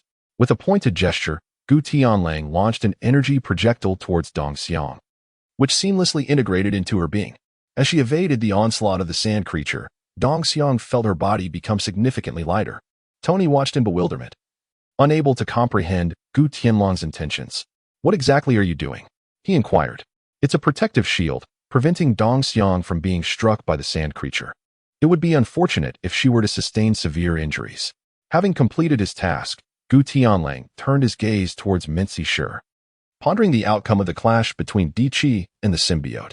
As Di Qi approached with measured steps, Venom and Carnage extended their limbs, unleashing 4 tendrils towards him. Grasping his card case sword, Di Qi emitted a brilliant flash of light, slicing through the incoming tendrils at their roots. In a confrontation with you, this card is more effective. Di Qi extracted the 555 card and inserted it into his transformation device, initiating a violent surge of power. A cascade of light and shadow enveloped him as he transformed into Kamen Rider 555 in acceleration mode, pressing the acceleration button with his left hand. His figure vanished from the sight of the onlookers, leaving Venom and Carnage searching in vain for their elusive foe. Suddenly, a gaping hole was pierced through Carnage's abdomen, followed swiftly by the severing of a portion of Venom's right arm. Yet Di Qi's presence remained unseen in the arena. Chapter 54. The first strike. Is this the legendary 7-second display of bravado, followed by a mere 3 seconds of monster slaying? Gu Tianlang shook his head with a bitter smile. At this moment, Dicky was moving at an astonishing speed, effortlessly displaying his flair while attacking his foes. Tony incessantly utilized the armor's systems to search. Yet he could only sense Dicky's presence without being able to pinpoint his location. Boss, I can't see Dicky. Just how fast is he moving? The Black Widow was utterly captivated, her mouth slightly agape as she gazed dreamily at Venom's position. The two symbiotes were under relentless assault, clearly being attacked. Yet Dicky's figure was conspicuously absent from the battlefield.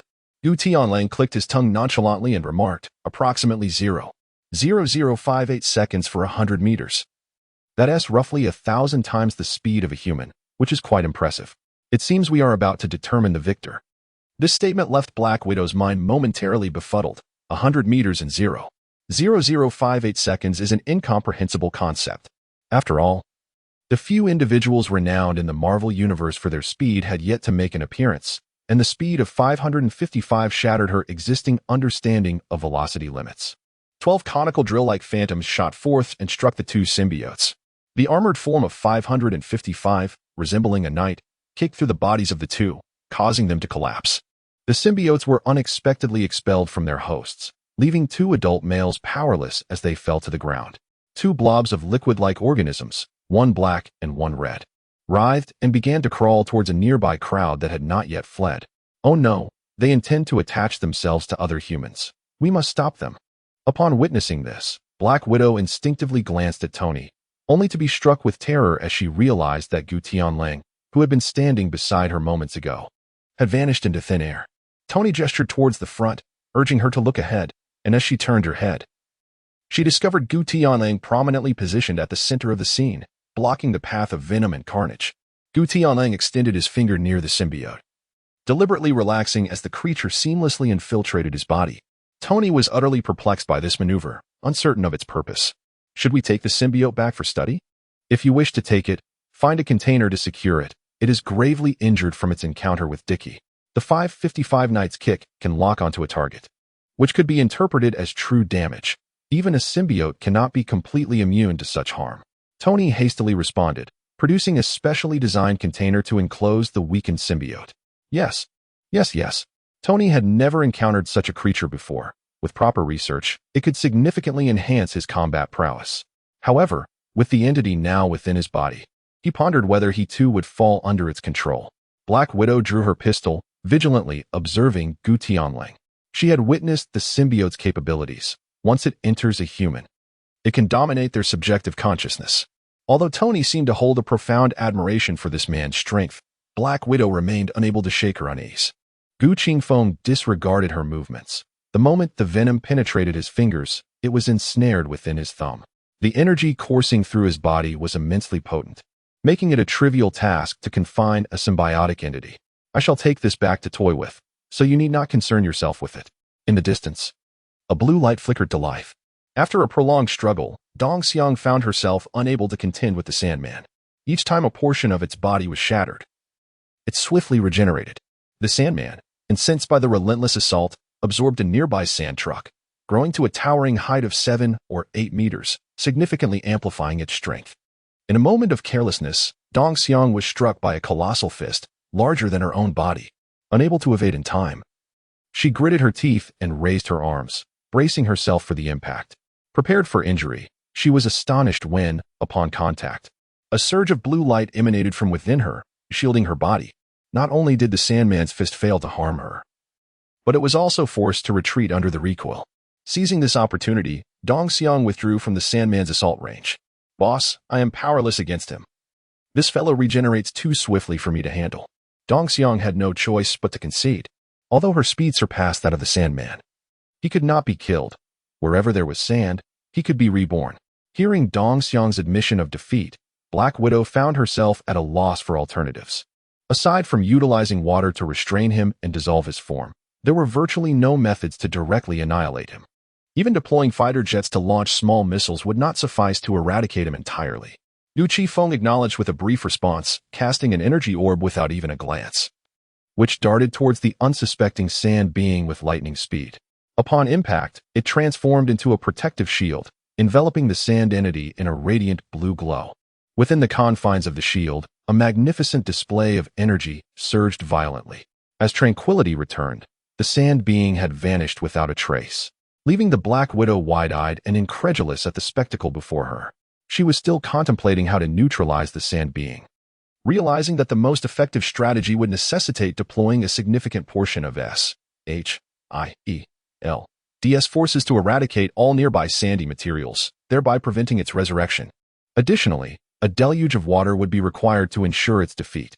Yet, in the blink of an eye, the sand being, which had caused her such vexation, was effortlessly eliminated. How had this man accomplished such a feat? Tony, equally astonished, recognized the prowess of his ally. Yet he had not anticipated such a swift and decisive resolution to an adversary that was nearly immortal. How did you manage that, my friend? Gu Qingfeng gazed at his right thumb with great interest, casually offering a solution. It's not particularly challenging. One merely needs to completely confine him within a space and eradicate everything within that space. I can reduce him to molecular form and then obliterate him. His tone was remarkably nonchalant, leaving Tony beside him utterly astonished. Perhaps only a figure of such stature would deem this task easy, were it entrusted to another.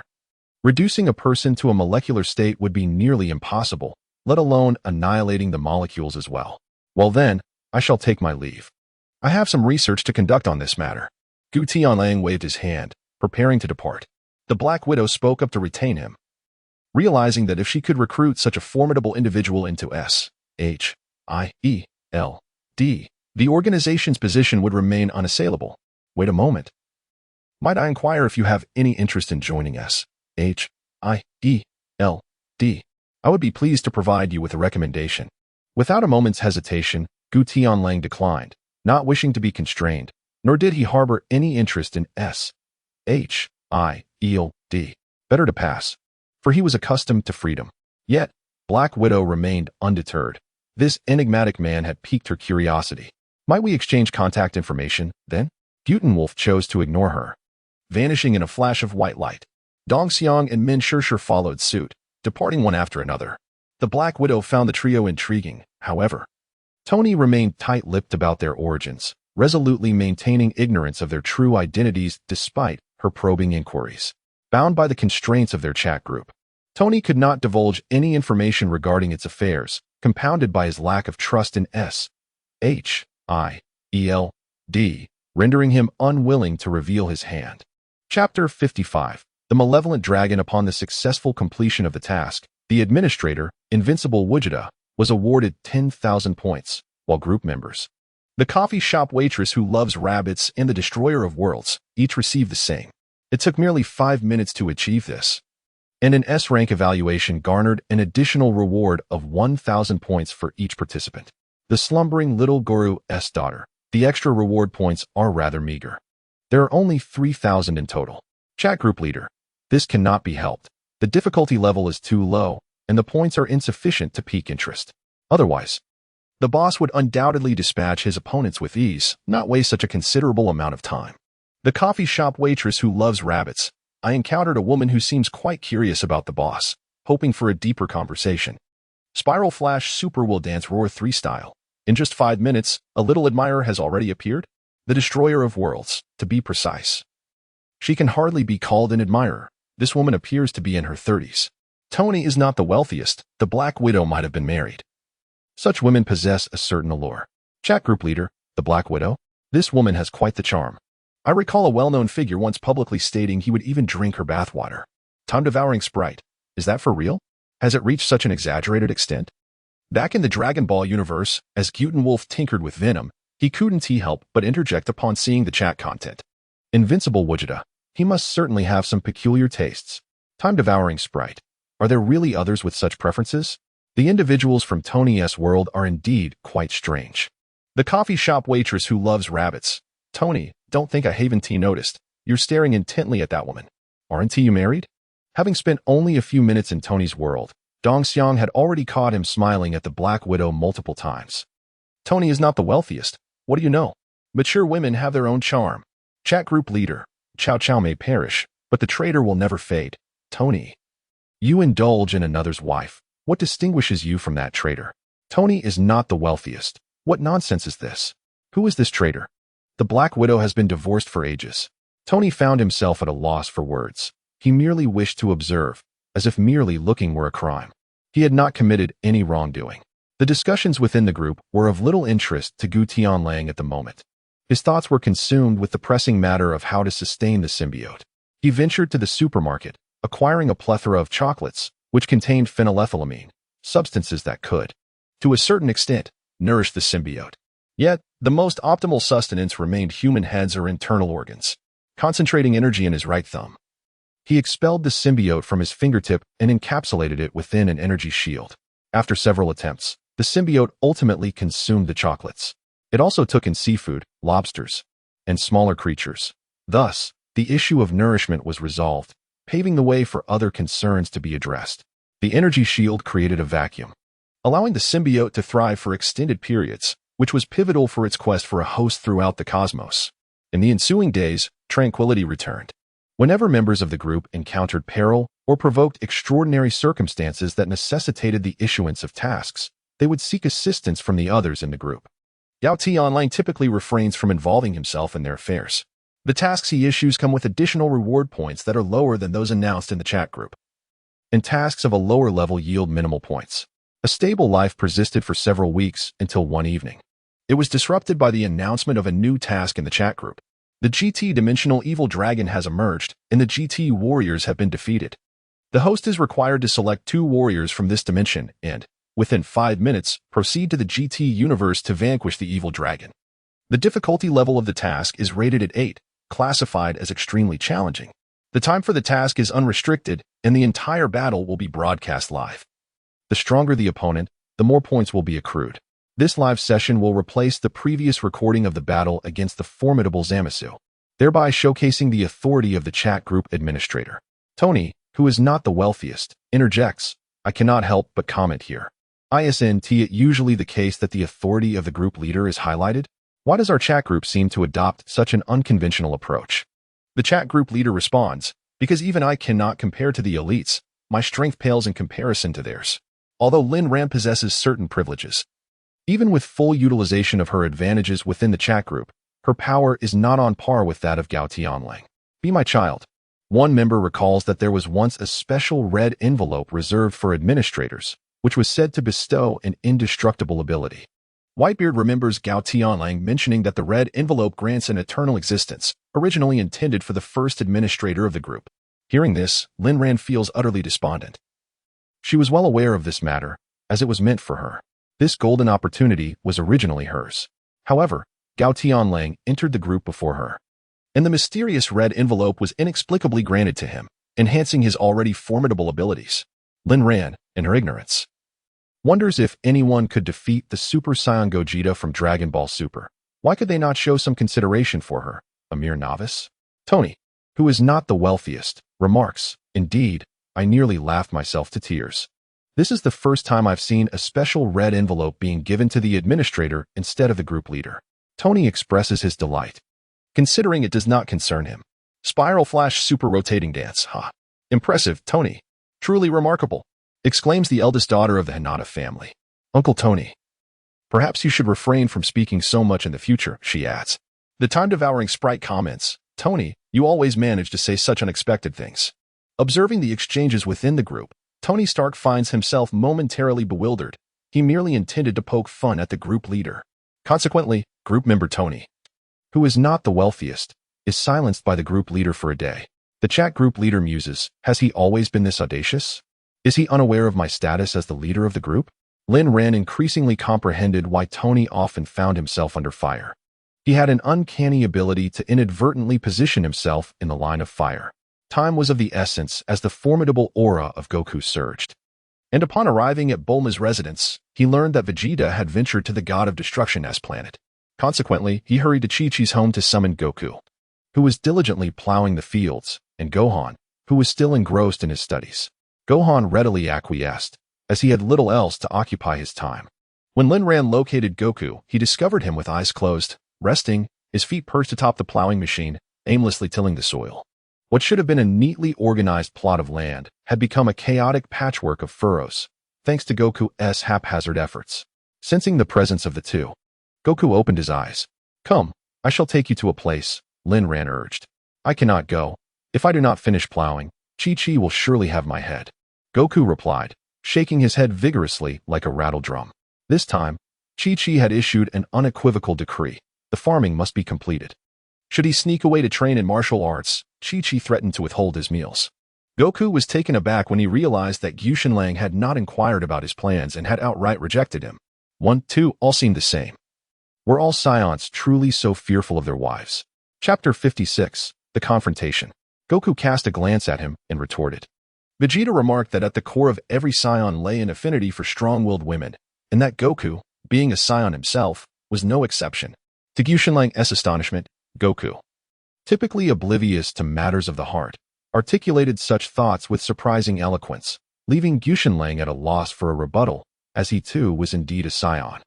I am heading into battle. My opponent is extraordinarily formidable, and you may very well find yourself outmatched. I can't believe you do not wish to witness this. With that, he grabbed Gohan and pretended to depart. Upon hearing this, Goku was displeased. He relished the opportunity to engage with strong adversaries. However, he knew that if he slipped away secretly, Chi-Chi would undoubtedly unleash her fury upon him, which was quite vexing. Fortunately, Gohan stepped forward at the right moment, indicating that he would explain everything to his mother upon their return, alleviating concerns about her wrath. Upon hearing this, Goku swiftly moved to join them, clearly having intended to go all along, merely waiting for Gohan to take the initiative in persuading Chi-Chi. Gu Tianlang placed his hands on the shoulders of the two individuals and pressed the transmission button for the chat group, causing the three figures to vanish in an instant. The administrator, Tianxiaowudi Wujida, initiated a live broadcast. The time-devouring spirit entered the streaming room, followed by the leader of the chat group and the slumbering daughter of Little Goro. The first sight that met the eyes of those in the group was a city ravaged and riddled with scars. Countless buildings teetered on the brink of collapse, and the streets were filled with panicked crowds fleeing in haste, abandoning their vehicles amidst the traffic chaos. Spiral Flash Super Wheel Dance Roar Style 3. This adversary appears to be quite extraordinary, likely another opponent of stellar caliber, remarked one member. The leader of the chat group explained, in the realm of the mighty, Collecting 7 Dragon Balls enables one to summon the Eternal Dragon to fulfill wishes. However, due to excessive use, the Dragon Balls in this timeline have succumbed to negative energy, transforming into evil dragons, each representing a distinct capability. What kinds of wishes can be granted? Inquired the slumbering daughter of little Garo. Virtually any wish, such as resurrecting the deceased, achieving immortality, or restoring planets long since destroyed. The leader responded. This revelation left Tony in a state of agitation. He yearned to engage in conversation with the others, but found himself muted, unable to voice his thoughts. Resorting to private messages, he offered flattery to Linran. Linran, understanding Tony's harmless intentions and habitual recklessness, chose not to hold it against him. Is it possible to wish to become the strongest in the world? Asked the time-devouring spirit. Such a desire is beyond the capabilities of the eternal dragon. Even the deity who created him does not possess unparalleled strength, the leader clarified. Lin Ran took the time to elucidate the powers of the Dragon Balls to the group, eliciting a chorus of astonishment from the members. Even so, this is still quite formidable. However, the transformation into evil dragons presents a significant dilemma. Remarked the Spiral Flash Super Will Dance Roar Style 3. Upon their arrival in GT, Goku and Gohan surveyed their surroundings. With Goku perplexed by the absence of a time machine, questioning how Gutenlang had traversed the fabric of time and space. Was this a parallel timeline? Without a time machine, how could such a journey be undertaken? This world belonged to a timeline years after yours, yet in this universe, you have not encountered Beerus, thus opting for an alternative evolutionary form. Gutenlang sensed the essence of Earth. They were situated on the fringes of the metropolis. Apart from a few powerful auras emanating from the heart of the city, there existed another presence along the coastline, 50 miles away. Gutenlang, accompanied by 2 companions, hastily made their way to the seaside. There, a stunning young maiden with a delicate green complexion and flowing purple hair stood serenely, allowing the sea breeze to caress her. The initial impression she imparted was of a tranquil and elegant girl. In their chat group, Tony had always believed that evil dragons were monstrous and hideous. Yet he was taken aback to encounter such a level of beauty. Tony, remaining steadfast in his affections, mused, "This evil dragon possesses a certain allure. It would be a pity to slay such a creature." The CAF attendant, who had a fondness for rabbits, interjected, "You ought to refrain from such fanciful thoughts." I assessed her strength, and it appears she possesses mid-tier 6th-level power, capable of obliterating entire star systems. Spiraling Flash Super Wheel Dance, in astonishment, remarked, "Is it truly so outrageous? A mere girl with such terrifying power?" The leader of the chat group explained, in the early stages, the disparity in strength is minimal. Yet it widens significantly as one progresses. An early stage 3rd level might only be 10 times stronger than a 2nd level, but a 9th level could very well surpass an 8th level by several hundred times. The Destroyer of Worlds pondered, "What do you suppose this delicate young lady will do now?" The birth of this evil dragon was indeed peculiar. Each evil dragon is born from the negative energy generated when someone makes a wish. In this instance, the negative energy stemmed from an individual wishing for women's undergarments. The young maiden, upon noticing Gutenlang and his companions, extended her hand in a friendly greeting, wearing a warm and inviting smile. Gutenlang had no intention of wasting time in this encounter. With a swift movement, he closed the distance and unleashed a lethal strike, delivering a devastating punch to the young girl's chest, obliterating her in an instant. Even in her final moments, she could not comprehend why Gutenlang resorted to such brutality upon their first meeting. She believed her disguise to be impeccable, and she could not fathom the presence of such formidable strength. The girl, struck down in a single blow, transformed into a spherical Dragon Ball adorned with 6 black stars. Ancient Wolf retracted the Dragon Ball and, alongside Goku, soared towards the city. While it was conceivable that Ancient Wolf would show no mercy, none anticipated his utter silence as he mercilessly struck down a charming young girl with a single punch. Tony mused that he was indeed not a billionaire, boss. "You truly are unlike us." The Spiral Flash Super Will Dance Roar technique exclaimed, "The boss's approach is rather cold," swiftly leading to her demise. The chat group leader remarked, "All evil dragons are malevolent, and this one is no exception, merely disguised as a girl, though its true form is rather unsightly." Despite such assertions, Lin Ran did not expect Ancient Wolf to be so ruthless. Typically, even if one recognized a monster in disguise, it was rare to act with such decisiveness. Moreover, the girl's disguise was undeniably adorable. Could it be that the boss had no interest in women? The trio arrived in the city, the blue, yellow, and white figures standing together in confrontation against their opponents. On the other side stood Super Saiyan 4 Goku and Vegeta at the forefront, with Gohan and others positioned behind them. Both parties sensed the sudden emergence of three powerful auras on Earth, and as they gazed at the approaching trio, a wave of confusion washed over them. GT Goku scratched his head, observing the other version of himself. Are you me? The three descended beside the GT group. Goku maintained his usual carefree demeanor, eyeing the three evil dragons across from them. I am you from a parallel universe, here to assist you. Those three are our foes. Correct? GT Goku's expression turned grave. The strength of the one-star dragon was formidable, and even he was uncertain of victory. Indeed, their power is substantial. They are not adversaries to be easily dispatched. GT Vegeta, his upper body cloaked in red fur with a red tail flicking behind him, urged, "Let us go." Chapter 57. The Great Melee. Goku refrained from rushing into action, observing the bodies of GT Goku and Vegeta, though neither had unleashed their full power yet. Goku could still faintly sense the immense strength of Super Saiyan 4. Is this your evolutionary path, awakening the latent power within the Saiyan race? GT Vegeta regarded Goku, his eyes filled with a warrior's fervor, acknowledging that only Kakarot was his true rival. It appears you have yet to achieve Super Saiyan 4. Allow me to witness the prowess of another Kakarot from a different timeline.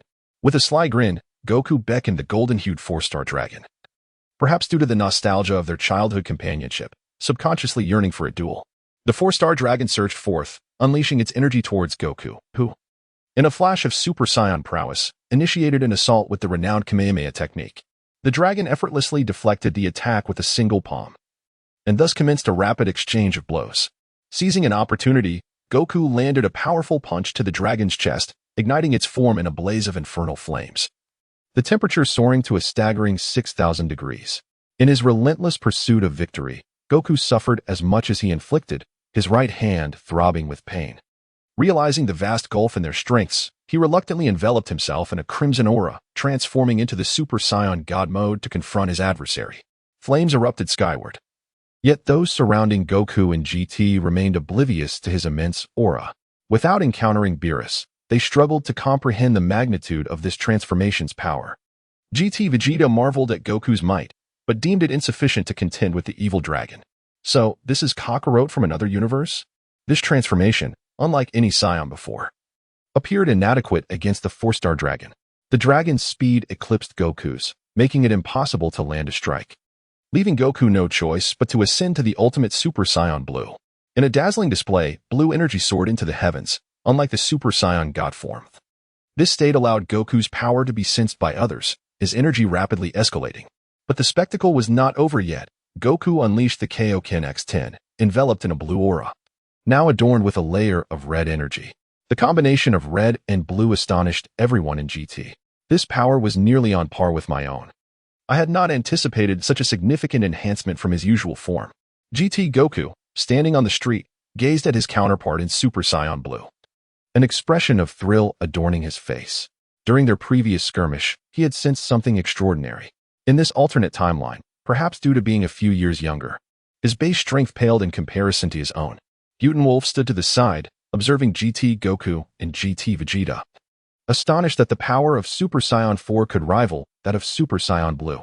In his view, the enhancement in strength provided by Super Saiyan 4 could not possibly match that of Super Saiyan Blue. The only reason GT Goku in his full power Super Saiyan 4 form appeared comparable to Super Saiyan Blue at full power was due to GT Goku's already formidable base strength. If both Goku's base powers were equal, Super Saiyan 4 would undoubtedly fall short against Super Saiyan Blue. Nevertheless, GT Goku was still in his base form, and to Wolf's perception, his power had reached that of Zera Goku in his Super Saiyan 3 state. With the same enhancement effect, the stronger the base form, the greater the amplification, which resulted in a standoff between Super Saiyan 4 and Super Saiyan Blue. GT Goku leaped forward, targeting the one-star dragon, whose white body was adorned with sharp spines. "I'll handle this guy," GT Vegeta declared with a cold snort, charging towards the three-star dragon with a blue body, eager to dispatch his opponent swiftly. The sinister demeanor of the foe stirred his anger. The three warriors unleashed their ultimate powers. GT Goku and GT Vegeta's red auras surged dramatically, showcasing the raw, untamed power inherent to Saiyans, with each strike delivering unparalleled ferocity. Super Saiyan Blue Goku and the 4-star dragon engaged in a fierce exchange, their energies colliding as they tested each other's limits. In a dazzling display of light, they clashed fiercely, with Goku executing the prince's combat techniques. However, the 4-star dragon, possessing remarkable speed, evaded all attacks with ease. A punch sent Goku flying, followed by a close-range energy wave striking him. In terms of speed, Goku found himself outmatched. Yet the power of Super Saiyan Blue Goku was superior. Such an intense battle left not only the observing GT characters unable to intervene, but also left the viewers in utter astonishment. Tony Stark, not the richest man, was taken aback. That blue-haired Goku has reached the pinnacle of the early 9th tier, capable of effortlessly annihilating multiple universes. Tony Stark was genuinely shocked. During the previous live stream of Gutenwolf facing God Zamasu, he had not grasped the magnitude of the power disparity, as it was too vast for him to fathom. However, with the group's power detector, he could comprehend the terrifying capabilities of these fighters. He himself was merely at the 2nd tier, whereas the titans of the universe stood at the 9th tier, a staggering 7 levels above him. Hinata's eldest daughter noted. The power of GT Goku in Super Saiyan 4 has also been detected at the pinnacle of the early 9th tier. The group leader remarked, I have detected GT Vegeta's strength at the early 9th tier as well, possibly due to him not yet reaching full power in Super Saiyan 4, which accounts for his relatively lesser strength. Another member quipped, if they're all at the 9th tier, doesn't that mean they're comparable to the Titans? The Titan's power was also only measured at the 9th tier. Dagu distinctly recalls the last time he assessed the power of Gu Tianlang. However, perhaps due to his managerial role, no detailed battle level was available. Yet, he vaguely remembers it to be at the 9th tier. Be my son, he mused. There must still be a distinction. I recall that upon transforming into his golden-haired form, the administrator's strength skyrocketed. Yet, I remain uncertain as to which tier he truly ascended to in that state. The slumbering daughter of Kagoro interjected, Esteemed one, will you not intervene? Should our adversaries be vanquished by them, you shall lose the opportunity to gain points. This mission was originally intended for Gu Tianlang to conquer his opponent. If Goku and his companions resolved the conflict without him lifting a finger, the mission would undoubtedly be deemed a failure. Why the haste? Queried Vegeta, the invincible. Have you not assessed the level of that malevolent white dragon? Others may not perceive it. But Gu Tianlang discerned that the power of the 1-star dragon exceeds that of GT Goku. At full Super Saiyan 4 capacity, it is utterly incapable of being defeated. The group leader of the chat remarked, the power assessment of the 1-star dragon is mid-9th tier, with a combat strength 5 times that of the peak of early 9th tier, capable of easily vanquishing those at that level. Upon hearing Gu Tianlang's words, Lin Ran also conducted an assessment of the 1-star dragon, the results of which astonished her. The 1-star dragon's strength was indeed 5 times greater. Chapter 58. The 4 heroes battle the evil dragon. That power is not as simple as 1 plus 1. Even 5 peak early 9th tier fighters joining forces would stand no chance against him. One could liken Super Saiyan 2 to twice the power of Super Saiyan 1. However, the full power attack from Super Saiyan 1 against Cell proved nearly ineffective against the youthful Gohan in his Super Saiyan 2 form. As time progressed on the battlefield, the 3-star dragon began to falter against the increasingly formidable GT Vegeta. Its low-temperature freezing rays failed to strike GT Vegeta, who delivered a powerful blow to the 3-star dragon, charging up a potent attack in hopes of finishing it off. The 3-star dragon crashed to the ground, its form flickering as it leapt toward the spectators from GT, attempting to use GT Goku's granddaughter, Xiao Fang, as a human shield.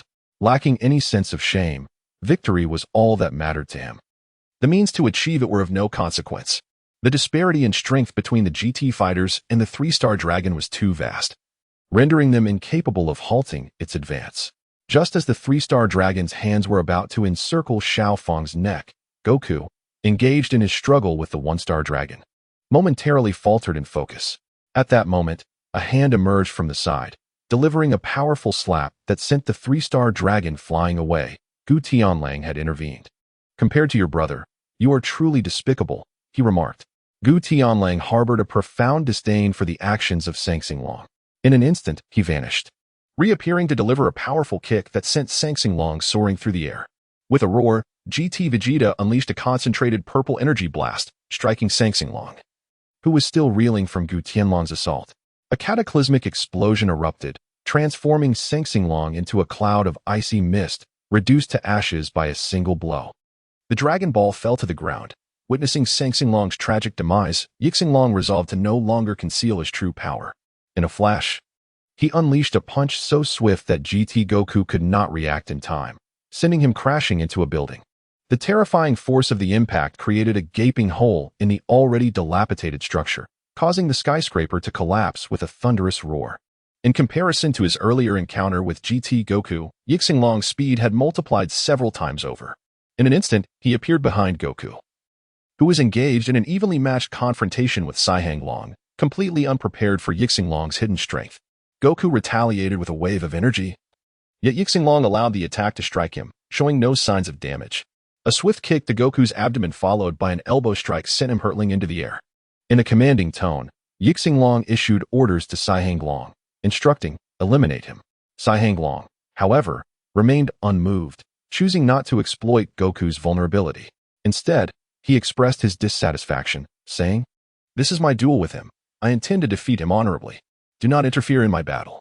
Although the 7 Dragon Balls had been tainted by negative energy, transforming into the evil dragons, perhaps due to the lingering bond formed during Goku's childhood or the negative energy generated by Piccolo Daimau's wish to regain youth. Their conflict had fostered a mutual respect between the two. Shang-Long was a person of integrity. He could not bring himself to harm women and children, nor could he accept victory through deceitful means. Is that so? I see. Yixing-Long's expression shifted, surprised by Shang-Long's refusal. He patted Shang-Long on the shoulder, acknowledging his stance. Suddenly, without warning, he drew forth a single hand and struck, piercing the unguarded body of Shang-Long and extracting the Black Star Dragon Ball from him. Then you shall perish. With a wide-open mouth, the 4-star dragon was consumed in one gulp. Confusion filled the eyes of the 4-star dragon as it pondered why the 1-star dragon, another embodiment of evil, would turn against it. With a gaping hole where its heart once was, the 4-star dragon lost all capacity for resistance. Even if it wished to fight the 1-star dragon, it was utterly incapable.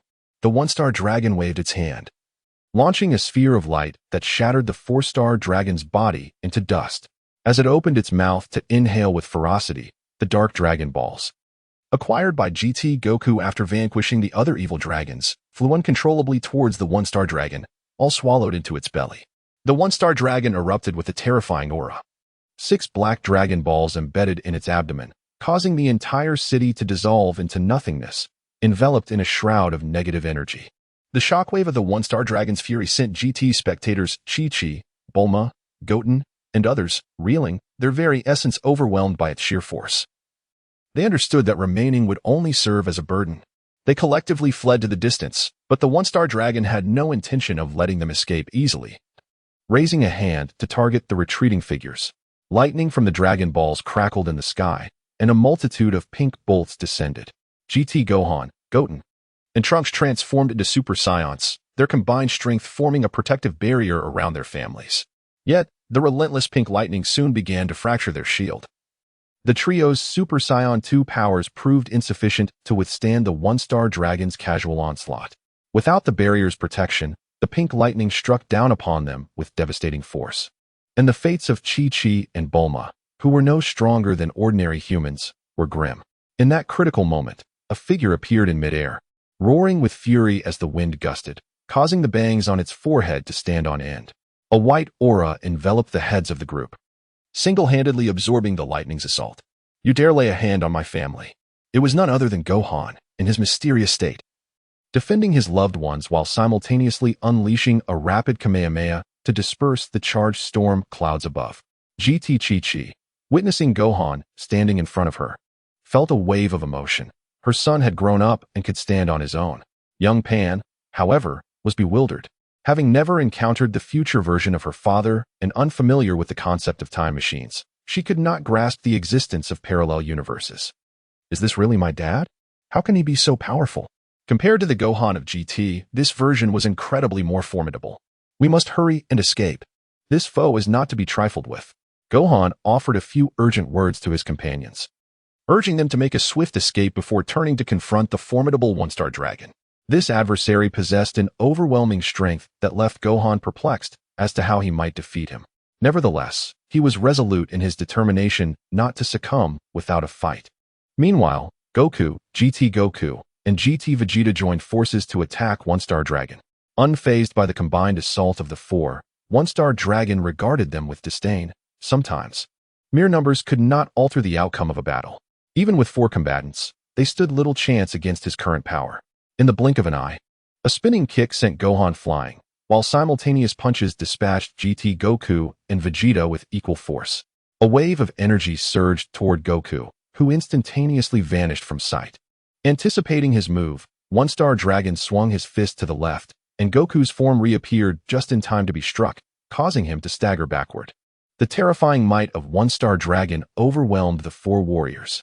As Gohan, airborne from the kick, gathered energy for the Kamehameha, GT Goku and GT Vegeta also prepared their ultimate techniques, ready to unleash their powers from three different angles.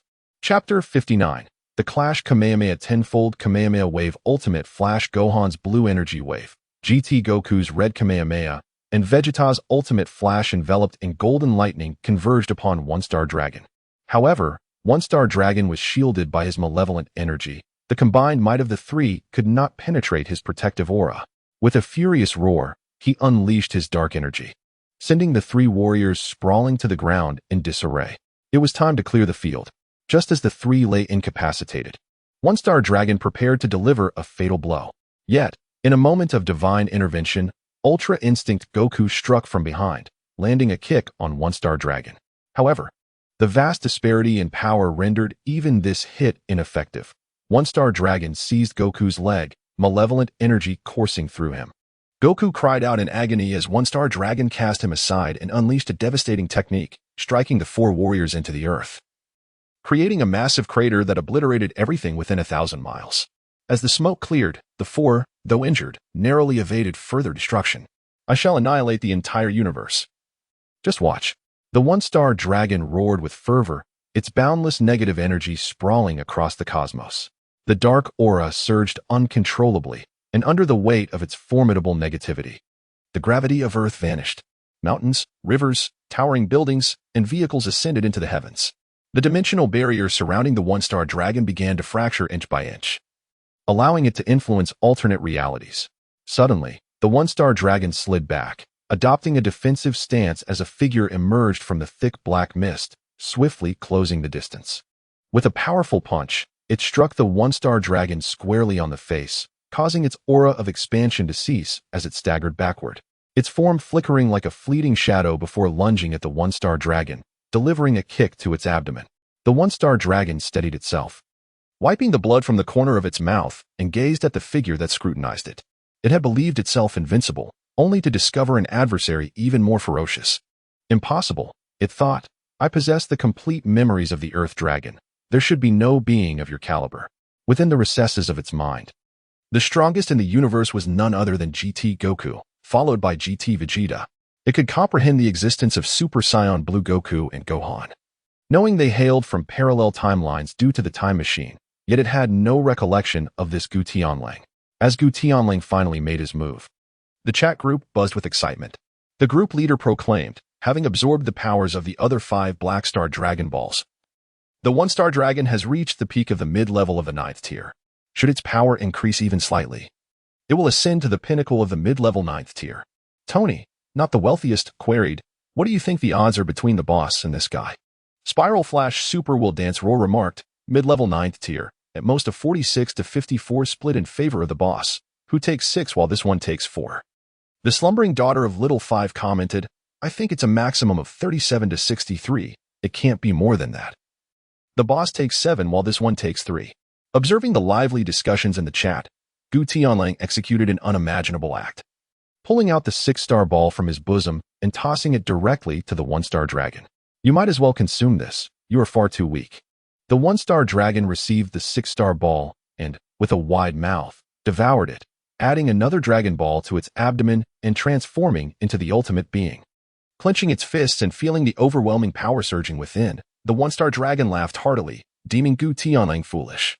Now, I am the strongest in the universe. Do spare us your bravado. Does boasting really cost you nothing? Gu Tianlang found himself perplexed by the source of his own confidence. In this parallel universe, as per the original GT setting, the existence of destruction gods was non-existent.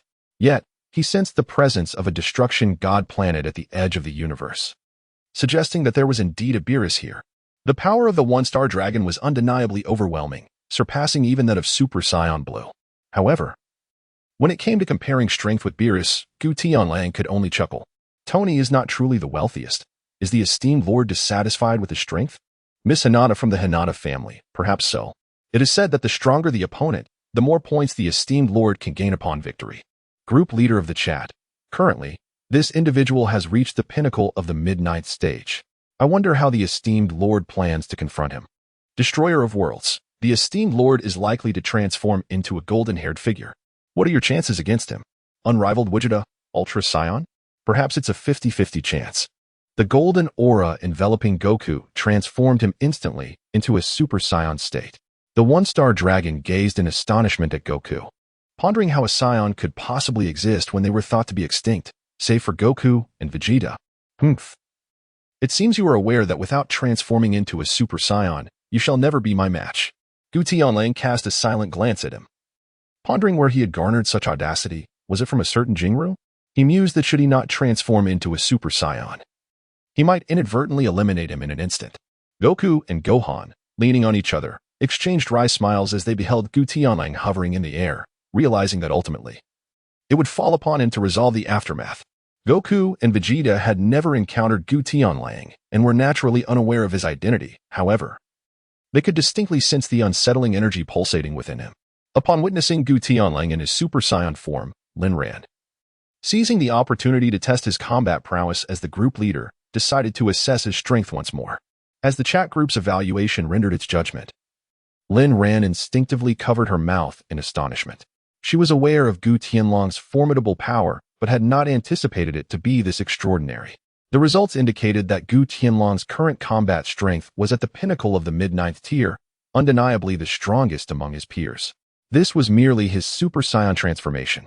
One could only imagine the extent of his power if he were to achieve Super Saiyan God, or even further ascend to Super Saiyan Blue.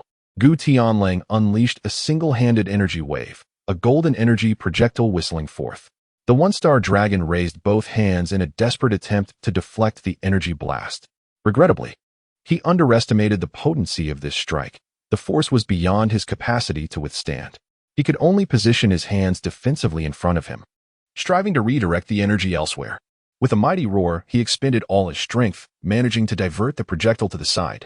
However, Gu Tianlang had already closed the distance, delivering a fierce punch that struck the dragon's face, causing blood to spill from his nose. Golden shadows flickered as Gu Tianlang employed the four phases fist, splitting it into four distinct forms that simultaneously unleashed a full-force Kamehameha in four different directions. You claim to have the ability to resurrect? Then I shall annihilate you completely. The four energy blasts sealed off all avenues of escape for the one-star dragon, leaving him no choice but to activate a protective shield to withstand the onslaught. Even though the four manifestations possessed only 70% of the original's power, their might surpassed that of the fully realized one-star dragon. In a desperate struggle for survival, the one-star dragon understood that if he failed to endure this strike, he would be utterly erased, with no chance of resurrection. At that moment, a brilliant white light surged from within him, an overwhelming and righteous energy coursing through his being. Chapter 60. Mission accomplished. As Gu Tianlang's fist made contact with the one-star dragon, he simultaneously thrust the soul enforcer into the dragon's body. The one-star dragon, already barely holding on, was overwhelmed by the dual assault, his form engulfed entirely in radiant light. The administrator, the invincible Vegeta, completed the task, with the fully realized Super One-Star Dragon reaching the pinnacle of mid-ninth tier strength, earning the administrator a reward of 100 million points. The entire battle was documented in the chat group, having replaced the previous encounter with the combat god Zamasu. Tony, the not-so-rich. I am so poor. 100 million points, how could one possibly spend that? If only I had such wealth. The coffee shop waitress who loves bunnies. I suggest you sleep during the day. It's much easier to dream such dreams.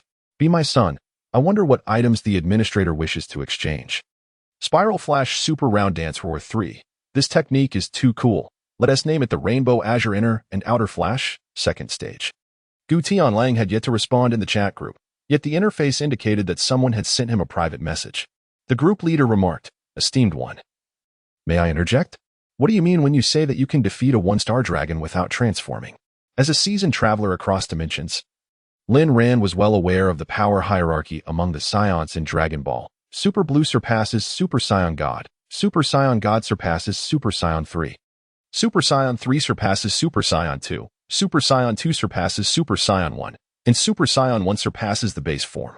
How could he possibly obliterate a one-star dragon in his base form? The invincible Vegeta responded, because in my base form, I can already achieve the Ultra Instinct. Gu Tianlang did not deliberately conceal his abilities. The moment he discovered his own strength, he resolved to cast aside any further reservations. Group leader. What? Master. You can wield the Ultra Instinct technique? Lin Ran's mind momentarily faltered. In the timeline prior to his transmigration, Goku from Dragon Ball Super had only just mastered Ultra Instinct. And wasn't Vegeta limited to transforming into Super Saiyan Blue? How could this master have already attained such mastery over Ultra Instinct? What on earth was going on? Gu Tianlang found himself utterly perplexed, unable to fathom the situation at hand. However, he resolved to seek answers in due time. The specifics eluded him, but it could perhaps be attributed to the fusion of Goku and Vegeta from the timeline following Dragon Ball Super. Regardless, he was capable of transforming into the Ultra Instinct state with ease. Lin Ran, upon hearing this, was rendered speechless, unable to comprehend the full extent of Gu Tianlang's power. To illustrate, if Goku's Super Saiyan form at its first level is 50 times his base strength, the second level amplifies it by an additional twofold, while the third level enhances it fourfold, culminating in a staggering 400 times his base strength. The Ultra Instinct state, infused with divine energy, represents a distinct evolutionary path, essentially forsaking the amplification effects of the Super Saiyan transformations. Without precise specifications, one might consider the Ultra Instinct to be equivalent to 20 times the strength of Super Saiyan 3, resulting in an astonishing 8,000 times the base combat power. Building upon that, transforming into Super Saiyan Blue would yield a strength 50 times greater than that of Ultra Instinct, equating to an extraordinary 400,000 times the base power. Ultra Instinct, embodying yet another unique paradigm, relinquishes the stacking effects of the Super Saiyan forms as well as the divine energy enhancements, allowing its user to operate in a state of tranquil focus, autonomously executing offensive and defensive maneuvers. Even if one were to multiply this by 20, it would amount to an unfathomable 8 million times Goku's base combat power. However, the most pivotal aspect is that Gu Tianlang's own base strength is comparable to that of a fully powered Goku in Super Saiyan Blue, which corresponds to Goku's Ultra Instinct state amplified by Super Saiyan Blue, thus representing a staggering 40,000 times the strength of Goku in Ultra Instinct. This concept is terrifying. Even the Grand Minister may not surpass Goku in Ultra Instinct by such a monumental factor. Group leader, now I understand why you Haven T kept this from me. I can hardly conceive of an adversary capable of overcoming a being of your caliber. Invincible Goku Vegeta, I am equally uncertain. I have yet to measure the strength of the Grand Minister and the angels. There may be those who surpass me. The power detector within the chat group allows members to assess each other's strength and can also be utilized through live feeds to gauge beings from other universes. However, direct contact with the target is essential for accurate measurement. Group leader, there is hardly anything within the group that would intrigue you. It seems of little utility to you. Do you have any other aspirations? Invincible Goku Vegeta, I seek a worthy opponent, and as for points, I shall redeem them for items that I cherish. After all, I was once an avid fan of the series and have quite a few favorites. Gu Tianlang glanced at the energy in his hand. In essence, the energies of all realms were fundamentally alike. The aura of Jillian was as fervent as fire, and at his level of cultivation, one's aura could transform into any conceivable state of energy. The group leader of the chat remarked, "How enviable." Lin Ran discerned that the sole purpose of this chat group for Gu Tianlang was to allow him to flaunt his prowess in other universes, serving no other function whatsoever. Gu Tianlang exited the private chat and entered the group chat page, observing a fervent discussion among several individuals regarding the 100 million points. He soon withdrew from the conversation. Glancing at the severely injured Wukong and Wu Fan, he took both of them and departed from the GT timeline. GT Wukong and Vegeta watched the trio vanish, their minds lost in contemplation. Upon returning to the Dragon Ball Super timeline, Wukong could not help but exclaim in astonishment. He had not anticipated that the enemy would possess such formidable strength, existing on a plane far beyond his own. Truly a terrifying foe. Meanwhile, Wu Fan bowed his head. internally questioning whether he would be able to protect his family should he encounter such an adversary in the future. Although reluctant to admit it, he recognized that without Gu Tianlong's presence, the four of them together would have been utterly powerless against the super one-star dragon. He felt acutely aware of his own weakness. Confronted with a more formidable enemy, he would be unable to safeguard his loved ones. The fear etched on the faces of Chi-Chi and Biddy during their attack in the GT timeline, coupled with GT Wufan's sense of helplessness in preventing the enemy, deeply pierced his heart. He vowed that he would never allow such a fate to befall him. Gu Tianlang greeted casually before retreating to the hotel for a much-needed slumber. After all, the injuries sustained by both parties were not excessively grave, warranting little concern. Reclining upon his wooden bed, Gu Tianlang succumbed to a deep sleep, only to awaken the following evening. Upon regaining consciousness, he found the group chat inundated with notifications, all directed at him. Spiral Flash Super will dance Roar Style 3. I feel that if the boss doesn't awaken soon, we may have to retrieve Dagu's remains. Tony is definitely not the tycoon. To be honest, those legs are rather splendid, long, fair, and slender. Dagu, perhaps you should take a moment to appreciate them. For the sake of my current girlfriend, I shall pummel my ex. You really know how to babble. With her stepping on you like that, I'm not like you. Falling for every pretty face. Dagu is on the verge of cursing, truly. He had no time to concern himself with such trivial matters when he was nearly on the brink of annihilation. Miss Hinata, the invincible Vegeta. Has the boss still not awakened? Dagu is about to meet his demise. Chapter 61. The Kyrielodians, the invincible Vegeta. What is happening? The words you speak evoke a sense of familiarity.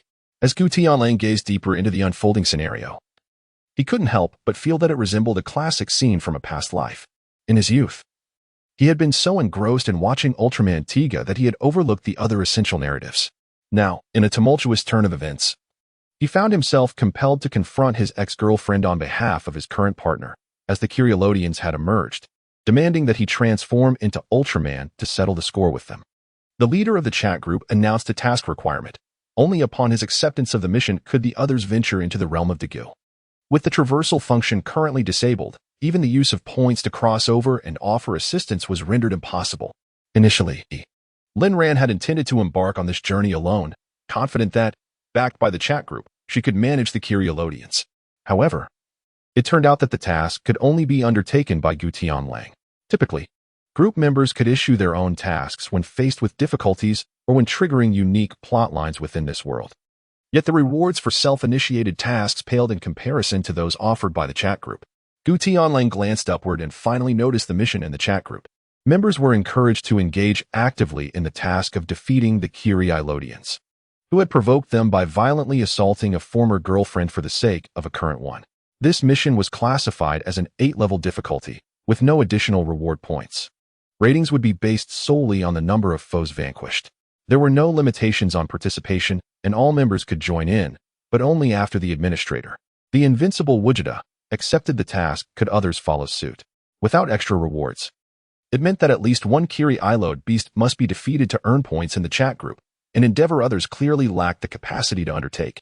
Glancing at the live feed, Dagu found himself underfoot. Tony, who was far from a billionaire, quipped, "If you wish to resist, why not transform and confront them? Is being trampled truly enjoyable?" To which Dagu retorted, "I would rather bide my time for the experts. I cannot contend with so many monsters." Dagu found himself in a predicament. Outside, there were at least 5 more monsters lurking, and transforming to fight now would be tantamount to seeking death. These creatures desired to triumph over him in the presence of humans, and as long as he delayed by not transforming, they would not resort to lethal measures. Vegeta accepted the mission. The group leader acknowledged the task. Upon witnessing Gu Tianlang finally online and accepting the mission, Dagu felt invigorated and prepared to retaliate, only to be met with a bloody hand that came into view. The female Kyrielodian who had loomed over Dagu moments before now had her abdomen pierced by a hand, which radiated a soft blue light that kept her blood at bay. How could anyone breach the magnetic field established by the Kyrielodians? In disbelief, the woman turned to uncover the identity of her assailant. As the blue light from the hand became blindingly bright, a sound of flesh shattering echoed, and her body was reduced to dust, leaving her unable to glimpse her enemy, even in death. Dagu gazed at Gu Tianlang, who smiled back at him, as if he had merely crushed an ant rather than taken a life. "Come forth, allow me to witness the extent of your growth during this time." Gu Tianlang was also curious to know how many adversaries he could vanquish, empowered by the capabilities of the chat group and the enhanced form of Diga. With Gu Tianlang standing guard, Gu felt no fear of defeat. The Kyrielod people, having vented their anger by harming innocent civilians, would have launched into battle regardless of the odds, were it not for their concern for the safety of the populace. As the 5 ethereal figures of the Kyrielod gazed upon the approaching Gu Tianlang, their expressions were marked by discomfort. They had never known that Earth harbored such a formidable entity. "Once we eliminate Diga, you shall be next," they declared, their phantoms gradually dissipating as they joined their comrades to confront Diga, seizing this opportunity to demonstrate to humanity that the Kyrielod were indeed its true guardians. Upon transforming into Diga and surveying the cityscape, he suddenly felt that summoning Gu Tianlang had been a sagacious decision. As he looked around, he counted at least 8 Kyrielod. And with the emergence of an additional 5, there were a total of 13 colossal monsters, each towering over 50 meters. Just then, a beam of light flashed across the sky, heralding the descent of a giant clad in blue and white, landing gracefully upon the ground. Despite making no overt movements, it emanated an undeniable aura of superiority. Gu Tianlang gazed at the blue giant, murmuring to himself, "Be king, a guru. How could he possibly be here?" The invincible administrator Vegeta activated the live broadcast room. The Spiral Flash Super Wheel Dance Roar 3 entered the live stream. Become My Son entered the live stream. World Destroyer entered the live stream. The slumbering daughter of Little 5 exclaimed, "Wasn't it said that only Diga exists on this earth? How can there be another blue giant?" Tony, who is not the wealthiest, remarked, "However, it seems he is here to assist Daegu." The group leader of the chat commented, "This is me, V2 form of a guru. And I too shall earn some points." Observing the confusion among the group members, Lin Ran stepped forward, revealing that she had utilized her privileges in the chat group, transforming into a guru with the aid of Earth's oceanic light. The CAF attendant who adored rabbits inquired, "Can the group leader also transform into a giant? I wonder who is stronger, him or Daegu." From a sheer presence standpoint, a guru's aura significantly eclipses that of Diga. However, the specifics of their combat prowess remained shrouded in uncertainty. The 13 colossal Kyrielodians found themselves momentarily at a loss, for despite their countless years on Earth, they had never encountered such a formidable blue giant. Yet, as Diga's ally, a guru was undoubtedly their adversary. 3 of the monstrous beings charged towards Diga, while the other trio lunged at a guru, leaving the remaining 7 to gaze down upon the ancient wolf, Gu Tianlang. Diga soared into the air, delivering a powerful flying kick that felled one of his attackers, and with a swift spinning kick, he sent another reeling. Seizing the opportunity, the last of the 3 struck Diga's midsection with a fist, resulting in a shower of sparks as Diga staggered back in pain. With a single sweep of his hand, his blue-violet form transformed into a predominantly red, powerful version. He clenched his right fist and launched a formidable strike at one of the Kyrielodians, who too underwent a transformation, matching Diga's might with a punch of his own. The 2 fists collided. Diga remained steadfast, while the Kyrielodian was forced to retreat, his right arm hanging limply at his side. Chapter 62. The Emergence of a Guru. He had never anticipated Diga's strength to be so immense.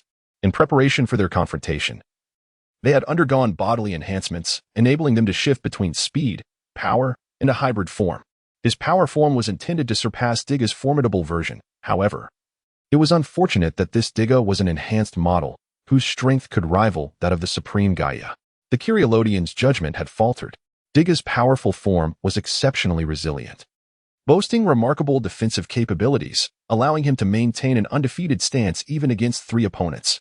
Meanwhile, a guru extended one hand towards the 3 monsters, beckoning them to attack. How could they endure such indignity in a 3-on-1 scenario? The trio roared as they charged forward. A guru clasped his right hand with his left, drawing forth the sky-blue lightsaber from his left palm. The slender, sharp blade was aimed directly at the foremost Kyrielodian. Confident in his physical fortitude, the Kyrielodian gathered energy in his right hand to clash with the sword. A guru's blade blazed with brilliance, becoming increasingly sharp and unstoppable. The protective energy around the Kyrielodian's right arm was pierced, resulting in a gaping wound. Dark green blood gushed from the injured limb. With a single strike, a guru had rendered him incapable of further combat. Wielding the lightsaber, a guru slashed and thrust with precision, employing his exceptional combat skills to dominate the 3 adversaries. The V2 Aguru, transformed from Linran, though slightly inferior in strength to the powerful Diga, exhibited formidable fighting prowess and superior physical capabilities, proving even more dominant in the fray. The remaining 7 Kyrielodians, gazing down upon the ancient wolf, Gudianglang, issued a final ultimatum. Another blue giant had emerged, and they were determined that this one could not possibly possess the means to transform into such a titan. They sought to exact vengeance upon Gudianglang for the fallen companion. You who have slain our kin, how do you wish to meet your demise? As for me, I desire nothing more than your death. Guten Wolf pointed to himself, and his body soared into the air. Without a glance, he unleashed a shockwave that expanded with the wind. By the time it reached the Kyrielod, it had grown to a width of 10 meters, the energy crashing upon the open Kyrielod in the blink of an eye. Before he could react, the immense force pierced through his body, leaving a gaping wound in his abdomen, causing him to collapse to the ground in weakness. This is impossible. A human cannot possess such power. The severely injured Kyrielod placed his hands on his chest, gathering the energy within him to unleash a fiery death blow, the Inferno Bullet. Flames, nearly 10 meters in length, surged forth, while Guten Wolf remained in the air, allowing the roaring flames to engulf him. Witnessing his ultimate technique strike its target, the Kyrielod let out a derisive laugh, but his body weakened once more, crashing onto the ground. The wound on his abdomen was too grievous, he was beyond salvation. Yet he longed to extinguish the life of this insignificant being that dared to resist him before his demise. No one can defy us Kyrielods. You truly do not know the meaning of death. After the flames subsided, Guten Wolf emerged unscathed, not even a scratch on his protective aura. Disappointment clouded his gaze as he looked upon the fallen Kyrielod. Is this all you are capable of? Your limits are merely my starting point. With a single hand, Gu Tianlang gathered energy, aiming at the wounded Kyrielod on the ground. However, 6 other Kyrielods stood defiantly in his path. Observing the monstrous blockade, Gu Tianlang gradually raised both hands. With a thunderous roar, a terrifying shockwave erupted from the earth, propelling the 7 Kyrielod into the air. A high-pressure airflow manifested between the ground and the clouds, rendering their transformations into power or speed utterly futile against this force. The meteor resonance explosion unleashed an endless torrent of energy that surged into the bodies of the 7 Kyrielod, filling them with an overwhelming force that spiraled chaotically within them. Beyond their control, it was as if 7 resplendent fireworks ignited in the sky, bright flashes coursing through the Kyrielod as they were obliterated by the ascending gusts. Tony, not one to be underestimated. Over at the Gu, 3 monsters remain, while the boss casually dispatches 7. Hinata's eldest daughter, even a creature dozens of meters tall, can be sent flying by the boss. The bunny-loving CAF attendant. Boss, you are incredible. The time-devouring elf. It seems the group leader must also determine the victor. Kyuzo's words pulled everyone's gaze back to the battlefield. The black and blue Agura kicked one Kyrielod away, positioning his hands atop his head in an X formation, concentrating the energy amassed within him at the crystal atop his head, which began to radiate an increasingly brilliant blue light. Photon Crusher, a blue-violet beam shot forth from Aguru's head, while 2 Kyrielod unleashed inferno orbs in an attempt to counter it. The collision of red and blue light resulted in the immediate collapse of the red energy. The sheer power of Aguru's ultimate technique, executed in his V2 form, was double that of his initial strength. The blue energy collided with the 2 Kyrielod, their bodies explosively shattered upon impact. Only 1 Kyrielod remained. Witnessing the demise of its comrades, energy surged from within, directing itself skyward, as a dark portal to hell, exceeding 100 meters in height, emerged amidst the clouds. The last Kyrielod, no longer wishing to conceal its abilities, summoned the hellish gateway. Behind that door lay its kin. Opening it would allow them to descend upon Earth together. Even if you manage to defeat me, the army of Kyrielod is not something you can contend with. Meanwhile, a dark aura suddenly emerged from the depths of the earth, enveloping the Kyrielodian.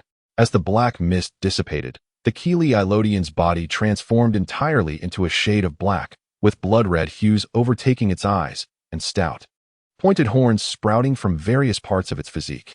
The visual impact was far more oppressive than before. While others were still astonished by this transformation, Gu Qingfeng had already soared to the gates of hell, forcefully unleashing his energy to break open the colossal gates, boldly stepping into the stronghold of the Kyrielodian alone. The Kyrielodian, now consumed by darkness, exhibited an enhanced prowess compared to before. After prolonged usage of the Agura light sword, much energy had been expended, culminating in the execution of the devastating photon annihilation technique, which drained a significant portion of Aguru's energy. The sapphire embedded in its chest began to flicker with a crimson light. Each move lacked the ferocity it once possessed, leading the Elodian to overpower a guru with relentless force, culminating in another strike from the Hellfire Sphere that struck a guru directly. Lin Ran understood that, given the circumstances, victory was unattainable. He could only revert from a guru's form into his human state, intending to employ other abilities to confront this Elodian. Chapter 63. King Ba hand reached out beside him, and Gu Tianlang wore a grin as he regarded Lin Ran. Would you mind if I took this transformation device for a spin? Lin Ran, unsure of his intentions, handed over the Aguru transformation device.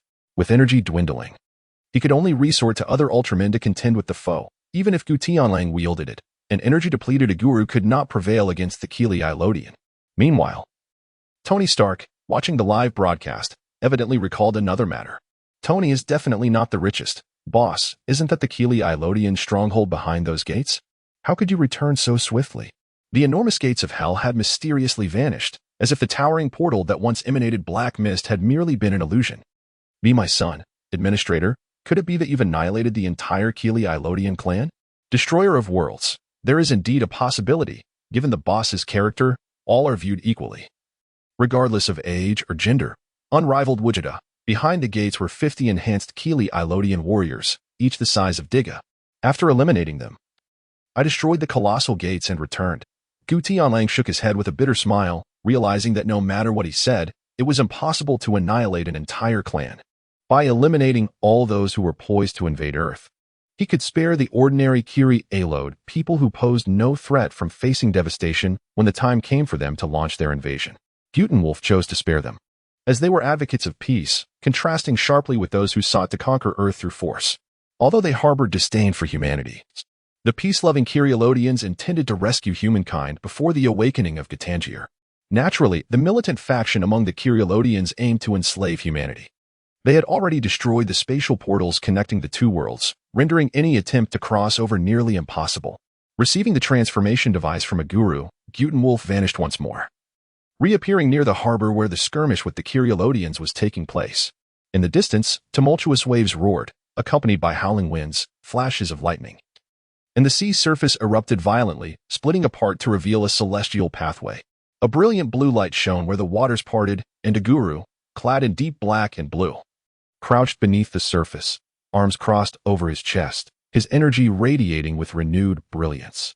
The Elodians, still oblivious to the impending danger and tainted by the dark energy of Gatangier, unleashed a hellfire projectile that soared toward Lin and on the ground, engulfed in flames at a temperature exceeding 10 meters.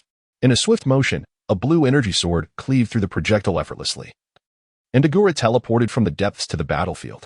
With a graceful lift of his right hand, Agura beckoned the Elodians, whose minds had been corrupted by darkness, to approach. One of them charged forward, throwing a punch at Aguru. In the blink of an eye, a flash of blue light sliced through the air. Aguru maintained a poised stance as the Elodian staggered forward, his body reduced to mere fragments. Lin Ran, observing from the ground, was left astounded, even at full strength. She doubted her ability to prevail against this form of Elodian, yet it fell before Gutenwolf without landing a single blow. It was decisive, efficient, and left no room for hesitation. One strike to defeat the enemy. Tony was not the wealthiest.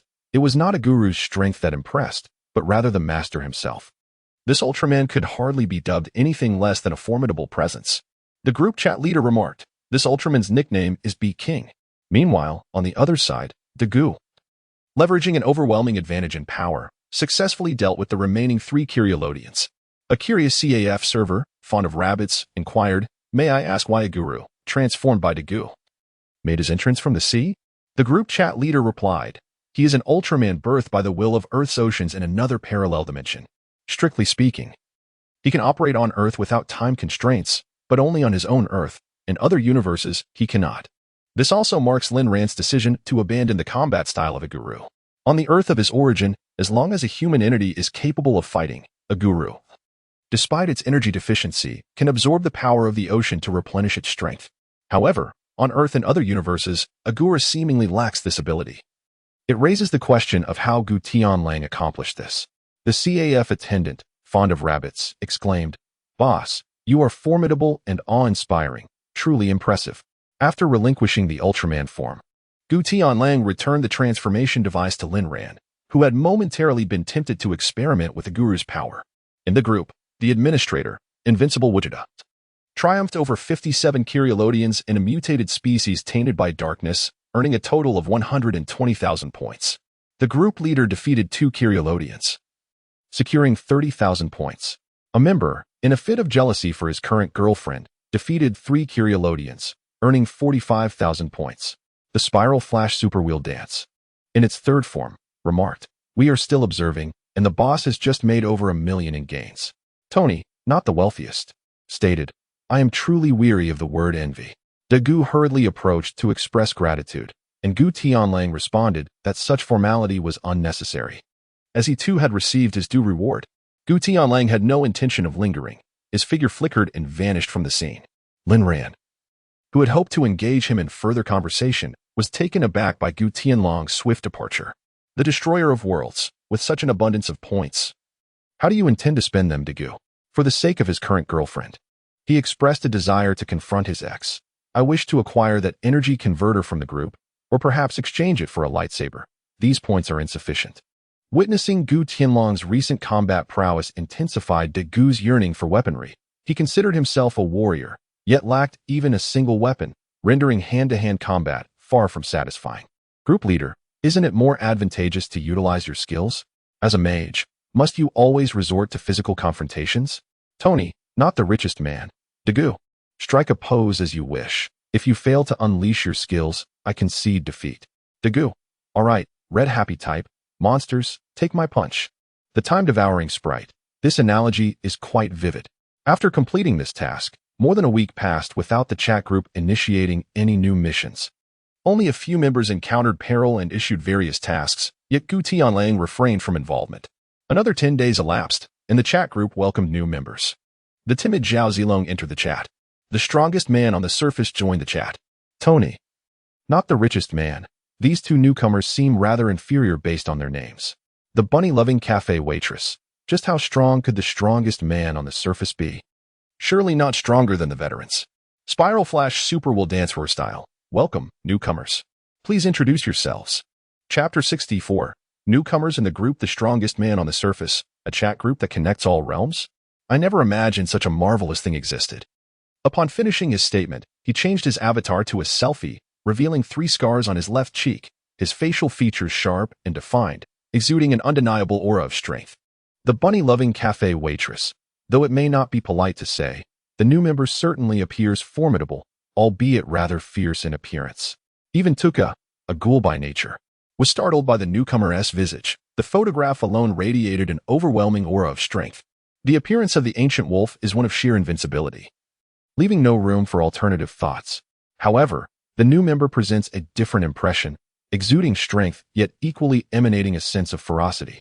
Miss Anada, what shall we call the new member? The strongest man on the surface. I am known as King. The chat group owner. He is King. The 7th-ranked S-class hero of the Hero Association, renowned as the strongest man on the surface. The group owner uploads a document detailing King's world background and personal profile. The sleeping Kojiro's daughter. I never anticipated that King's world could be so perilous, teeming with monsters and bizarre beings. Muri Ran was taken aback. It was through the document uploaded by Lin Ran that she comprehended the true dangers of King's world. In the Earth of King's universe, vast expanses are dominated by monsters, and civilians must not only guard against monster attacks but also remain wary of humans succumbing to monstrous transformations. Ordinary individuals, when overwhelmed by malevolent desires, may metamorphose into monsters. There are even cases where excessive consumption of crabs led to transformations into crab-like creatures. To safeguard themselves, the human elite established the Hero Association, comprising formidable heroes ranked from D to S. King holds the 7th position in the S-class. Celebrated as the strongest man on the surface. Despite being ranked 7th in the hearts of many, King is regarded as the most powerful human.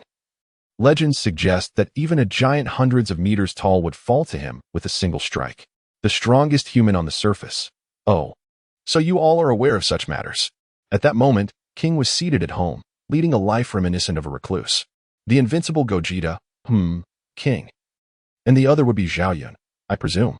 It remains uncertain whether Lin Ran was genuinely oblivious to King S' identity or deliberately chose not to disclose it to everyone, since she refrained from sharing.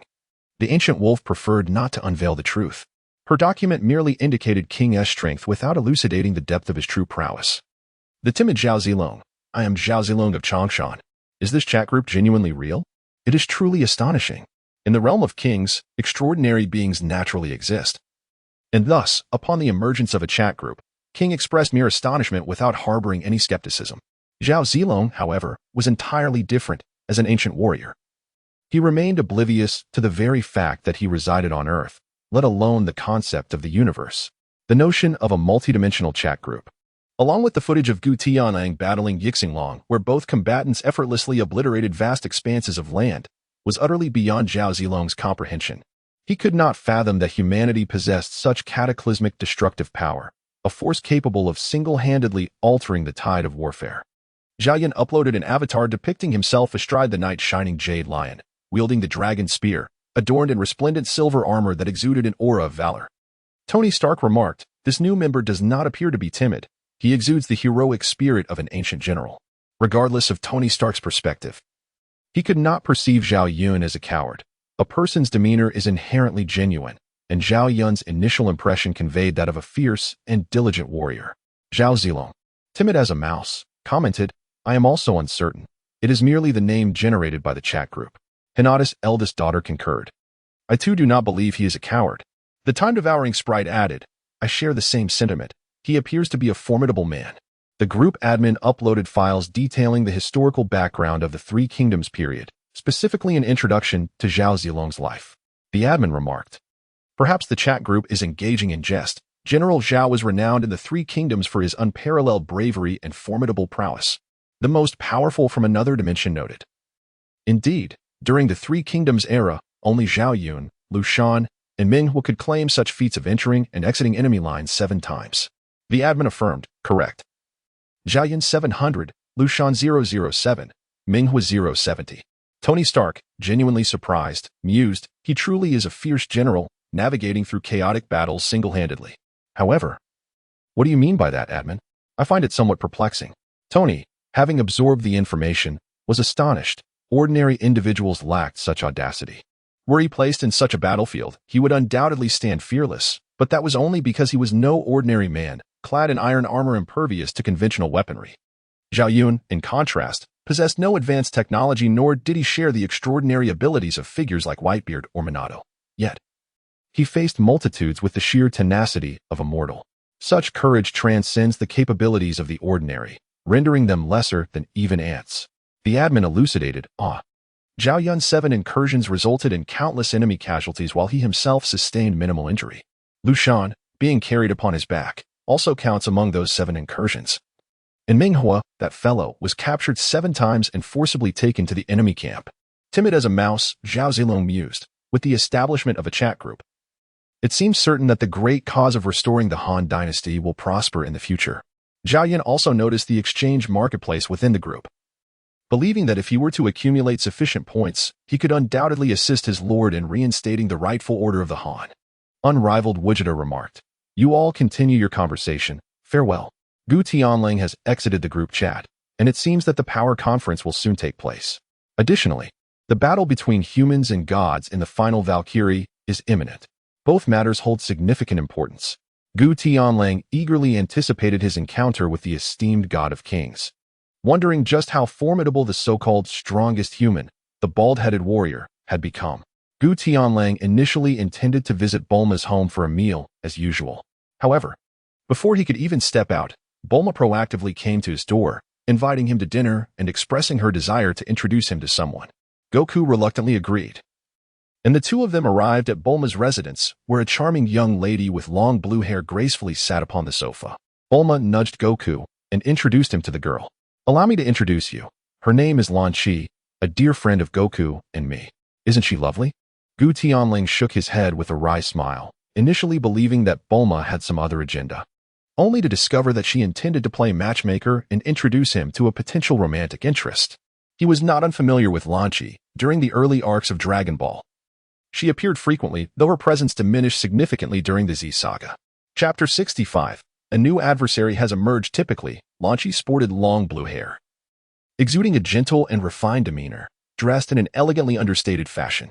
However, she possessed a dual personality. A mere sneeze would transform her hair to a striking yellow. And in this state, she became exceedingly aggressive, ready to draw her weapon at the slightest provocation. Her attire would shift to that of a fiery siren, her every movement bold and unrestrained. Upon first encountering Tianjin Fan, he resolved to pursue her, but as the seance arrived on Earth and her combat abilities paled in comparison, she gradually faded from the collective memory. Little did he expect to run into her here. "Hello, Lanchi, my name is Gu Tianlang." Yet, Gu Tianlang was cautious not to appear overly familiar, as his timeline of arrival was during the Dragon Ball Z era, and he had never met Lanchi before. Lanchi shyly glanced at Gu Tianlang, her hands fidgeting with the hem of her garment. "Hello."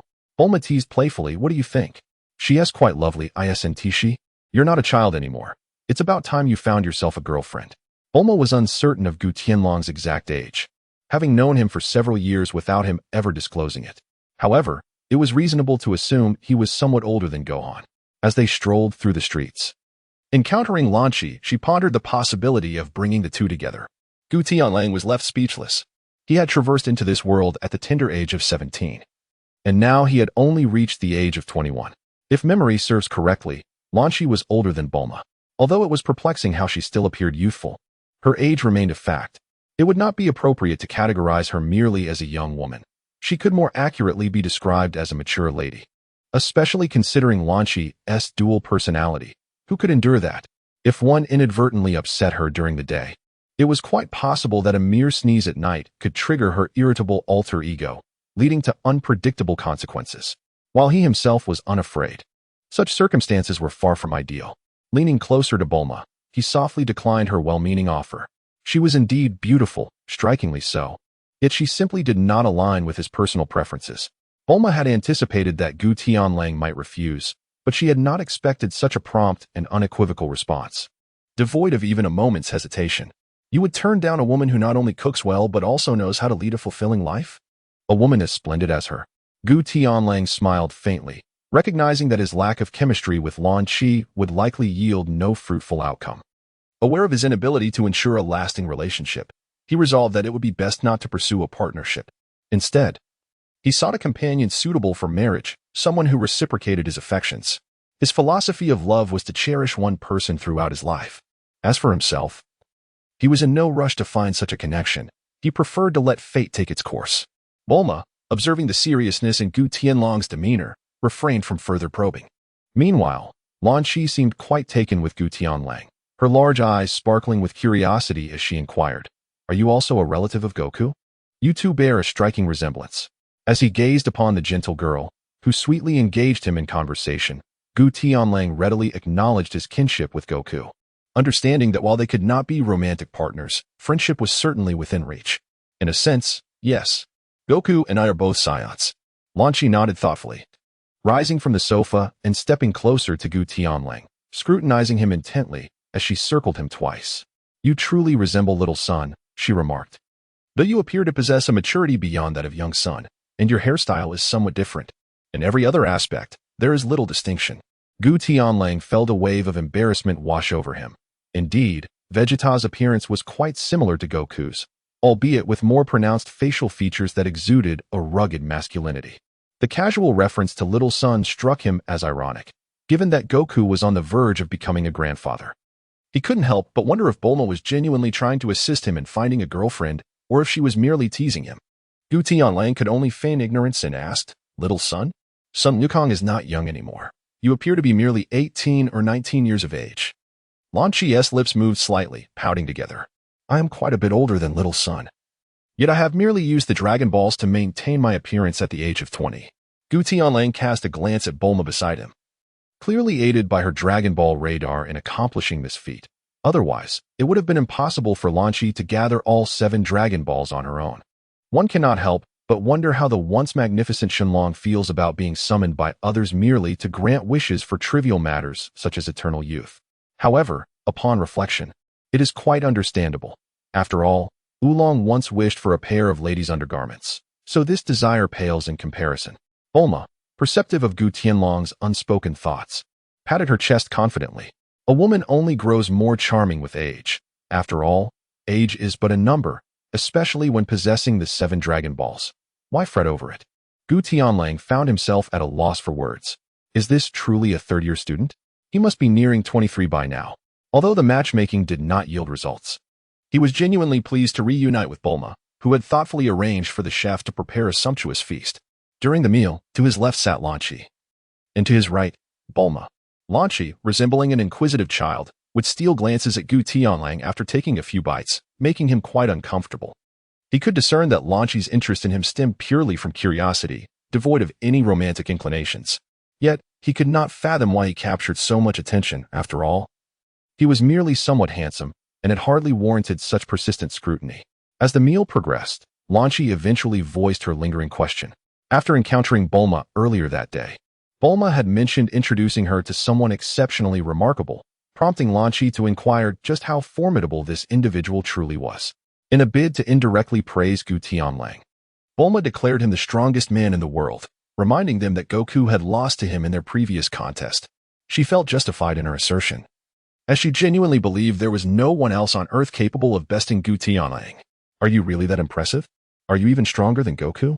Well, Goku is quite formidable too, he replied modestly.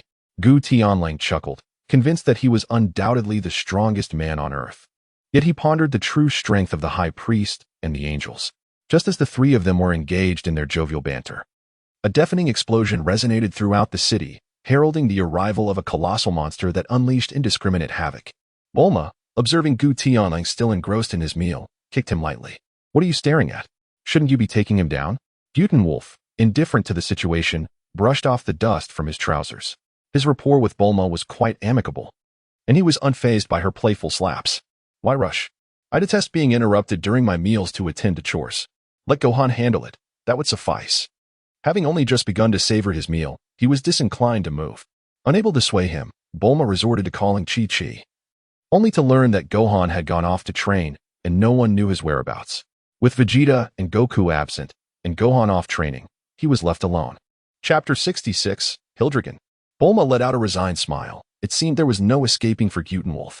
Gu Tianlang swallowed the morsel of food in his mouth, took a generous gulp of his drink, and gazed leisurely at the 3 presences in the sky.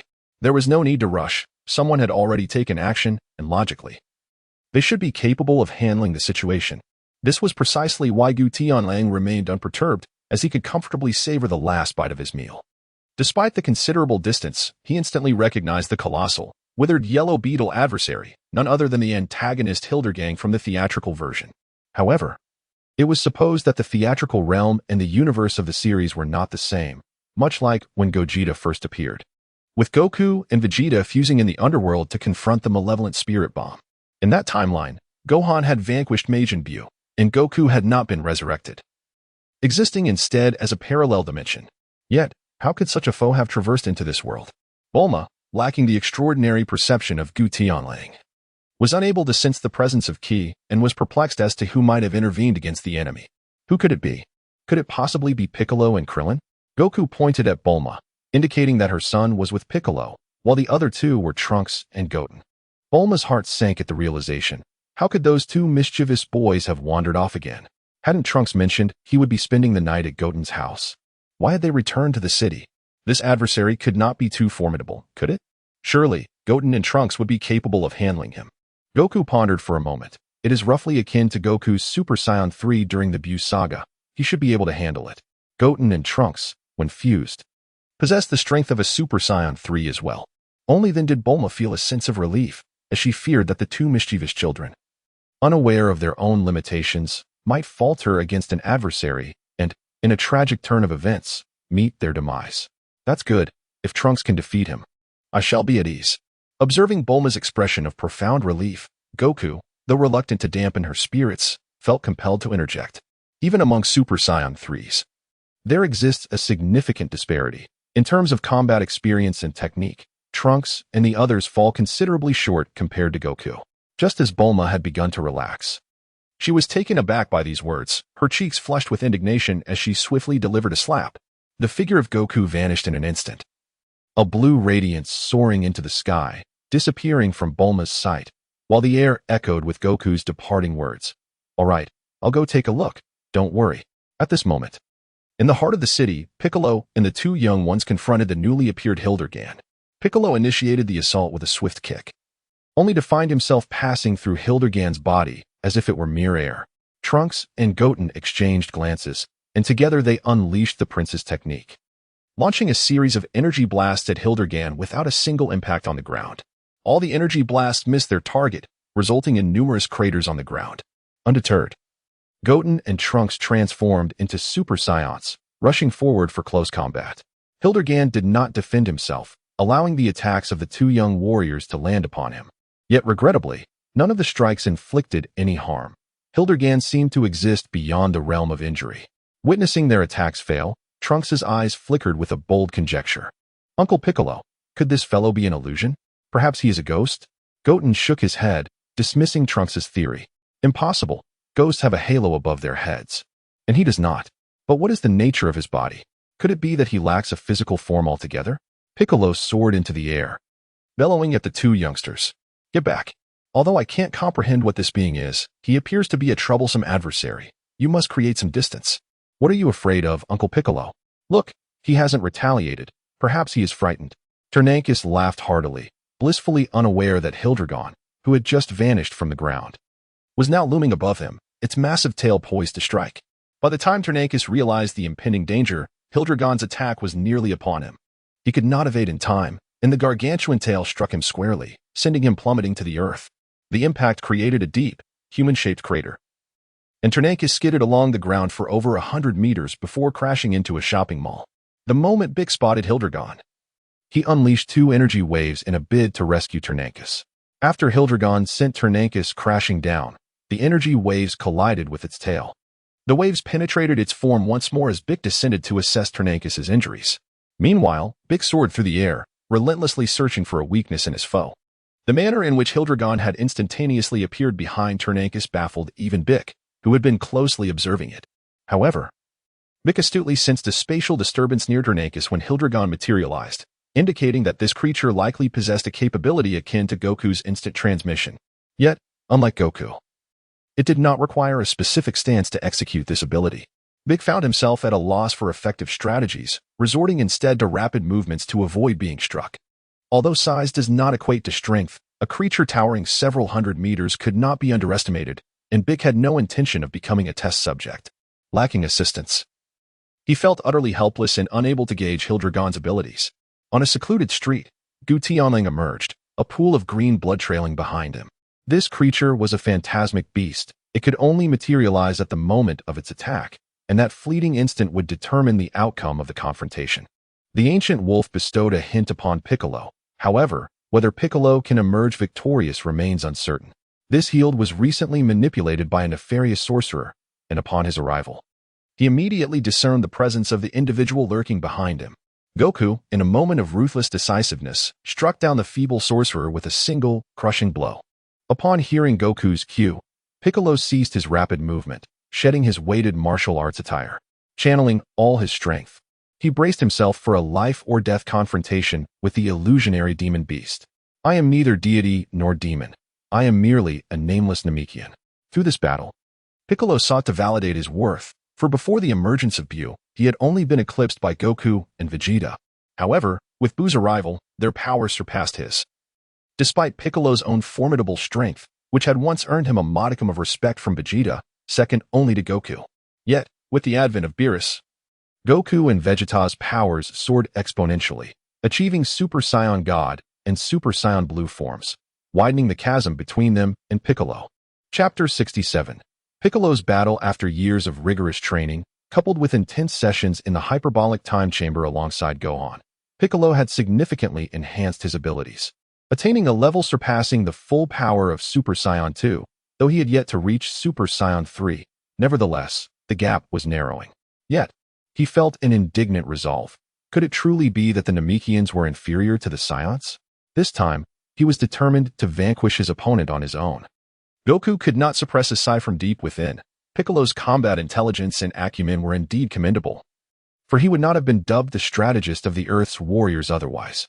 Alas, the disparity in strength between him and Hildegarn was quite pronounced. as Hildgarn's prowess was formidable enough to contend with Super Saiyan 3 in direct confrontation. Coupled with his ethereal form, defeating him became an arduous endeavor, leaving only the possibility of close-quarters combat techniques as a viable option. Piccolo's forte lay in his special beam cannon, a penetrating skill ideally suited for adversaries of similar stature. However, with Piccolo's strength falling short of Hildgarn's and lacking an advantageous skill set, his chances of victory appeared grim. As Hildgarn's massive form vanished once more, Piccolo sensed a fluctuation in the space beside him, and without a glance, he unleashed a shockwave with his right hand.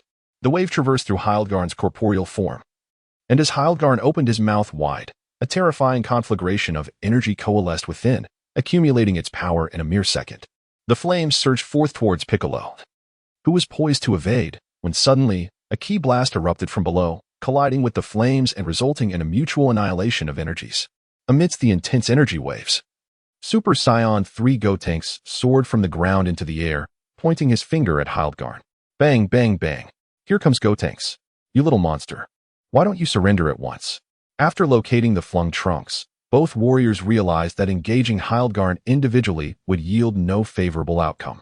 Consequently, they promptly resorted to the fusion technique, now confident in their ability to vanquish Hildgarn. As Gu Tianlang floated gracefully from the ground to the rooftop of a towering building, he observed the jubilant Tenanks, chuckling to himself in bemusement at the unshakable confidence of these two youngsters. To be candid, he believed that despite their considerable energy, they fell short when compared to the Super Saiyan 3 Gotenks. Yet he found himself inclined to trust in Piccolo's potential for victory, while utterly dismissing Gotenks' chances. The two little rascals exhibited a reckless bravado, lacking the maturity and composure of their peer Gohan, a deficiency exacerbated by the overshadowing presence of Goku and Vegeta, who had monopolized the opportunity for independent growth. When confronted with formidable adversaries, instead of diligently striving for improvement, they relied excessively on their fusion technique, indulging in frivolity post-fusion. As Gotenks expelled several spectral apparitions, he unleashed the Super Ghost Kamikaze attack, propelling himself at high velocity towards Hildgarn, his rapid movements generating a mist of energy around him. A punch met only emptiness as it passed through Hildgarn, who retaliated with a blow of his own. Gotenks, momentarily smirking in triumph, raised his hands to deflect the incoming strike, while several ghosts collided with Hildgarn. The strength of Super Saiyan 3 Gotenks absorbed Hildgarn's heavy assault, forcing him to retreat significantly. As he prepared to counterattack, the instant his physical form solidified, the ghosts detonated upon contact with Hildgarn. The enormous figure of Hildgarn staggered from the explosion, flames erupting from his mouth as Gotenks swiftly dodged, yet he again overlooked the looming threat of Hildgarn's colossal tail. Struck squarely by the tail, he plummeted earthward once more. In a desperate bid to harness his energy, Gotenks managed to halt his descent just before hitting the ground. He was taken aback by the revelation of his own vulnerability post-fusion, realizing he had not gained an advantage. Just as he was about to utter a few choice words, a sudden flash of light enveloped him, and Gotenks split into the distinct forms of Tenanks and Goten. The two boys exchanged bewildered glances before wordlessly retreating towards Gu Tianlang's position. Goku was rendered speechless. Gotenks in his Super Saiyan 3 form could originally sustain himself for 5 minutes. However, it appeared that due to Trunks sustaining significant injuries from a full-force strike by Hildgarn, the fusion duration was drastically shortened. Just as Hildgarn intended to pursue the two children, Piccolo swiftly positioned himself in front of him. "Your adversary is me," he declared. With a thunderous roar, Hildgarn unleashed a punch directly at Piccolo, who deftly sidestepped and lunged towards Hildgarn's head. Hildgarn, undeterred, attempted to repeat his previous tactic, swinging his colossal tail. Anticipating this move, Piccolo placed his hands firmly against the incoming tail, stabilizing himself as he sprinted along its length. Hildgarn's aura erupted, generating a powerful shockwave, compelling Piccolo to create some distance. Employing the supergiant technique, Piccolo positioned his hands at his waist, enveloped by crackling lightning as his form rapidly expanded. Within mere seconds, he grew to a size comparable to Hildgarn's. The two young boys were left in awe, having been unaware of Piccolo's remarkable ability. Taking flight, they sought refuge behind Goku. Trunks, noticeably weaker than Goten, bore visible injuries but, being a Saiyan, was relatively unscathed and, panting, inquired, "Brother Goku, can Uncle Piccolo transform as well?" Goku replied, "Indeed, this is a technique of the demon race that allows for massive enlargement. greatly enhancing strength with minimal impact on speed. However, the body's reaction time may be compromised. Had it not been for Bik's utilization of this skill, Gu Tianlang would have nearly forgotten about it. After all, Bik and his comrades had consistently faced adversaries of a standard stature, rendering the ability to enlarge one's body seemingly inconsequential. However, Hildgang was an apt opponent, possessing a colossal physique and extraordinary strength. To identify a weakness in Hildgang, one must possess the capability to withstand his attacks, thereby seizing the fleeting opportunity that may arise. As Hildgang's figure vanished once more, Bik held his breath, surveying his surroundings and attuning himself to the spatial fluctuations nearby. He crouched and executed a back kick, but Hildgang reappeared just in time, resulting in a missed strike. Hildgang let out a ferocious roar, unleashing another fiery projectile from his mouth. Bik leaped into the air, while Hildgang pursued him with a ground-bound leap, leading to an aerial skirmish. It was evident that even with the enhancement of his giant form, Bik was still at a disadvantage. Yet, due to his extensive combat experience, he managed to navigate through perilous situations. Despite his efforts, he could not discern Hildgang's vulnerability. Growing increasingly anxious, Bik made a careless move and found his right arm ensnared by Hildgang's massive tail. Hildgang unleashed a surge of energy, launching a colossal energy projectile. With his right arm bound, Bik found himself in dire straits. Yet, a subtle smile crept across Bik's face as he exerted force, severing his right arm. The energy projectile narrowly missed him, soaring into the sky. In a moment of calculated deception, his left hand, which had been concealed behind him, unleashed a shockwave. This was the moment of his deliberate feigned vulnerability, designed to entice Hildgang into action, and it proved to be a successful gamble. Ultimately, Hildgang was a beast, lacking in mental acuity. The penetrating power of the magical beam cannon was formidable, effortlessly piercing Hildgang's heart. With a resounding thud, Hildgang collapsed to the ground. Bik, gasping heavily, felt the toll of transforming into a giant. Having sacrificed his right arm as bait for Hildgang had nearly depleted his strength. Gradually, he returned to his normal size, letting out a mighty roar as his right arm regenerated once more. Goku shook his head. Piccolo had misjudged the situation. However, it was not entirely his fault. It was time for him to take action. Just as Piccolo was about to retrieve his weighted clothing, a sudden frown crossed his face as he shot upwards with great speed. A colossal beast's claw struck the very spot where Piccolo had been standing moments before. A cold sweat broke out on Piccolo's brow. Had he not reacted swiftly, he would have likely sustained severe injuries from the blow. It's time for a change. Your stamina must be nearly depleted as well. Goku stood resolutely in front of Piccolo, whose aura had diminished considerably, rendering him unable to transform into his giant form once more. With a sense of discontent, Piccolo cast a glance at the gaping wound in his chest, from which blood flowed profusely, inflicted by Hildgang. His previous strike had aimed for the left side of the creature's heart. However, he had never encountered such a being before and was unaware of its anatomical structure, only able to speculate that it resembled that of a human. After all, both scions and demons, like ordinary beasts, possess their hearts on the left side. To his surprise, it seemed that the illusionary beast defied this expectation. You performed admirably. Had I known its vital point, that blow could have ended it. Gu Tianlang also believed that Piccolo was rather unfortunate. Under duress, relying on tactics to triumph over strength, he encountered an adversary with a fundamentally different physical structure. However, employing energy blasts, which create widespread impacts, might not suffice to breach Shield's defenses. Only the magic penetration light cannon could guarantee a complete breakthrough. Even so, Shield had sustained considerable injuries, its enormous eyes fixed intently on Piccolo. Gu Tianlang surveyed the ravaged cityscape, feeling no inclination to engage in a protracted battle. He had discerned the secret of Shield's phasing.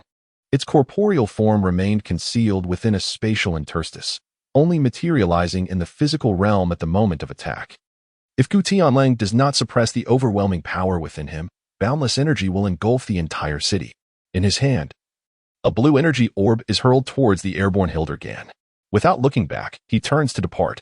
Hildgang, who was previously impervious to attacks, is instantly obliterated upon being struck by the blue energy blast.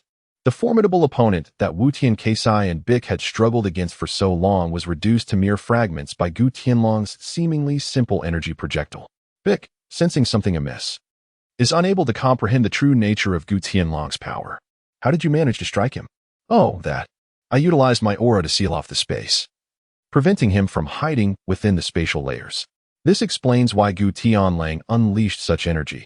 With his strength, a mere touch would suffice to annihilate Hildergan. Vic had not anticipated this tactic. Had they engaged for a longer duration, he too might have discerned Hildergan's abilities. However, it is unrealistic to analyze Hildergan's powers in such a brief span. Truly, you are remarkable. In an instant, Goku returned to Bulma's home. Seizing the bottle of red wine from the table to indulge once more, I dealt with the matter at hand. Whether Trunks would return home remains uncertain. Bulma let out a sigh of relief, her tone significantly more relaxed. It is reassuring that the adversary has been vanquished if Trunks chooses not to return. He may continue residing at Goten's house. Lan Chi gazed blankly at Goku, recalling how he and Bulma had used a telescope to observe the battle raging in the distant city. The opponent, one that even the Demon King Piccolo could not defeat, was effortlessly dispatched by Goku in a single blow. Bulma watched as Goku, holding the goblet aloft, swirled the red wine within before downing it in one gulp, as casually as one would drink cola. I remarked, "If you enjoy drinking so much, I could easily gift you an entire case or two, couldn't I?" The ancient wolf shook his head like a rattle drum, declining Bulma's proposal. "I am a person of principles. It is inappropriate for me to constantly accept your gifts, as I detest those who seek to gain unfair advantages." Bulma struggled to comprehend his reasoning, recalling how he had turned down her generosity after a year of countless interactions. Yet, he frequently visited my home for meals, and the mere sight of him signaled me that it was time to eat. "It's different. I have no need for the wine you offer. Besides, I visit daily and am more familiar with your wine cellar than you are. Accepting your gifts makes no difference." This was the crux of the ancient wolf's refusal. His own room was already cramped, and adding more wine would only take up space. It was far more convenient to enjoy Bulma's hospitality each day. Frustrated, Bulma found herself at a loss for words and pushed him out of her home. "Get out. Get out. I need to sleep with Lan Chi. By the way, could you ask the chef to prepare some dinosaur meat for me tomorrow? I haven't had it in quite a while." As Gu Tianlang finished his statement, he swiftly returned to his inn before Bulma could unleash her wrath. The night passed rapidly, and the following morning, Gu Tianlang was roused from his slumber by the incessant chatter of the group chat in his mind. Members discussed the impending Fourth Shinobi World War, to be convened at the upcoming Five Kage Summit, with the nefarious masked man, an imposter of Uchiha Obito, wielding devastating ninja tools, aiming to annihilate the Five Kage and their most trusted allies. Participants were urged to safeguard the randomly designated targets from potential threats to their lives, with the task offering a reward of 30,000 points. Note: the designated individuals for protection are chosen at random. Should more than half of them fall victim to the masked man, the mission would fail, resulting in a penalty of 100,000 points deducted from each participating member. The difficulty of the task was rated as level 8, and only 3 members from the group could partake. Hinata Hugo was specified as the local personnel. Spiraling Flash Super Rotation Dance Roar. "Obito, must you proceed with this? It is my regret that I could not rescue you from the darkness back then." Minato felt remorseful, lamenting that had he discovered the masked man's true identity before his demise, he might have been able to persuade him to return to Konoha. Group leader.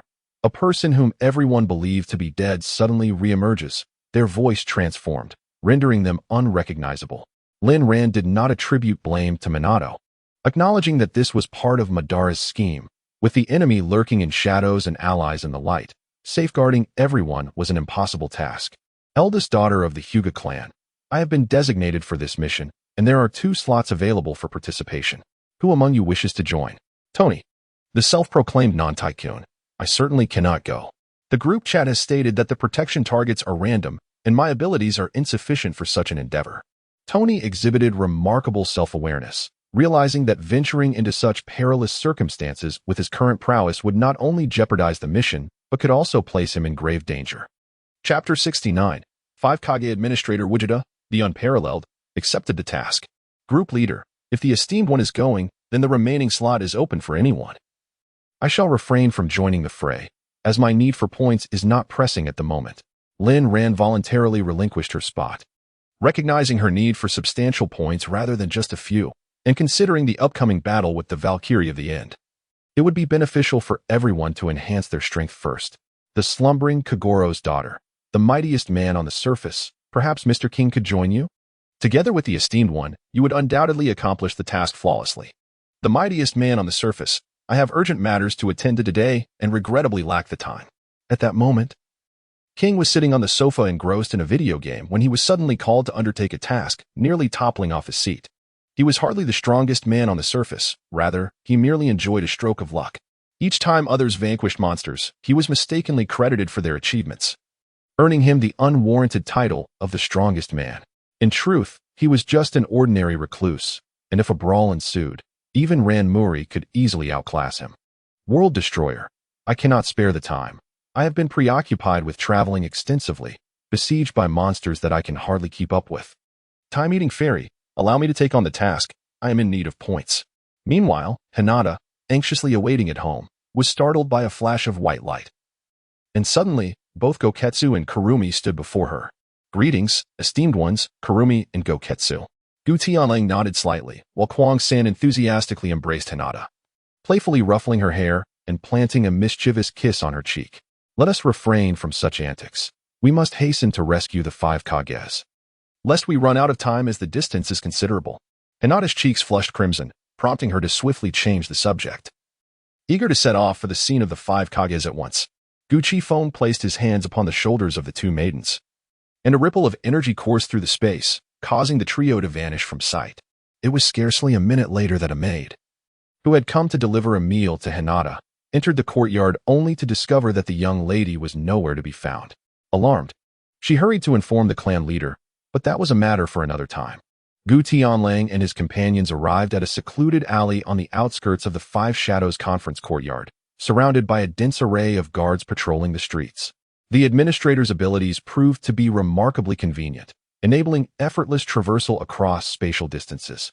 Kurumi cast a glance at Gu Tianlang, harboring a sense of envy towards his extraordinary skill. Gu Tianlang remained silent. In truth, the technique of instantaneous movement requires a discernible presence of the target to be effective. However, Gu Qingfeng's prowess was so formidable that his perception effortlessly enveloped the entire planet. Even without resorting to instantaneous movement, he could reach this location in less than a second by harnessing his full flying speed. Hinata surveyed her surroundings, grappling with the predicament at hand. This was the site of the 5 Kage Summit, where entry was typically reserved for only the most elite, such as Kakashi, to gain the guard's approval. How could the 3 of them possibly gain access? Esteemed one, it appears we cannot enter. Surely, we cannot simply force our way in? Gu Tianlang smiled faintly, deeming such a crude approach unworthy of his character. Fear not, there is no cause for concern. We shall enter openly and with honor. With that, Gu Qingfeng stepped out of the narrow alley, leading the way forward, completely indifferent to the armored warriors beside him. Kwang San, perplexed by the situation, simply followed in his wake. Hinata, however, was momentarily taken aback. Enter? Wouldn't that provoke a conflict with the guards? Nevertheless, with Gu Tianlang already in motion, she felt compelled to follow suit. Gu Jinlang strode confidently towards the expansive courtyard, seemingly oblivious to his surroundings. Hinata had mentally prepared herself for the likelihood of guards halting their advance, yet to her astonishment, the guards paid no heed to the trio, allowing them to proceed unhindered. Upon closer inspection, Hinata realized that all the guards stood utterly still, as if time itself had been suspended, frozen in a single pose at their posts. With a hint of uncertainty, Hinata inquired, "Esteemed one, have you truly stopped time?" Gu Tianlang waved his hand. How could he possibly halt the flow of time? I have solidified the space. He unleashed his power, instantly freezing the entire area occupied by the guards with energy, thereby avoiding any unnecessary trouble.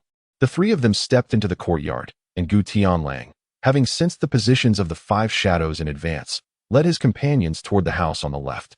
Meanwhile, the 5 shadows, seated in their respective places, sensed an approaching presence. The towering Laying glared toward the entrance with a furious expression, indignant that someone would dare to trespass and cause a ruckus in their midst. Whoever had the audacity to stir trouble here was truly a fool who did not understand the gravity of the situation. The diminutive Tuing, standing at just over a meter tall, maintained an unperturbed demeanor. Being the eldest among the shadows, he had witnessed countless wars throughout his life. Let me see who possesses such audacity. The grand door creaked open, revealing a resolute and imposing visage that first caught the eyes of the onlookers. Though not excessively tall, standing around 1.8 meters, he donned a sleek black battle garment adorned with golden accents at the shoulders. His physique was muscular and well-defined, while not overly large. It exuded an explosive strength. Behind him trailed Hinata, clad in gentle white attire, and Kurumi, dressed in a gothic Lolita outfit with a friendly smile. Seeing Gu Tianlang's physique, Maine licked her lips and gazed at him with a flirtatious glimmer in her eyes. Who is this charming young man? So strikingly handsome. Are you here to oppose us? No, I merely came to observe. Feel free to continue with your affairs. Gu Tianlang found an empty seat and sat down with an air of nonchalance, seemingly oblivious to the expressions of those present. The most irascible among them, Lei Ying, cast a hostile glance at Gu Tianlang, irritated by the intrusion into his conversation. Had he not been perplexed by Gu Tianlang's intentions, he would have acted upon his grievances. On the other hand, Tu Ying and Feng Ying, possessing a more composed demeanor, simply observed Gu Tianlang's every move. Tsunade, having met Gu Tianlang before and knowing him to be a friend of Minato, was equally puzzled by his motives, yet felt no familiarity with him, especially in Minato's absence. Shui Ying, however, was intently focused on Gu Tianlang, his eyes shimmering with intrigue. Suddenly, their gazes locked, and Gu Tianlang offered a benign smile. The most fearsome spirit initiated a live stream. Tony, not the wealthiest, entered the live stream. The World Destroyer joined the live stream. The group leader entered the live stream. The slumbering daughter of Kagero entered the live stream. Chapter 70, she makes a valid point. Tony, not the wealthiest. What is going on? Kurumi, why have you started a live stream? It's a bit perplexing. Aren't you supposed to be on a mission? Do you have time for this? The most fearsome spirit. Are there no single women in our group? Someone is flirting with the admin. It seems the good fortune should remain within our circle, ladies. The slumbering daughter of Kagero. I have a new one now. The CAF waitress who adores rabbits. I admire the power of the big shots, yet I have my own. Kaneki, Hinata, the eldest daughter of the Hyuga clan. I'm with Naruto now. Tony, not the wealthiest. YISNT, the group leader speaking. Don't you have a partner? Group leader. There are many ways to insult someone. You have chosen the cruelest. Is it such a crime to be without a partner?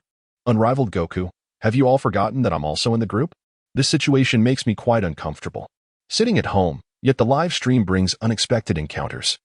Why is everyone so fixated on finding partners? The World Destroyer. I must say, the woman with the red hair is quite striking, with a curvaceous figure and an admirable sense of style. Tony, not the wealthiest. In this instance, I side with Lady May and Lady Tsunade, for they both present compelling arguments. Spiral Flash Super will dance Roar 3. Indeed, as one ages, the importance of reason becomes more pronounced. However, as a married man, I shall refrain from commenting. In the conference room of the Five Shadows, the atmosphere grew decidedly awkward. Gu Tianlang remained unfazed by the scrutinizing gazes, comfortably seated as he surveyed his surroundings. Recognizing that this silence was untenable, Tsunade turned to Hinata to inquire about her purpose. Hinata, what brings you here? Upon encountering the esteemed Hokage's inquiry, Hinata cast a glance at Gu Qingfeng, and seeing his lack of response, she began to speak. We have received intelligence indicating that there are plans to assault the Five Kage Summit. We are here to ensure your protection. Hearing Hinata's words, Raikage erupted into hearty laughter. Do the Five Kage truly require protection from others? Spare us the jest. Have you come here seeking trouble? It seems the old man has grown weary of life. Meanwhile, Kazekage Gara maintained a composed demeanor and addressed Gu Tianlang with courtesy. May I inquire as to your name? Gu Tianlang brushed off the dust from his clothing, intending to tease the Five Shadows. Just call me Brother Tianlang. Friends who show me respect always address me this way. Before Wind Shadow Gara could utter a word, Thunder Shadow erupted in fury, rising from his seat and retorting angrily. And what about those who lack respect? How do they address you? Gu Tianlang clapped his hands twice, acknowledging the inquiry. This question is indeed well posed, though some may lack the courtesy to appreciate it. Gu Qingfeng's form vanished from his seat, causing a tremor among the Five Shadows present, none of whom comprehended how Gu Tianlang had departed. Yet, in the next moment, Gu Qingfeng reappeared, albeit with his right hand clasped around another's throat. The unfortunate soul ensnared by Gu Tianlang was none other than Shimura Danzo, resurrected through Nagato's Rinnegan. However, this revived version of him was acutely aware of his impending doom, having had all his misdeeds laid bare.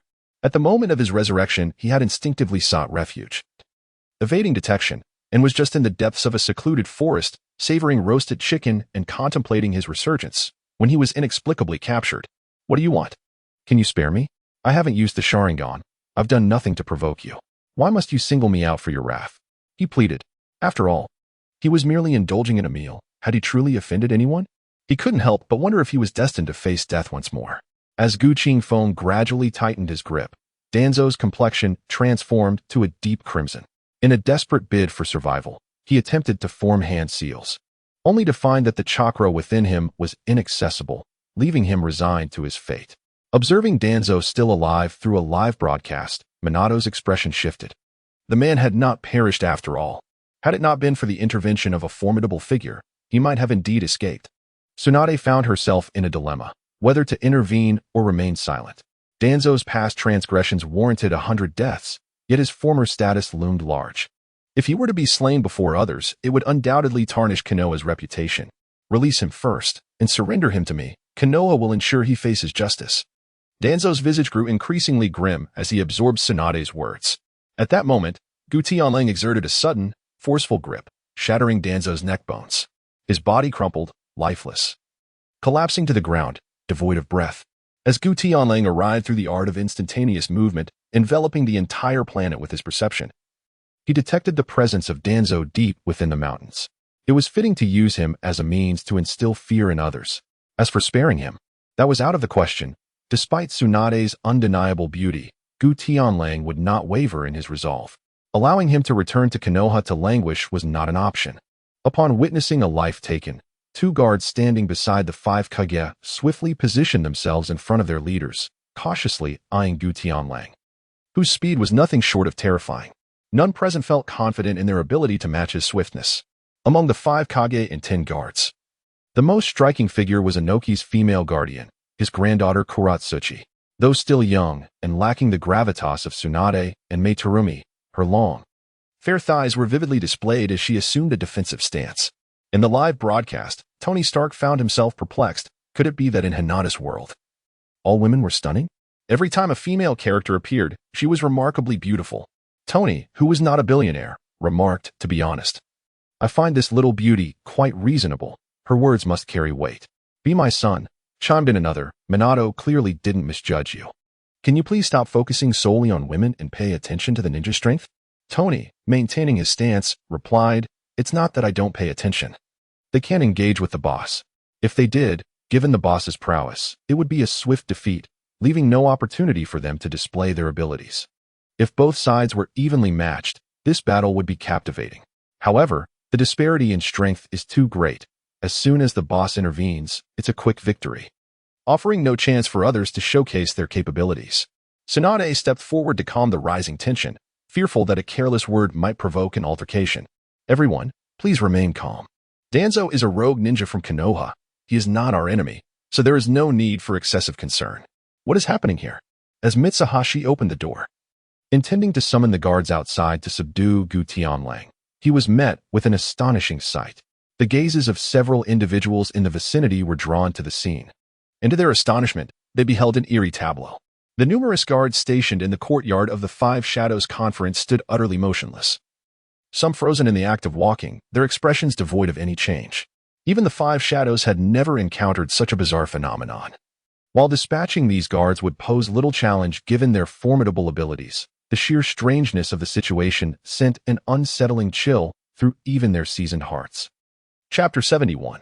The ambush. They sensed the arrival of Gu Tianlang and his companions, yet lacking the ability to see through walls, they remained oblivious to the events unfolding outside. They could only surmise that Gu Tianlang and his associates had employed stealth or some other means to elude the guards' notice. Otherwise, any engagement with the guards would inevitably produce a commotion. Mei Ying, walking with an elegant grace, approached Gu Tianlang with the stealth of a cat. "What a mysterious man you are," she mused, her curiosity regarding his identity growing. "Might you enlighten your sister on how you accomplished this?" Gu Tianlang smiled in a teasing manner, showing no intention of pursuing anything further. Although Zhao Yame somewhat met his criteria for a partner, she fell short in several aspects. And Gu Tianlang had no intention of entangling himself with her. One should never harbor curiosity about a man, as it often signals affection. Thus, it would be wise for you to remain oblivious to my true identity.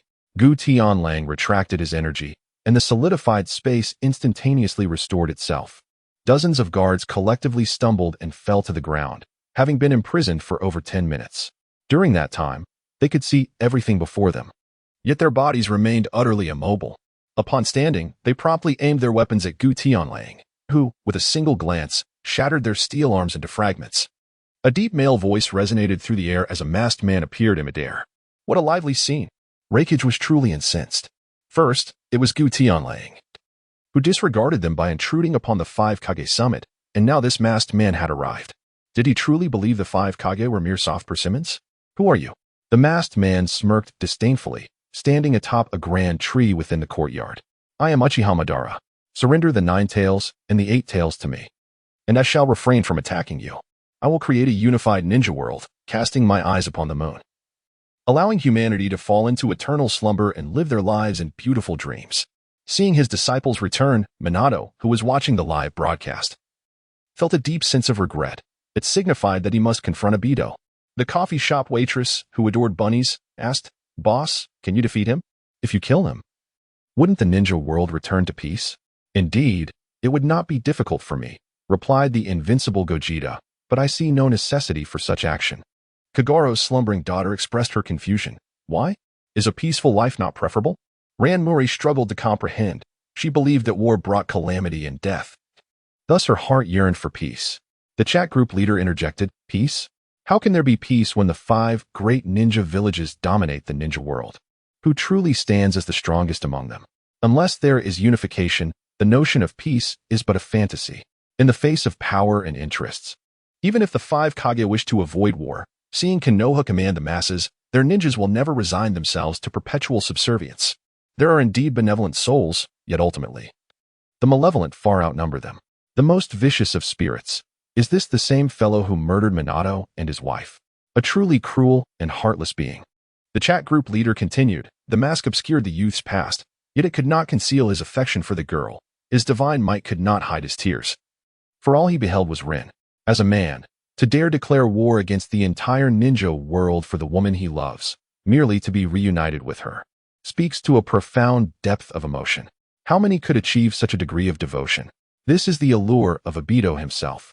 Yet, as a human, to commit fratricide and matricide simply because his beloved perished, while also seeking to harm his teacher's son, he is indeed deserving of the gravest punishment.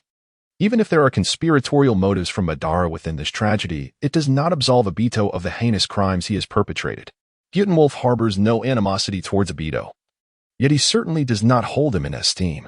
Despite being deceived by Madara, Obito indeed took the lives of the Minato couple, who had shown him great kindness.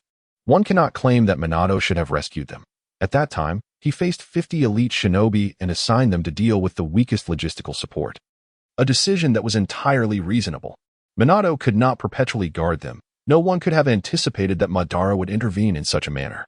Linran shares a perspective akin to that of Gyutenwolf. The 5 Kage regard the masked man with disdain, incredulous that he could single-handedly manipulate the fate of the entire shinobi world. The Raikage speaks first, asserting that the 8 Tails is his brother, and he would never heed the masked man's commands. Do not jest. How could I entrust my brother to someone like you? Gaara also steps forward, declaring that a false dream holds no significance. No matter how beautiful, it is futile. A person's future must be forged by their own hands. While one might spend a lifetime in a splendid dream, it is all illusory. A hollow existence lacks meaning. Noki sternly questions, asserting that even against an opponent like Uchiha Madara, he will no longer retreat. Your words about creating a world of peace are better described as fabricating a world under your control.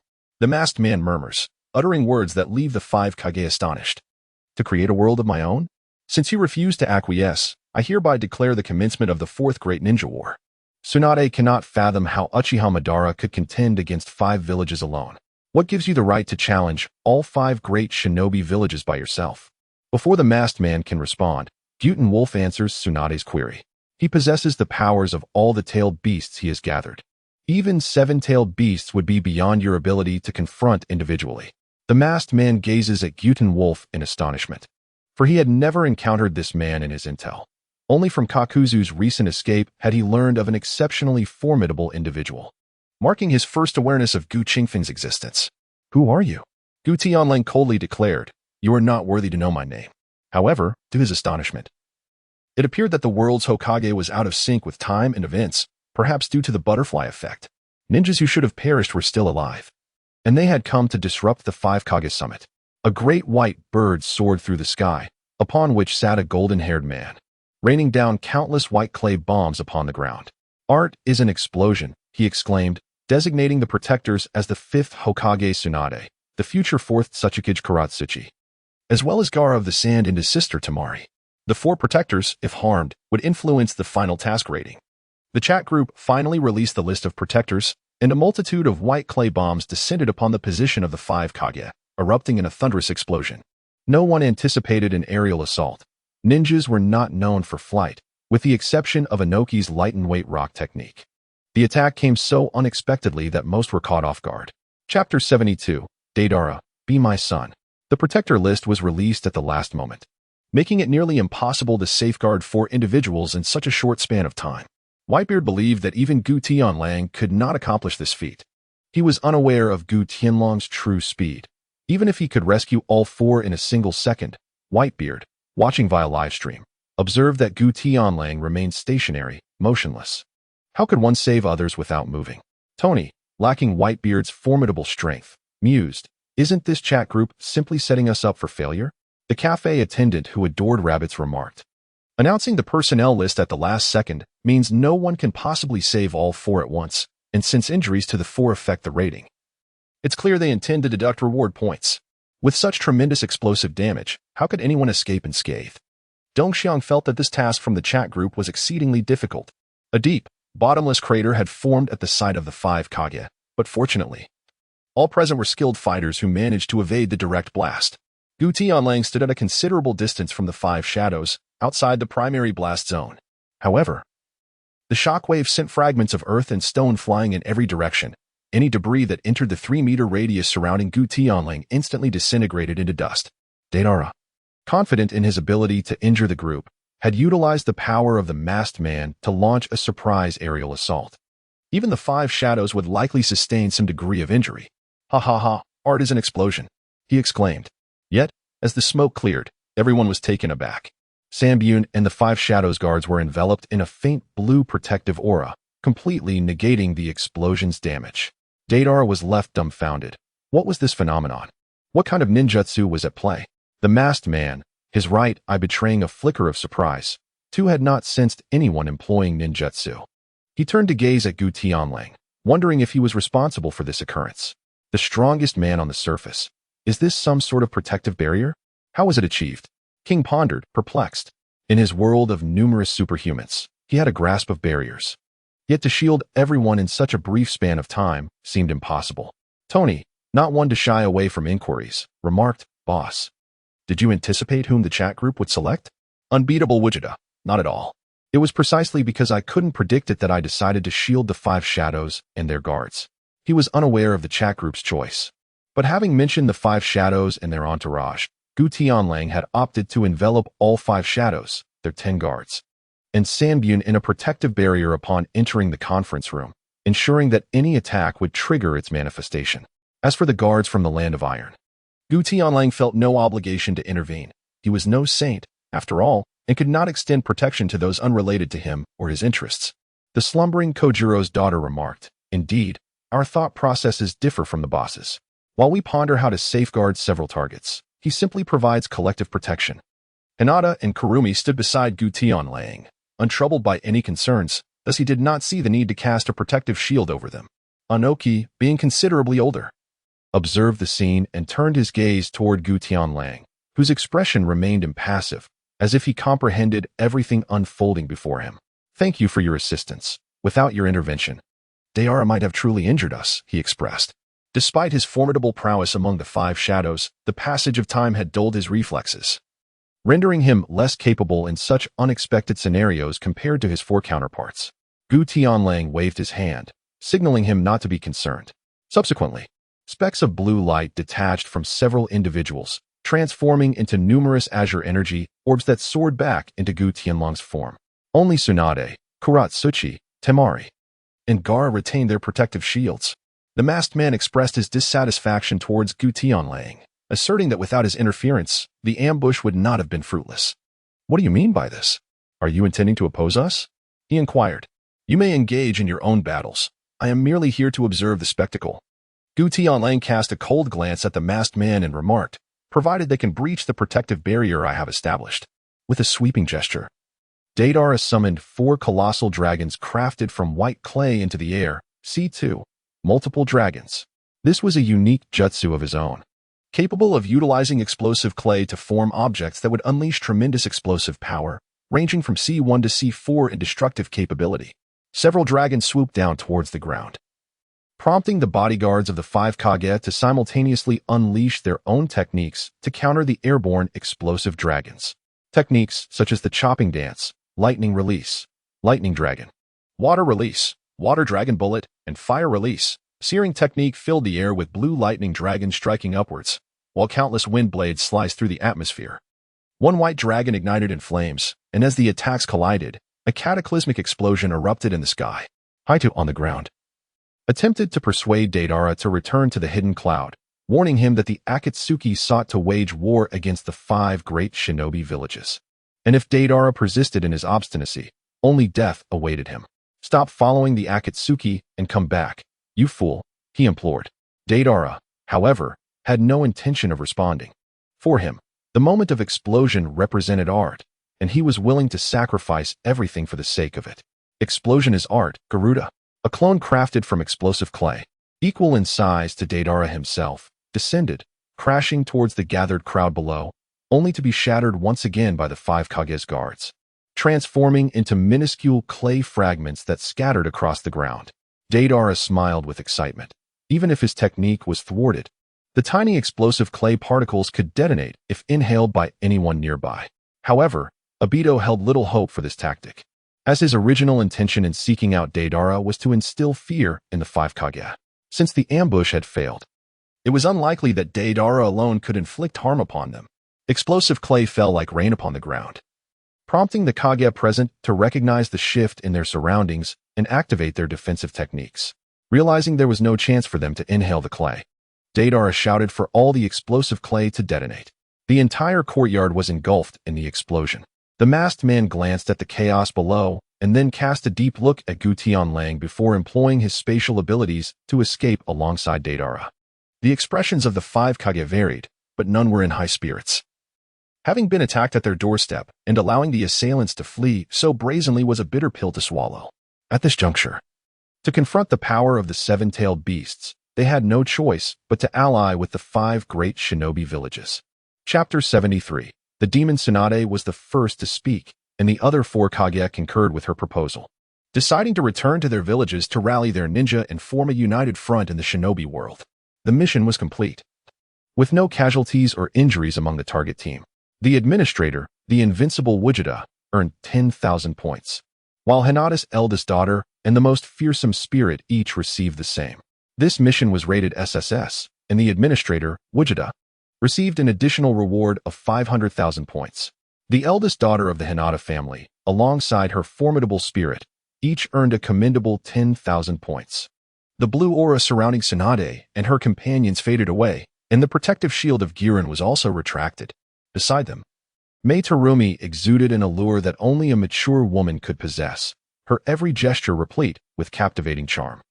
Was it merely a gesture of favoritism towards Princess Tsunade and her shield, suggesting that I am inferior to her? Observing the enchanting Mei Terumi, Giran felt a tremor run through him. He could hardly withstand such an overwhelming presence. As a man of virtue, he had never encountered such a scene, and with a swift motion, he vanished from sight. Kurumi glanced at Mei Terumi before closing the live stream and departing from the world of Naruto. In the chat group, the group leader expressed confusion about the nature of art. I cannot comprehend this artistic endeavor. Akatsuki seems to harbor a fondness for Deidara. Why sit in the Tsuchiki's office and enjoy the view of those elegant legs when he insists on meddling with what he deems art? Linran, a woman herself, shared an admiration for Akatsuchi's long, slender legs, baffled that Deidara showed no interest. Tony is certainly no tycoon, he mused. There's a slight problem with his reasoning. I suspect he has some serious issues.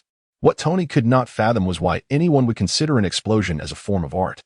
Gu Tianlang remained aloof from their conversation, his mind occupied with the matter of rewards within the chat group. He discerned that not only was the world's martial prowess and task difficulty linked to the allocation of points, but other factors also played a crucial role in influencing additional reward points. For instance, A foe of level 10 from Naruto might not compare to an adversary of level 6 or 7 from Dragon Ball. Yet the additional reward points classified as SSS would undoubtedly surpass those from a level 6 Dragon Ball task. This mechanism seemed entirely logical, as the varying levels of martial strength across worlds would naturally lead to differing reward points for difficulty, a notion that was quite understandable. The current task involved randomly protecting individuals, although the difficulty was not the highest. The numerous restrictions imposed made it reasonable that the points awarded would be greater than those from the pirate world. However, he found it utterly incomprehensible that the previous annihilation of an aberrant Emperor Rider had bestowed upon him a staggering 10 million points. The only plausible explanation was that this aberrant Emperor Rider had summoned villains from other alternate worlds of Kamen Riders, thus affecting the development of multiple parallel timelines, not solely due to his own strength, which justified the immense reward points. Yet, whether this aligned perfectly with his conjecture remained uncertain. Nevertheless, he felt a confident 7 or 8 out of 10 about it. The truth would ultimately reveal itself through future task rewards. In the ensuing days, Gu Tianlang resumed his monotonous routine, while others in the group posted tasks, to which he rarely contributed, patiently awaiting the arrival of the cosmic martial arts. To his surprise, instead of news of the martial arts tournament, he received a task notification from the chat group days later. Please, Administrator Vegeta of Invincible Heaven, travel back to the time of Dragon Ball Z and eliminate the ultimate life form, Majin Buu, born of ancient malevolence. The reward for this task is 10,000 points. This task does not classify by difficulty level. The stronger Buu exhibits his power, the more substantial the additional points awarded. Gu Tianlang never anticipated that the chat group would issue such a task. During the Z period, Buu was indeed a formidable adversary, yet when compared to his current self, he pales in comparison. Gu Tianlang pressed the transmission button in the chat group and arrived in a secluded valley from the era of Dragon Ball Z. There, he beheld Majin Buu, adorned with a pink lower body and clad in white training pants, perched upon a protruding rock, ensnared in a light slumber. Goten and Trunks, filled with trepidation, huddled beside Piccolo. As the trio pondered the perplexing situation, why had Buu not seized the opportunity to eliminate Gotenks during their disintegration? Goku's son, Gohan, concealed his presence, hovering in the air as he gazed down upon several individuals on the ground. In the distance, a man radiating an overwhelming aura soared toward them with remarkable speed, a force so formidable that it left Piccolo, Goten, and Trunks in disbelief. It's my brother. He has arrived, Goten exclaimed, recognizing the figure as Gohan, who had unlocked his potential under the guidance of the Elder Kai. Piccolo found it hard to fathom that the boy he once protected now possessed such incredible power. How could Gohan be this strong? The savior had returned, standing defiantly before Buu. Sensing the life force of his friends and family on Earth, Gohan realized that, apart from Piccolo and the others, all had perished. However, at a distance, within a desolate forest, he detected the presence of Dend, the Guardian, whose existence ensured the Dragon Balls remained intact, offering the possibility of resurrecting everyone. A confident smile graced Gohan's face as he approached Buu, reflecting on the words Goku had shared before leaving the Kai's planet. I'm sorry, Gohan. I am now a being of another world, unable to assist you even if I wish to witness your newfound strength up close. We may never meet again. At least not until your time comes. Please protect our Earth. Determined to safeguard his home, Gohan emanated a powerful aura, unsettling even OOB. The two stood face to face, with Buu hesitating to strike. Gohan landed a punch on Buu's chin followed by a side kick to his abdomen. In a flash, Buu vanished, reappearing behind Gohan and throwing a punch toward the back of his head. Gohan effortlessly blocked it, spinning to deliver a heavy blow that forced Buu to retreat several steps. Gohan pursued, launching a kick skyward, and unleashed a powerful energy blast that struck Buu's back, sending him crashing into the ground in a series of merciless strikes. As Gohan observed that Buu remained buried beneath the earth, he scoffed, "Come on, don't play dead. That level of damage can't possibly harm you. I know it." From below, multiple energy blasts erupted, prompting Gohan to retaliate with a powerful punch that shattered them. Buu emerged, furiously attacking Gohan with a flurry of punches, the force of which shattered the valley around them. Confidently sidestepping, Gohan evaded every strike, his formidable presence inciting Buu's furious roars. Once more, Gohan swiftly incapacitated Buu, leaving deep gouges in the ground where Buu had skidded. Piccolo, watching in astonishment, was taken aback. He had never imagined that Gohan had not only survived, but had also gained such formidable strength, once again placing the burden of Earth's salvation on his shoulders. Chapter 74, The Unrivaled Individual. Administrator Goku Vegeta opens the live stream. Tony, not the wealthiest, enters the live stream. Timid Zhao Zilong enters the live stream. The slumbering daughter of Little Five enters the live stream. Tony is certainly not the wealthiest. Oh dear, another brawl. Why does the esteemed figure always resort to fighting upon commencing a live stream? Timid Zhao Zilong remarked. At last, I shall witness the prowess of the administrator. Is the adversary this time of the star-exploding caliber as well? Zhao Yun had observed the recordings in the group, where Gu Qifeng battled the Super One-Star Dragon. The sheer destructive force was capable of effortlessly obliterating dozens of kilometers of urban landscape. However, due to Gu Tianlong's overwhelming strength, the Super One-Star Dragon was afforded no opportunity to annihilate the Earth. Hinata's eldest daughter commented, "That seems likely. It appears that the adversaries faced by our esteemed figure are consistently of a star-exploding rank. Tony is certainly not the wealthiest. You ought to phrase it this way. In our eyes, a star-exploding foe is impressively formidable. When our esteemed figure engages in combat, it is assessed by the number of stars exploded. Thus, star explosions serve merely as a unit of measurement." Spiral Flash Ultra Wheel Dance Roar 3 Style observed. However, this adversary appears rather peculiar. That cell is green, the one-star dragon is white, and this one is an audacious pink. Let us dub it the audacious pink tentacled steam ejector. Upon noticing Boo's tentacles in the steam emitted during Boo's furious roars, Watergate immediately thought of this term. Considering himself a genius in nomenclature, he felt quite pleased with the new name he had assigned to Bu. Yet, whether Bu was equally satisfied remains unknown. The destroyer of worlds chimed in. Pink is pink. What else with the term audacious pink? Are you implying something about me?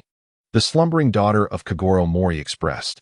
I originally intended to assess his strength, but the chat group indicates that this mission is solely the administrator's responsibility, and testing the target's capabilities is not permitted. Merely observing the battle felt as perplexing as deciphering an ancient text. That is why she planned to evaluate Bu's strength. The group leader remarked, Indeed, I am unable to assess either. Perhaps it is due to Bu's unique nature. Lin Ran was also intrigued. This was her first instance of being unable to gauge the target's strength, and the chat group offered no explanations. Bu, in a state of disarray, crawled up from the ground, his gaze fixated intensely on Gohan. With a roar, he unleashed a devastating energy wave. Gohan effortlessly deflected it with a single palm. Bu's form curled into a sphere, rapidly hurtling towards Gohan. Gohan extended his hands to meet the assault, only to be slammed into the mountainside. Bu relentlessly attacked with his hands, but Gohan evaded by tilting his head. Once more, Bu's tentacles emitted beams of light, but Gohan leapt to avoid the onslaught, countering with an uppercut that sent Bu flying. In a surge of energy, he ascended into the air, delivering a kick to Bu's head that sent him crashing down. Just before hitting the ground, Bu steadied himself against the tremendous impact, his legs sinking into the earth, causing the ground within a radius of hundreds of meters to fracture simultaneously. I shall not permit anyone to surpass me, perish. As Bu's aura surged with astonishing rapidity, he became increasingly corpulent upon reaching the zenith of his power. Damn it! Gohan exclaimed, swiftly seizing the arms of Piccolo and Gotenks, urging them away from Bu's vicinity. The pink energy enveloped the air, and Bu's form detonated, reducing a vast expanse of kilometers to mere ashes, leaving behind an unfathomable chasm in the earth. With no visible end in sight, Gohan understood all too well that with Bu's formidable strength, such a self-detonation could not possibly yield only this level of devastation.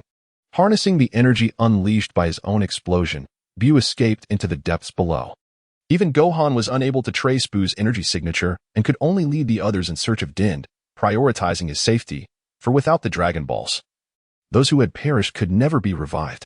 In the sky, Gu Tianlang concealed his presence, leisurely following a few individuals without haste to reveal himself.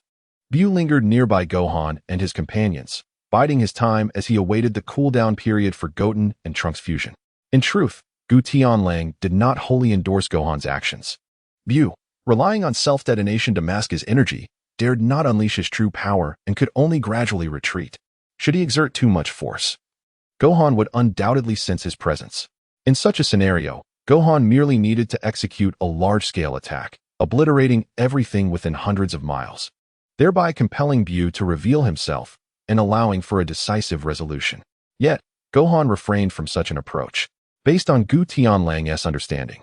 Gohan likely feared the presence of remaining humans in the vicinity, hesitant to unleash a widespread assault that might result in collateral damage. Such compassion seemed excessive, after all. They could resurrect with the Dragon Balls, and eliminating Bu was paramount. Were he in Gohan's position, he would not hesitate to employ any means necessary to vanquish Bu, denying him any chance of resurgence. Nevertheless, this aligned with Gohan's inherently kind nature, as he preferred to avoid harming others unless absolutely necessary. The members of the chat group observed Gu Tianlong's flight, remaining perplexed by his intentions. Tony quipped, "Boss, you can't possibly think that Bu is too weak. Waiting for him to grow stronger before striking?" The more Tony Stark pondered, the more plausible it seemed. One could not merely speculate on Gu Tianlong's behavior based on conventional wisdom. The Spiral Flash Super will dance, third form, it's likely the case. But there is no way to hasten Bu's power increase, right? Strengthening oneself takes time and effort, except, of course, in our chat group. Surely, Gu Tianlang isn't planning to wait a year or more for Bu to train. Unrivaled Goku Vegeta, there's no need to rush. He will soon become much stronger. Goku calculated the time. Logically, the cooldown period for the two little ones should be nearing its end, and Bu was expected to make his appearance soon. Just as Goku was contemplating the timing, Bu positioned himself in front of Gohan and his companions, provocatively pointing at the two youngsters with a single finger. "You two little brats, use your earlier transformation and face me in a showdown. Once I defeat you, I shall eliminate this fellow." However, Gohan had no intention of granting him that opportunity. Clenching his fists tightly, he prepared to launch an attack, but was restrained by Goten and Trunks, who seized the moment to redeem their earlier failures. They executed an unusual fusion dance, merging their bodies into one, resulting in the emergence of Gotenks. Upon his arrival, he immediately unleashed his Super Saiyan 3 transformation, aiming for a swift resolution to deny Bu any chance of a comeback. Observing that his younger brother could transform into Super Saiyan 3 and matched Bu's energy, Gohan chose to lower his fighting stance, allowing his brother the opportunity to shine. In the air, Goku observed as two masses of flesh detached from Bu, slowly crawling towards Gotenks, while the other mass targeted Piccolo. Everything unfolded according to plan. And by the time Piccolo and Gotenks realized the danger, they could no longer escape the fate of assimilation, being effortlessly absorbed by Bu. Chapter 75, The Mightiest Demon. Bu's form underwent a transformation. For the first time, he sprouted a nose and donned the battle attire of the Metamorians. Due to Gotenks' Super Saiyan 3 strength, which surpassed that of both Bu and Piccolo, Bu's appearance began to resemble Gotenks somewhat. His power surged significantly, and Gohan couldn't help but feel a sense of foreboding. Even he lacked confidence in overcoming the current Gotenks Bu. Although the fusion of Goten and Trunks did not yield an enhancement as overwhelming as the fusion of Goku and Vegeta, Gotenks' Super Saiyan 3 raw power was undoubtedly equal to, if not superior to, the current Goku, who could only access the early stages of Super Saiyan 3 and struggled with energy leaks. However, if they were to clash, Goku would likely prevail due to his superior battle experience, making it virtually impossible for Gohan to win in a life-and-death struggle. Bu, slightly weaker than Super Saiyan 3 but empowered by Gotenks' abilities, was certainly above the mid-tier of Super Saiyan 3. Gohan, designated as the strongest individual of the Z era, had reached the pinnacle of early Super Saiyan 3, and his strength at mid-tier Super Saiyan 3 would surpass that of the current Goku, who had yet to master the form. However, facing this iteration of Bu proved daunting. As soon as the two engaged, Gohan found himself at a distinct disadvantage. Not only did he lack the raw power of Gotenks' Bu, but there was also a perceptible gap between them, albeit not insurmountable. Crucially, Bu had assimilated Piccolo, who understood Gohan better than anyone, allowing Bu to predict Gohan's attacks with ease. On the distant Kaioshin planet, the Elder Kaioshin granted Goku 500 years of lifespan to aid Gohan, recognizing that Gohan was no match for Gotenks' Bu. In this critical moment, Goku accepted the gift and, with the Elder Kaioshin's assistance, returned to Earth, where Gohan now knelt on the ground, energy coalescing in Gotenks' Bu's hands, poised to strike him down. The members of the group chat were filled with anxiety, unaware of why Goku remained a passive observer. Group leader, Master, why do you hesitate to act? Are you waiting for Bu to absorb Gohan as well? Lin Ran surmised Goku's intent. Perhaps he was dissatisfied with Gotenks' Bu's strength and awaited Bu's absorption of Gohan to attain his ultimate form. Invincible Gogeta, yes, but it seems Goku has arrived. Along with Vegeta, the ancient celestial wolf sensed the presence of Vegeta whose aura had departed from the underworld and was on the verge of reaching Earth. Since the intention was to augment Bu's strength, it would be prudent to allow him to absorb everyone. Goku unleashed a powerful energy wave, deflecting the assault from Gotenks Bu and rescuing the beleaguered Gohan. "Father!" Gohan exclaimed, astonished that Goku had arrived. Yet, even with the two of them fighting together, they were no match for Gotenks Bu. Goku tossed a pair of earrings into the air, but to everyone's surprise, Gohan failed to catch them. The earrings tumbled amidst the debris, and Goku, filled with frustration, decided to engage Bu alone, urging Gohan to swiftly retrieve the earrings and fuse with them. A fierce battle for the earrings commenced, with Bu and Goku clashing in the skies. However, the disparity in their strengths was painfully evident, and Goku found himself suffering a dire defeat. "Is this what is deemed the strongest in the universe? You are pathetically weak, hardly my opponent. Hasten to absorb them both." A voice echoed within Bu's mind. Gotenks Bu, taken aback while casually battling Goku, looked around in shock. Goku, unaware of the source of the voice, was intent on stalling for time until Gohan could locate the earrings. Thus, he refrained from hastily attacking Gotenks Bu. Bu was unable to discern who was speaking to it. Believing itself to be the mightiest in the universe, how could anyone converse with it so stealthily? In the stratified expanse of the atmosphere, Goku observed the bewildered Gotenks and Bu below. He contemplated allowing Gotenks to squander a bit more time. Once the duration of his fusion technique elapsed, Bu's power would swiftly diminish, a scenario Goku was keen to avoid. Thus, he concentrated his energy to convey a signal to Gotenks regarding Bu, fully aware that someone stronger than himself would be eager to absorb both of them. The members of the chat group remained oblivious to the current situation, intently watching the live stream without posing further inquiries. The leader of the chat group expressed his confusion. "I cannot fathom why Gohan, who can catch bullets with his eyes closed, failed to grasp a mere earring this time." This was also one of Lin Rant's most perplexing observations regarding Dragon Ball. The premise seemed utterly absurd, as it was inconceivable for Gohan not to catch it. The invincible Gogeta remarked, "He did catch it. They fused together." But what about Chi-Chi and Bulla? Gohan was significantly injured, and since Goku had thrown the earring without prior warning, it was entirely reasonable for Gohan, who was bracing for death, to miss it in that moment. Moreover, Gohan's fusion with Goku, frankly speaking, could not match the potency of the fusion between Vegeta and Goku. The East Kaishin and Kibito served as a prime example, though they fused using the earrings and possessed power levels around Super Saiyan 1. Their combined strength did not even reach Super Saiyan 2. In stark contrast, Goku and Vegeta's fusion, one a Super Saiyan 3 and the other a Super Saiyan 2, was capable of overpowering Bu after he had absorbed Gohan, merely in their base forms. This indicated that Vegeta's base form possessed power far surpassing that of Goku's Super Saiyan 3. While it is expected that two powerful individuals would become even stronger upon fusion, this is not an absolute rule. Goku and Vegeta, both rivals and kindred spirits, exhibited a unique synergy that significantly amplified their capabilities. In a single sentence, Gutenlang left Lin Ran speechless. It is uncertain whether the fusion could be undone after half an hour, especially since the earrings fusion, aside from the gods, can only last for 30 minutes, as per the lore of Dragon Ball Super. During the Z period, the possibility of reversion remained a mystery. If the fusion were to truly occur, it would indeed present a troublesome predicament. Below, Bu, as Gutenlang anticipated, became increasingly restless and anxious, unable to accept that anyone could surpass his strength, for he believes himself to be the strongest in the universe. Under the pressure of power, Bu seized the moment when Goku was caught off guard and absorbed him into his body. Gohan, clutching the earrings he had just discovered, found himself at a loss for what to do. Bu's strength surged once more as he lunged down, quickly inflicting grievous injuries upon Gohan, who was subsequently absorbed.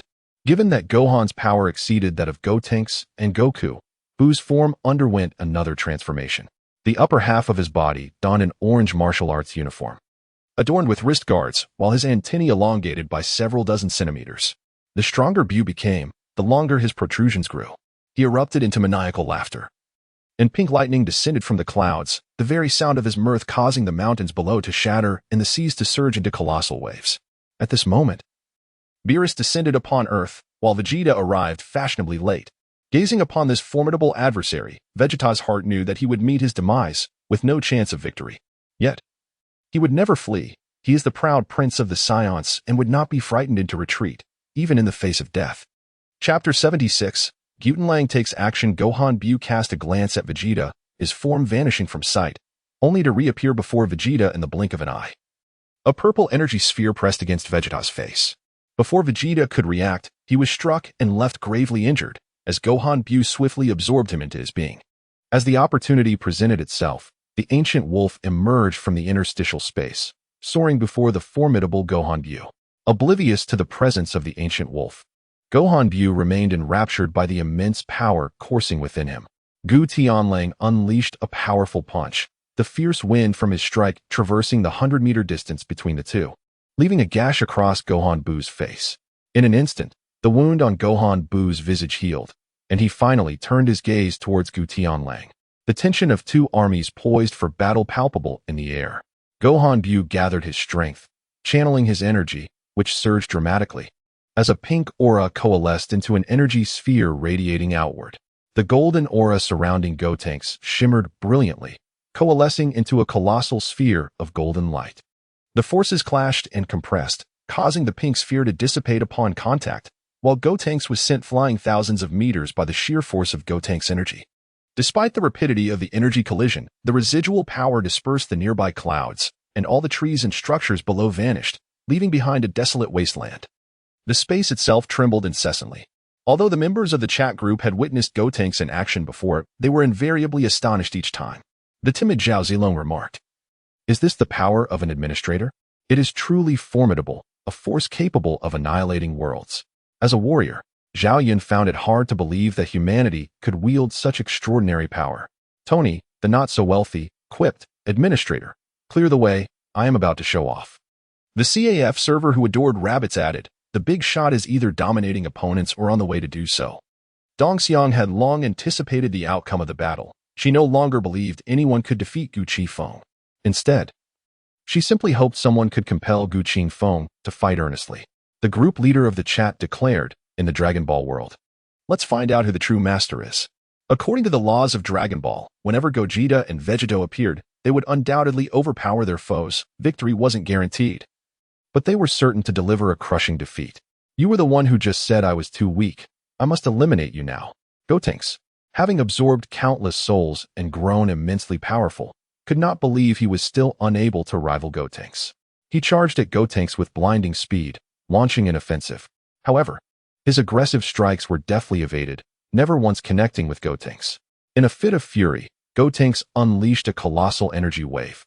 Its speed so swift it reached Gotenks in an instant, striking his form. "Haha, this will teach you to mock me. I am the strongest." Gotenks smirked triumphantly, convinced that his foe, having been taunted, would be severely injured by his attack. As the dust settled, Gotenks floated in midair, his expression as calm as ever. The previous energy wave had inflicted no damage whatsoever, not even a tear in his garments. Gotenks' countenance grew increasingly grim upon realizing the overwhelming prowess of his opponent. Before he could react, Gotenks appeared before him, his fist raining down like a torrential downpour. Gotenks' form crumpled under the relentless assault, his pink body marred by several fist-shaped welts protruding from his back. Gutenlang placed one hand upon Bu's waist and unleashed an energy blast, sending Gohan Bu soaring into the air. As the smoke dissipated, Gohan Bu's lower half was obliterated, leaving only the upper portion of his body gasping for breath, rendered helpless and in disarray. In an instant, Gohan Bu's form restored itself, and he executed a swift knife-hand strike, narrowly evaded by Gutenlang's sidestep. Following this, a whip-like kick also missed its target. As they brushed past one another, Gohan Bu opened his mouth wide, gathering energy to unleash a powerful shockwave. In the face of danger, Gu Tianlang remained composed, extending his right hand to press down on the pink energy orb, forcefully pushing it back into the mouth of Gohan Bu. The energy orb detonated within Bu's body, releasing steam and causing white smoke to billow from his mouth. Unable to confront him head-on, Gohan Bu resorted to cunning tactics, emitting white smoke from small orifices in his body to obscure Gu Tianlang's vision. Gu Tianlang chuckled softly, surprised that Bu would make such a rudimentary mistake. As he dashed into the fog, a flurry of strikes ensued. Gohan Bu expelled a childlike spirit towards Gu Tianlang, a technique reminiscent of Gotenks. The spirit would explode upon contact with the enemy. However, before it could reach Gu Tianlang, it was obliterated by a powerful aura. With a glint in his eye, Gohan Bu slowly approached Gu Tianlang, who refrained from making any further moves. Do you like chocolate?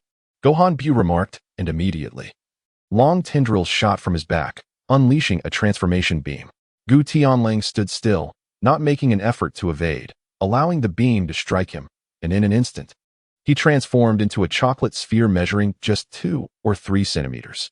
Observing Gohan Bu's magic turn Gu Tianlang into chocolate, the latter erupted in laughter, clutching his stomach and rolling in the air. The members of the chat group were taken aback by the rapid turn of events. The once dominant Gu Tianlang had been reduced to a mere chocolate ball. How could a chocolate sphere possibly defeat an opponent? Tony Stark, the billionaire, expressed his disbelief. Boss, this isn't some sort of joke, is it? What now? Is there anyone who can rescue him? Stark was bewildered, never imagining that the seemingly invincible figure would be transformed into chocolate.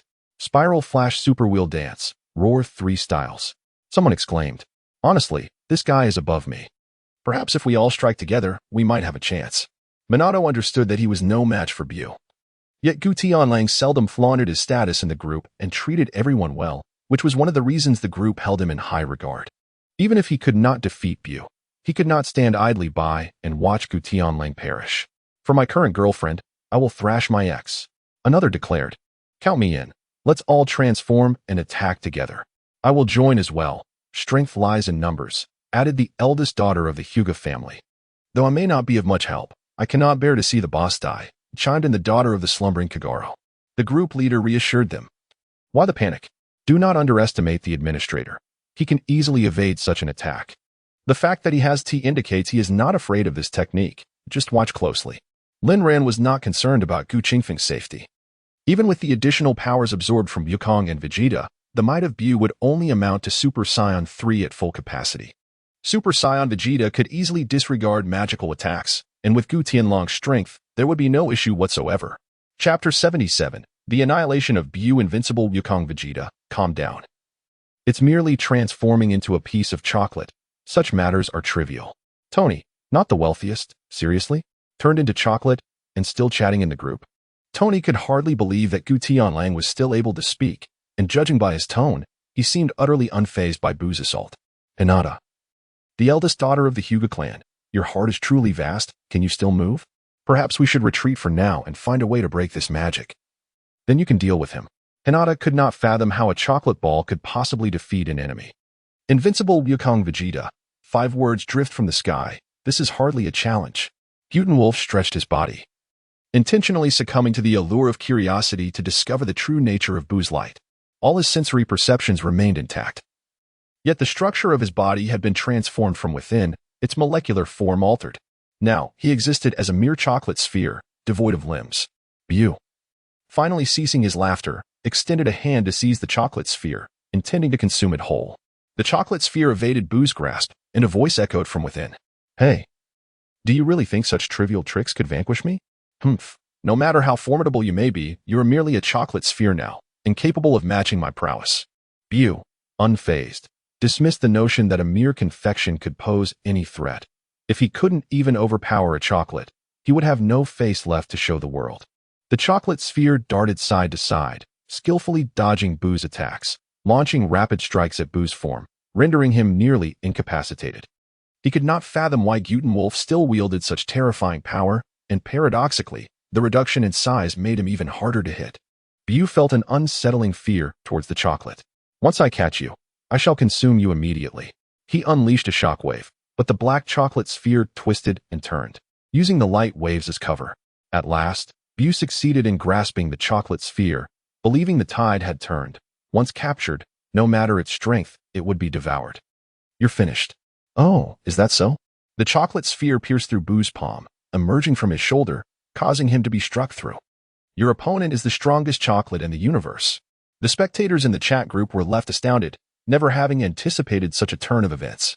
It seemed that as long as one possessed sufficient strength, the form one took was inconsequential.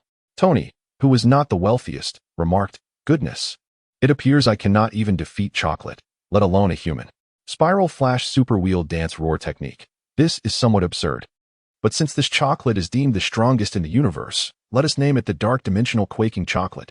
The group leader interjected, however. How do you plan to revert to your original form? Are you waiting for Bu to release you? The invincible Gogeta replied, "Revert? I can transform back myself." The group leader pressed on, "Then why not do it?" To which Gogeta responded, "Oh, I meant to see how it feels to be in this chocolate form." The atmosphere around the ancient wolf surged with energy, radiating boundless power from the chocolate. However, this technique bore limitations.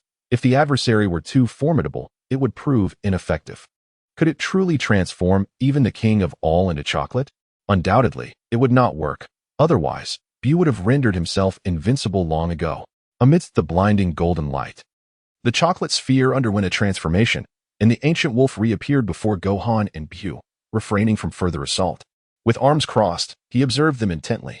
Bu, with a wicked grin, noted that a portion of his own body, transformed into chocolate by the ancient wolf, was slowly approaching, comprising the flesh that had been blown off his arm.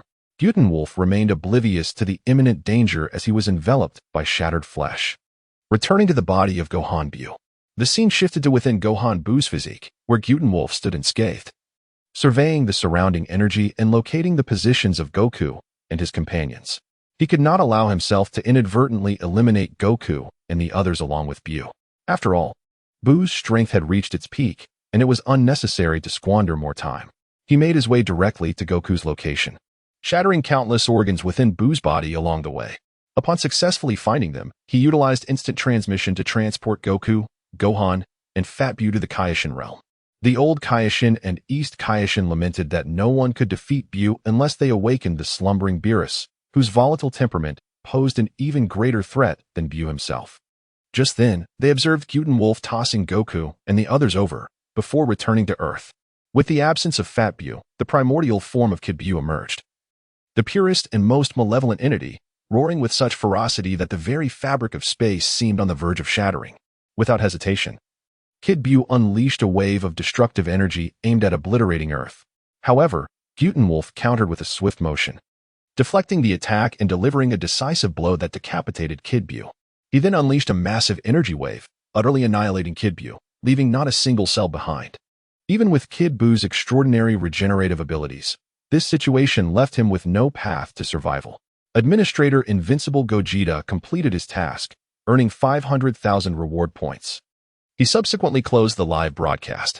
Gohan Bu stood as the current strongest manifestation of Bu, while Kid Bu's strength lay in his grotesque regenerative capacity and boundless stamina, rendering him incomparable to Gohan Bu in terms of raw power. For instance, in the original narrative, when facing Gotenks Bu, Super Saiyan 3 Goku lacked the confidence to engage, fully aware that he was no match, let alone against the mightiest Gohan Bu. In contrast, when confronted by Kid Bu, Goku felt assured that, given a minute to gather energy, he could vanquish Kid Bu. However, he later discovered that even while alive, his Super Saiyan 3 form suffered from energy leakage, making it impossible to fully charge. This indirectly highlighted that Gohan Bu was significantly superior to Kid Bu. Wolf glanced around this world, pondering whether his presence would bring about new changes in this timeline, though he was disinclined to dwell on such matters. In an instant, Gu Tianlang returned to the 7th universe, collapsing onto the large bed of the inn and succumbing to a deep slumber. The following morning, he awoke early and stepped out of the inn, only to find that it was Valentine's Day. The streets were filled with couples, leaving Gu Tianlang as the solitary figure amidst the throngs. Observing the bustling crowd, Gu Tianlang felt the harshness of reality. It was undeniably unkind to those who were single. Chapter 78, The World-Destroying Python in Public. Couples embraced without a care in the world. Did they not possess a shred of shame? Were they unaware that their displays might evoke envy in others? Their lack of modesty was truly astonishing. In haste, he made his way to Bulma's home, as was customary, to partake in a meal. After dining, he pondered what to do that afternoon when the chat group once again disseminated a task. The group leader announced that a world-destroying python was about to descend upon their area, and a multitude of corpses had been resurrected by malevolent forces. The mission was to eliminate the world-destroying python and assist the group leader in finding a secure refuge, with a reward of 60,000 points. The task was rated at level 10, a hellish difficulty. The number of group members allowed was limited to 3. The slumbering daughter of Little 5, group leader. I thought you said your universe was safe? How could such a creature exist? Mao Lilan recalled Lin Ran mentioning that her planet was a haven, devoid of formidable monsters, where people lived in safety. Yet, the very name of the world-destroying python instilled a sense of foreboding. Group leader, I have no idea. I've never heard of such a thing. Lin Ran was equally perplexed. The planet she had traversed to was peaceful. It was neither an apocalyptic wasteland nor a realm of spiritual resurgence. Since her arrival, she had lived in solitude in a small cabin within the wilderness, occasionally venturing to distant cities for supplies, without ever encountering any mention of monsters. This planet bore a striking resemblance to Blue Star, her home before the transition, with technology levels nearly identical. The time-devouring sprite, oh dear, group leader, is in peril. Does anyone have the time to lend a hand? Kurumi holds a rather favorable impression of the members within the group. In her relentless quest to eliminate the origin spirit, she has mercilessly slain countless humans, all in the pursuit of consuming enough time to return to the past and eradicate the origin spirit. This has resulted in her having virtually no friends in this world. Upon joining the chat group, she discovered that members are forbidden from harming one another. Otherwise, they would face immediate obliteration by the group. Gradually, as she interacted with the other members, her relationships improved over time, and they became her few remaining friends. Tony Stark, who is not the richest, faces a formidable adversary under the hellish difficulty of level 10. However, the group leader should not fear him. Lin Ran once transformed into a guru, showcasing immense power, which should suffice against ordinary monsters. Yet, Lin Ran does not share this confidence. She possesses the ability to utilize various features from the chat group's marketplace, albeit with significant limitations. Not only is her usage restricted, but not all products in the marketplace are available for her to use freely. This is due to her immortal body, which, by a twist of fate, has been given to Gu Tianlang by the chat group as compensation. Crucially, the benefits of being a group leader cannot be utilized in her own universe. Lin Ran, eager to exchange for a particularly cherished item, has refrained from using her accumulated points to enhance her own strength. Her actual capabilities remain unchanged. She can hold her own in a physical altercation against several ordinary individuals, but she would be at a loss against opponents wielding firearms. Fortunately, the chat group has issued a task. Otherwise, she would have to expend her points merely to acquire abilities for self-preservation in this realm. The administrator, Invincible Vegeta, accepted the task.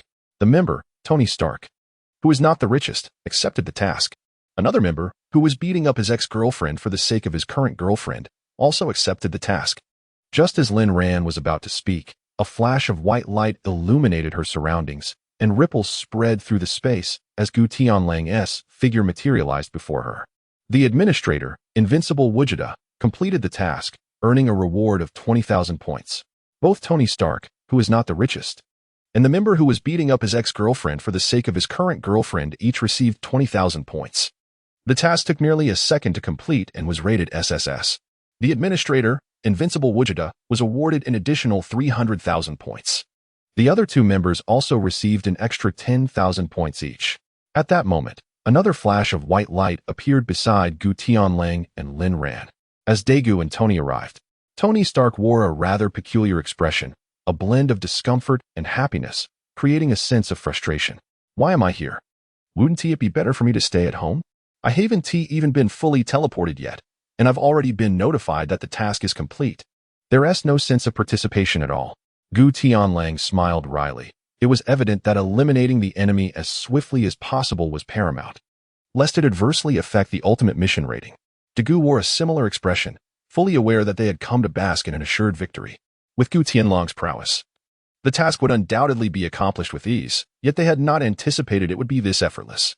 What was the circumstance surrounding this body being attacked? Moreover, were they not supposed to seek out a safe refuge? Gu Tianlang gestured towards the quaint wooden cabin where Lin Ran resided. I have fortified her dwelling with a protective barrier, ensuring that within a 50-meter radius, no malevolent entities can penetrate. As for the reanimated corpses, I surmise they may be zombies or ghouls. Lin Ran was taken aback, her feet involuntarily trembling, as a young woman inherently harbors a primal fear of such creatures. Please, don't scare me, esteemed one, she implored. Who is scaring you? A corpse has emerged from the earth 10 miles to your left, judging by its aura. It appears to be a zombie, not the ghoul variety. Fear not. With my protective shield in place, no one can intrude. In the midst of their conversation, Gu Tianlang sensed a shift in the surrounding energies, hypothesizing that it was the malevolent force emanating from the apocalypse python, which was awakening the corpses. Nevertheless, the protective barrier he had established around Lin Ran's cabin was robust, preventing any entities bearing evil auras from entering. Tanista glanced about with curiosity, searching for quite some time, but failing to locate the object of his interest. Might you enlighten me as to the whereabouts of the apocalypse python? There seems to be no sign of such a creature nearby. Gu Tianlang pointed straight ahead. Tony's fortune was indeed remarkable. There was, in fact, a living anaconda. However, whether this creature could bring about the end of the world remained uncertain. Well, you shall see shortly. If you find yourselves feeling bored, there is an anaconda over there, and I entrust its resolution to you both. Tony's feet ignited with flames as he soared forward. Dagu contemplated for a moment, refraining from hastily pursuing him, and instead chose to walk slowly alongside Gu Tianlang. After flying several miles, Tony finally located the monstrous python described by Gu Tianlang, gazing at the 10-meter-long serpent before him. Tony's initial reaction was to wonder if his ally was merely jesting. After all, this creature appeared to be nothing more than a mutated giant python. The python, having spotted Tony in the air, coiled around a towering tree, seeking an opportunity to deliver a lethal strike.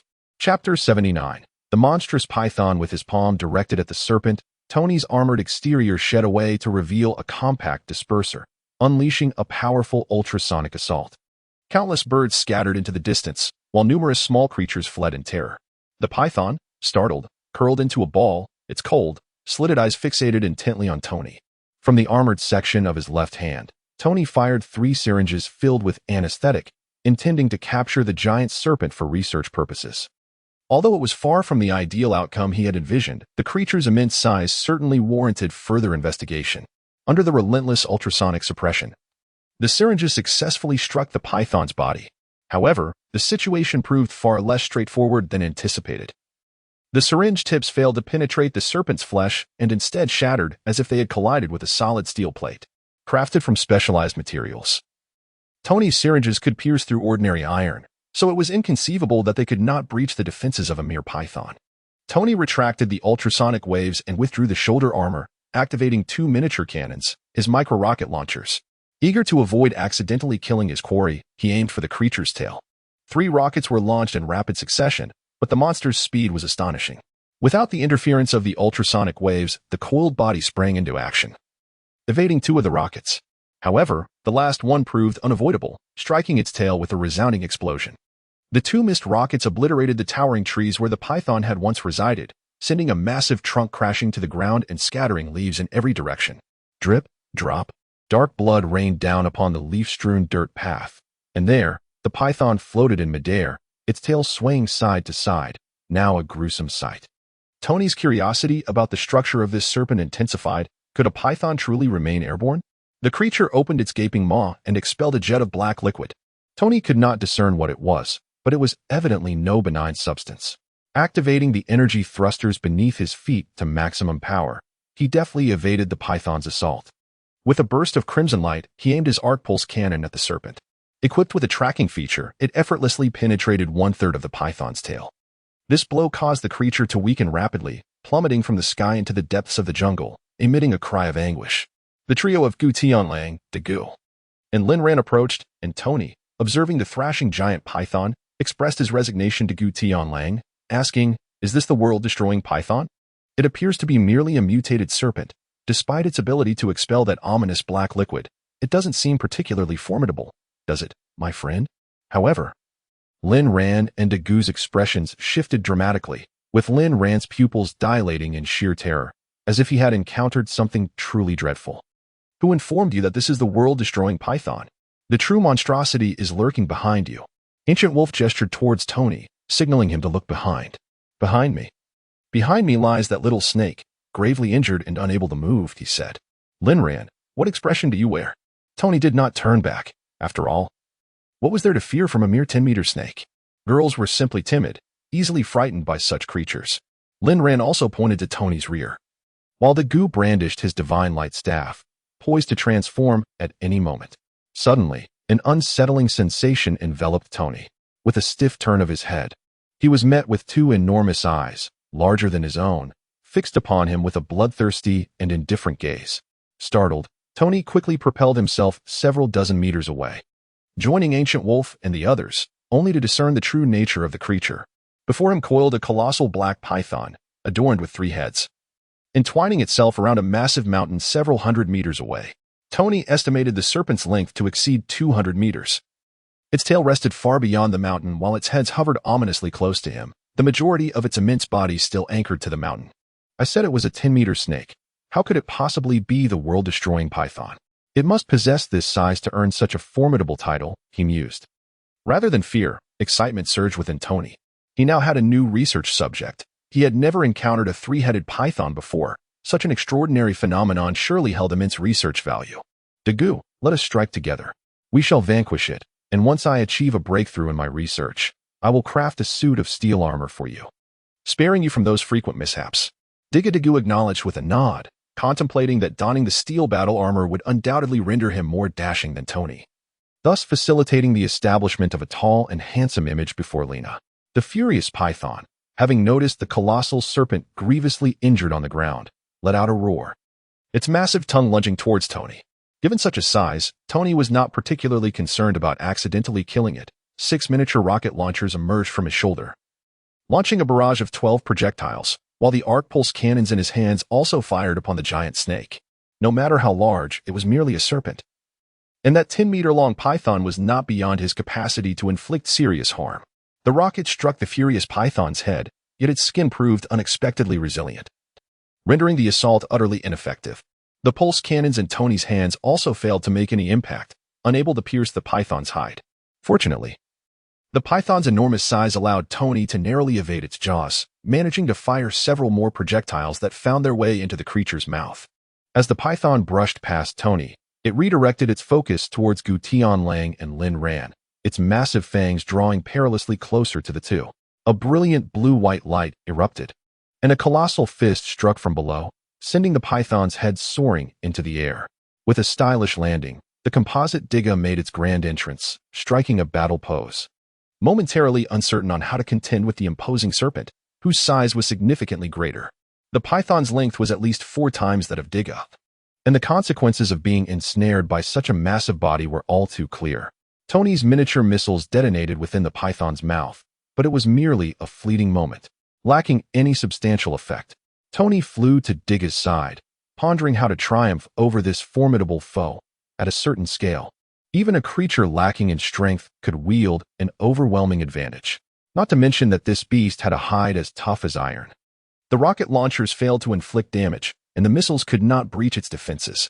Digga's 100,000-ton fist, delivered unguarded, struck the underside of the python's jaw. Yet the creature merely recoiled slightly, showing no signs of injury. Chapter 8. The True World-Destroying Python. Dagu, Yerzai Peli Ao Ray. Lin Ran mentioned you are a mage. Unleash your ultimate attack on it.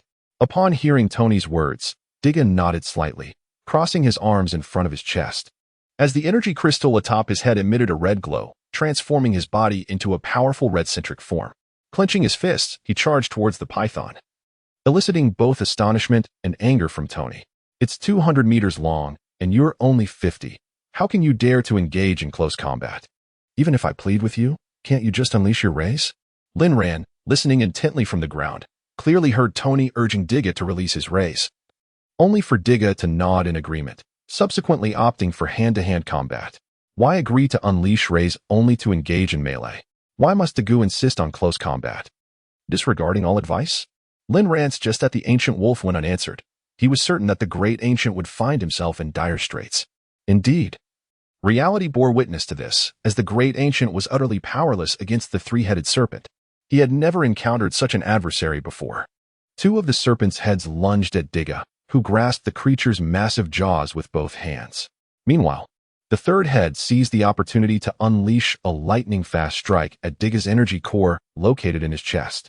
Digga, reacting swiftly, delivered a powerful kick with his right leg, deflecting the approaching serpent head.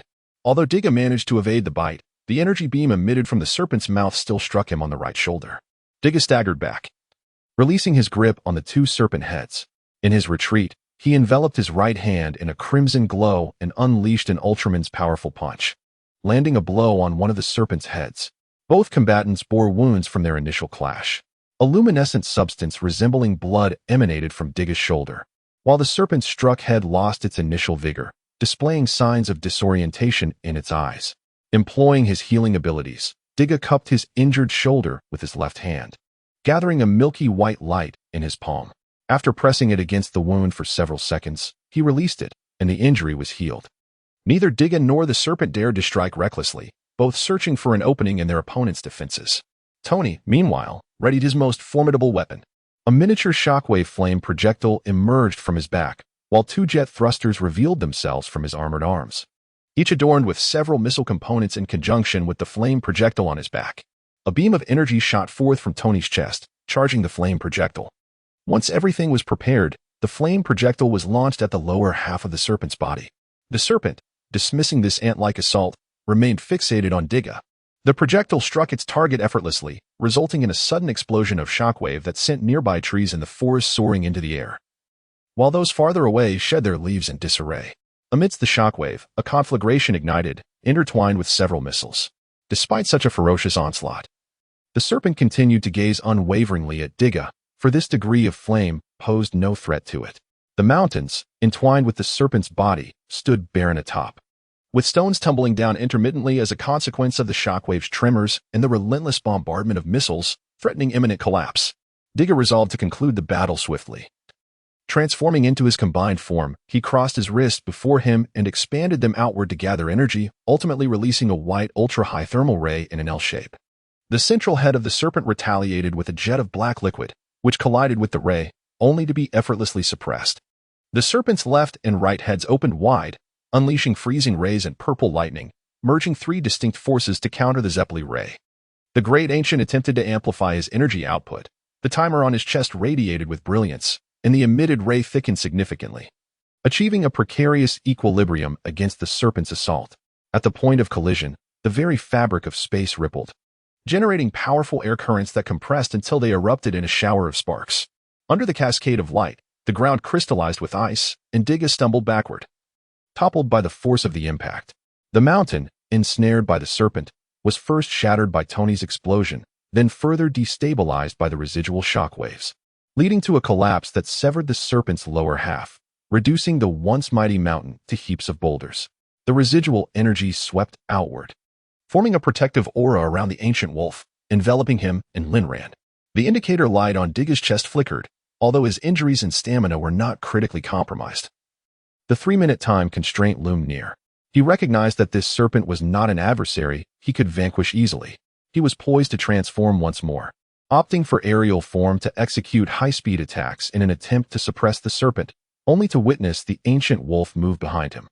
The ancient wolf ascended from the ground, coalescing a colossal sphere of light, measuring several dozen meters in diameter, at his fingertips. With a flick of his hand, he hurled it toward the rampaging serpent. The three-headed behemoth unleashed beams of light once more. However, under the onslaught of the ancient wolf's attack, the rays were obliterated beneath the energy projectile. The luminous sphere struck the serpent, driving it deep into the earth, erupting in a dazzling display akin to an atomic explosion. The ground where the serpent had been vanished, leaving behind a chasm with a diameter of 100 meters, its depth shrouded in mystery. The ancient beast also reverted to its original form. Tony, witnessing the complete annihilation of the serpent, which left not a single trace behind, could only sigh, lamenting the loss of his research subject. Fortunately, he still had a smaller specimen to work with. This colossal serpent was utterly extraordinary, wielding the powers of ice and lightning. Truly a world-destroying creature capable of effortlessly decimating countless human cities. Nevertheless, Tony remained astounded by the serpent's power, impervious to blades and bullets. Its massive form could easily wreak havoc upon an entire city. Gu Tianlang cast a glance at Tony and retorted, "Who informed you that this creature is the world-devouring python? This diminutive serpent is merely a python, far from the cataclysmic beast you envision." Gu surveyed the surroundings, searching for any sign of a colossal serpent. "The one you vanquished couldn't possibly be larger than this, could it? Where is it?" "I see nothing." As the group conversed, the sky suddenly darkened, as though the sun's brilliance had been obscured by something. A mass of ominous clouds loomed above. Linran looked up at the heavens, her location possessing signal, and her phone had not indicated any impending rain. Is it about to rain? Once the group discerned the entity above, they were left astounded, their mouths agape, for it was indeed a serpent scarcely smaller than a planet. Gu Tianlang elucidated the concept of the world-destroying python to the trio, revealing that he had only smashed the head of its upper body, while its lower half remained intact. This was the true essence of the world-destroying python. The two before them were merely its offspring. Upon his arrival, it had expelled hundreds of progeny, scattering them across this planet. A python the size of a planet? Capable of traversing the cosmos? Chapter 81.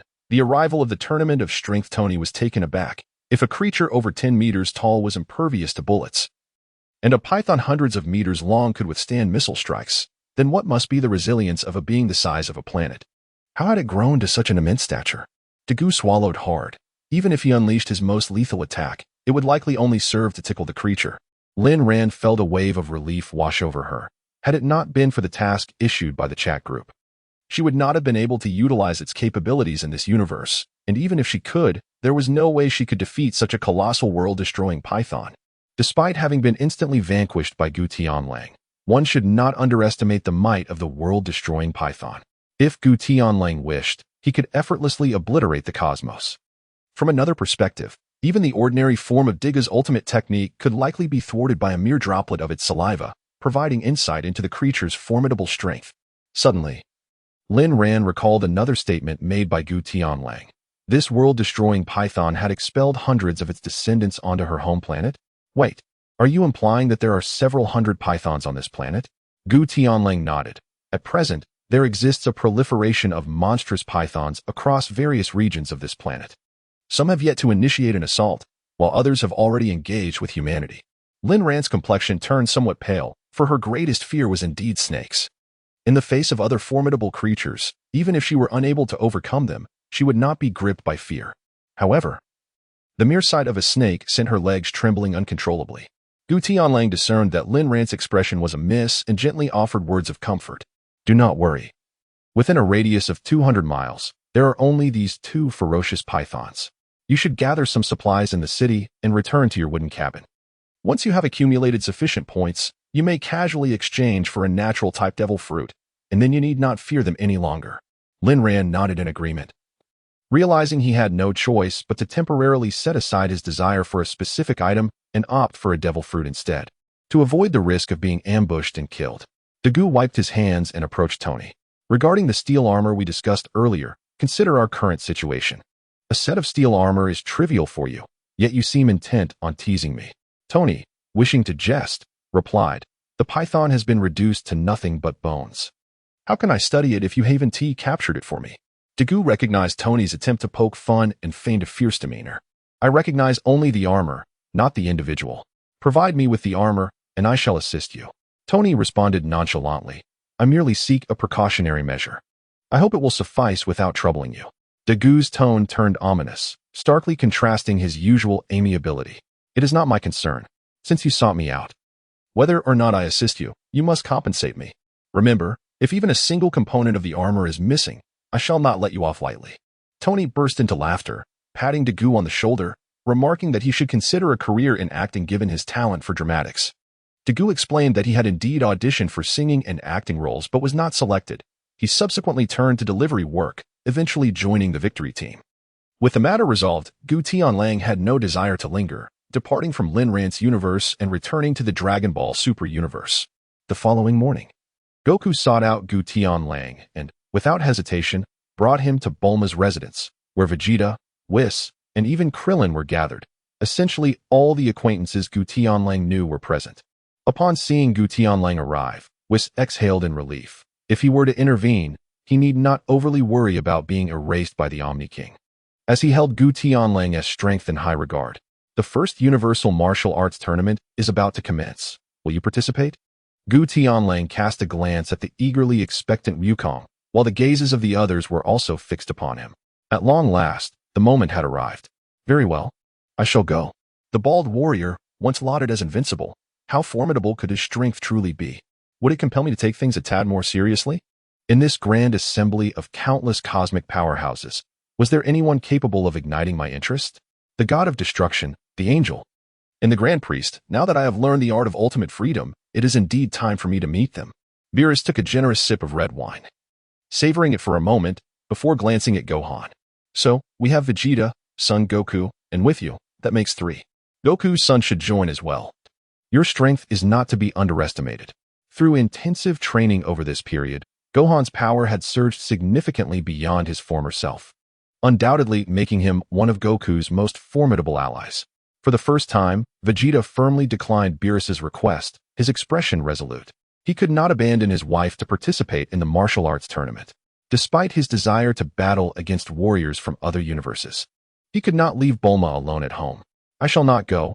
Bulma is about to give birth. The universe martial arts tournament shall be left to them.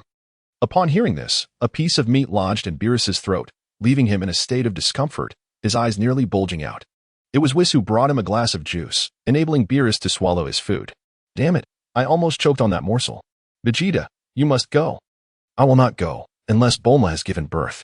Vegeta stared unwaveringly at Beerus, having long since resolved not to participate in the tournament, and no argument would sway him. Gu Tianlang was taken aback. Was Vegeta truly this formidable? Bulma had also given birth, and the timeline had advanced significantly. Not only had Goku and Vegeta begun their training on Beerus's planet earlier, but Bulma's childbirth had also been hastened. As the tension between Vegeta and Beerus escalated, Whis stepped in to mediate. Fear not. I can facilitate the safe arrival of the child, sparing Bulma from the perils of childbirth. With a wave of his staff, a gentle white luminescence emanated from Bulma's abdomen, and a baby girl emerged, clothed with care by Whis. Bulma, still in a state of shock, experienced no pain as the child was born. Upon witnessing the arrival of the baby, Vegeta felt a sense of relief for Bulma's safety, no longer needing to worry about the dangers of childbirth. Additionally, Bulma encouraged him to participate in the Tournament of Power, knowing his love for combat. Such grand cosmic battles were rare, and she feared that if he declined, he would harbor regrets. Just his willingness to stay home with her was enough to satisfy Bulma. She did not wish for her presence to hinder his passion for battle. Thus, Vegeta consented. Gu Tianlang, who had not been paying close attention to their conversation, observed Bulma's figure. Despite his daily visits for meals, he had never noticed any signs of pregnancy, as she remained quite slender. Chapter 82. Contestants. Her slightly protruding abdomen led him to believe she had merely indulged in too much food. Beerus scanned the surrounding individuals, contemplating who should participate in the battle. With this, they had gathered 4 warriors, but still required 6 more. At that moment, Piccolo stood forth, expressing concern for Gohan's solo participation. Among those present, his strength ranked just below Goku's, and he could not remain uninvolved. Piccolo's willingness to participate was anticipated by Gu Tianlang. Yet he was surprised Piccolo openly admitted his worry for Gohan. A devoted father, without a doubt, he felt compelled to protect his son, regardless of strength. Then, the mightiest human on earth, the gleaming, bald-headed Krillin, rose from the table. I shall join as well, though I may not offer much assistance. I wish to contribute in any way I can. Krillin volunteered, determined to safeguard his newly born child and protect his family and planet. Beerus readily accepted his offer, recognizing Krillin as the strongest among the Earthlings present. Android 18 gazed at him with soft affection, tucking a strand of hair behind her ear as she embraced Krillin's arm, her tone imbued with an unusual tenderness. It seems there is no choice. If my husband is going, I shall accompany him as well. Android 18 understood Krillin's motives. His desire to participate in the perilous martial arts tournament stemmed from a wish to protect her and their daughter. Gu Tianlang once again felt that Krillin was indeed a true victor in life, boasting the strongest brother, the most charming master, and the most beautiful wife. She was both alluring and aloof, possessing none of the flaws that typically accompany a woman's aging, forever embodying the image of a youthful beauty. At this juncture, Gu Tianlang recalled a statement made by Vegeta, who once proclaimed that Saiyans have an innate preference for formidable wives. Hence, both Goku and Vegeta could be deemed somewhat submissive to their spouses. As for the 2 Saiyan warriors amalgamated into one, what manner of partner should they seek in the future? Beerus furrowed his brow. The number of participants was insufficient.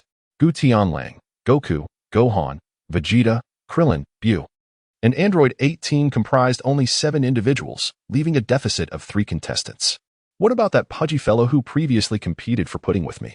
Satan cautiously stepped forward to clarify. Bu had entered a hibernation phase and was unlikely to awaken anytime soon. Therefore, he could not participate in the upcoming tournament.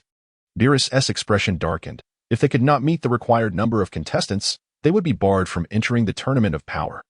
It was unacceptable to simply recruit a few weaklings to fill the gaps. How infuriating that he chose to hibernate at such a critical moment. Meanwhile, Master Roshi, seated on the opposite side, stood up, resolved to join the competition. He had not been idle over the years. He had been secretly honing his skills and had made significant strides in his power. I shall participate as well, I have yet to witness other universes. And with my disciples joining, this old body must stretch its legs. Goku scratched his head, pondering two potential candidates. What about Monaka? I should summon him. And I will also go find Frieza. Beerus was once again taken aback. Monaka was merely a fabricated weakling of his. How could he possibly be called into battle? He would merely be cannon fodder. Ahem, Monaka is currently training and unable to participate in the short term, so he need not be counted among the competitors. Yamcha rose from the table and began to circle around Goku. As an old friend, it was inconceivable that Goku would not invite him under such circumstances. He was among the top 5 men in terms of strength among Earthlings, given that they were still in need of one more participant. How could he not be called upon? Gu Tianlang quietly observed Yamcha's performance from the sidelines. If he wished to join, he should simply state his desire. Goku would undoubtedly acquiesce if he expressed his intent to participate. One must strive for what they desire. It was unrealistic to wait for Goku to invite him, given Goku's character. Vegeta's expression grew peculiar, a flicker of discontent flashing in his eyes. Frieza? Are you seriously considering inviting that villain? He is a notorious fiend. Goku hurriedly reassured Vegeta, asserting that Frieza's formidable strength was indeed noteworthy. The aura sensed during Frieza's previous encounter with Gohan on Earth was unmistakably potent, indicating a valuable ally. Vegeta, albeit reluctantly, chose not to voice further objections, recognizing the gravity of the situation concerning Earth and Bulma's safety. Thus, he refrained from acting impulsively. With Monaka unable to participate in the battle, Goku did not dwell on it for long and contemplated another individual. Perhaps he should summon Tien. It was rumored that he had been training others in a remote location, likely enhancing his abilities significantly. However, it seemed he had grown disinclined to partake in such tournaments after the Bu incident, having scarcely interacted with them since then.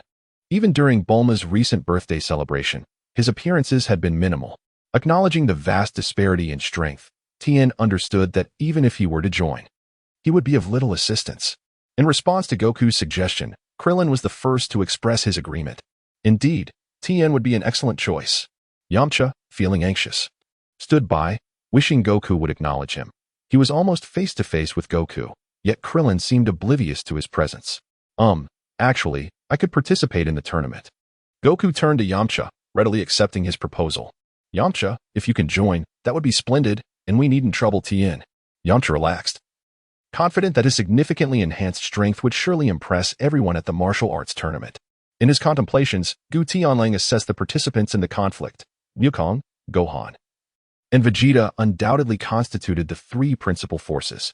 Frieza could be deemed the 4th strongest, as evidenced by his previous encounter with Gohan, where he exhibited prowess akin to that of Super Saiyan Blue. However, given Gohan's recent meteoric rise in strength, he likely surpassed Frieza significantly. In comparison to Wukong and Vegeta, Gu Tianlang felt that they were in entirely different leagues. Both Vegeta and Wukong had long since reached full power in their Super Saiyan Blue forms, rendering them capable of easily overpowering Frieza, who was still in the early stages of his transformation. Piccolo, while ranking lower among them, possessed Super Saiyan 3 strength and firmly secured a position within the top 5. As for Android 17, Gu Tianlang found it challenging to ascertain her true power. Being an android, her strength remained elusive without the manifestation of her energy. Krillin and Yamcha likely demonstrated capabilities surpassing those of Wukong's Super Saiyan 1, while Master Roshi's strength remained a mystery to Gu Tianlang, possibly being the weakest yet possessing the highest martial arts mastery. In terms of power levels, Krillin's Super Saiyan 1 strength was not comparable to Piccolo's Super Saiyan 3. The disparity was not merely a matter of the difference between their respective transformations, but rather an 8-fold superiority in power. Piccolo's Super Saiyan 3 strength was juxtaposed against Wukong's current Super Saiyan 3, who had already surpassed 100 million in his normal state, far exceeding the initial Super Saiyan form. Krillin's strength beyond Super Saiyan 1 harkened back to the time when Wukong first transformed on Namek, possessing a combat power of only 150 million. The greater one's base strength, the more formidable their Super Saiyan transformations become, as it fundamentally relies on one's inherent power. Gu Tianlang was lost in thought when a hand suddenly swiped from the side. Instinctively, he shifted his body 5 centimeters to the left, narrowly evading the incoming hand. Looking at Gu Tianlang's familiar movement, Beerus couldn't help but smile. The Tournament of Power was set to commence tomorrow, and he proposed a sparring session today. he was aware of Gu Tianlong's formidable strength. Having realized at the moment he blocked Beerus's destructive energy, though the extent of that strength remained uncertain to him. A special task was issued in the chat group, a warm-up match for the Universe Martial Arts Tournament, pitting Gu Tianlang against the god of destruction, Beerus. The greater the power Beerus exhibited, the more points the host could accrue. Gu Tianlang readily accepted Beerus's invitation. Even without the chat group's mission, he would have agreed. Witnessing the god of destruction's prowess firsthand was an opportunity he could not refuse. This was the real world, not a novel from his past life. Beerus's strength could not be continuously exaggerated. Initially, it was claimed that Super Saiyan God represented 70% of his power. Later, it was said that Super Saiyan Blue could barely compel him to take things seriously. Eventually, a fully powered Super Saiyan Blue Vegeta was effortlessly swatted back to his normal state. When discussing participants in the Tournament of Power, it was mentioned that one individual possessed strength surpassing that of the gods of destruction, even if this referred to the weakest god of destruction. The disparity in strength among them would not be negligible. Without a doubt, this individual was Jiren. Yet, Jiren and Goku in his Ultra Instinct form were evenly matched. In the Moro arc, Beerus asserted that he could defeat Goku in Ultra Instinct with a single blow. Such inconsistencies in power levels were glaring. And the power scaling in Dragon Ball Super was thoroughly broken. Gu Tianlang had long been curious about the true extent of Beerus's strength in this universe. The two ascended slowly into the air. Beerus had sensed that Gu Tianlang was extraordinary and seized the opportunity to gauge his true strength. They soared above the atmosphere, and Gu Tianlang initiated the attack, vanishing behind Beerus without hesitation, displaying remarkable aggression. Beerus retaliated with a punch, and the two exchanged several blows in a fierce confrontation. Taking advantage of the moment, the ancient wolf unleashed a powerful energy wave, propelling Beerus into outer space. Beerus's expression remained inscrutable, as the recent skirmish was merely a preliminary probe. Yet, even such a harmless display of skill astonished the onlookers below, who had not anticipated that the ancient wolf could indeed stand against Beerus. Goku, surely the wolf stands no chance of defeating Beerus. Lord Beerus appears yet to engage seriously, Krillin remarked, struggling to comprehend the ancient wolf's true strength. However, the formidable reputation Beerus had cultivated over time left Krillin instinctively believing no one could surpass him. Goku, too, was eager to witness the clash, as the ancient wolf had concealed his abilities so deeply. He had yet to see him unleash his full potential. I'm uncertain.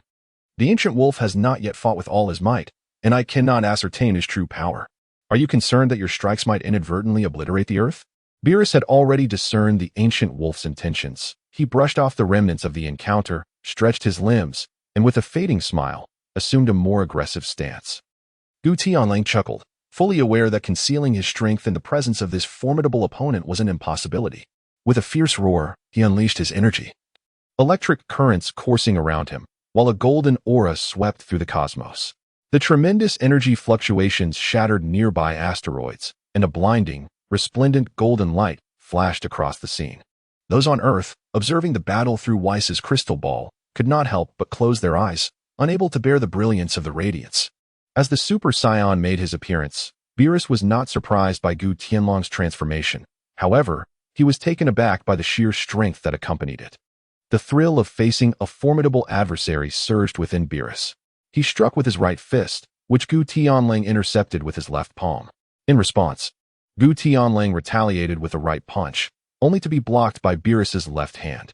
The clash of their fists resonated with power, thrusting the battle into its most intense phase. Their energies pressed against each other, intertwining golden and purple auras, neither side gaining the upper hand.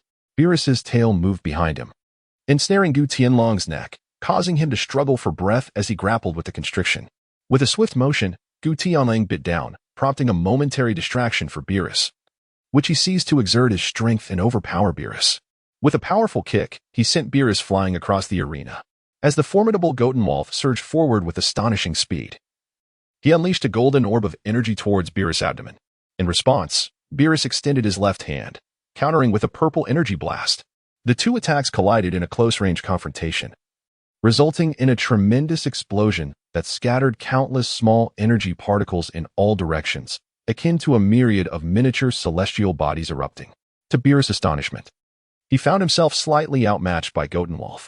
With a mighty roar, he rapidly amplified his energy, transforming his purple aura into a dragon-like form that howled and glared fiercely at Gotenwolf, enveloping his body in destructive energy. Once again, he charged at Gotenwolf, leading to an intense exchange of blows where neither party showed mercy, refusing to yield an inch. Their martial prowess proved inconclusive, and they transitioned to unleashing their respective royal combat techniques, engaging in a frenzied clash of energy. On the ground, Goku and Vegeta observed the battle without the aid of Whis' energy sphere, merely lifting their gazes to witness the clash between the two titans. Goku nudged Vegeta, awkwardly inquiring about the overwhelming power on display. Their strength is staggering, far surpassing our own. Do you think Gotenwolf can prevail? Vegeta, with a disdainful grunt, refrained from answering Goku's question. He could barely keep pace with the movements of the two combatants, rendering it impossible to discern who held the upper hand. Krillin and the others marveled at Gotenwolf's immense power, which could stand toe-to-toe with Beerus, an awe-inspiring display of strength that eclipsed even the Super Saiyan Blue form. Beerus concentrated an exceedingly high-density sphere of destructive energy in his right hand and hurled it towards Gotenwolf. In response, Gotenwolf's golden aura surged, transforming his body into a meteor that collided with the energy blast, shattering the destructive force. With hands clasped together, he unleashed a rapid Kamehameha wave. Beerus, gripping his hands tightly, retaliated with all his might against the incoming blue energy blast, sending it ricocheting away. Although their battle was already far from Earth, the residual shock waves sent tremors through the planet, threatening to shatter it at any moment. With a gentle tap of his staff, Whis summoned a soft, pale green protective barrier that enveloped the entire Earth. Beerus closed the distance once more, delivering a powerful elbow strike to Gotenwolf's abdomen, immediately followed by a headbutt, and a close-range explosion of destructive energy. Chapter 84. Before the competition, the ancient wolf soared back, piercing through several celestial bodies before finally halting its momentum. Once more, its fury surged, enhancing its power anew, as torrents of golden light erupted forth, instantly propelling it back to Beerus's side. With a powerful punch unleashed, Beerus narrowly evaded by tilting his head, his body twisting at an odd angle as he countered with a low kick, which Beerus deftly parried with a single hand. Employing the same tactic, his tail swung around, but the ancient wolf preemptively unleashed a ki blast, forcing Beerus to retreat. The two once again engaged in a fierce clash, unleashing cataclysmic attacks that left nearby planets utterly devastated. Within a radius of trillions of miles, celestial bodies were annihilated as both combatants exchanged blows, neither able to gain the upper hand in the short term. Beerus unleashed his full power, launching the most formidable sphere of pure destructive energy towards the ancient wolf. Gutenlangen positioned his hands upon his waist, assuming a flower-like stance, as the energy within him coalesced into a brilliant blue radiance at the center of his palms. The Kamehameha surged skyward, a blue energy sphere soaring forth to collide with a violet energy orb. Neither combatant yielded an inch. The clash of cerulean and amethyst light shattered the surrounding space, gradually expanding the fissure. Both warriors continued to amplify their auras, their energy seemingly inexhaustible, each exerting their utmost potential.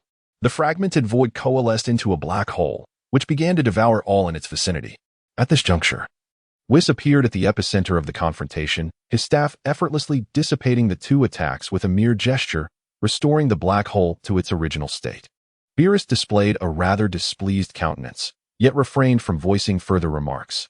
After this skirmish, Gutenlangen discerned Beerus's true strength. The readings from the chat group indicated a peak at the late 9th stage, assuming he was not concealing any secrets. This outcome fell well within his expectations.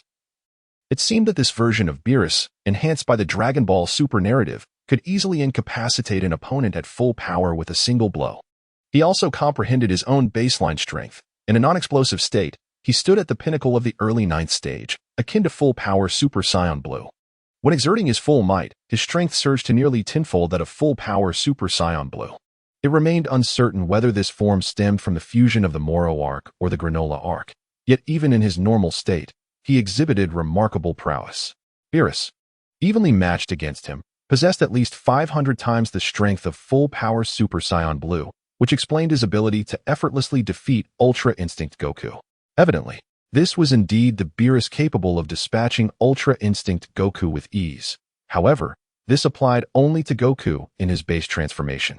In the later stages, Goku had begun to experiment with augmenting Ultra Instinct with Ultra Ego, leaving uncertainty as to whether he could transform. With their bout interrupted, the two returned to Earth, intending to settle their rivalry at a later date. I will surpass you one day. I refuse to concede so easily, Goku and Vegeta declared, his demeanor unruffled. Vegeta couldn't help but retort, unable to suppress his sarcasm. Goku and Wolf did not take offense. Such is the nature of Vegeta. Once one becomes acquainted with him, he reveals himself to be quite amiable. Of course, this may be attributed to the long-standing familiarity, having known each other for several years. After the meal at the gathering, Goku hurried off to the underworld, eager to retrieve Frieza from his infernal prison. Meanwhile, Goku and Wolf returned to his inn, filled with anticipation for the impending cosmic tournament. The commotion in the chat group brought Goku and Wolf back to reality as Tony announced he had discovered something remarkable within the group. Tony, contrary to being a mere billionaire, pointed out a bottle of mineral water priced at 18,000 points, its container exuding an air of sophistication, undoubtedly harboring secrets unknown to the masses, certainly a bug within the chat group. Tony was convinced that this bottle of water was extraordinary, possibly one of the vulnerabilities of the chat group. Filigo drinking water, a premium beverage for the elite, priced at 18,000 points, he declared.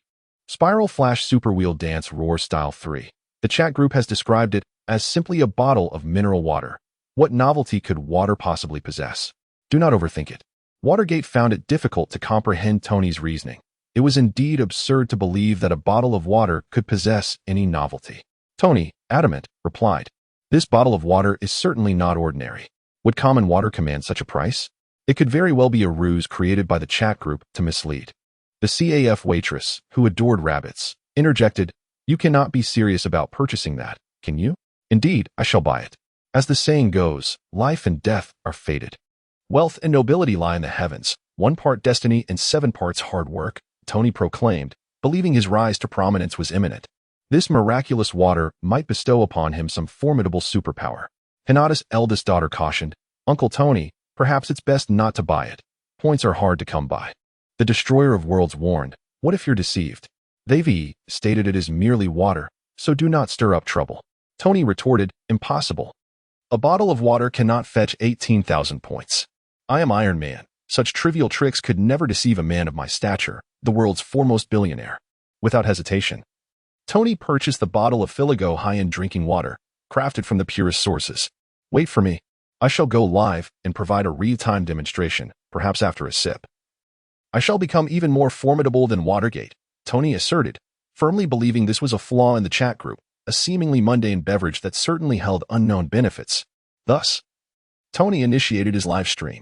"Come be my son," he invited, as various members entered the live stream. The chat group leader, the time-devouring sprite, and the slumbering daughter of the Little Five.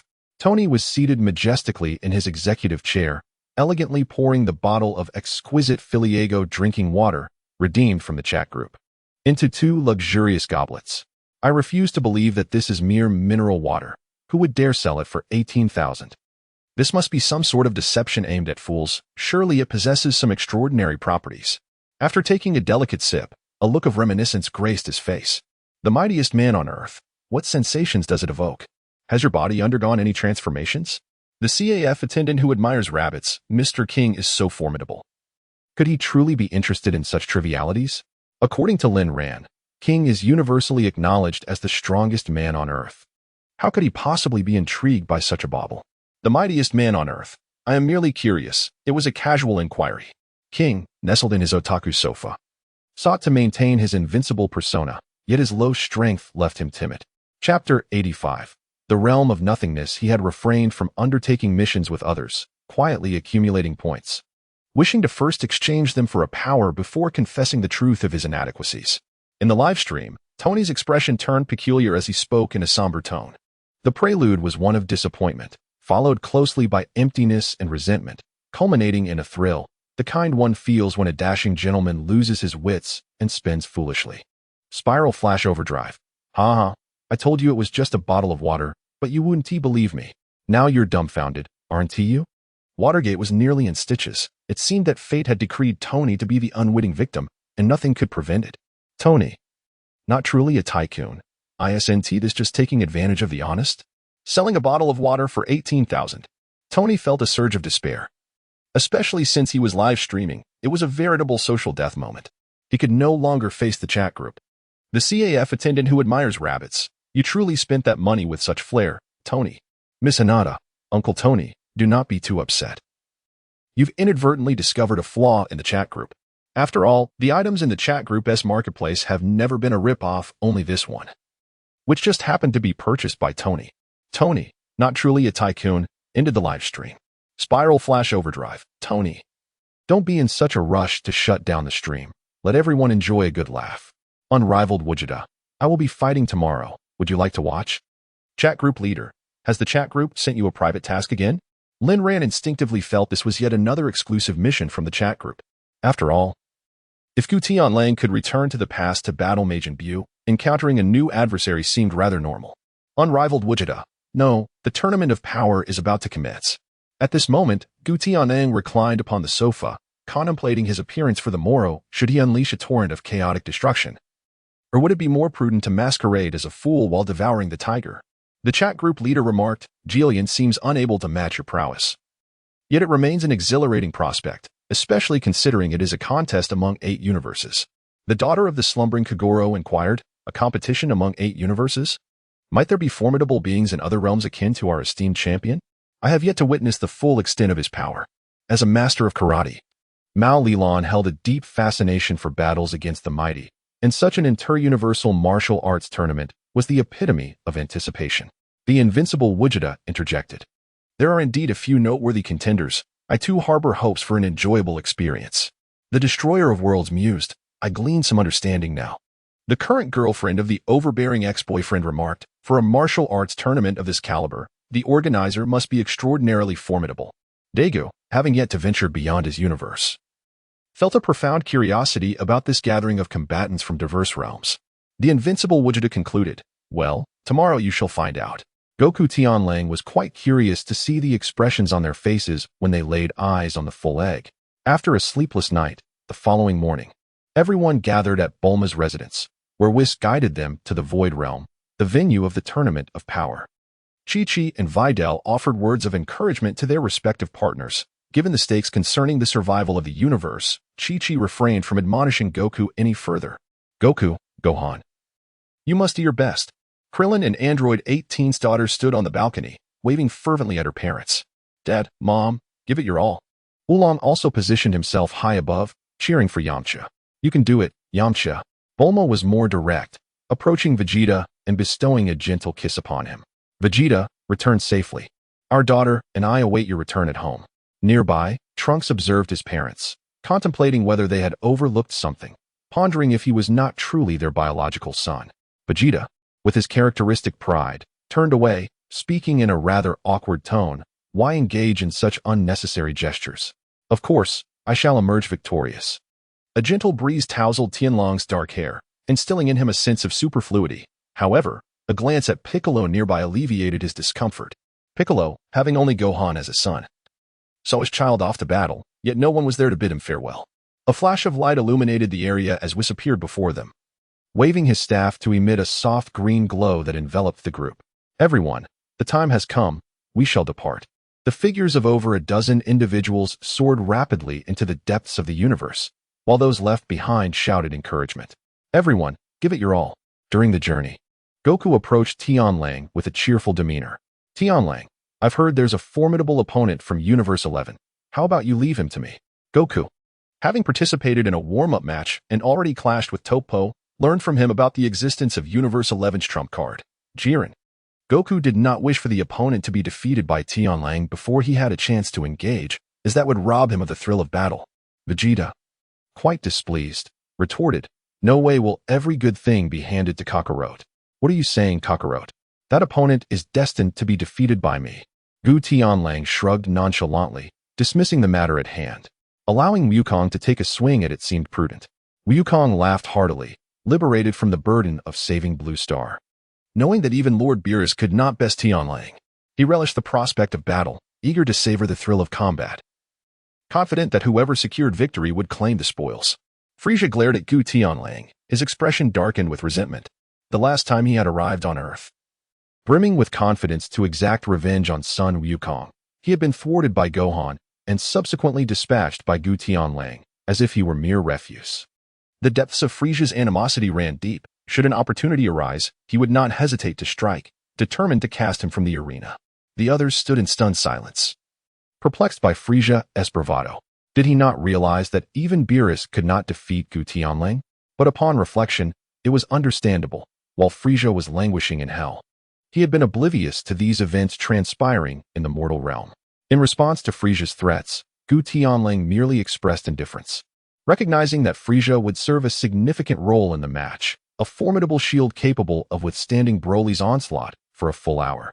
Under the guidance of Whis, the group comprised of over a dozen individuals soon arrived at the realm of nothingness.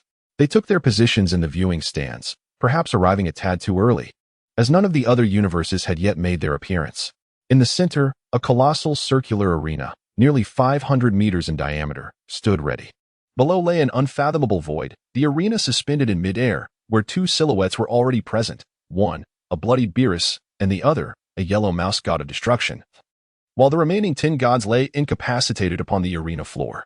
Chapter 86. The Grievances Among Gods of Destruction. Krillin stared vacantly at the arena, noticing that only Beerus and the mouse god of destruction were barely standing, while the others were gravely injured. What was happening? Was this not the Universe Martial Arts Tournament? Why had Lord Beerus already entered the fray? Whis, unhurried to assist Beerus, calmly elucidated the situation.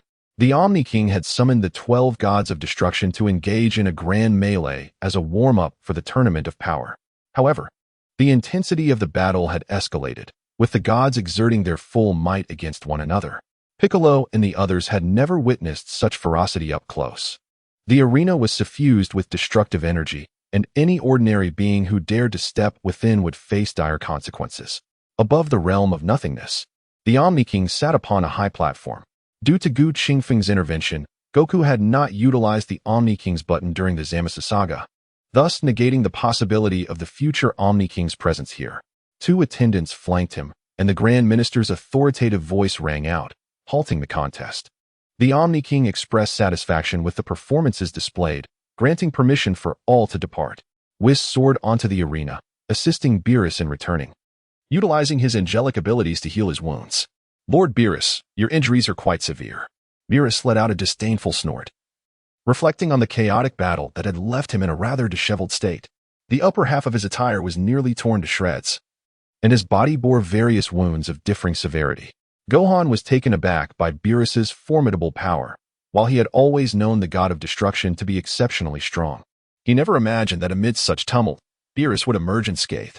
In this grand melee, it was truly fitting that Lord Beerus could endure alongside that rodent-like god of destruction. Aside from that mouse, the other 10 gods of destruction lay incapacitated, seemingly struggling even to rise. Yamcha was similarly astonished by Beerus's immense strength. Although a degree of luck might play a role in such a fray, it was evident that Lord Beerus ranked among the top 3 gods of destruction in terms of power. Vegeta pointed towards the other gods of destruction. Despite sharing the same destructive energy, each possessed unique forms, and upon closer inspection, it was clear that nearly every one bore the marks of having been struck by Beerus. You are mistaken, he proclaimed. Beerus is the strongest of the gods of destruction.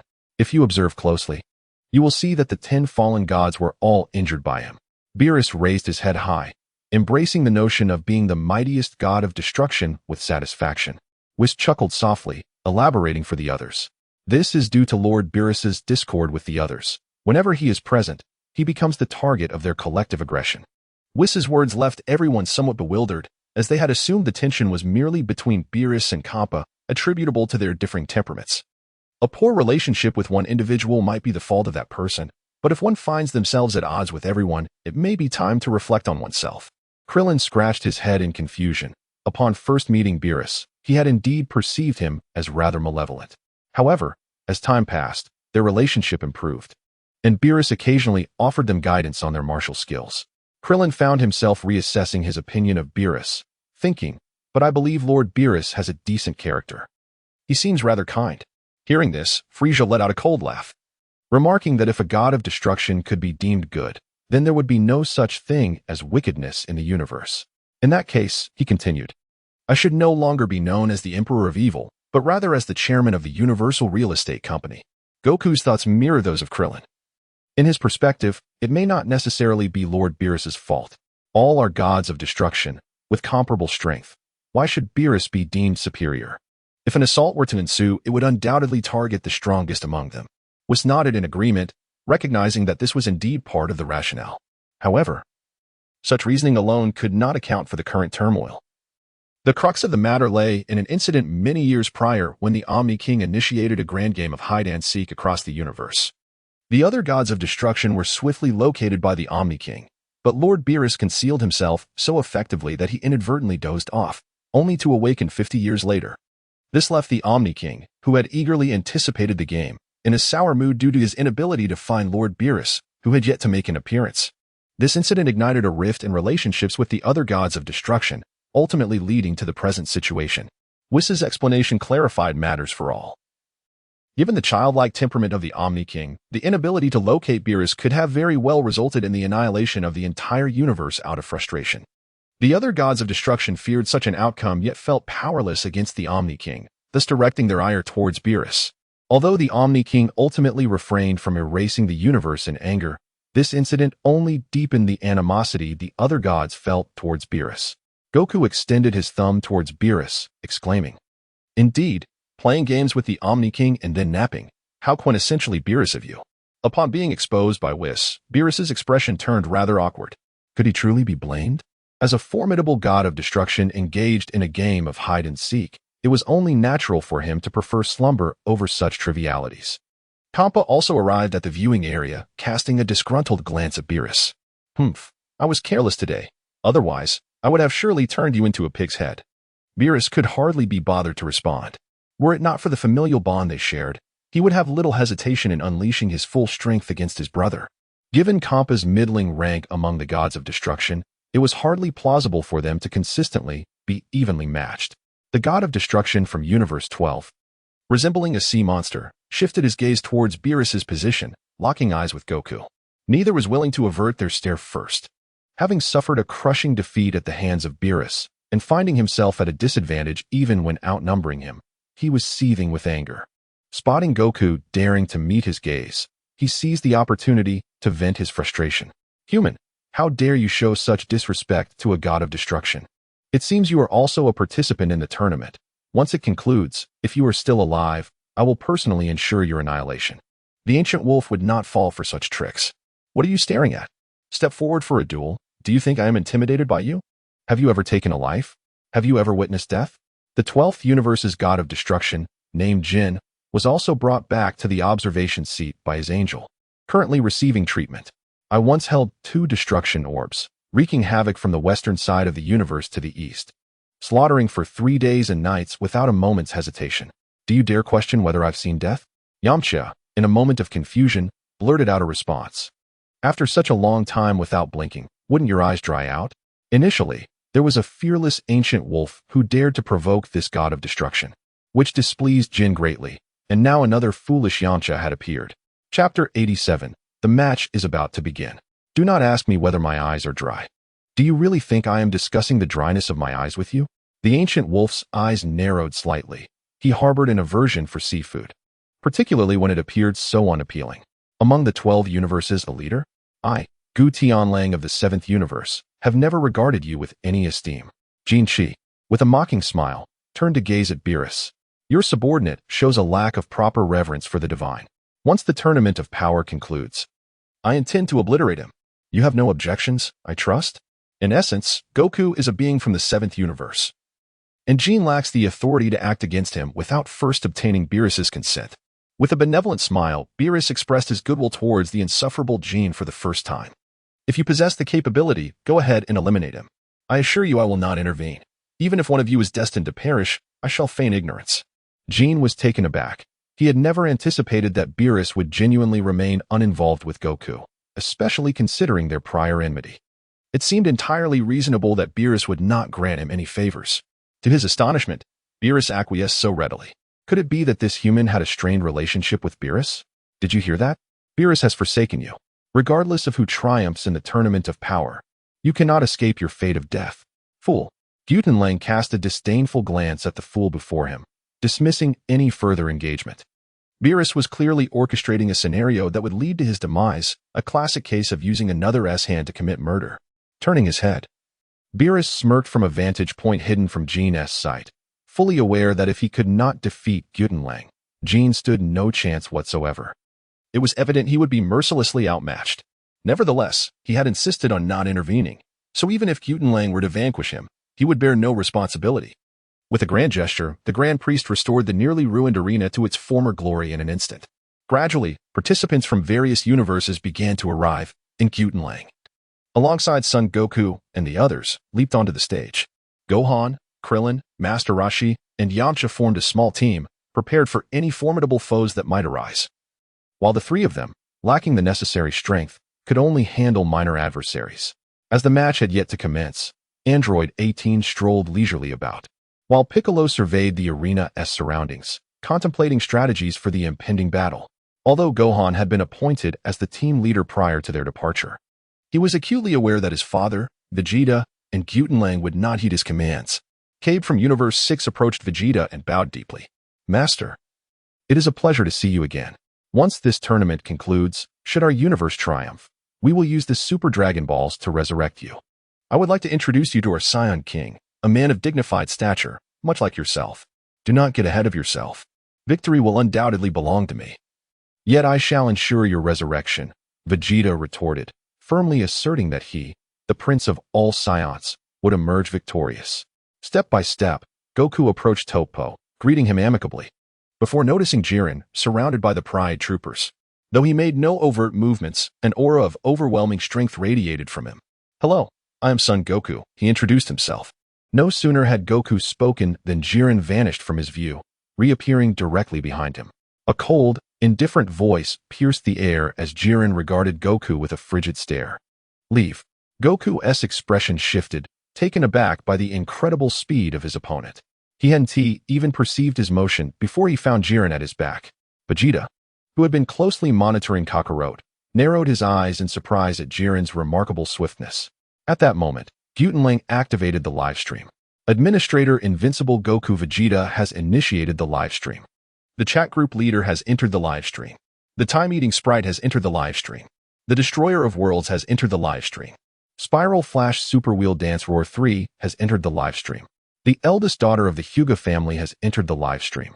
Tony is truly not the wealthiest. Is this a battle royale? So many participants. Yesterday, Gu Tianlang merely mentioned a grand brawl, a battle spanning 8 universes, without further elaboration. Group leader of the chat. The universe that ultimately triumphs will be granted the opportunity to make a wish, regardless of its nature. The daughter of the slumbering Kagero. Is any wish permissible? Could it restore Shinichi to his original form? Group leader of the chat. That might be a tad exaggerated. Such matters can be addressed within the group, as we possess a remedy for his ailment. However, once cured, his enemies would inevitably come seeking him. Hinata, the eldest daughter of the Hyuga clan. Indeed, thus, it is paramount for Ran to eliminate the adversaries. Otherwise, even if your boyfriend can be healed, he would hesitate to revert to his original state. Hinata shares the same sentiment as Lin Ran. Transforming Adagawa Konan back into Shinichi is not insurmountable. But the question remains, what to do about the foes? Although the chat group possesses the ability to traverse universes, this is contingent upon certain prerequisites. Specifically, one cannot interfere with the natural course of history unless the chat group issues a task, or the member themselves fulfills the conditions set forth by the task. Others may only assist that member under such circumstances. Unprovoked interference in the historical development of another member's universe is strictly forbidden by the chat group and may lead to obliteration. Tony is certainly not the wealthiest, so can I wish to become the strongest in the universe? If that were the case, I could easily punch Ultron and kick the cosmic sweet potato essence. Invincible Gogeta, you must be dreaming. Such feats are utterly unattainable. Goku recalled that even Chronic ultimately attained power only by having his lifespan compressed by the Super Dragon.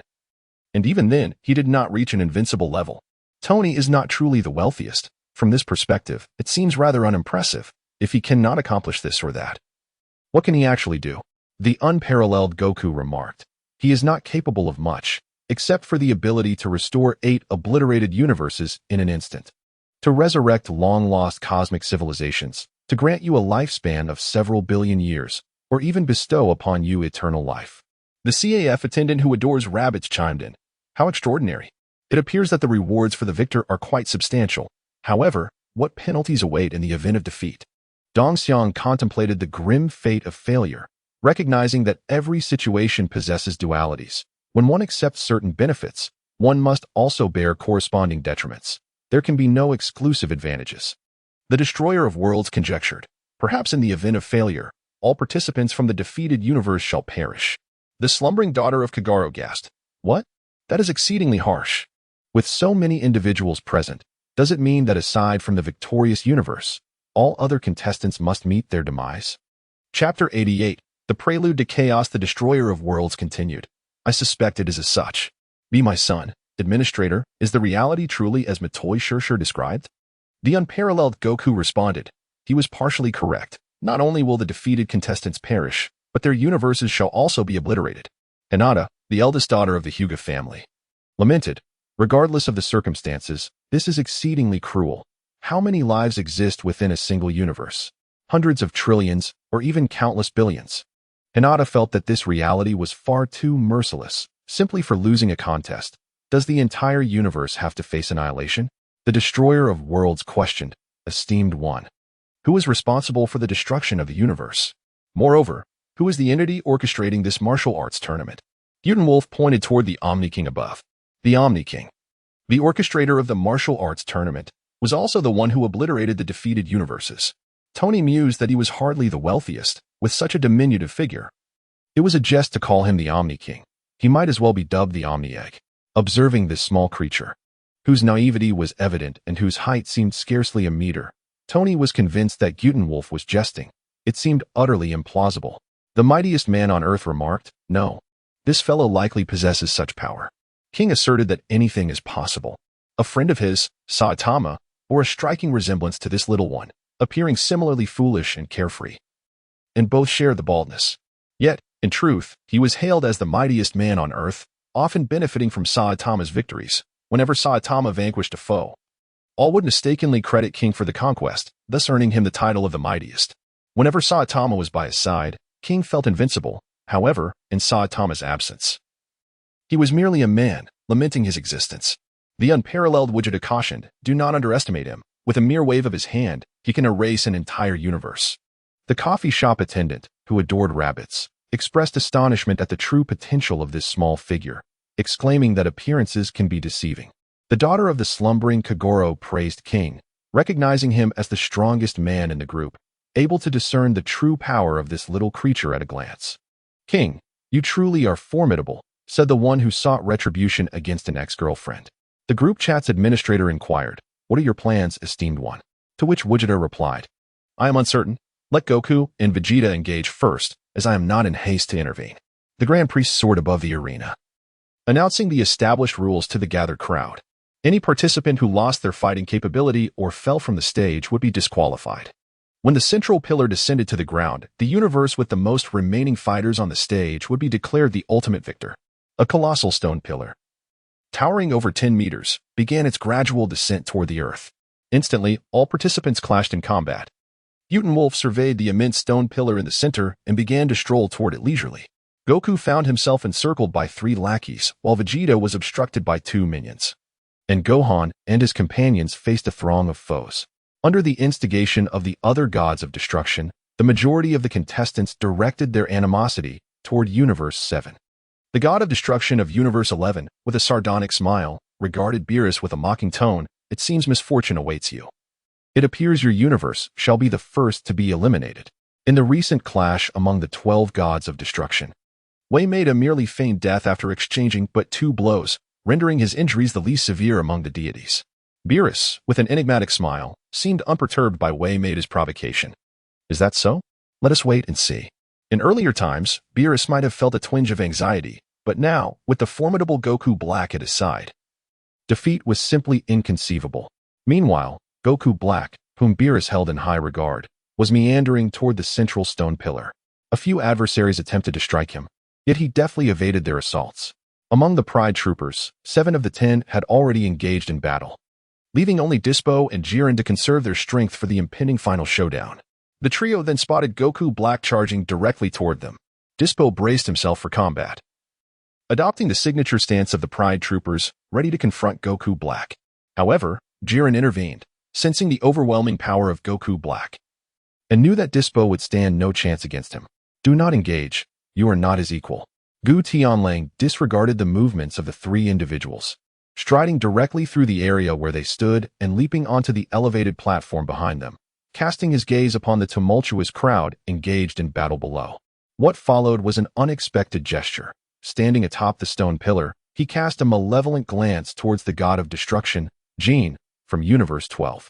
Amidst the tense atmosphere, fraught with palpable tension, he extended a hand with his thumb raised, pointed defiantly in Jin's direction. The thumb, which had initially been held aloft, suddenly flipped downwards, pointing contemptuously towards the ground, revealing unmistakable disdain. Jin, infuriated to the point of smoke emanating from his 7 orifices, felt humiliated before the watchful eyes of the crowd. What remained of his dignity as a god of destruction?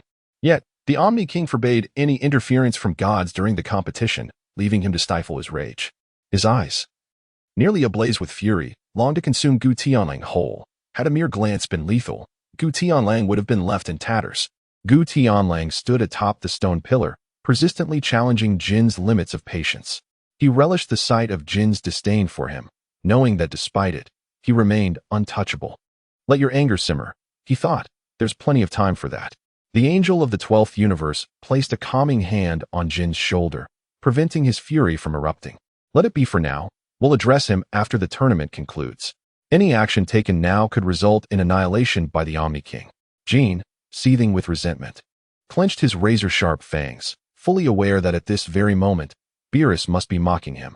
After Gu Tianlang concluded his remarks, he plopped down onto the stone pillar, surveying the battlefield below, where each universe had found its opponents.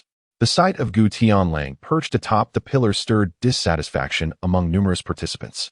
However, directly beneath the pillar stood the formidable trio of the Proud Team, their eyes keenly scanning the surroundings. Any attempt to confront Gu Tianlang would first necessitate overcoming these 3 formidable obstacles. Jiren's reputation was well known. Everyone acknowledged that the 11th universe harbored an undisputed champion, whose combat prowess could rival that of the gods of destruction. Many adversaries in the arena yearned to collaborate in eliminating him from the competition. Yet without a leader to initiate the confrontation, none dared to provoke this strongest contender from the 11th universe. Ignoring everyone else, Jiren simply turned his gaze toward Gu Tianlang on the stone pillar, his eyes ignited with the spirit of battle. Even in the absence of Gu Tianlang's direct engagement, Jiren could sense his extraordinary nature. Chapter 89. The initial battle with Jiren Xiangpa, brimming with arrogance, cast a mocking glance at Beerus, making a face at him. Foolish Beerus, your 7th universe is destined for defeat. Beerus, uninterested in engaging with this dim-witted sibling, pondered where he found his audacity. The situation for Gohan and his companions in the 7th universe was precarious. In the Void Realm, the use of the instant transmission technique was rendered impossible, meaning only winged beings could soar. Being knocked off the stage would signify elimination, compelling Krillin and his allies to band together for warmth against the multitude of attackers, who relentlessly pressed them toward the edge of the arena. Torpo advanced step by step toward the stone pillar, determined to no longer allow Gu Tianlang to aloofly observe the battle from his elevated position. He remained a volatile bomb ready to detonate. Your opponent is me.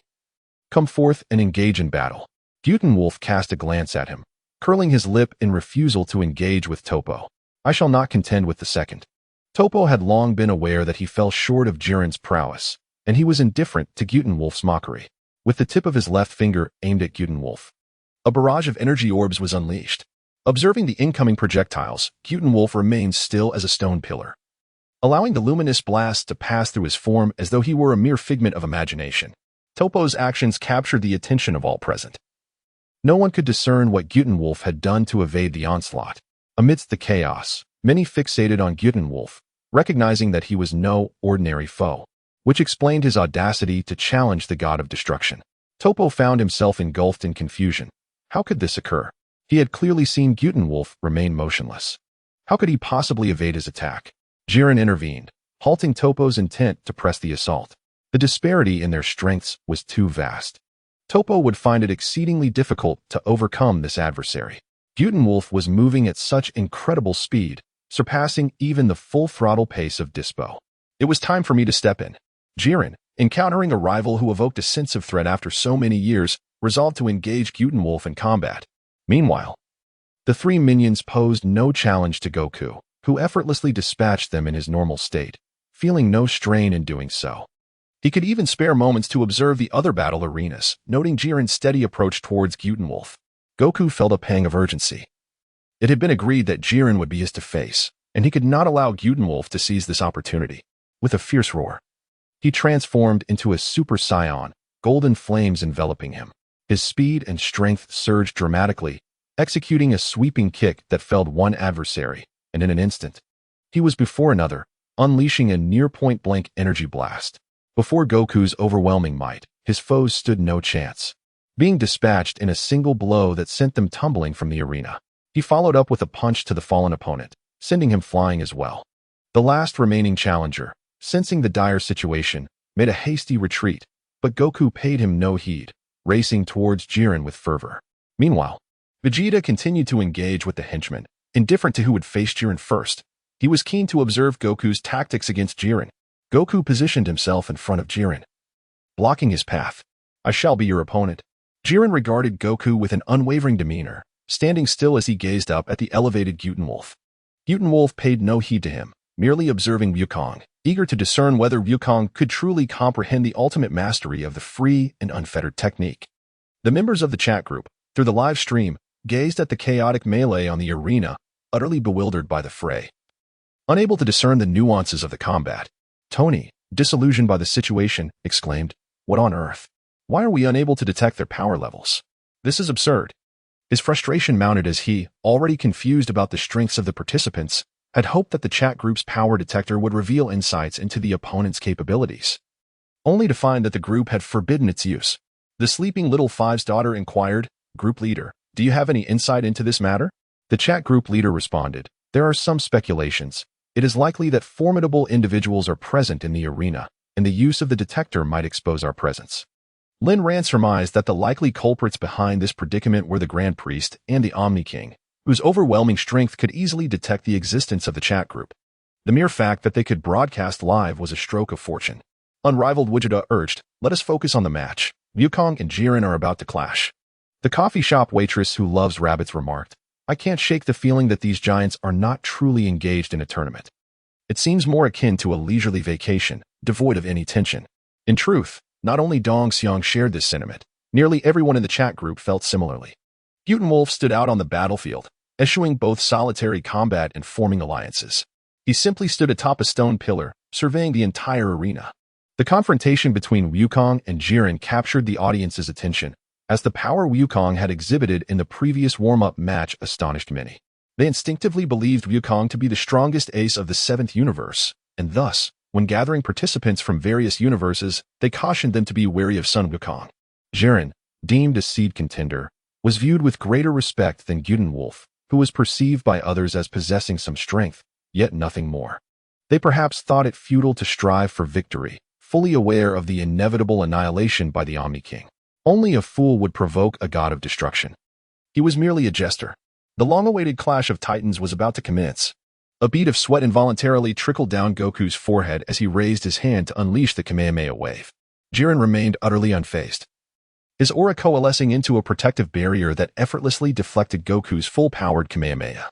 The initial assault proved fruitless, prompting Goku to abandon any notion of conserving his strength and transform into a Super Saiyan.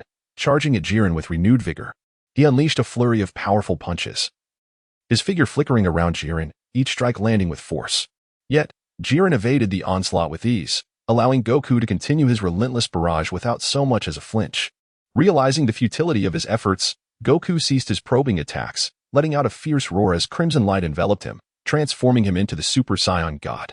He executed the Prince South fighting style at close range, enveloping the area in a cloud of dust and debris. Amid the chaos, a figure shot forth, crashing against a massive rock behind him, as Super Saiyan God Goku was sent reeling from a single blow. Undeterred by the setback, Goku charged back into the haze, launching another attack, only to find Jiren effortlessly countering with a mere finger, revealing the vast disparity in their power. Ceasing his relentless onslaught, Goku let out a primal scream, the red aura dissipating to reveal a radiant blue light that surged towards the heavens. The Super Saiyan transformation reached new heights as he assumed the Super Saiyan blue form, grounding himself and bellowing to amplify his energy. With the Kaioken multiplied tenfold, the dust on the ground settled as Goku struck with blinding speed, his right hand racing towards Jiren. Jiren's expression shifted slightly as he intercepted Goku's powerful punch with his right hand, retaliating with a left hook. Goku barely managed to evade, narrowly escaping the blow that shattered the boulders behind him, further underscoring Jiren's formidable might. The arena, constructed from one of the universe's strongest metals, was impervious to damage, making Jiren's destructive prowess all the more astonishing. Goku swiftly created distance, but Jiren vanished, reappearing to deliver a heavy blow that sent Goku crashing into the mountainside.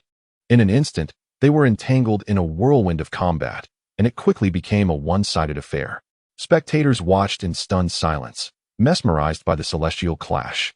Jiren sent Goku flying with a powerful punch, following up with a kick that sent him plummeting, unleashing a wave of fiery energy. In a mere 30 seconds, Goku found himself on the ground, overwhelmed by a relentless barrage of strikes. Jiren's blows rained down upon him, smashing his legs against the earth, leaving Goku with little recourse. In desperation, Goku roared, his red aura flaring once again. Channeling the Kaioken 20 times, he unleashed a shockwave that momentarily pushed Jiren back. Their battle ascended to the skies and plunged back down, navigating the debris-laden arena. Yet, against the nearly invincible Jiren, Goku's 20-fold Kaioken once more faltered, leaving him at Jiren's mercy. Grasping Goku's hair, Jiren delivered a punishing jab to his abdomen, accompanied by a high-energy blast. "It's over," he declared. Jiren stood with his arms crossed, no longer glancing at the vanquished Goku. "Where do you intend to go?" At the edge of the arena, Goku clung to the platform with one hand, leaping from below to charge at Jiren once more. Jiren, taken aback by Goku's tenacity, focused intently.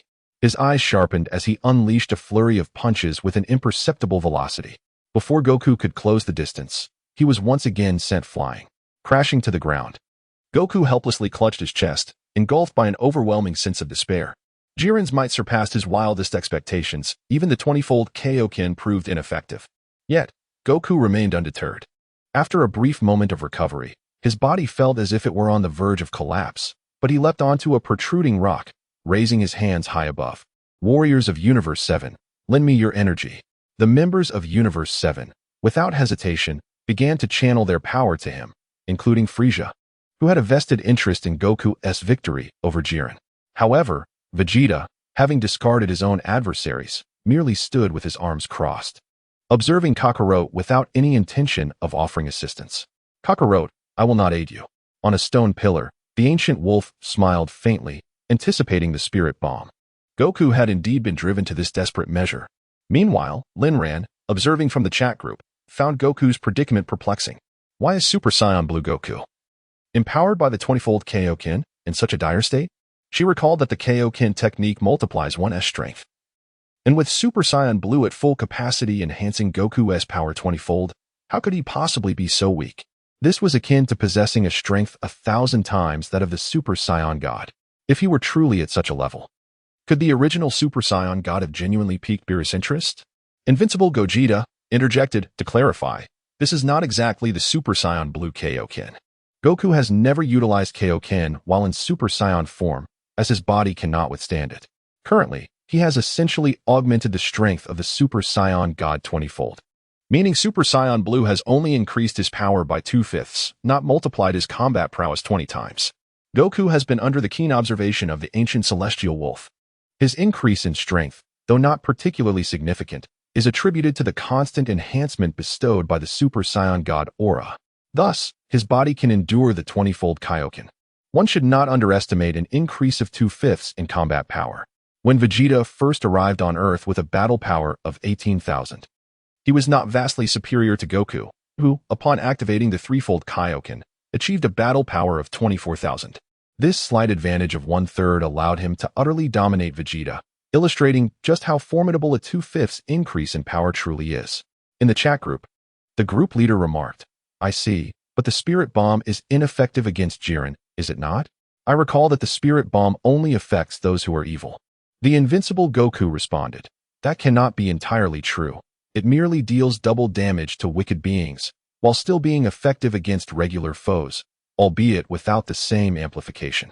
Tony, not truly the wealthiest, inquired, "May I ask if anyone in the group can witness the clash between those two?" The spiral-flashing superworld dance exclaimed, "We cannot see anything at all. Only the collision of red and blue beams is visible." The CAF attendant who adores rabbits echoed, "I share the same experience. I can see nothing whatsoever." Tony lamented, "What a pity. It seems everyone has been left in the dark."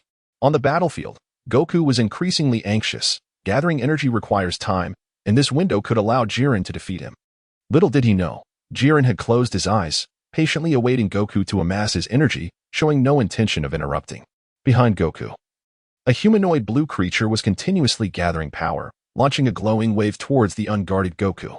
However, a figure swiftly intervened, extending a hand to catch the blue energy blast and crushing it with immense force.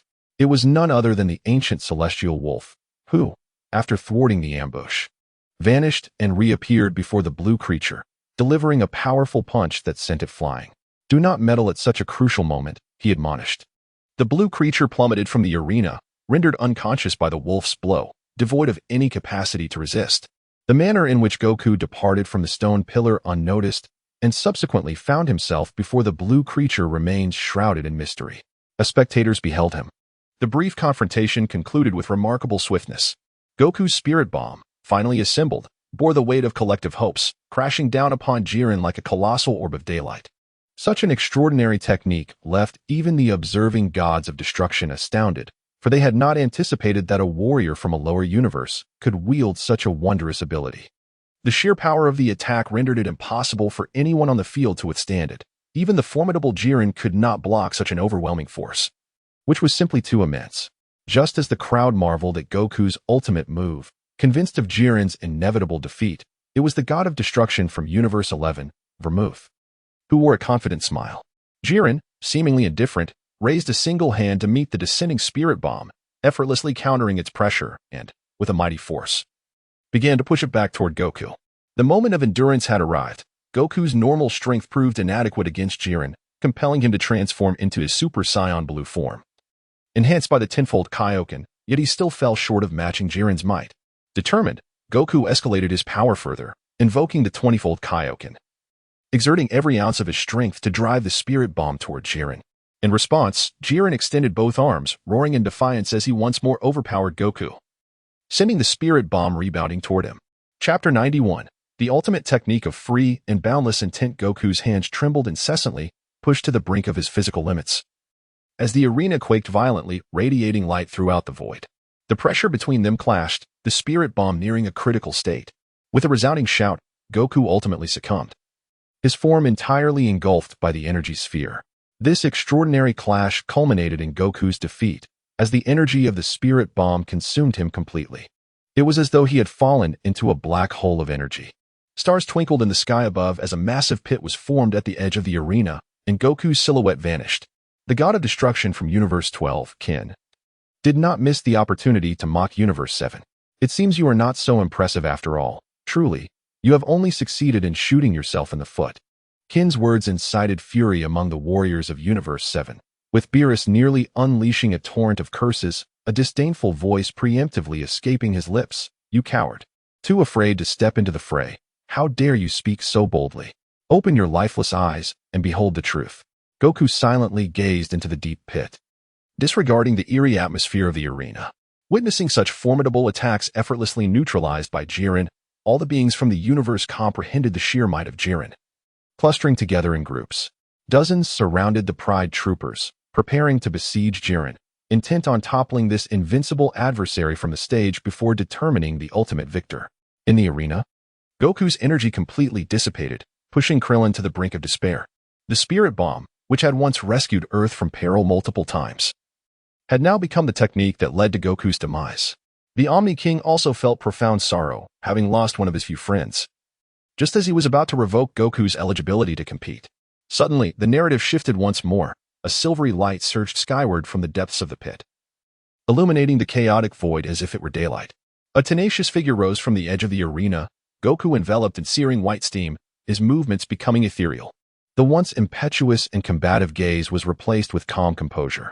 At that moment, Goku had evidently transcended his previous limits, emanating energy waves exponentially stronger than before. Krillin exhaled in relief, knowing that Goku would not succumb so easily. "Goku, I knew you wouldn't perish like this." Beerus turned to Whis beside him. This surge, Whis. Whis nodded, confirming Goku's new form. It is the Ultra Instinct. Beerus smiled, surprised that Goku had grasped such divine technique so swiftly, once again reshaping his understanding of Goku's innate talent. In the distance, Vegeta scoffed in discontent. Ultra Instinct, is it? The technique was mentioned. And Kakarot has once again taken the lead. Krillin was filled with excitement. Everyone could sense the profound transformation in Goku's body. Yet no one could articulate what exactly had changed. The gods of destruction collectively rose to their feet, ready to quietly observe this extraordinary battle. Gu Tianlang observed Wukong below and nodded. The mastery of the Ultra Instinct technique, as anticipated, had augmented Wukong's power manifold. It was far from the exaggerated claims circulating online, suggesting an enhancement of thousands or even tens of thousands of times, which would undoubtedly lead to a catastrophic imbalance in combat power. If Wukong were truly several thousand times stronger than his Ultra Blue state, even a mere breath from Jiren could obliterate him, regardless of any suppression of power. It would be implausible for Wukong to withstand more than a few exchanges with Jiren in such a state. In his incomplete Ultra Instinct state, Wukong possessed the capability to defeat an Ultra Blue Jiren with a single strike. However, the duration for which Wukong could maintain this state remained uncertain. As the ultimate battle between the two approached, Gu Tianlang also felt the need to stretch his limbs. In an instant, Wukong surged towards Jiren, who retaliated with a punch. Wukong's body instinctively performed a 360-degree turn, evading Jiren's attack and delivering a punch of his own. Jiren, quick to react, countered with another blow, and the two fists collided. Wukong's body was forced to retreat and landed back into the deep pit. Unrelenting, Jiren pursued Wukong into the pit, where Wukong smashed his left foot into the ground, instinctively dodging the incoming attack. After exchanging several blows, it was only at this moment that Toppo and Dispo, who had been standing beside Jiren, finally reacted and slid down towards Wukong. In the face of the approaching Toppo and Dispo, Wukong calmly raised his hands, effortlessly neutralizing their assault with a gentle motion and subsequently tossing them aside. Toppo, positioned on the cliff of the deep pit, clasped his right hand around his left, unleashing a flurry of energy blasts from his fingertips. Wukong slowly turned, taking measured steps towards Jiren, gracefully evading all of Toppo's attacks. Jiren signaled for Toppo to cease his onslaught. A fierce battle erupted in midair, marked by two radiant beams of silver and red. Wukong, engaging predominantly in defense, found himself at a disadvantage in the rapid exchanges with Jiren. However, Gu Tianlang perceived an unusual situation, perhaps due to his intervention. Wukong had achieved full power in the Super Saiyan Blue form much earlier than expected. His strength was notably enhanced compared to his normal state. Yet it was his inaugural use of the Ultra Instinct technique, and Wukong was resolutely advancing towards mastering it, initially suppressed by flames. The silver radiance began to show signs of counterattack as Wukong's punches accelerated. His body, once enveloped in a silvery aura, gradually transformed, his black hair shifting towards silver as he instinctively unleashed a flurry of strikes. Nevertheless, the first-time application of Ultra Instinct imposed a considerable physical burden on Wukong. While the searing heat of the technique intensified, his body grew increasingly fatigued, seizing the last moments to transcend his limits. Wukong delivered a decisive blow that sent Jiren crashing to the ground. Leaping onto a stone pillar, he harnessed the recoil to propel himself towards Jiren, gathering his energy with his hands resting at his waist. The Kamehameha, a blue energy sphere, whistled forth, and Jiren braced himself with his arms crossed, absorbing the impact. The blue sphere was severed in two, carving massive gashes into the arena floor. Following closely, Wukong channeled all his strength into a singular punch, prompting a response from Jiren, who elevated his power to its utmost. Their fists collided with tremendous force, illuminating the arena in a brilliant flash, compelling all to shut their eyes momentarily. As the radiance dissipated, Wukong found himself in a disheveled state, having tumbled to one side, while Jiren staggered back several steps, his feet deeply embedded in the ground. This extraordinary clash concluded with Wukong's defeat. The competitors and gods present were astonished by Wukong's displayed power, yet equally surprised that it was insufficient to overcome Jiren. Gohan and the others hurried to Wukong's side, encircling him protectively, wary of any opportunistic attacks. Struggling to open his eyes, Wukong apologetically uttered, "I'm sorry, Gohan. I'll need you all to buy me a little more time." Wukong's body was utterly drained. Standing became a strenuous endeavor. and the side effects of Ultra Instinct were manifesting severely. His being was engulfed by dark energy, tormenting him to the brink of despair, rendering him as vulnerable as meat upon a butcher's block. Some sought to capitalize on the aftermath of the fierce battle, aiming to ambush the exhausted Jiren. However, a mere glance from Jiren, filled with aloof confidence, deterred the would-be assailants. His formidable presence was undeniable, even in a less than optimal state. The average person lacked the courage to confront him alone. In the crowd, eyes turned towards the injured Wukong, recognizing that his displayed combat prowess was scarcely inferior to Jiren's. If they could manage to eliminate him from the arena, a significant threat would be diminished. Upon witnessing Gu Tianlang rise from the stone pillar, excitement surged among the spectators. "Everyone, step back. The master is about to make his move," exclaimed Tony, the self-proclaimed tycoon, chat group leader in the world of Dragon Ball. Let us inquire about who the true fathers are. Goku and Vegeta unleash their power with overwhelming force. Lin Ran is certain that no one present can rival Gu Tianlang, even when he transforms into Super Saiyan God. In the original storyline, Vegeta in his normal state effortlessly overpowers Zamasu, who cannot even lay a finger on him. In the anime, the Super Saiyan Blue Vegeta is indeed a formidable force, rivaling Gu Tianlang, making him virtually unbeatable in this martial arts tournament. The daughter of the slumbering Kagoro. Is it Vegeta? I recall you introduced him before. Tony is definitely not the richest. Indeed, he has the appearance of a perennial underdog. As Vegeta ponders how he would confront Jiren, he suddenly sneezes, secretly cursing Frieza, vowing to eliminate him once more after the Tournament of Power. The CAF waitress who adores rabbits. That white form is striking, invoking a sense of reverence. Spiral Flash Super Wheel Dance Roar Style 3. Yes. It exudes an intense aura of pressure. Timid Zhao Zilong. He gives me the impression that he isn't truly fighting. Rather, it feels like a subconscious instinct at play. Zhao Yun, having battled on the battlefield for many years, may possess the weakest strength among the group, yet he harbors a unique understanding of martial arts. Gu Tianlang concurs with Zhao Yun's explanation, recognizing it as a technique akin to bodily instinct. When Goku intends to attack, his body has already reacted, rather than waiting for his brain to issue a command.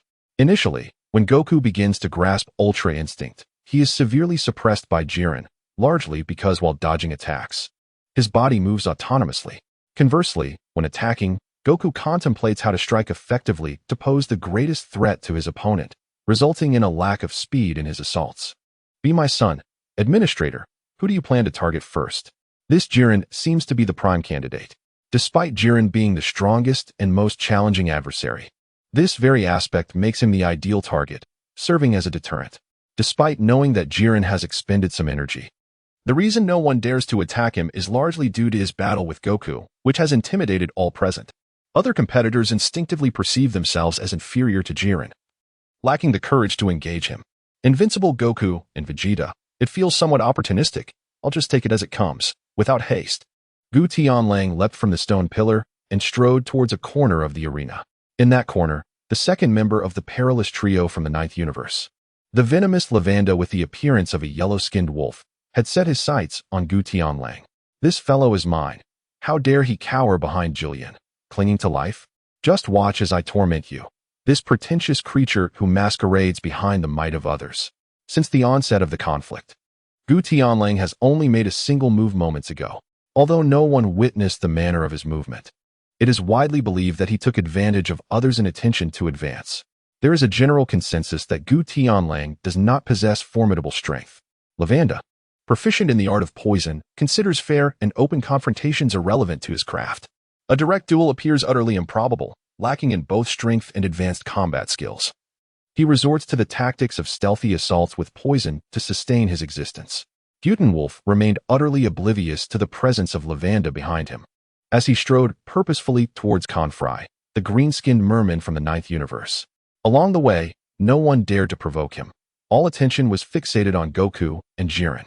Confry was acutely aware that Gutenwolf's intentions were far from benign. He had merely survived thus far by hiding behind Jiren, but now, seeing that Gutenwolf sought his own demise, Confry resolved to send him down. With unwavering confidence in his own strength, Confry advanced step by step towards Gutenwolf, only for the latter's figure to vanish from his sight in an instant. Gu Tianlang descended upon him, delivering a powerful strike to his abdomen. Fu let out a piercing scream as his body shattered through the colossal boulder behind him, inadvertently dragging another contestant down with him. Both fell from the stage simultaneously, leaving the other competitor bewildered as to what had transpired. All eyes were fixated on Jillian and Wukong, eager to seize an opportunity. Utterly perplexed by the sudden arrival of an individual who had caused their unexpected descent. Seizing the moment, Lavanda, enshrouded in toxic gas, approached Gu Tianlang. But upon witnessing him effortlessly defeat two opponents with a single punch, she hastily halted her ambush.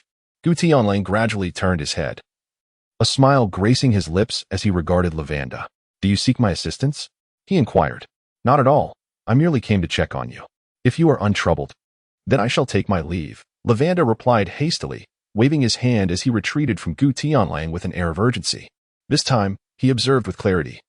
Despite trailing behind Gu Tianlang, he could not fathom how swiftly Gu Tianlang had approached him. Such terrifying speed. He had no desire to provoke such an adversary, especially since the grand tournament had only just commenced, and he wished to avoid a confrontation with Gu Tianlang. The god of destruction of the ninth universe, Sidera, was visibly agitated, his crimson beard askew as he shouted at Gu Tianlang. "What grievance do we of the ninth universe hold against you, that you would target our participants?" Had only Kunfleur fallen victim, Sidera might have accepted the outcome, but another contestant, also from their ninth universe, had suffered the same fate. The elimination of two participants in one fell swoop was a bitter pill for Sidera to swallow. Losing the tournament could result in their eradication. Gu Tianlang pointed at Jean, who was merely observing from the sidelines. "Why not seek him out? This contender from your universe bears an uncanny resemblance to him. Just seeing that face vexes me." The god of destruction from the 12th universe, Jean, had no obligation to participate in the battle. As he witnessed Gu Tianlang and Sidera embroiled in a dispute, he felt a sense of satisfaction, perplexed as to how he had become entangled in this matter. Humans, do not be overly arrogant. Time and again, you provoke this deity. Sidera glanced at Fu nearby, noting that he indeed resembled Jean. Both were aquatic monstrosities, green-skinned mermen. Fu sat in the viewing platform, grappling with existential doubts. Is it my fault for sharing a likeness with a god of destruction? I did not choose to be green. What man would favor green? Yet, I am a merman. It is my nature. What have I done wrong? Chapter 93. Instant kill. Gu Tianlang surveyed his surroundings, preparing to seek out his next opponent for a bout, when a purple-hued female figure suddenly stood before him. "It is I, Kokoti of the proud team from the 7th universe, who shall vanquish you." The newcomer was none other than Kokoti, a member of the proud team from the 11th universe, distinguished by her flowing, pastel-pink hair. Wolf gazed at her in silence as she struck a classic pose of the proud team. One must admit, though the movements appeared rather clumsy. A woman executing such actions undeniably garnered greater acceptance than a man doing the same. Without further ado, Cocotte propelled herself through the rubble with remarkable speed. Launching an assault on Wolf, she executed a high-flying whip kick, which Wolf effortlessly countered with a single palm. Unperturbed, Cocotte unleashed an energy blast from her right hand, only for it to be swatted away by Wolf. The two figures continuously exchanged positions on the ground, initiating a rapid-fire duel. Cocotte found herself thoroughly outmatched by Wolf, however. She remained confident that overcoming her would not be an easy task for him. Jillian observed the two combatants, shaking his head in contemplation, before turning to sit in place to recuperate his energy. Master Rashi and Krillin were each entangled with their opponents, while the Yadrakian from Universe 2, Jimmy's, had also approached Gohan. With virtually no wind-up, the two engaged in a fierce contest, neither gaining the upper hand. Piccolo proactively intervened to assist, intercepting one of Gohan's adversaries, while Yamcha positioned himself protectively beside Goku. Vigilantly surveying the surroundings, Yamcha remained alert to any movements. "Uncle Yamcha, there's an enemy approaching. Be cautious," Gohan suddenly shouted at Yamcha, amidst his intense battle with Jimmy's. Instinctively, Yamcha glanced around but could not discern the presence of the foe, nor could he sense their energy. Meanwhile, Goku, lying on the ground, seemed as if he had been kicked, his body soaring towards the edge of the arena. Yamcha, disregarding the location of the enemy, dashed towards Goku. Suddenly, he felt a sharp pain in his face as he was struck away, while others attempted to rescue Goku. The opponent, however, fought fiercely to impede them. Just as Goku was about to tumble off the edge of the stage, a figure appeared beneath him. It was Wolf, who caught Goku just as he was about to fall. Goku, exhausted, leaned heavily against Wolf, struggling to maintain his balance. I apologize for being a burden. I need a little more time. Frustration welled within him, realizing they were almost thrown off together. As Goku neared defeat, Wolf suddenly intervened, prompting someone from the crowd to shout in surprise. 3 adversaries charged towards Wolf, aiming to knock him off the stage along with Goku, simultaneously unleashing energy blasts from 3 different angles. The figure of Gu Tianlang shifted, releasing Wukong's body, just as Wukong's limbs grew weak and he was about to collapse. Gu Tianlang reappeared, supporting Wukong as they made their way towards the center of the arena. The 3 individuals who had rushed out moments ago had already fallen from the stage and returned to the observation platform. How could this be? The 3 exchanged glances, unable to comprehend how Gu Tianlang had struck, as they found themselves defeated. Gu Tianlang released his hold on Wukong's body and launched an assault on the 3 individuals. Before Wukong's form even touched the ground, he had swiftly vanquished them and returned to support Wukong once more.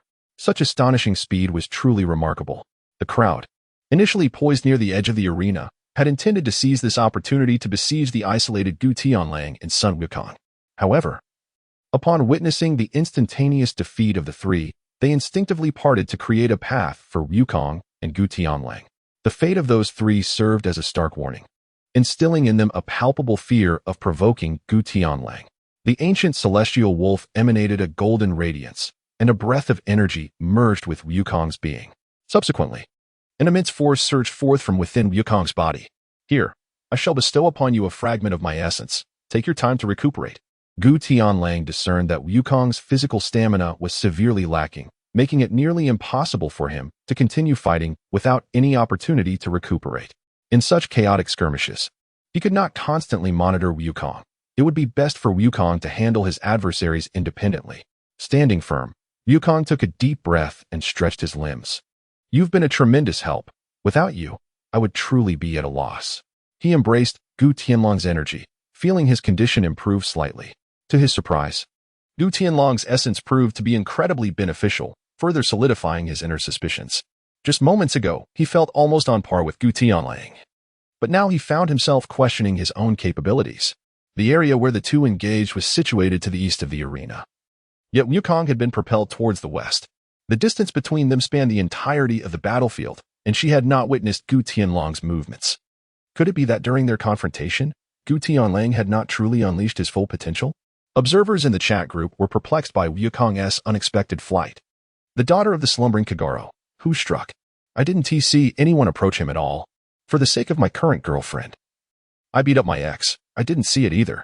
Regardless, when someone attacks, one should be able to see the enemy, right? The Hinata family's eldest daughter. I saw it. It was a creature resembling a mosquito, exceedingly tiny. Tony, who is definitely not a billionaire. You must be joking. This so-called Sun Wukong must weigh at least 100 pounds. How could a mosquito possibly launch him like a projectile? Tony found it utterly implausible that such a diminutive creature could possess such immense power. The chat group leader. It must be Damon, the insect warrior from the 4th universe. Indeed, a troublesome opponent. Lin Ran recalled him, having noted that this individual had eliminated Piccolo, albeit through a sneak attack, leaving a lasting impression. Invincible Vegeta. Hinata is correct. Tony, who is definitely not a billionaire. Wait, does this mosquito count towards the battle power of the star explosion? As a superhero like Iron Man, I can't possibly be inferior to a mere mosquito. The chat group leader. Strictly speaking, yes. Spiral Flash Super will dance roar 3rd style. Don't mind it. Let us not forget, even when the boss turned into chocolate, he was still formidable. A mosquito's strength is thus understandable. Watergate had come to accept the reality, having witnessed the scene of Gu Tianlang's chocolate form decisively overpowering Bu. Goku had no intention of seeking out Coco. So he found another opponent nearby and commenced a new round of combat. At that moment, Vegeta was engaged in battle with Caterbessler from the 3rd universe. After witnessing Goku's mastery of the Ultra Instinct, Vegeta yearned to transcend to that level himself. Chapter 94. Vegeta with his eyes firmly closed, Vegeta relaxed his body, allowing Caterbessler's heavy punches to rain down upon him, forcing him to retreat with each blow. Caterbessler's dissatisfaction with Vegeta was palpable. Did this fool truly look down upon him, allowing himself to be mercilessly battered? Transitioning into his B-raging combat mode, Caterbessler unleashed a brutal onslaught upon Vegeta, leaving his body marred with countless wounds. As Gu Tianlang engaged in combat with his adversary, he remained vigilant, glancing around. He observed Vegeta reenacting the scene of being assaulted by this worthless opponent, and he couldn't help but shake his head with a wry smile. Beerus was quite taken aback by Vegeta's passivity. In the past, this fellow would never tolerate such losses. Why, today, was he being beaten without retaliating? Whis, what is Vegeta doing? After a moment of contemplation, Whis replied uncertainly, perhaps he is attempting to master Ultra Instinct. After enduring a minute of one-sided assaults from Cartabesla, Vegeta still could not sense Ultra Instinct. He opened his eyes, seized Cartabesla's charging fist, and retaliated with a powerful strike to his abdomen. Damn it, I can't bear it any longer. I'm done practicing. Accompanied by a surge of energy, he sent Cartabesla flying to the side and turned his gaze toward Jiren. Jiren, your opponent is none other than me, the Saiyan Prince Vegeta, who will defeat you. With a thunderous crash, he shattered the ground beneath him and launched himself at Jiren, forsaking the tentative approach of Goku. Transforming into his Super Saiyan Blue form, he surged toward Jiren like a meteor. From amidst the chaos of rubble, a fiery figure emerged, its massive form standing defiantly before Vegeta. Your opponent is me. Vegeta scoffed disdainfully, dismissing Toppo entirely. I don't fight second-rate challengers. Toppo, unperturbed, replied with utmost seriousness, aren't you also a second-rate fighter? Perhaps even a third. What did you say? Vegeta erupted in fury. As the proud Saiyan prince, he could not tolerate being regarded as lesser than Kakarot. Infuriated, his azure aura flared. And disregarding Jiren, he engaged Toppo with overwhelming force. The two commenced a dazzling exchange of blows, utilizing the stone pillars to maneuver fluidly through the air. Their velocity was so astonishing that most onlookers struggled to keep up with the spectacle. When some unwitting participants ventured too close, Vegeta swiftly unleashed two energy blasts, dispatching them in the blink of an eye. Despite Toppo's imposing size, he exhibited remarkable agility, and in close combat, neither could gain the upper hand. Toppo unleashed fiery projectiles from his fingertips. Vegeta, unwilling to be outdone, executed the formal prince's combat techniques, unleashing a barrage of red and blue energy waves that collided with tremendous force, creating a residual power that deterred most from approaching. Yet, Vegeta found the stalemate unsatisfactory. Kakarot's displayed prowess had long surpassed Toppo's, and he was still entangled with this insignificant opponent. With a roar, he fully unleashed his Super Saiyan Blue form, amplifying both speed and strength, leaving Toppo with no choice but to defend himself. Like a relentless force, he surged forward, perceiving all obstacles as foes, unintentionally sending several innocent participants crashing from the stage in his wake. Goku Tianlang was not in a hurry to conclude the battle. He was genuinely curious about the extent to which Vegeta and Gohan could transcend their limits. Vegeta and Goku were evenly matched, both in their maximum Super Saiyan Blue forms. However, Goku had the advantage of the Kaioken technique, thus slightly surpassing Vegeta in strength. Yet, the true power of Vegeta's evolved Super Saiyan Blue, known as the Deep Blue form, remained a mystery. The spectators in the chat group were utterly astounded. Those engaged in battle possessed stellar-level strength, and the exchange of blows was so rapid that the onlookers could scarcely comprehend the action. Tony, not the wealthiest, remarked, there are so many people here.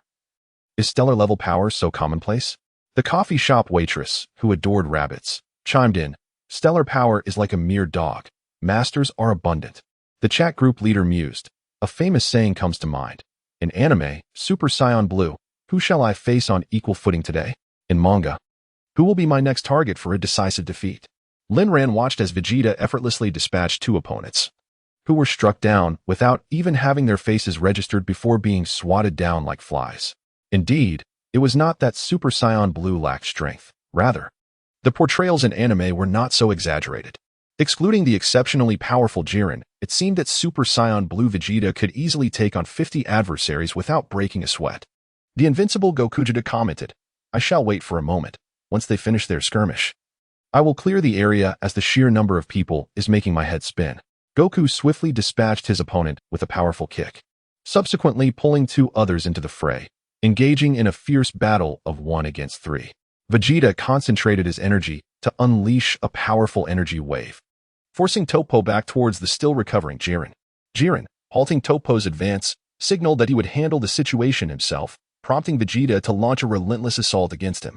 Despite sensing the overwhelming aura emanating from Jiren, Vegeta displayed no signs of retreat.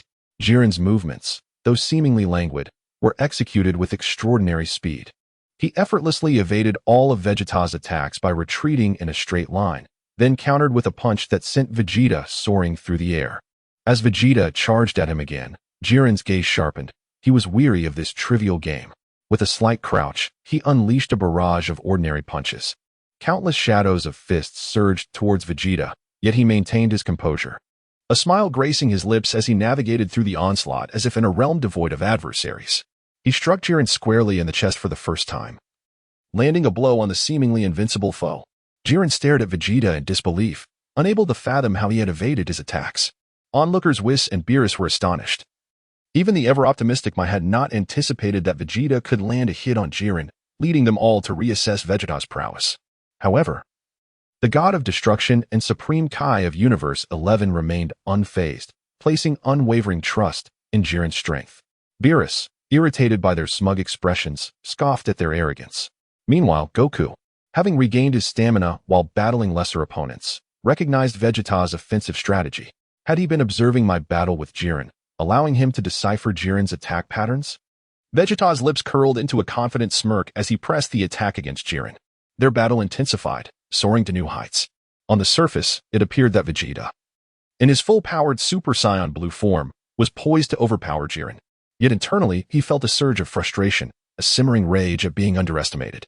When you fought Kakarot, your strength was far superior to this. You should be faster and stronger than you are now.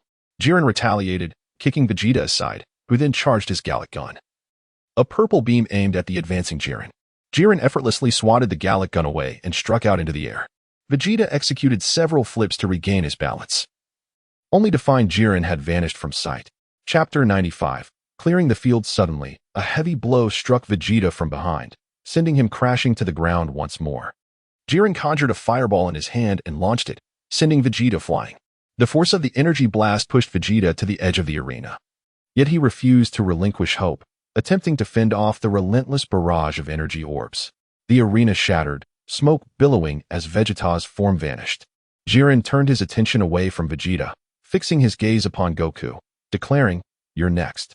If you have the ability, feel free to try." As Gu Tianlang observed the fragments of stone scattering at the edge of the arena, the transformation of Vegeta unfolded in that very moment. As the thick smoke dissipated, Vegeta's battle attire lay in tatters, and clutching his right hand, he rose to his feet, gazing intently at Jiren, who stood not far away. Despite the intensity of their confrontation, Jiren appeared utterly unfazed, not a single bead of sweat gracing his brow. However, Vegeta felt a wave of exhaustion wash over him, his body gasping for breath. Jiren, casting his cold gaze upon the rising Vegeta, expressed his disdain with a chilling demeanor. "Your fists are imbued with arrogance. Devoid of the purity that a martial artist should possess, you stand no chance of defeating me." Though Vegeta had nearly reached his limits, upon hearing Jiren's derisive words, an unexpected surge of strength ignited within him. Arrogance, indeed. I embrace it, for it embodies the pride of a Saiyan. Let Kakarot wield the Ultra Instinct. I shall prevail using my own power. With arms outstretched, Vegeta unleashed the entirety of his energy, a golden aura illuminating half of the arena. As his power continued to ascend, Goku, too, was taken aback by Vegeta's ability to elevate his energy to such extraordinary heights. Goku's keen intuition unveiled the underlying tension, as Jiren's disdainful tone struck a chord with Vegeta's proud ego. Gazing at Jiren, Vegeta taunted, "Jiren, with your incessant mockery, do you dare to confront this blow?" Jiren responded with a firm resolve, standing his ground against Vegeta's ultimate attack, the final flash, which surged forth as a brilliant column of golden energy.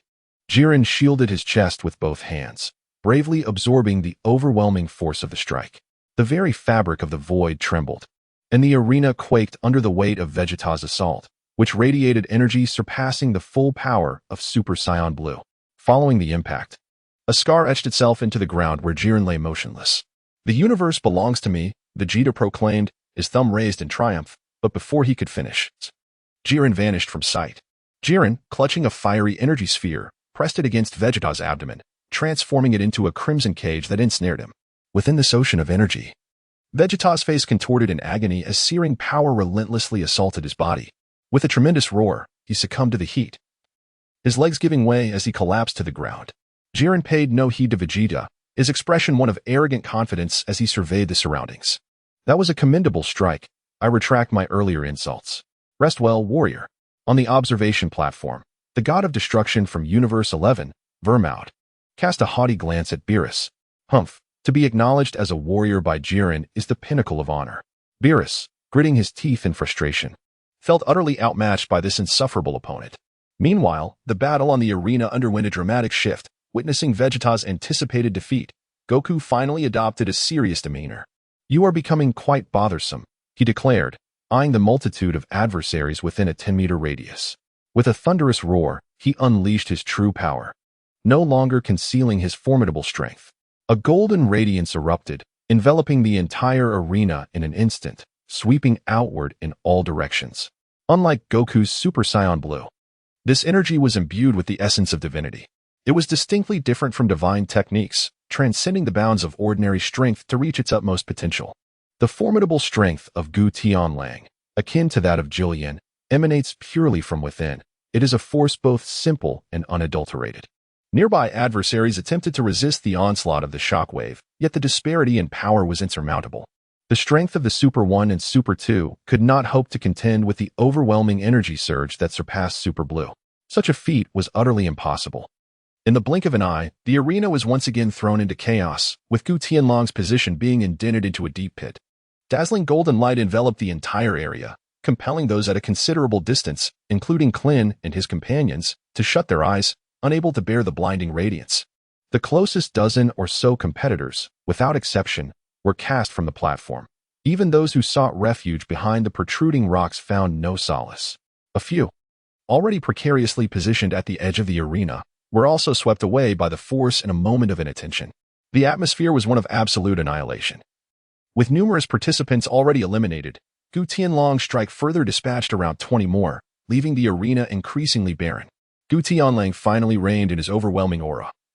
Realizing that this was about the extent of his capabilities, it was impossible for him to unleash his full power and annihilate the entire arena, concluding the battle in a mere 3 minutes. The tournament of strength is indeed a pivotal moment. An excessively swift conclusion would render it rather tedious. The power unleashed by Gu Tianlang left the gods profoundly astonished. They had not anticipated that this individual possessed such formidable strength. Wymide's expression darkened.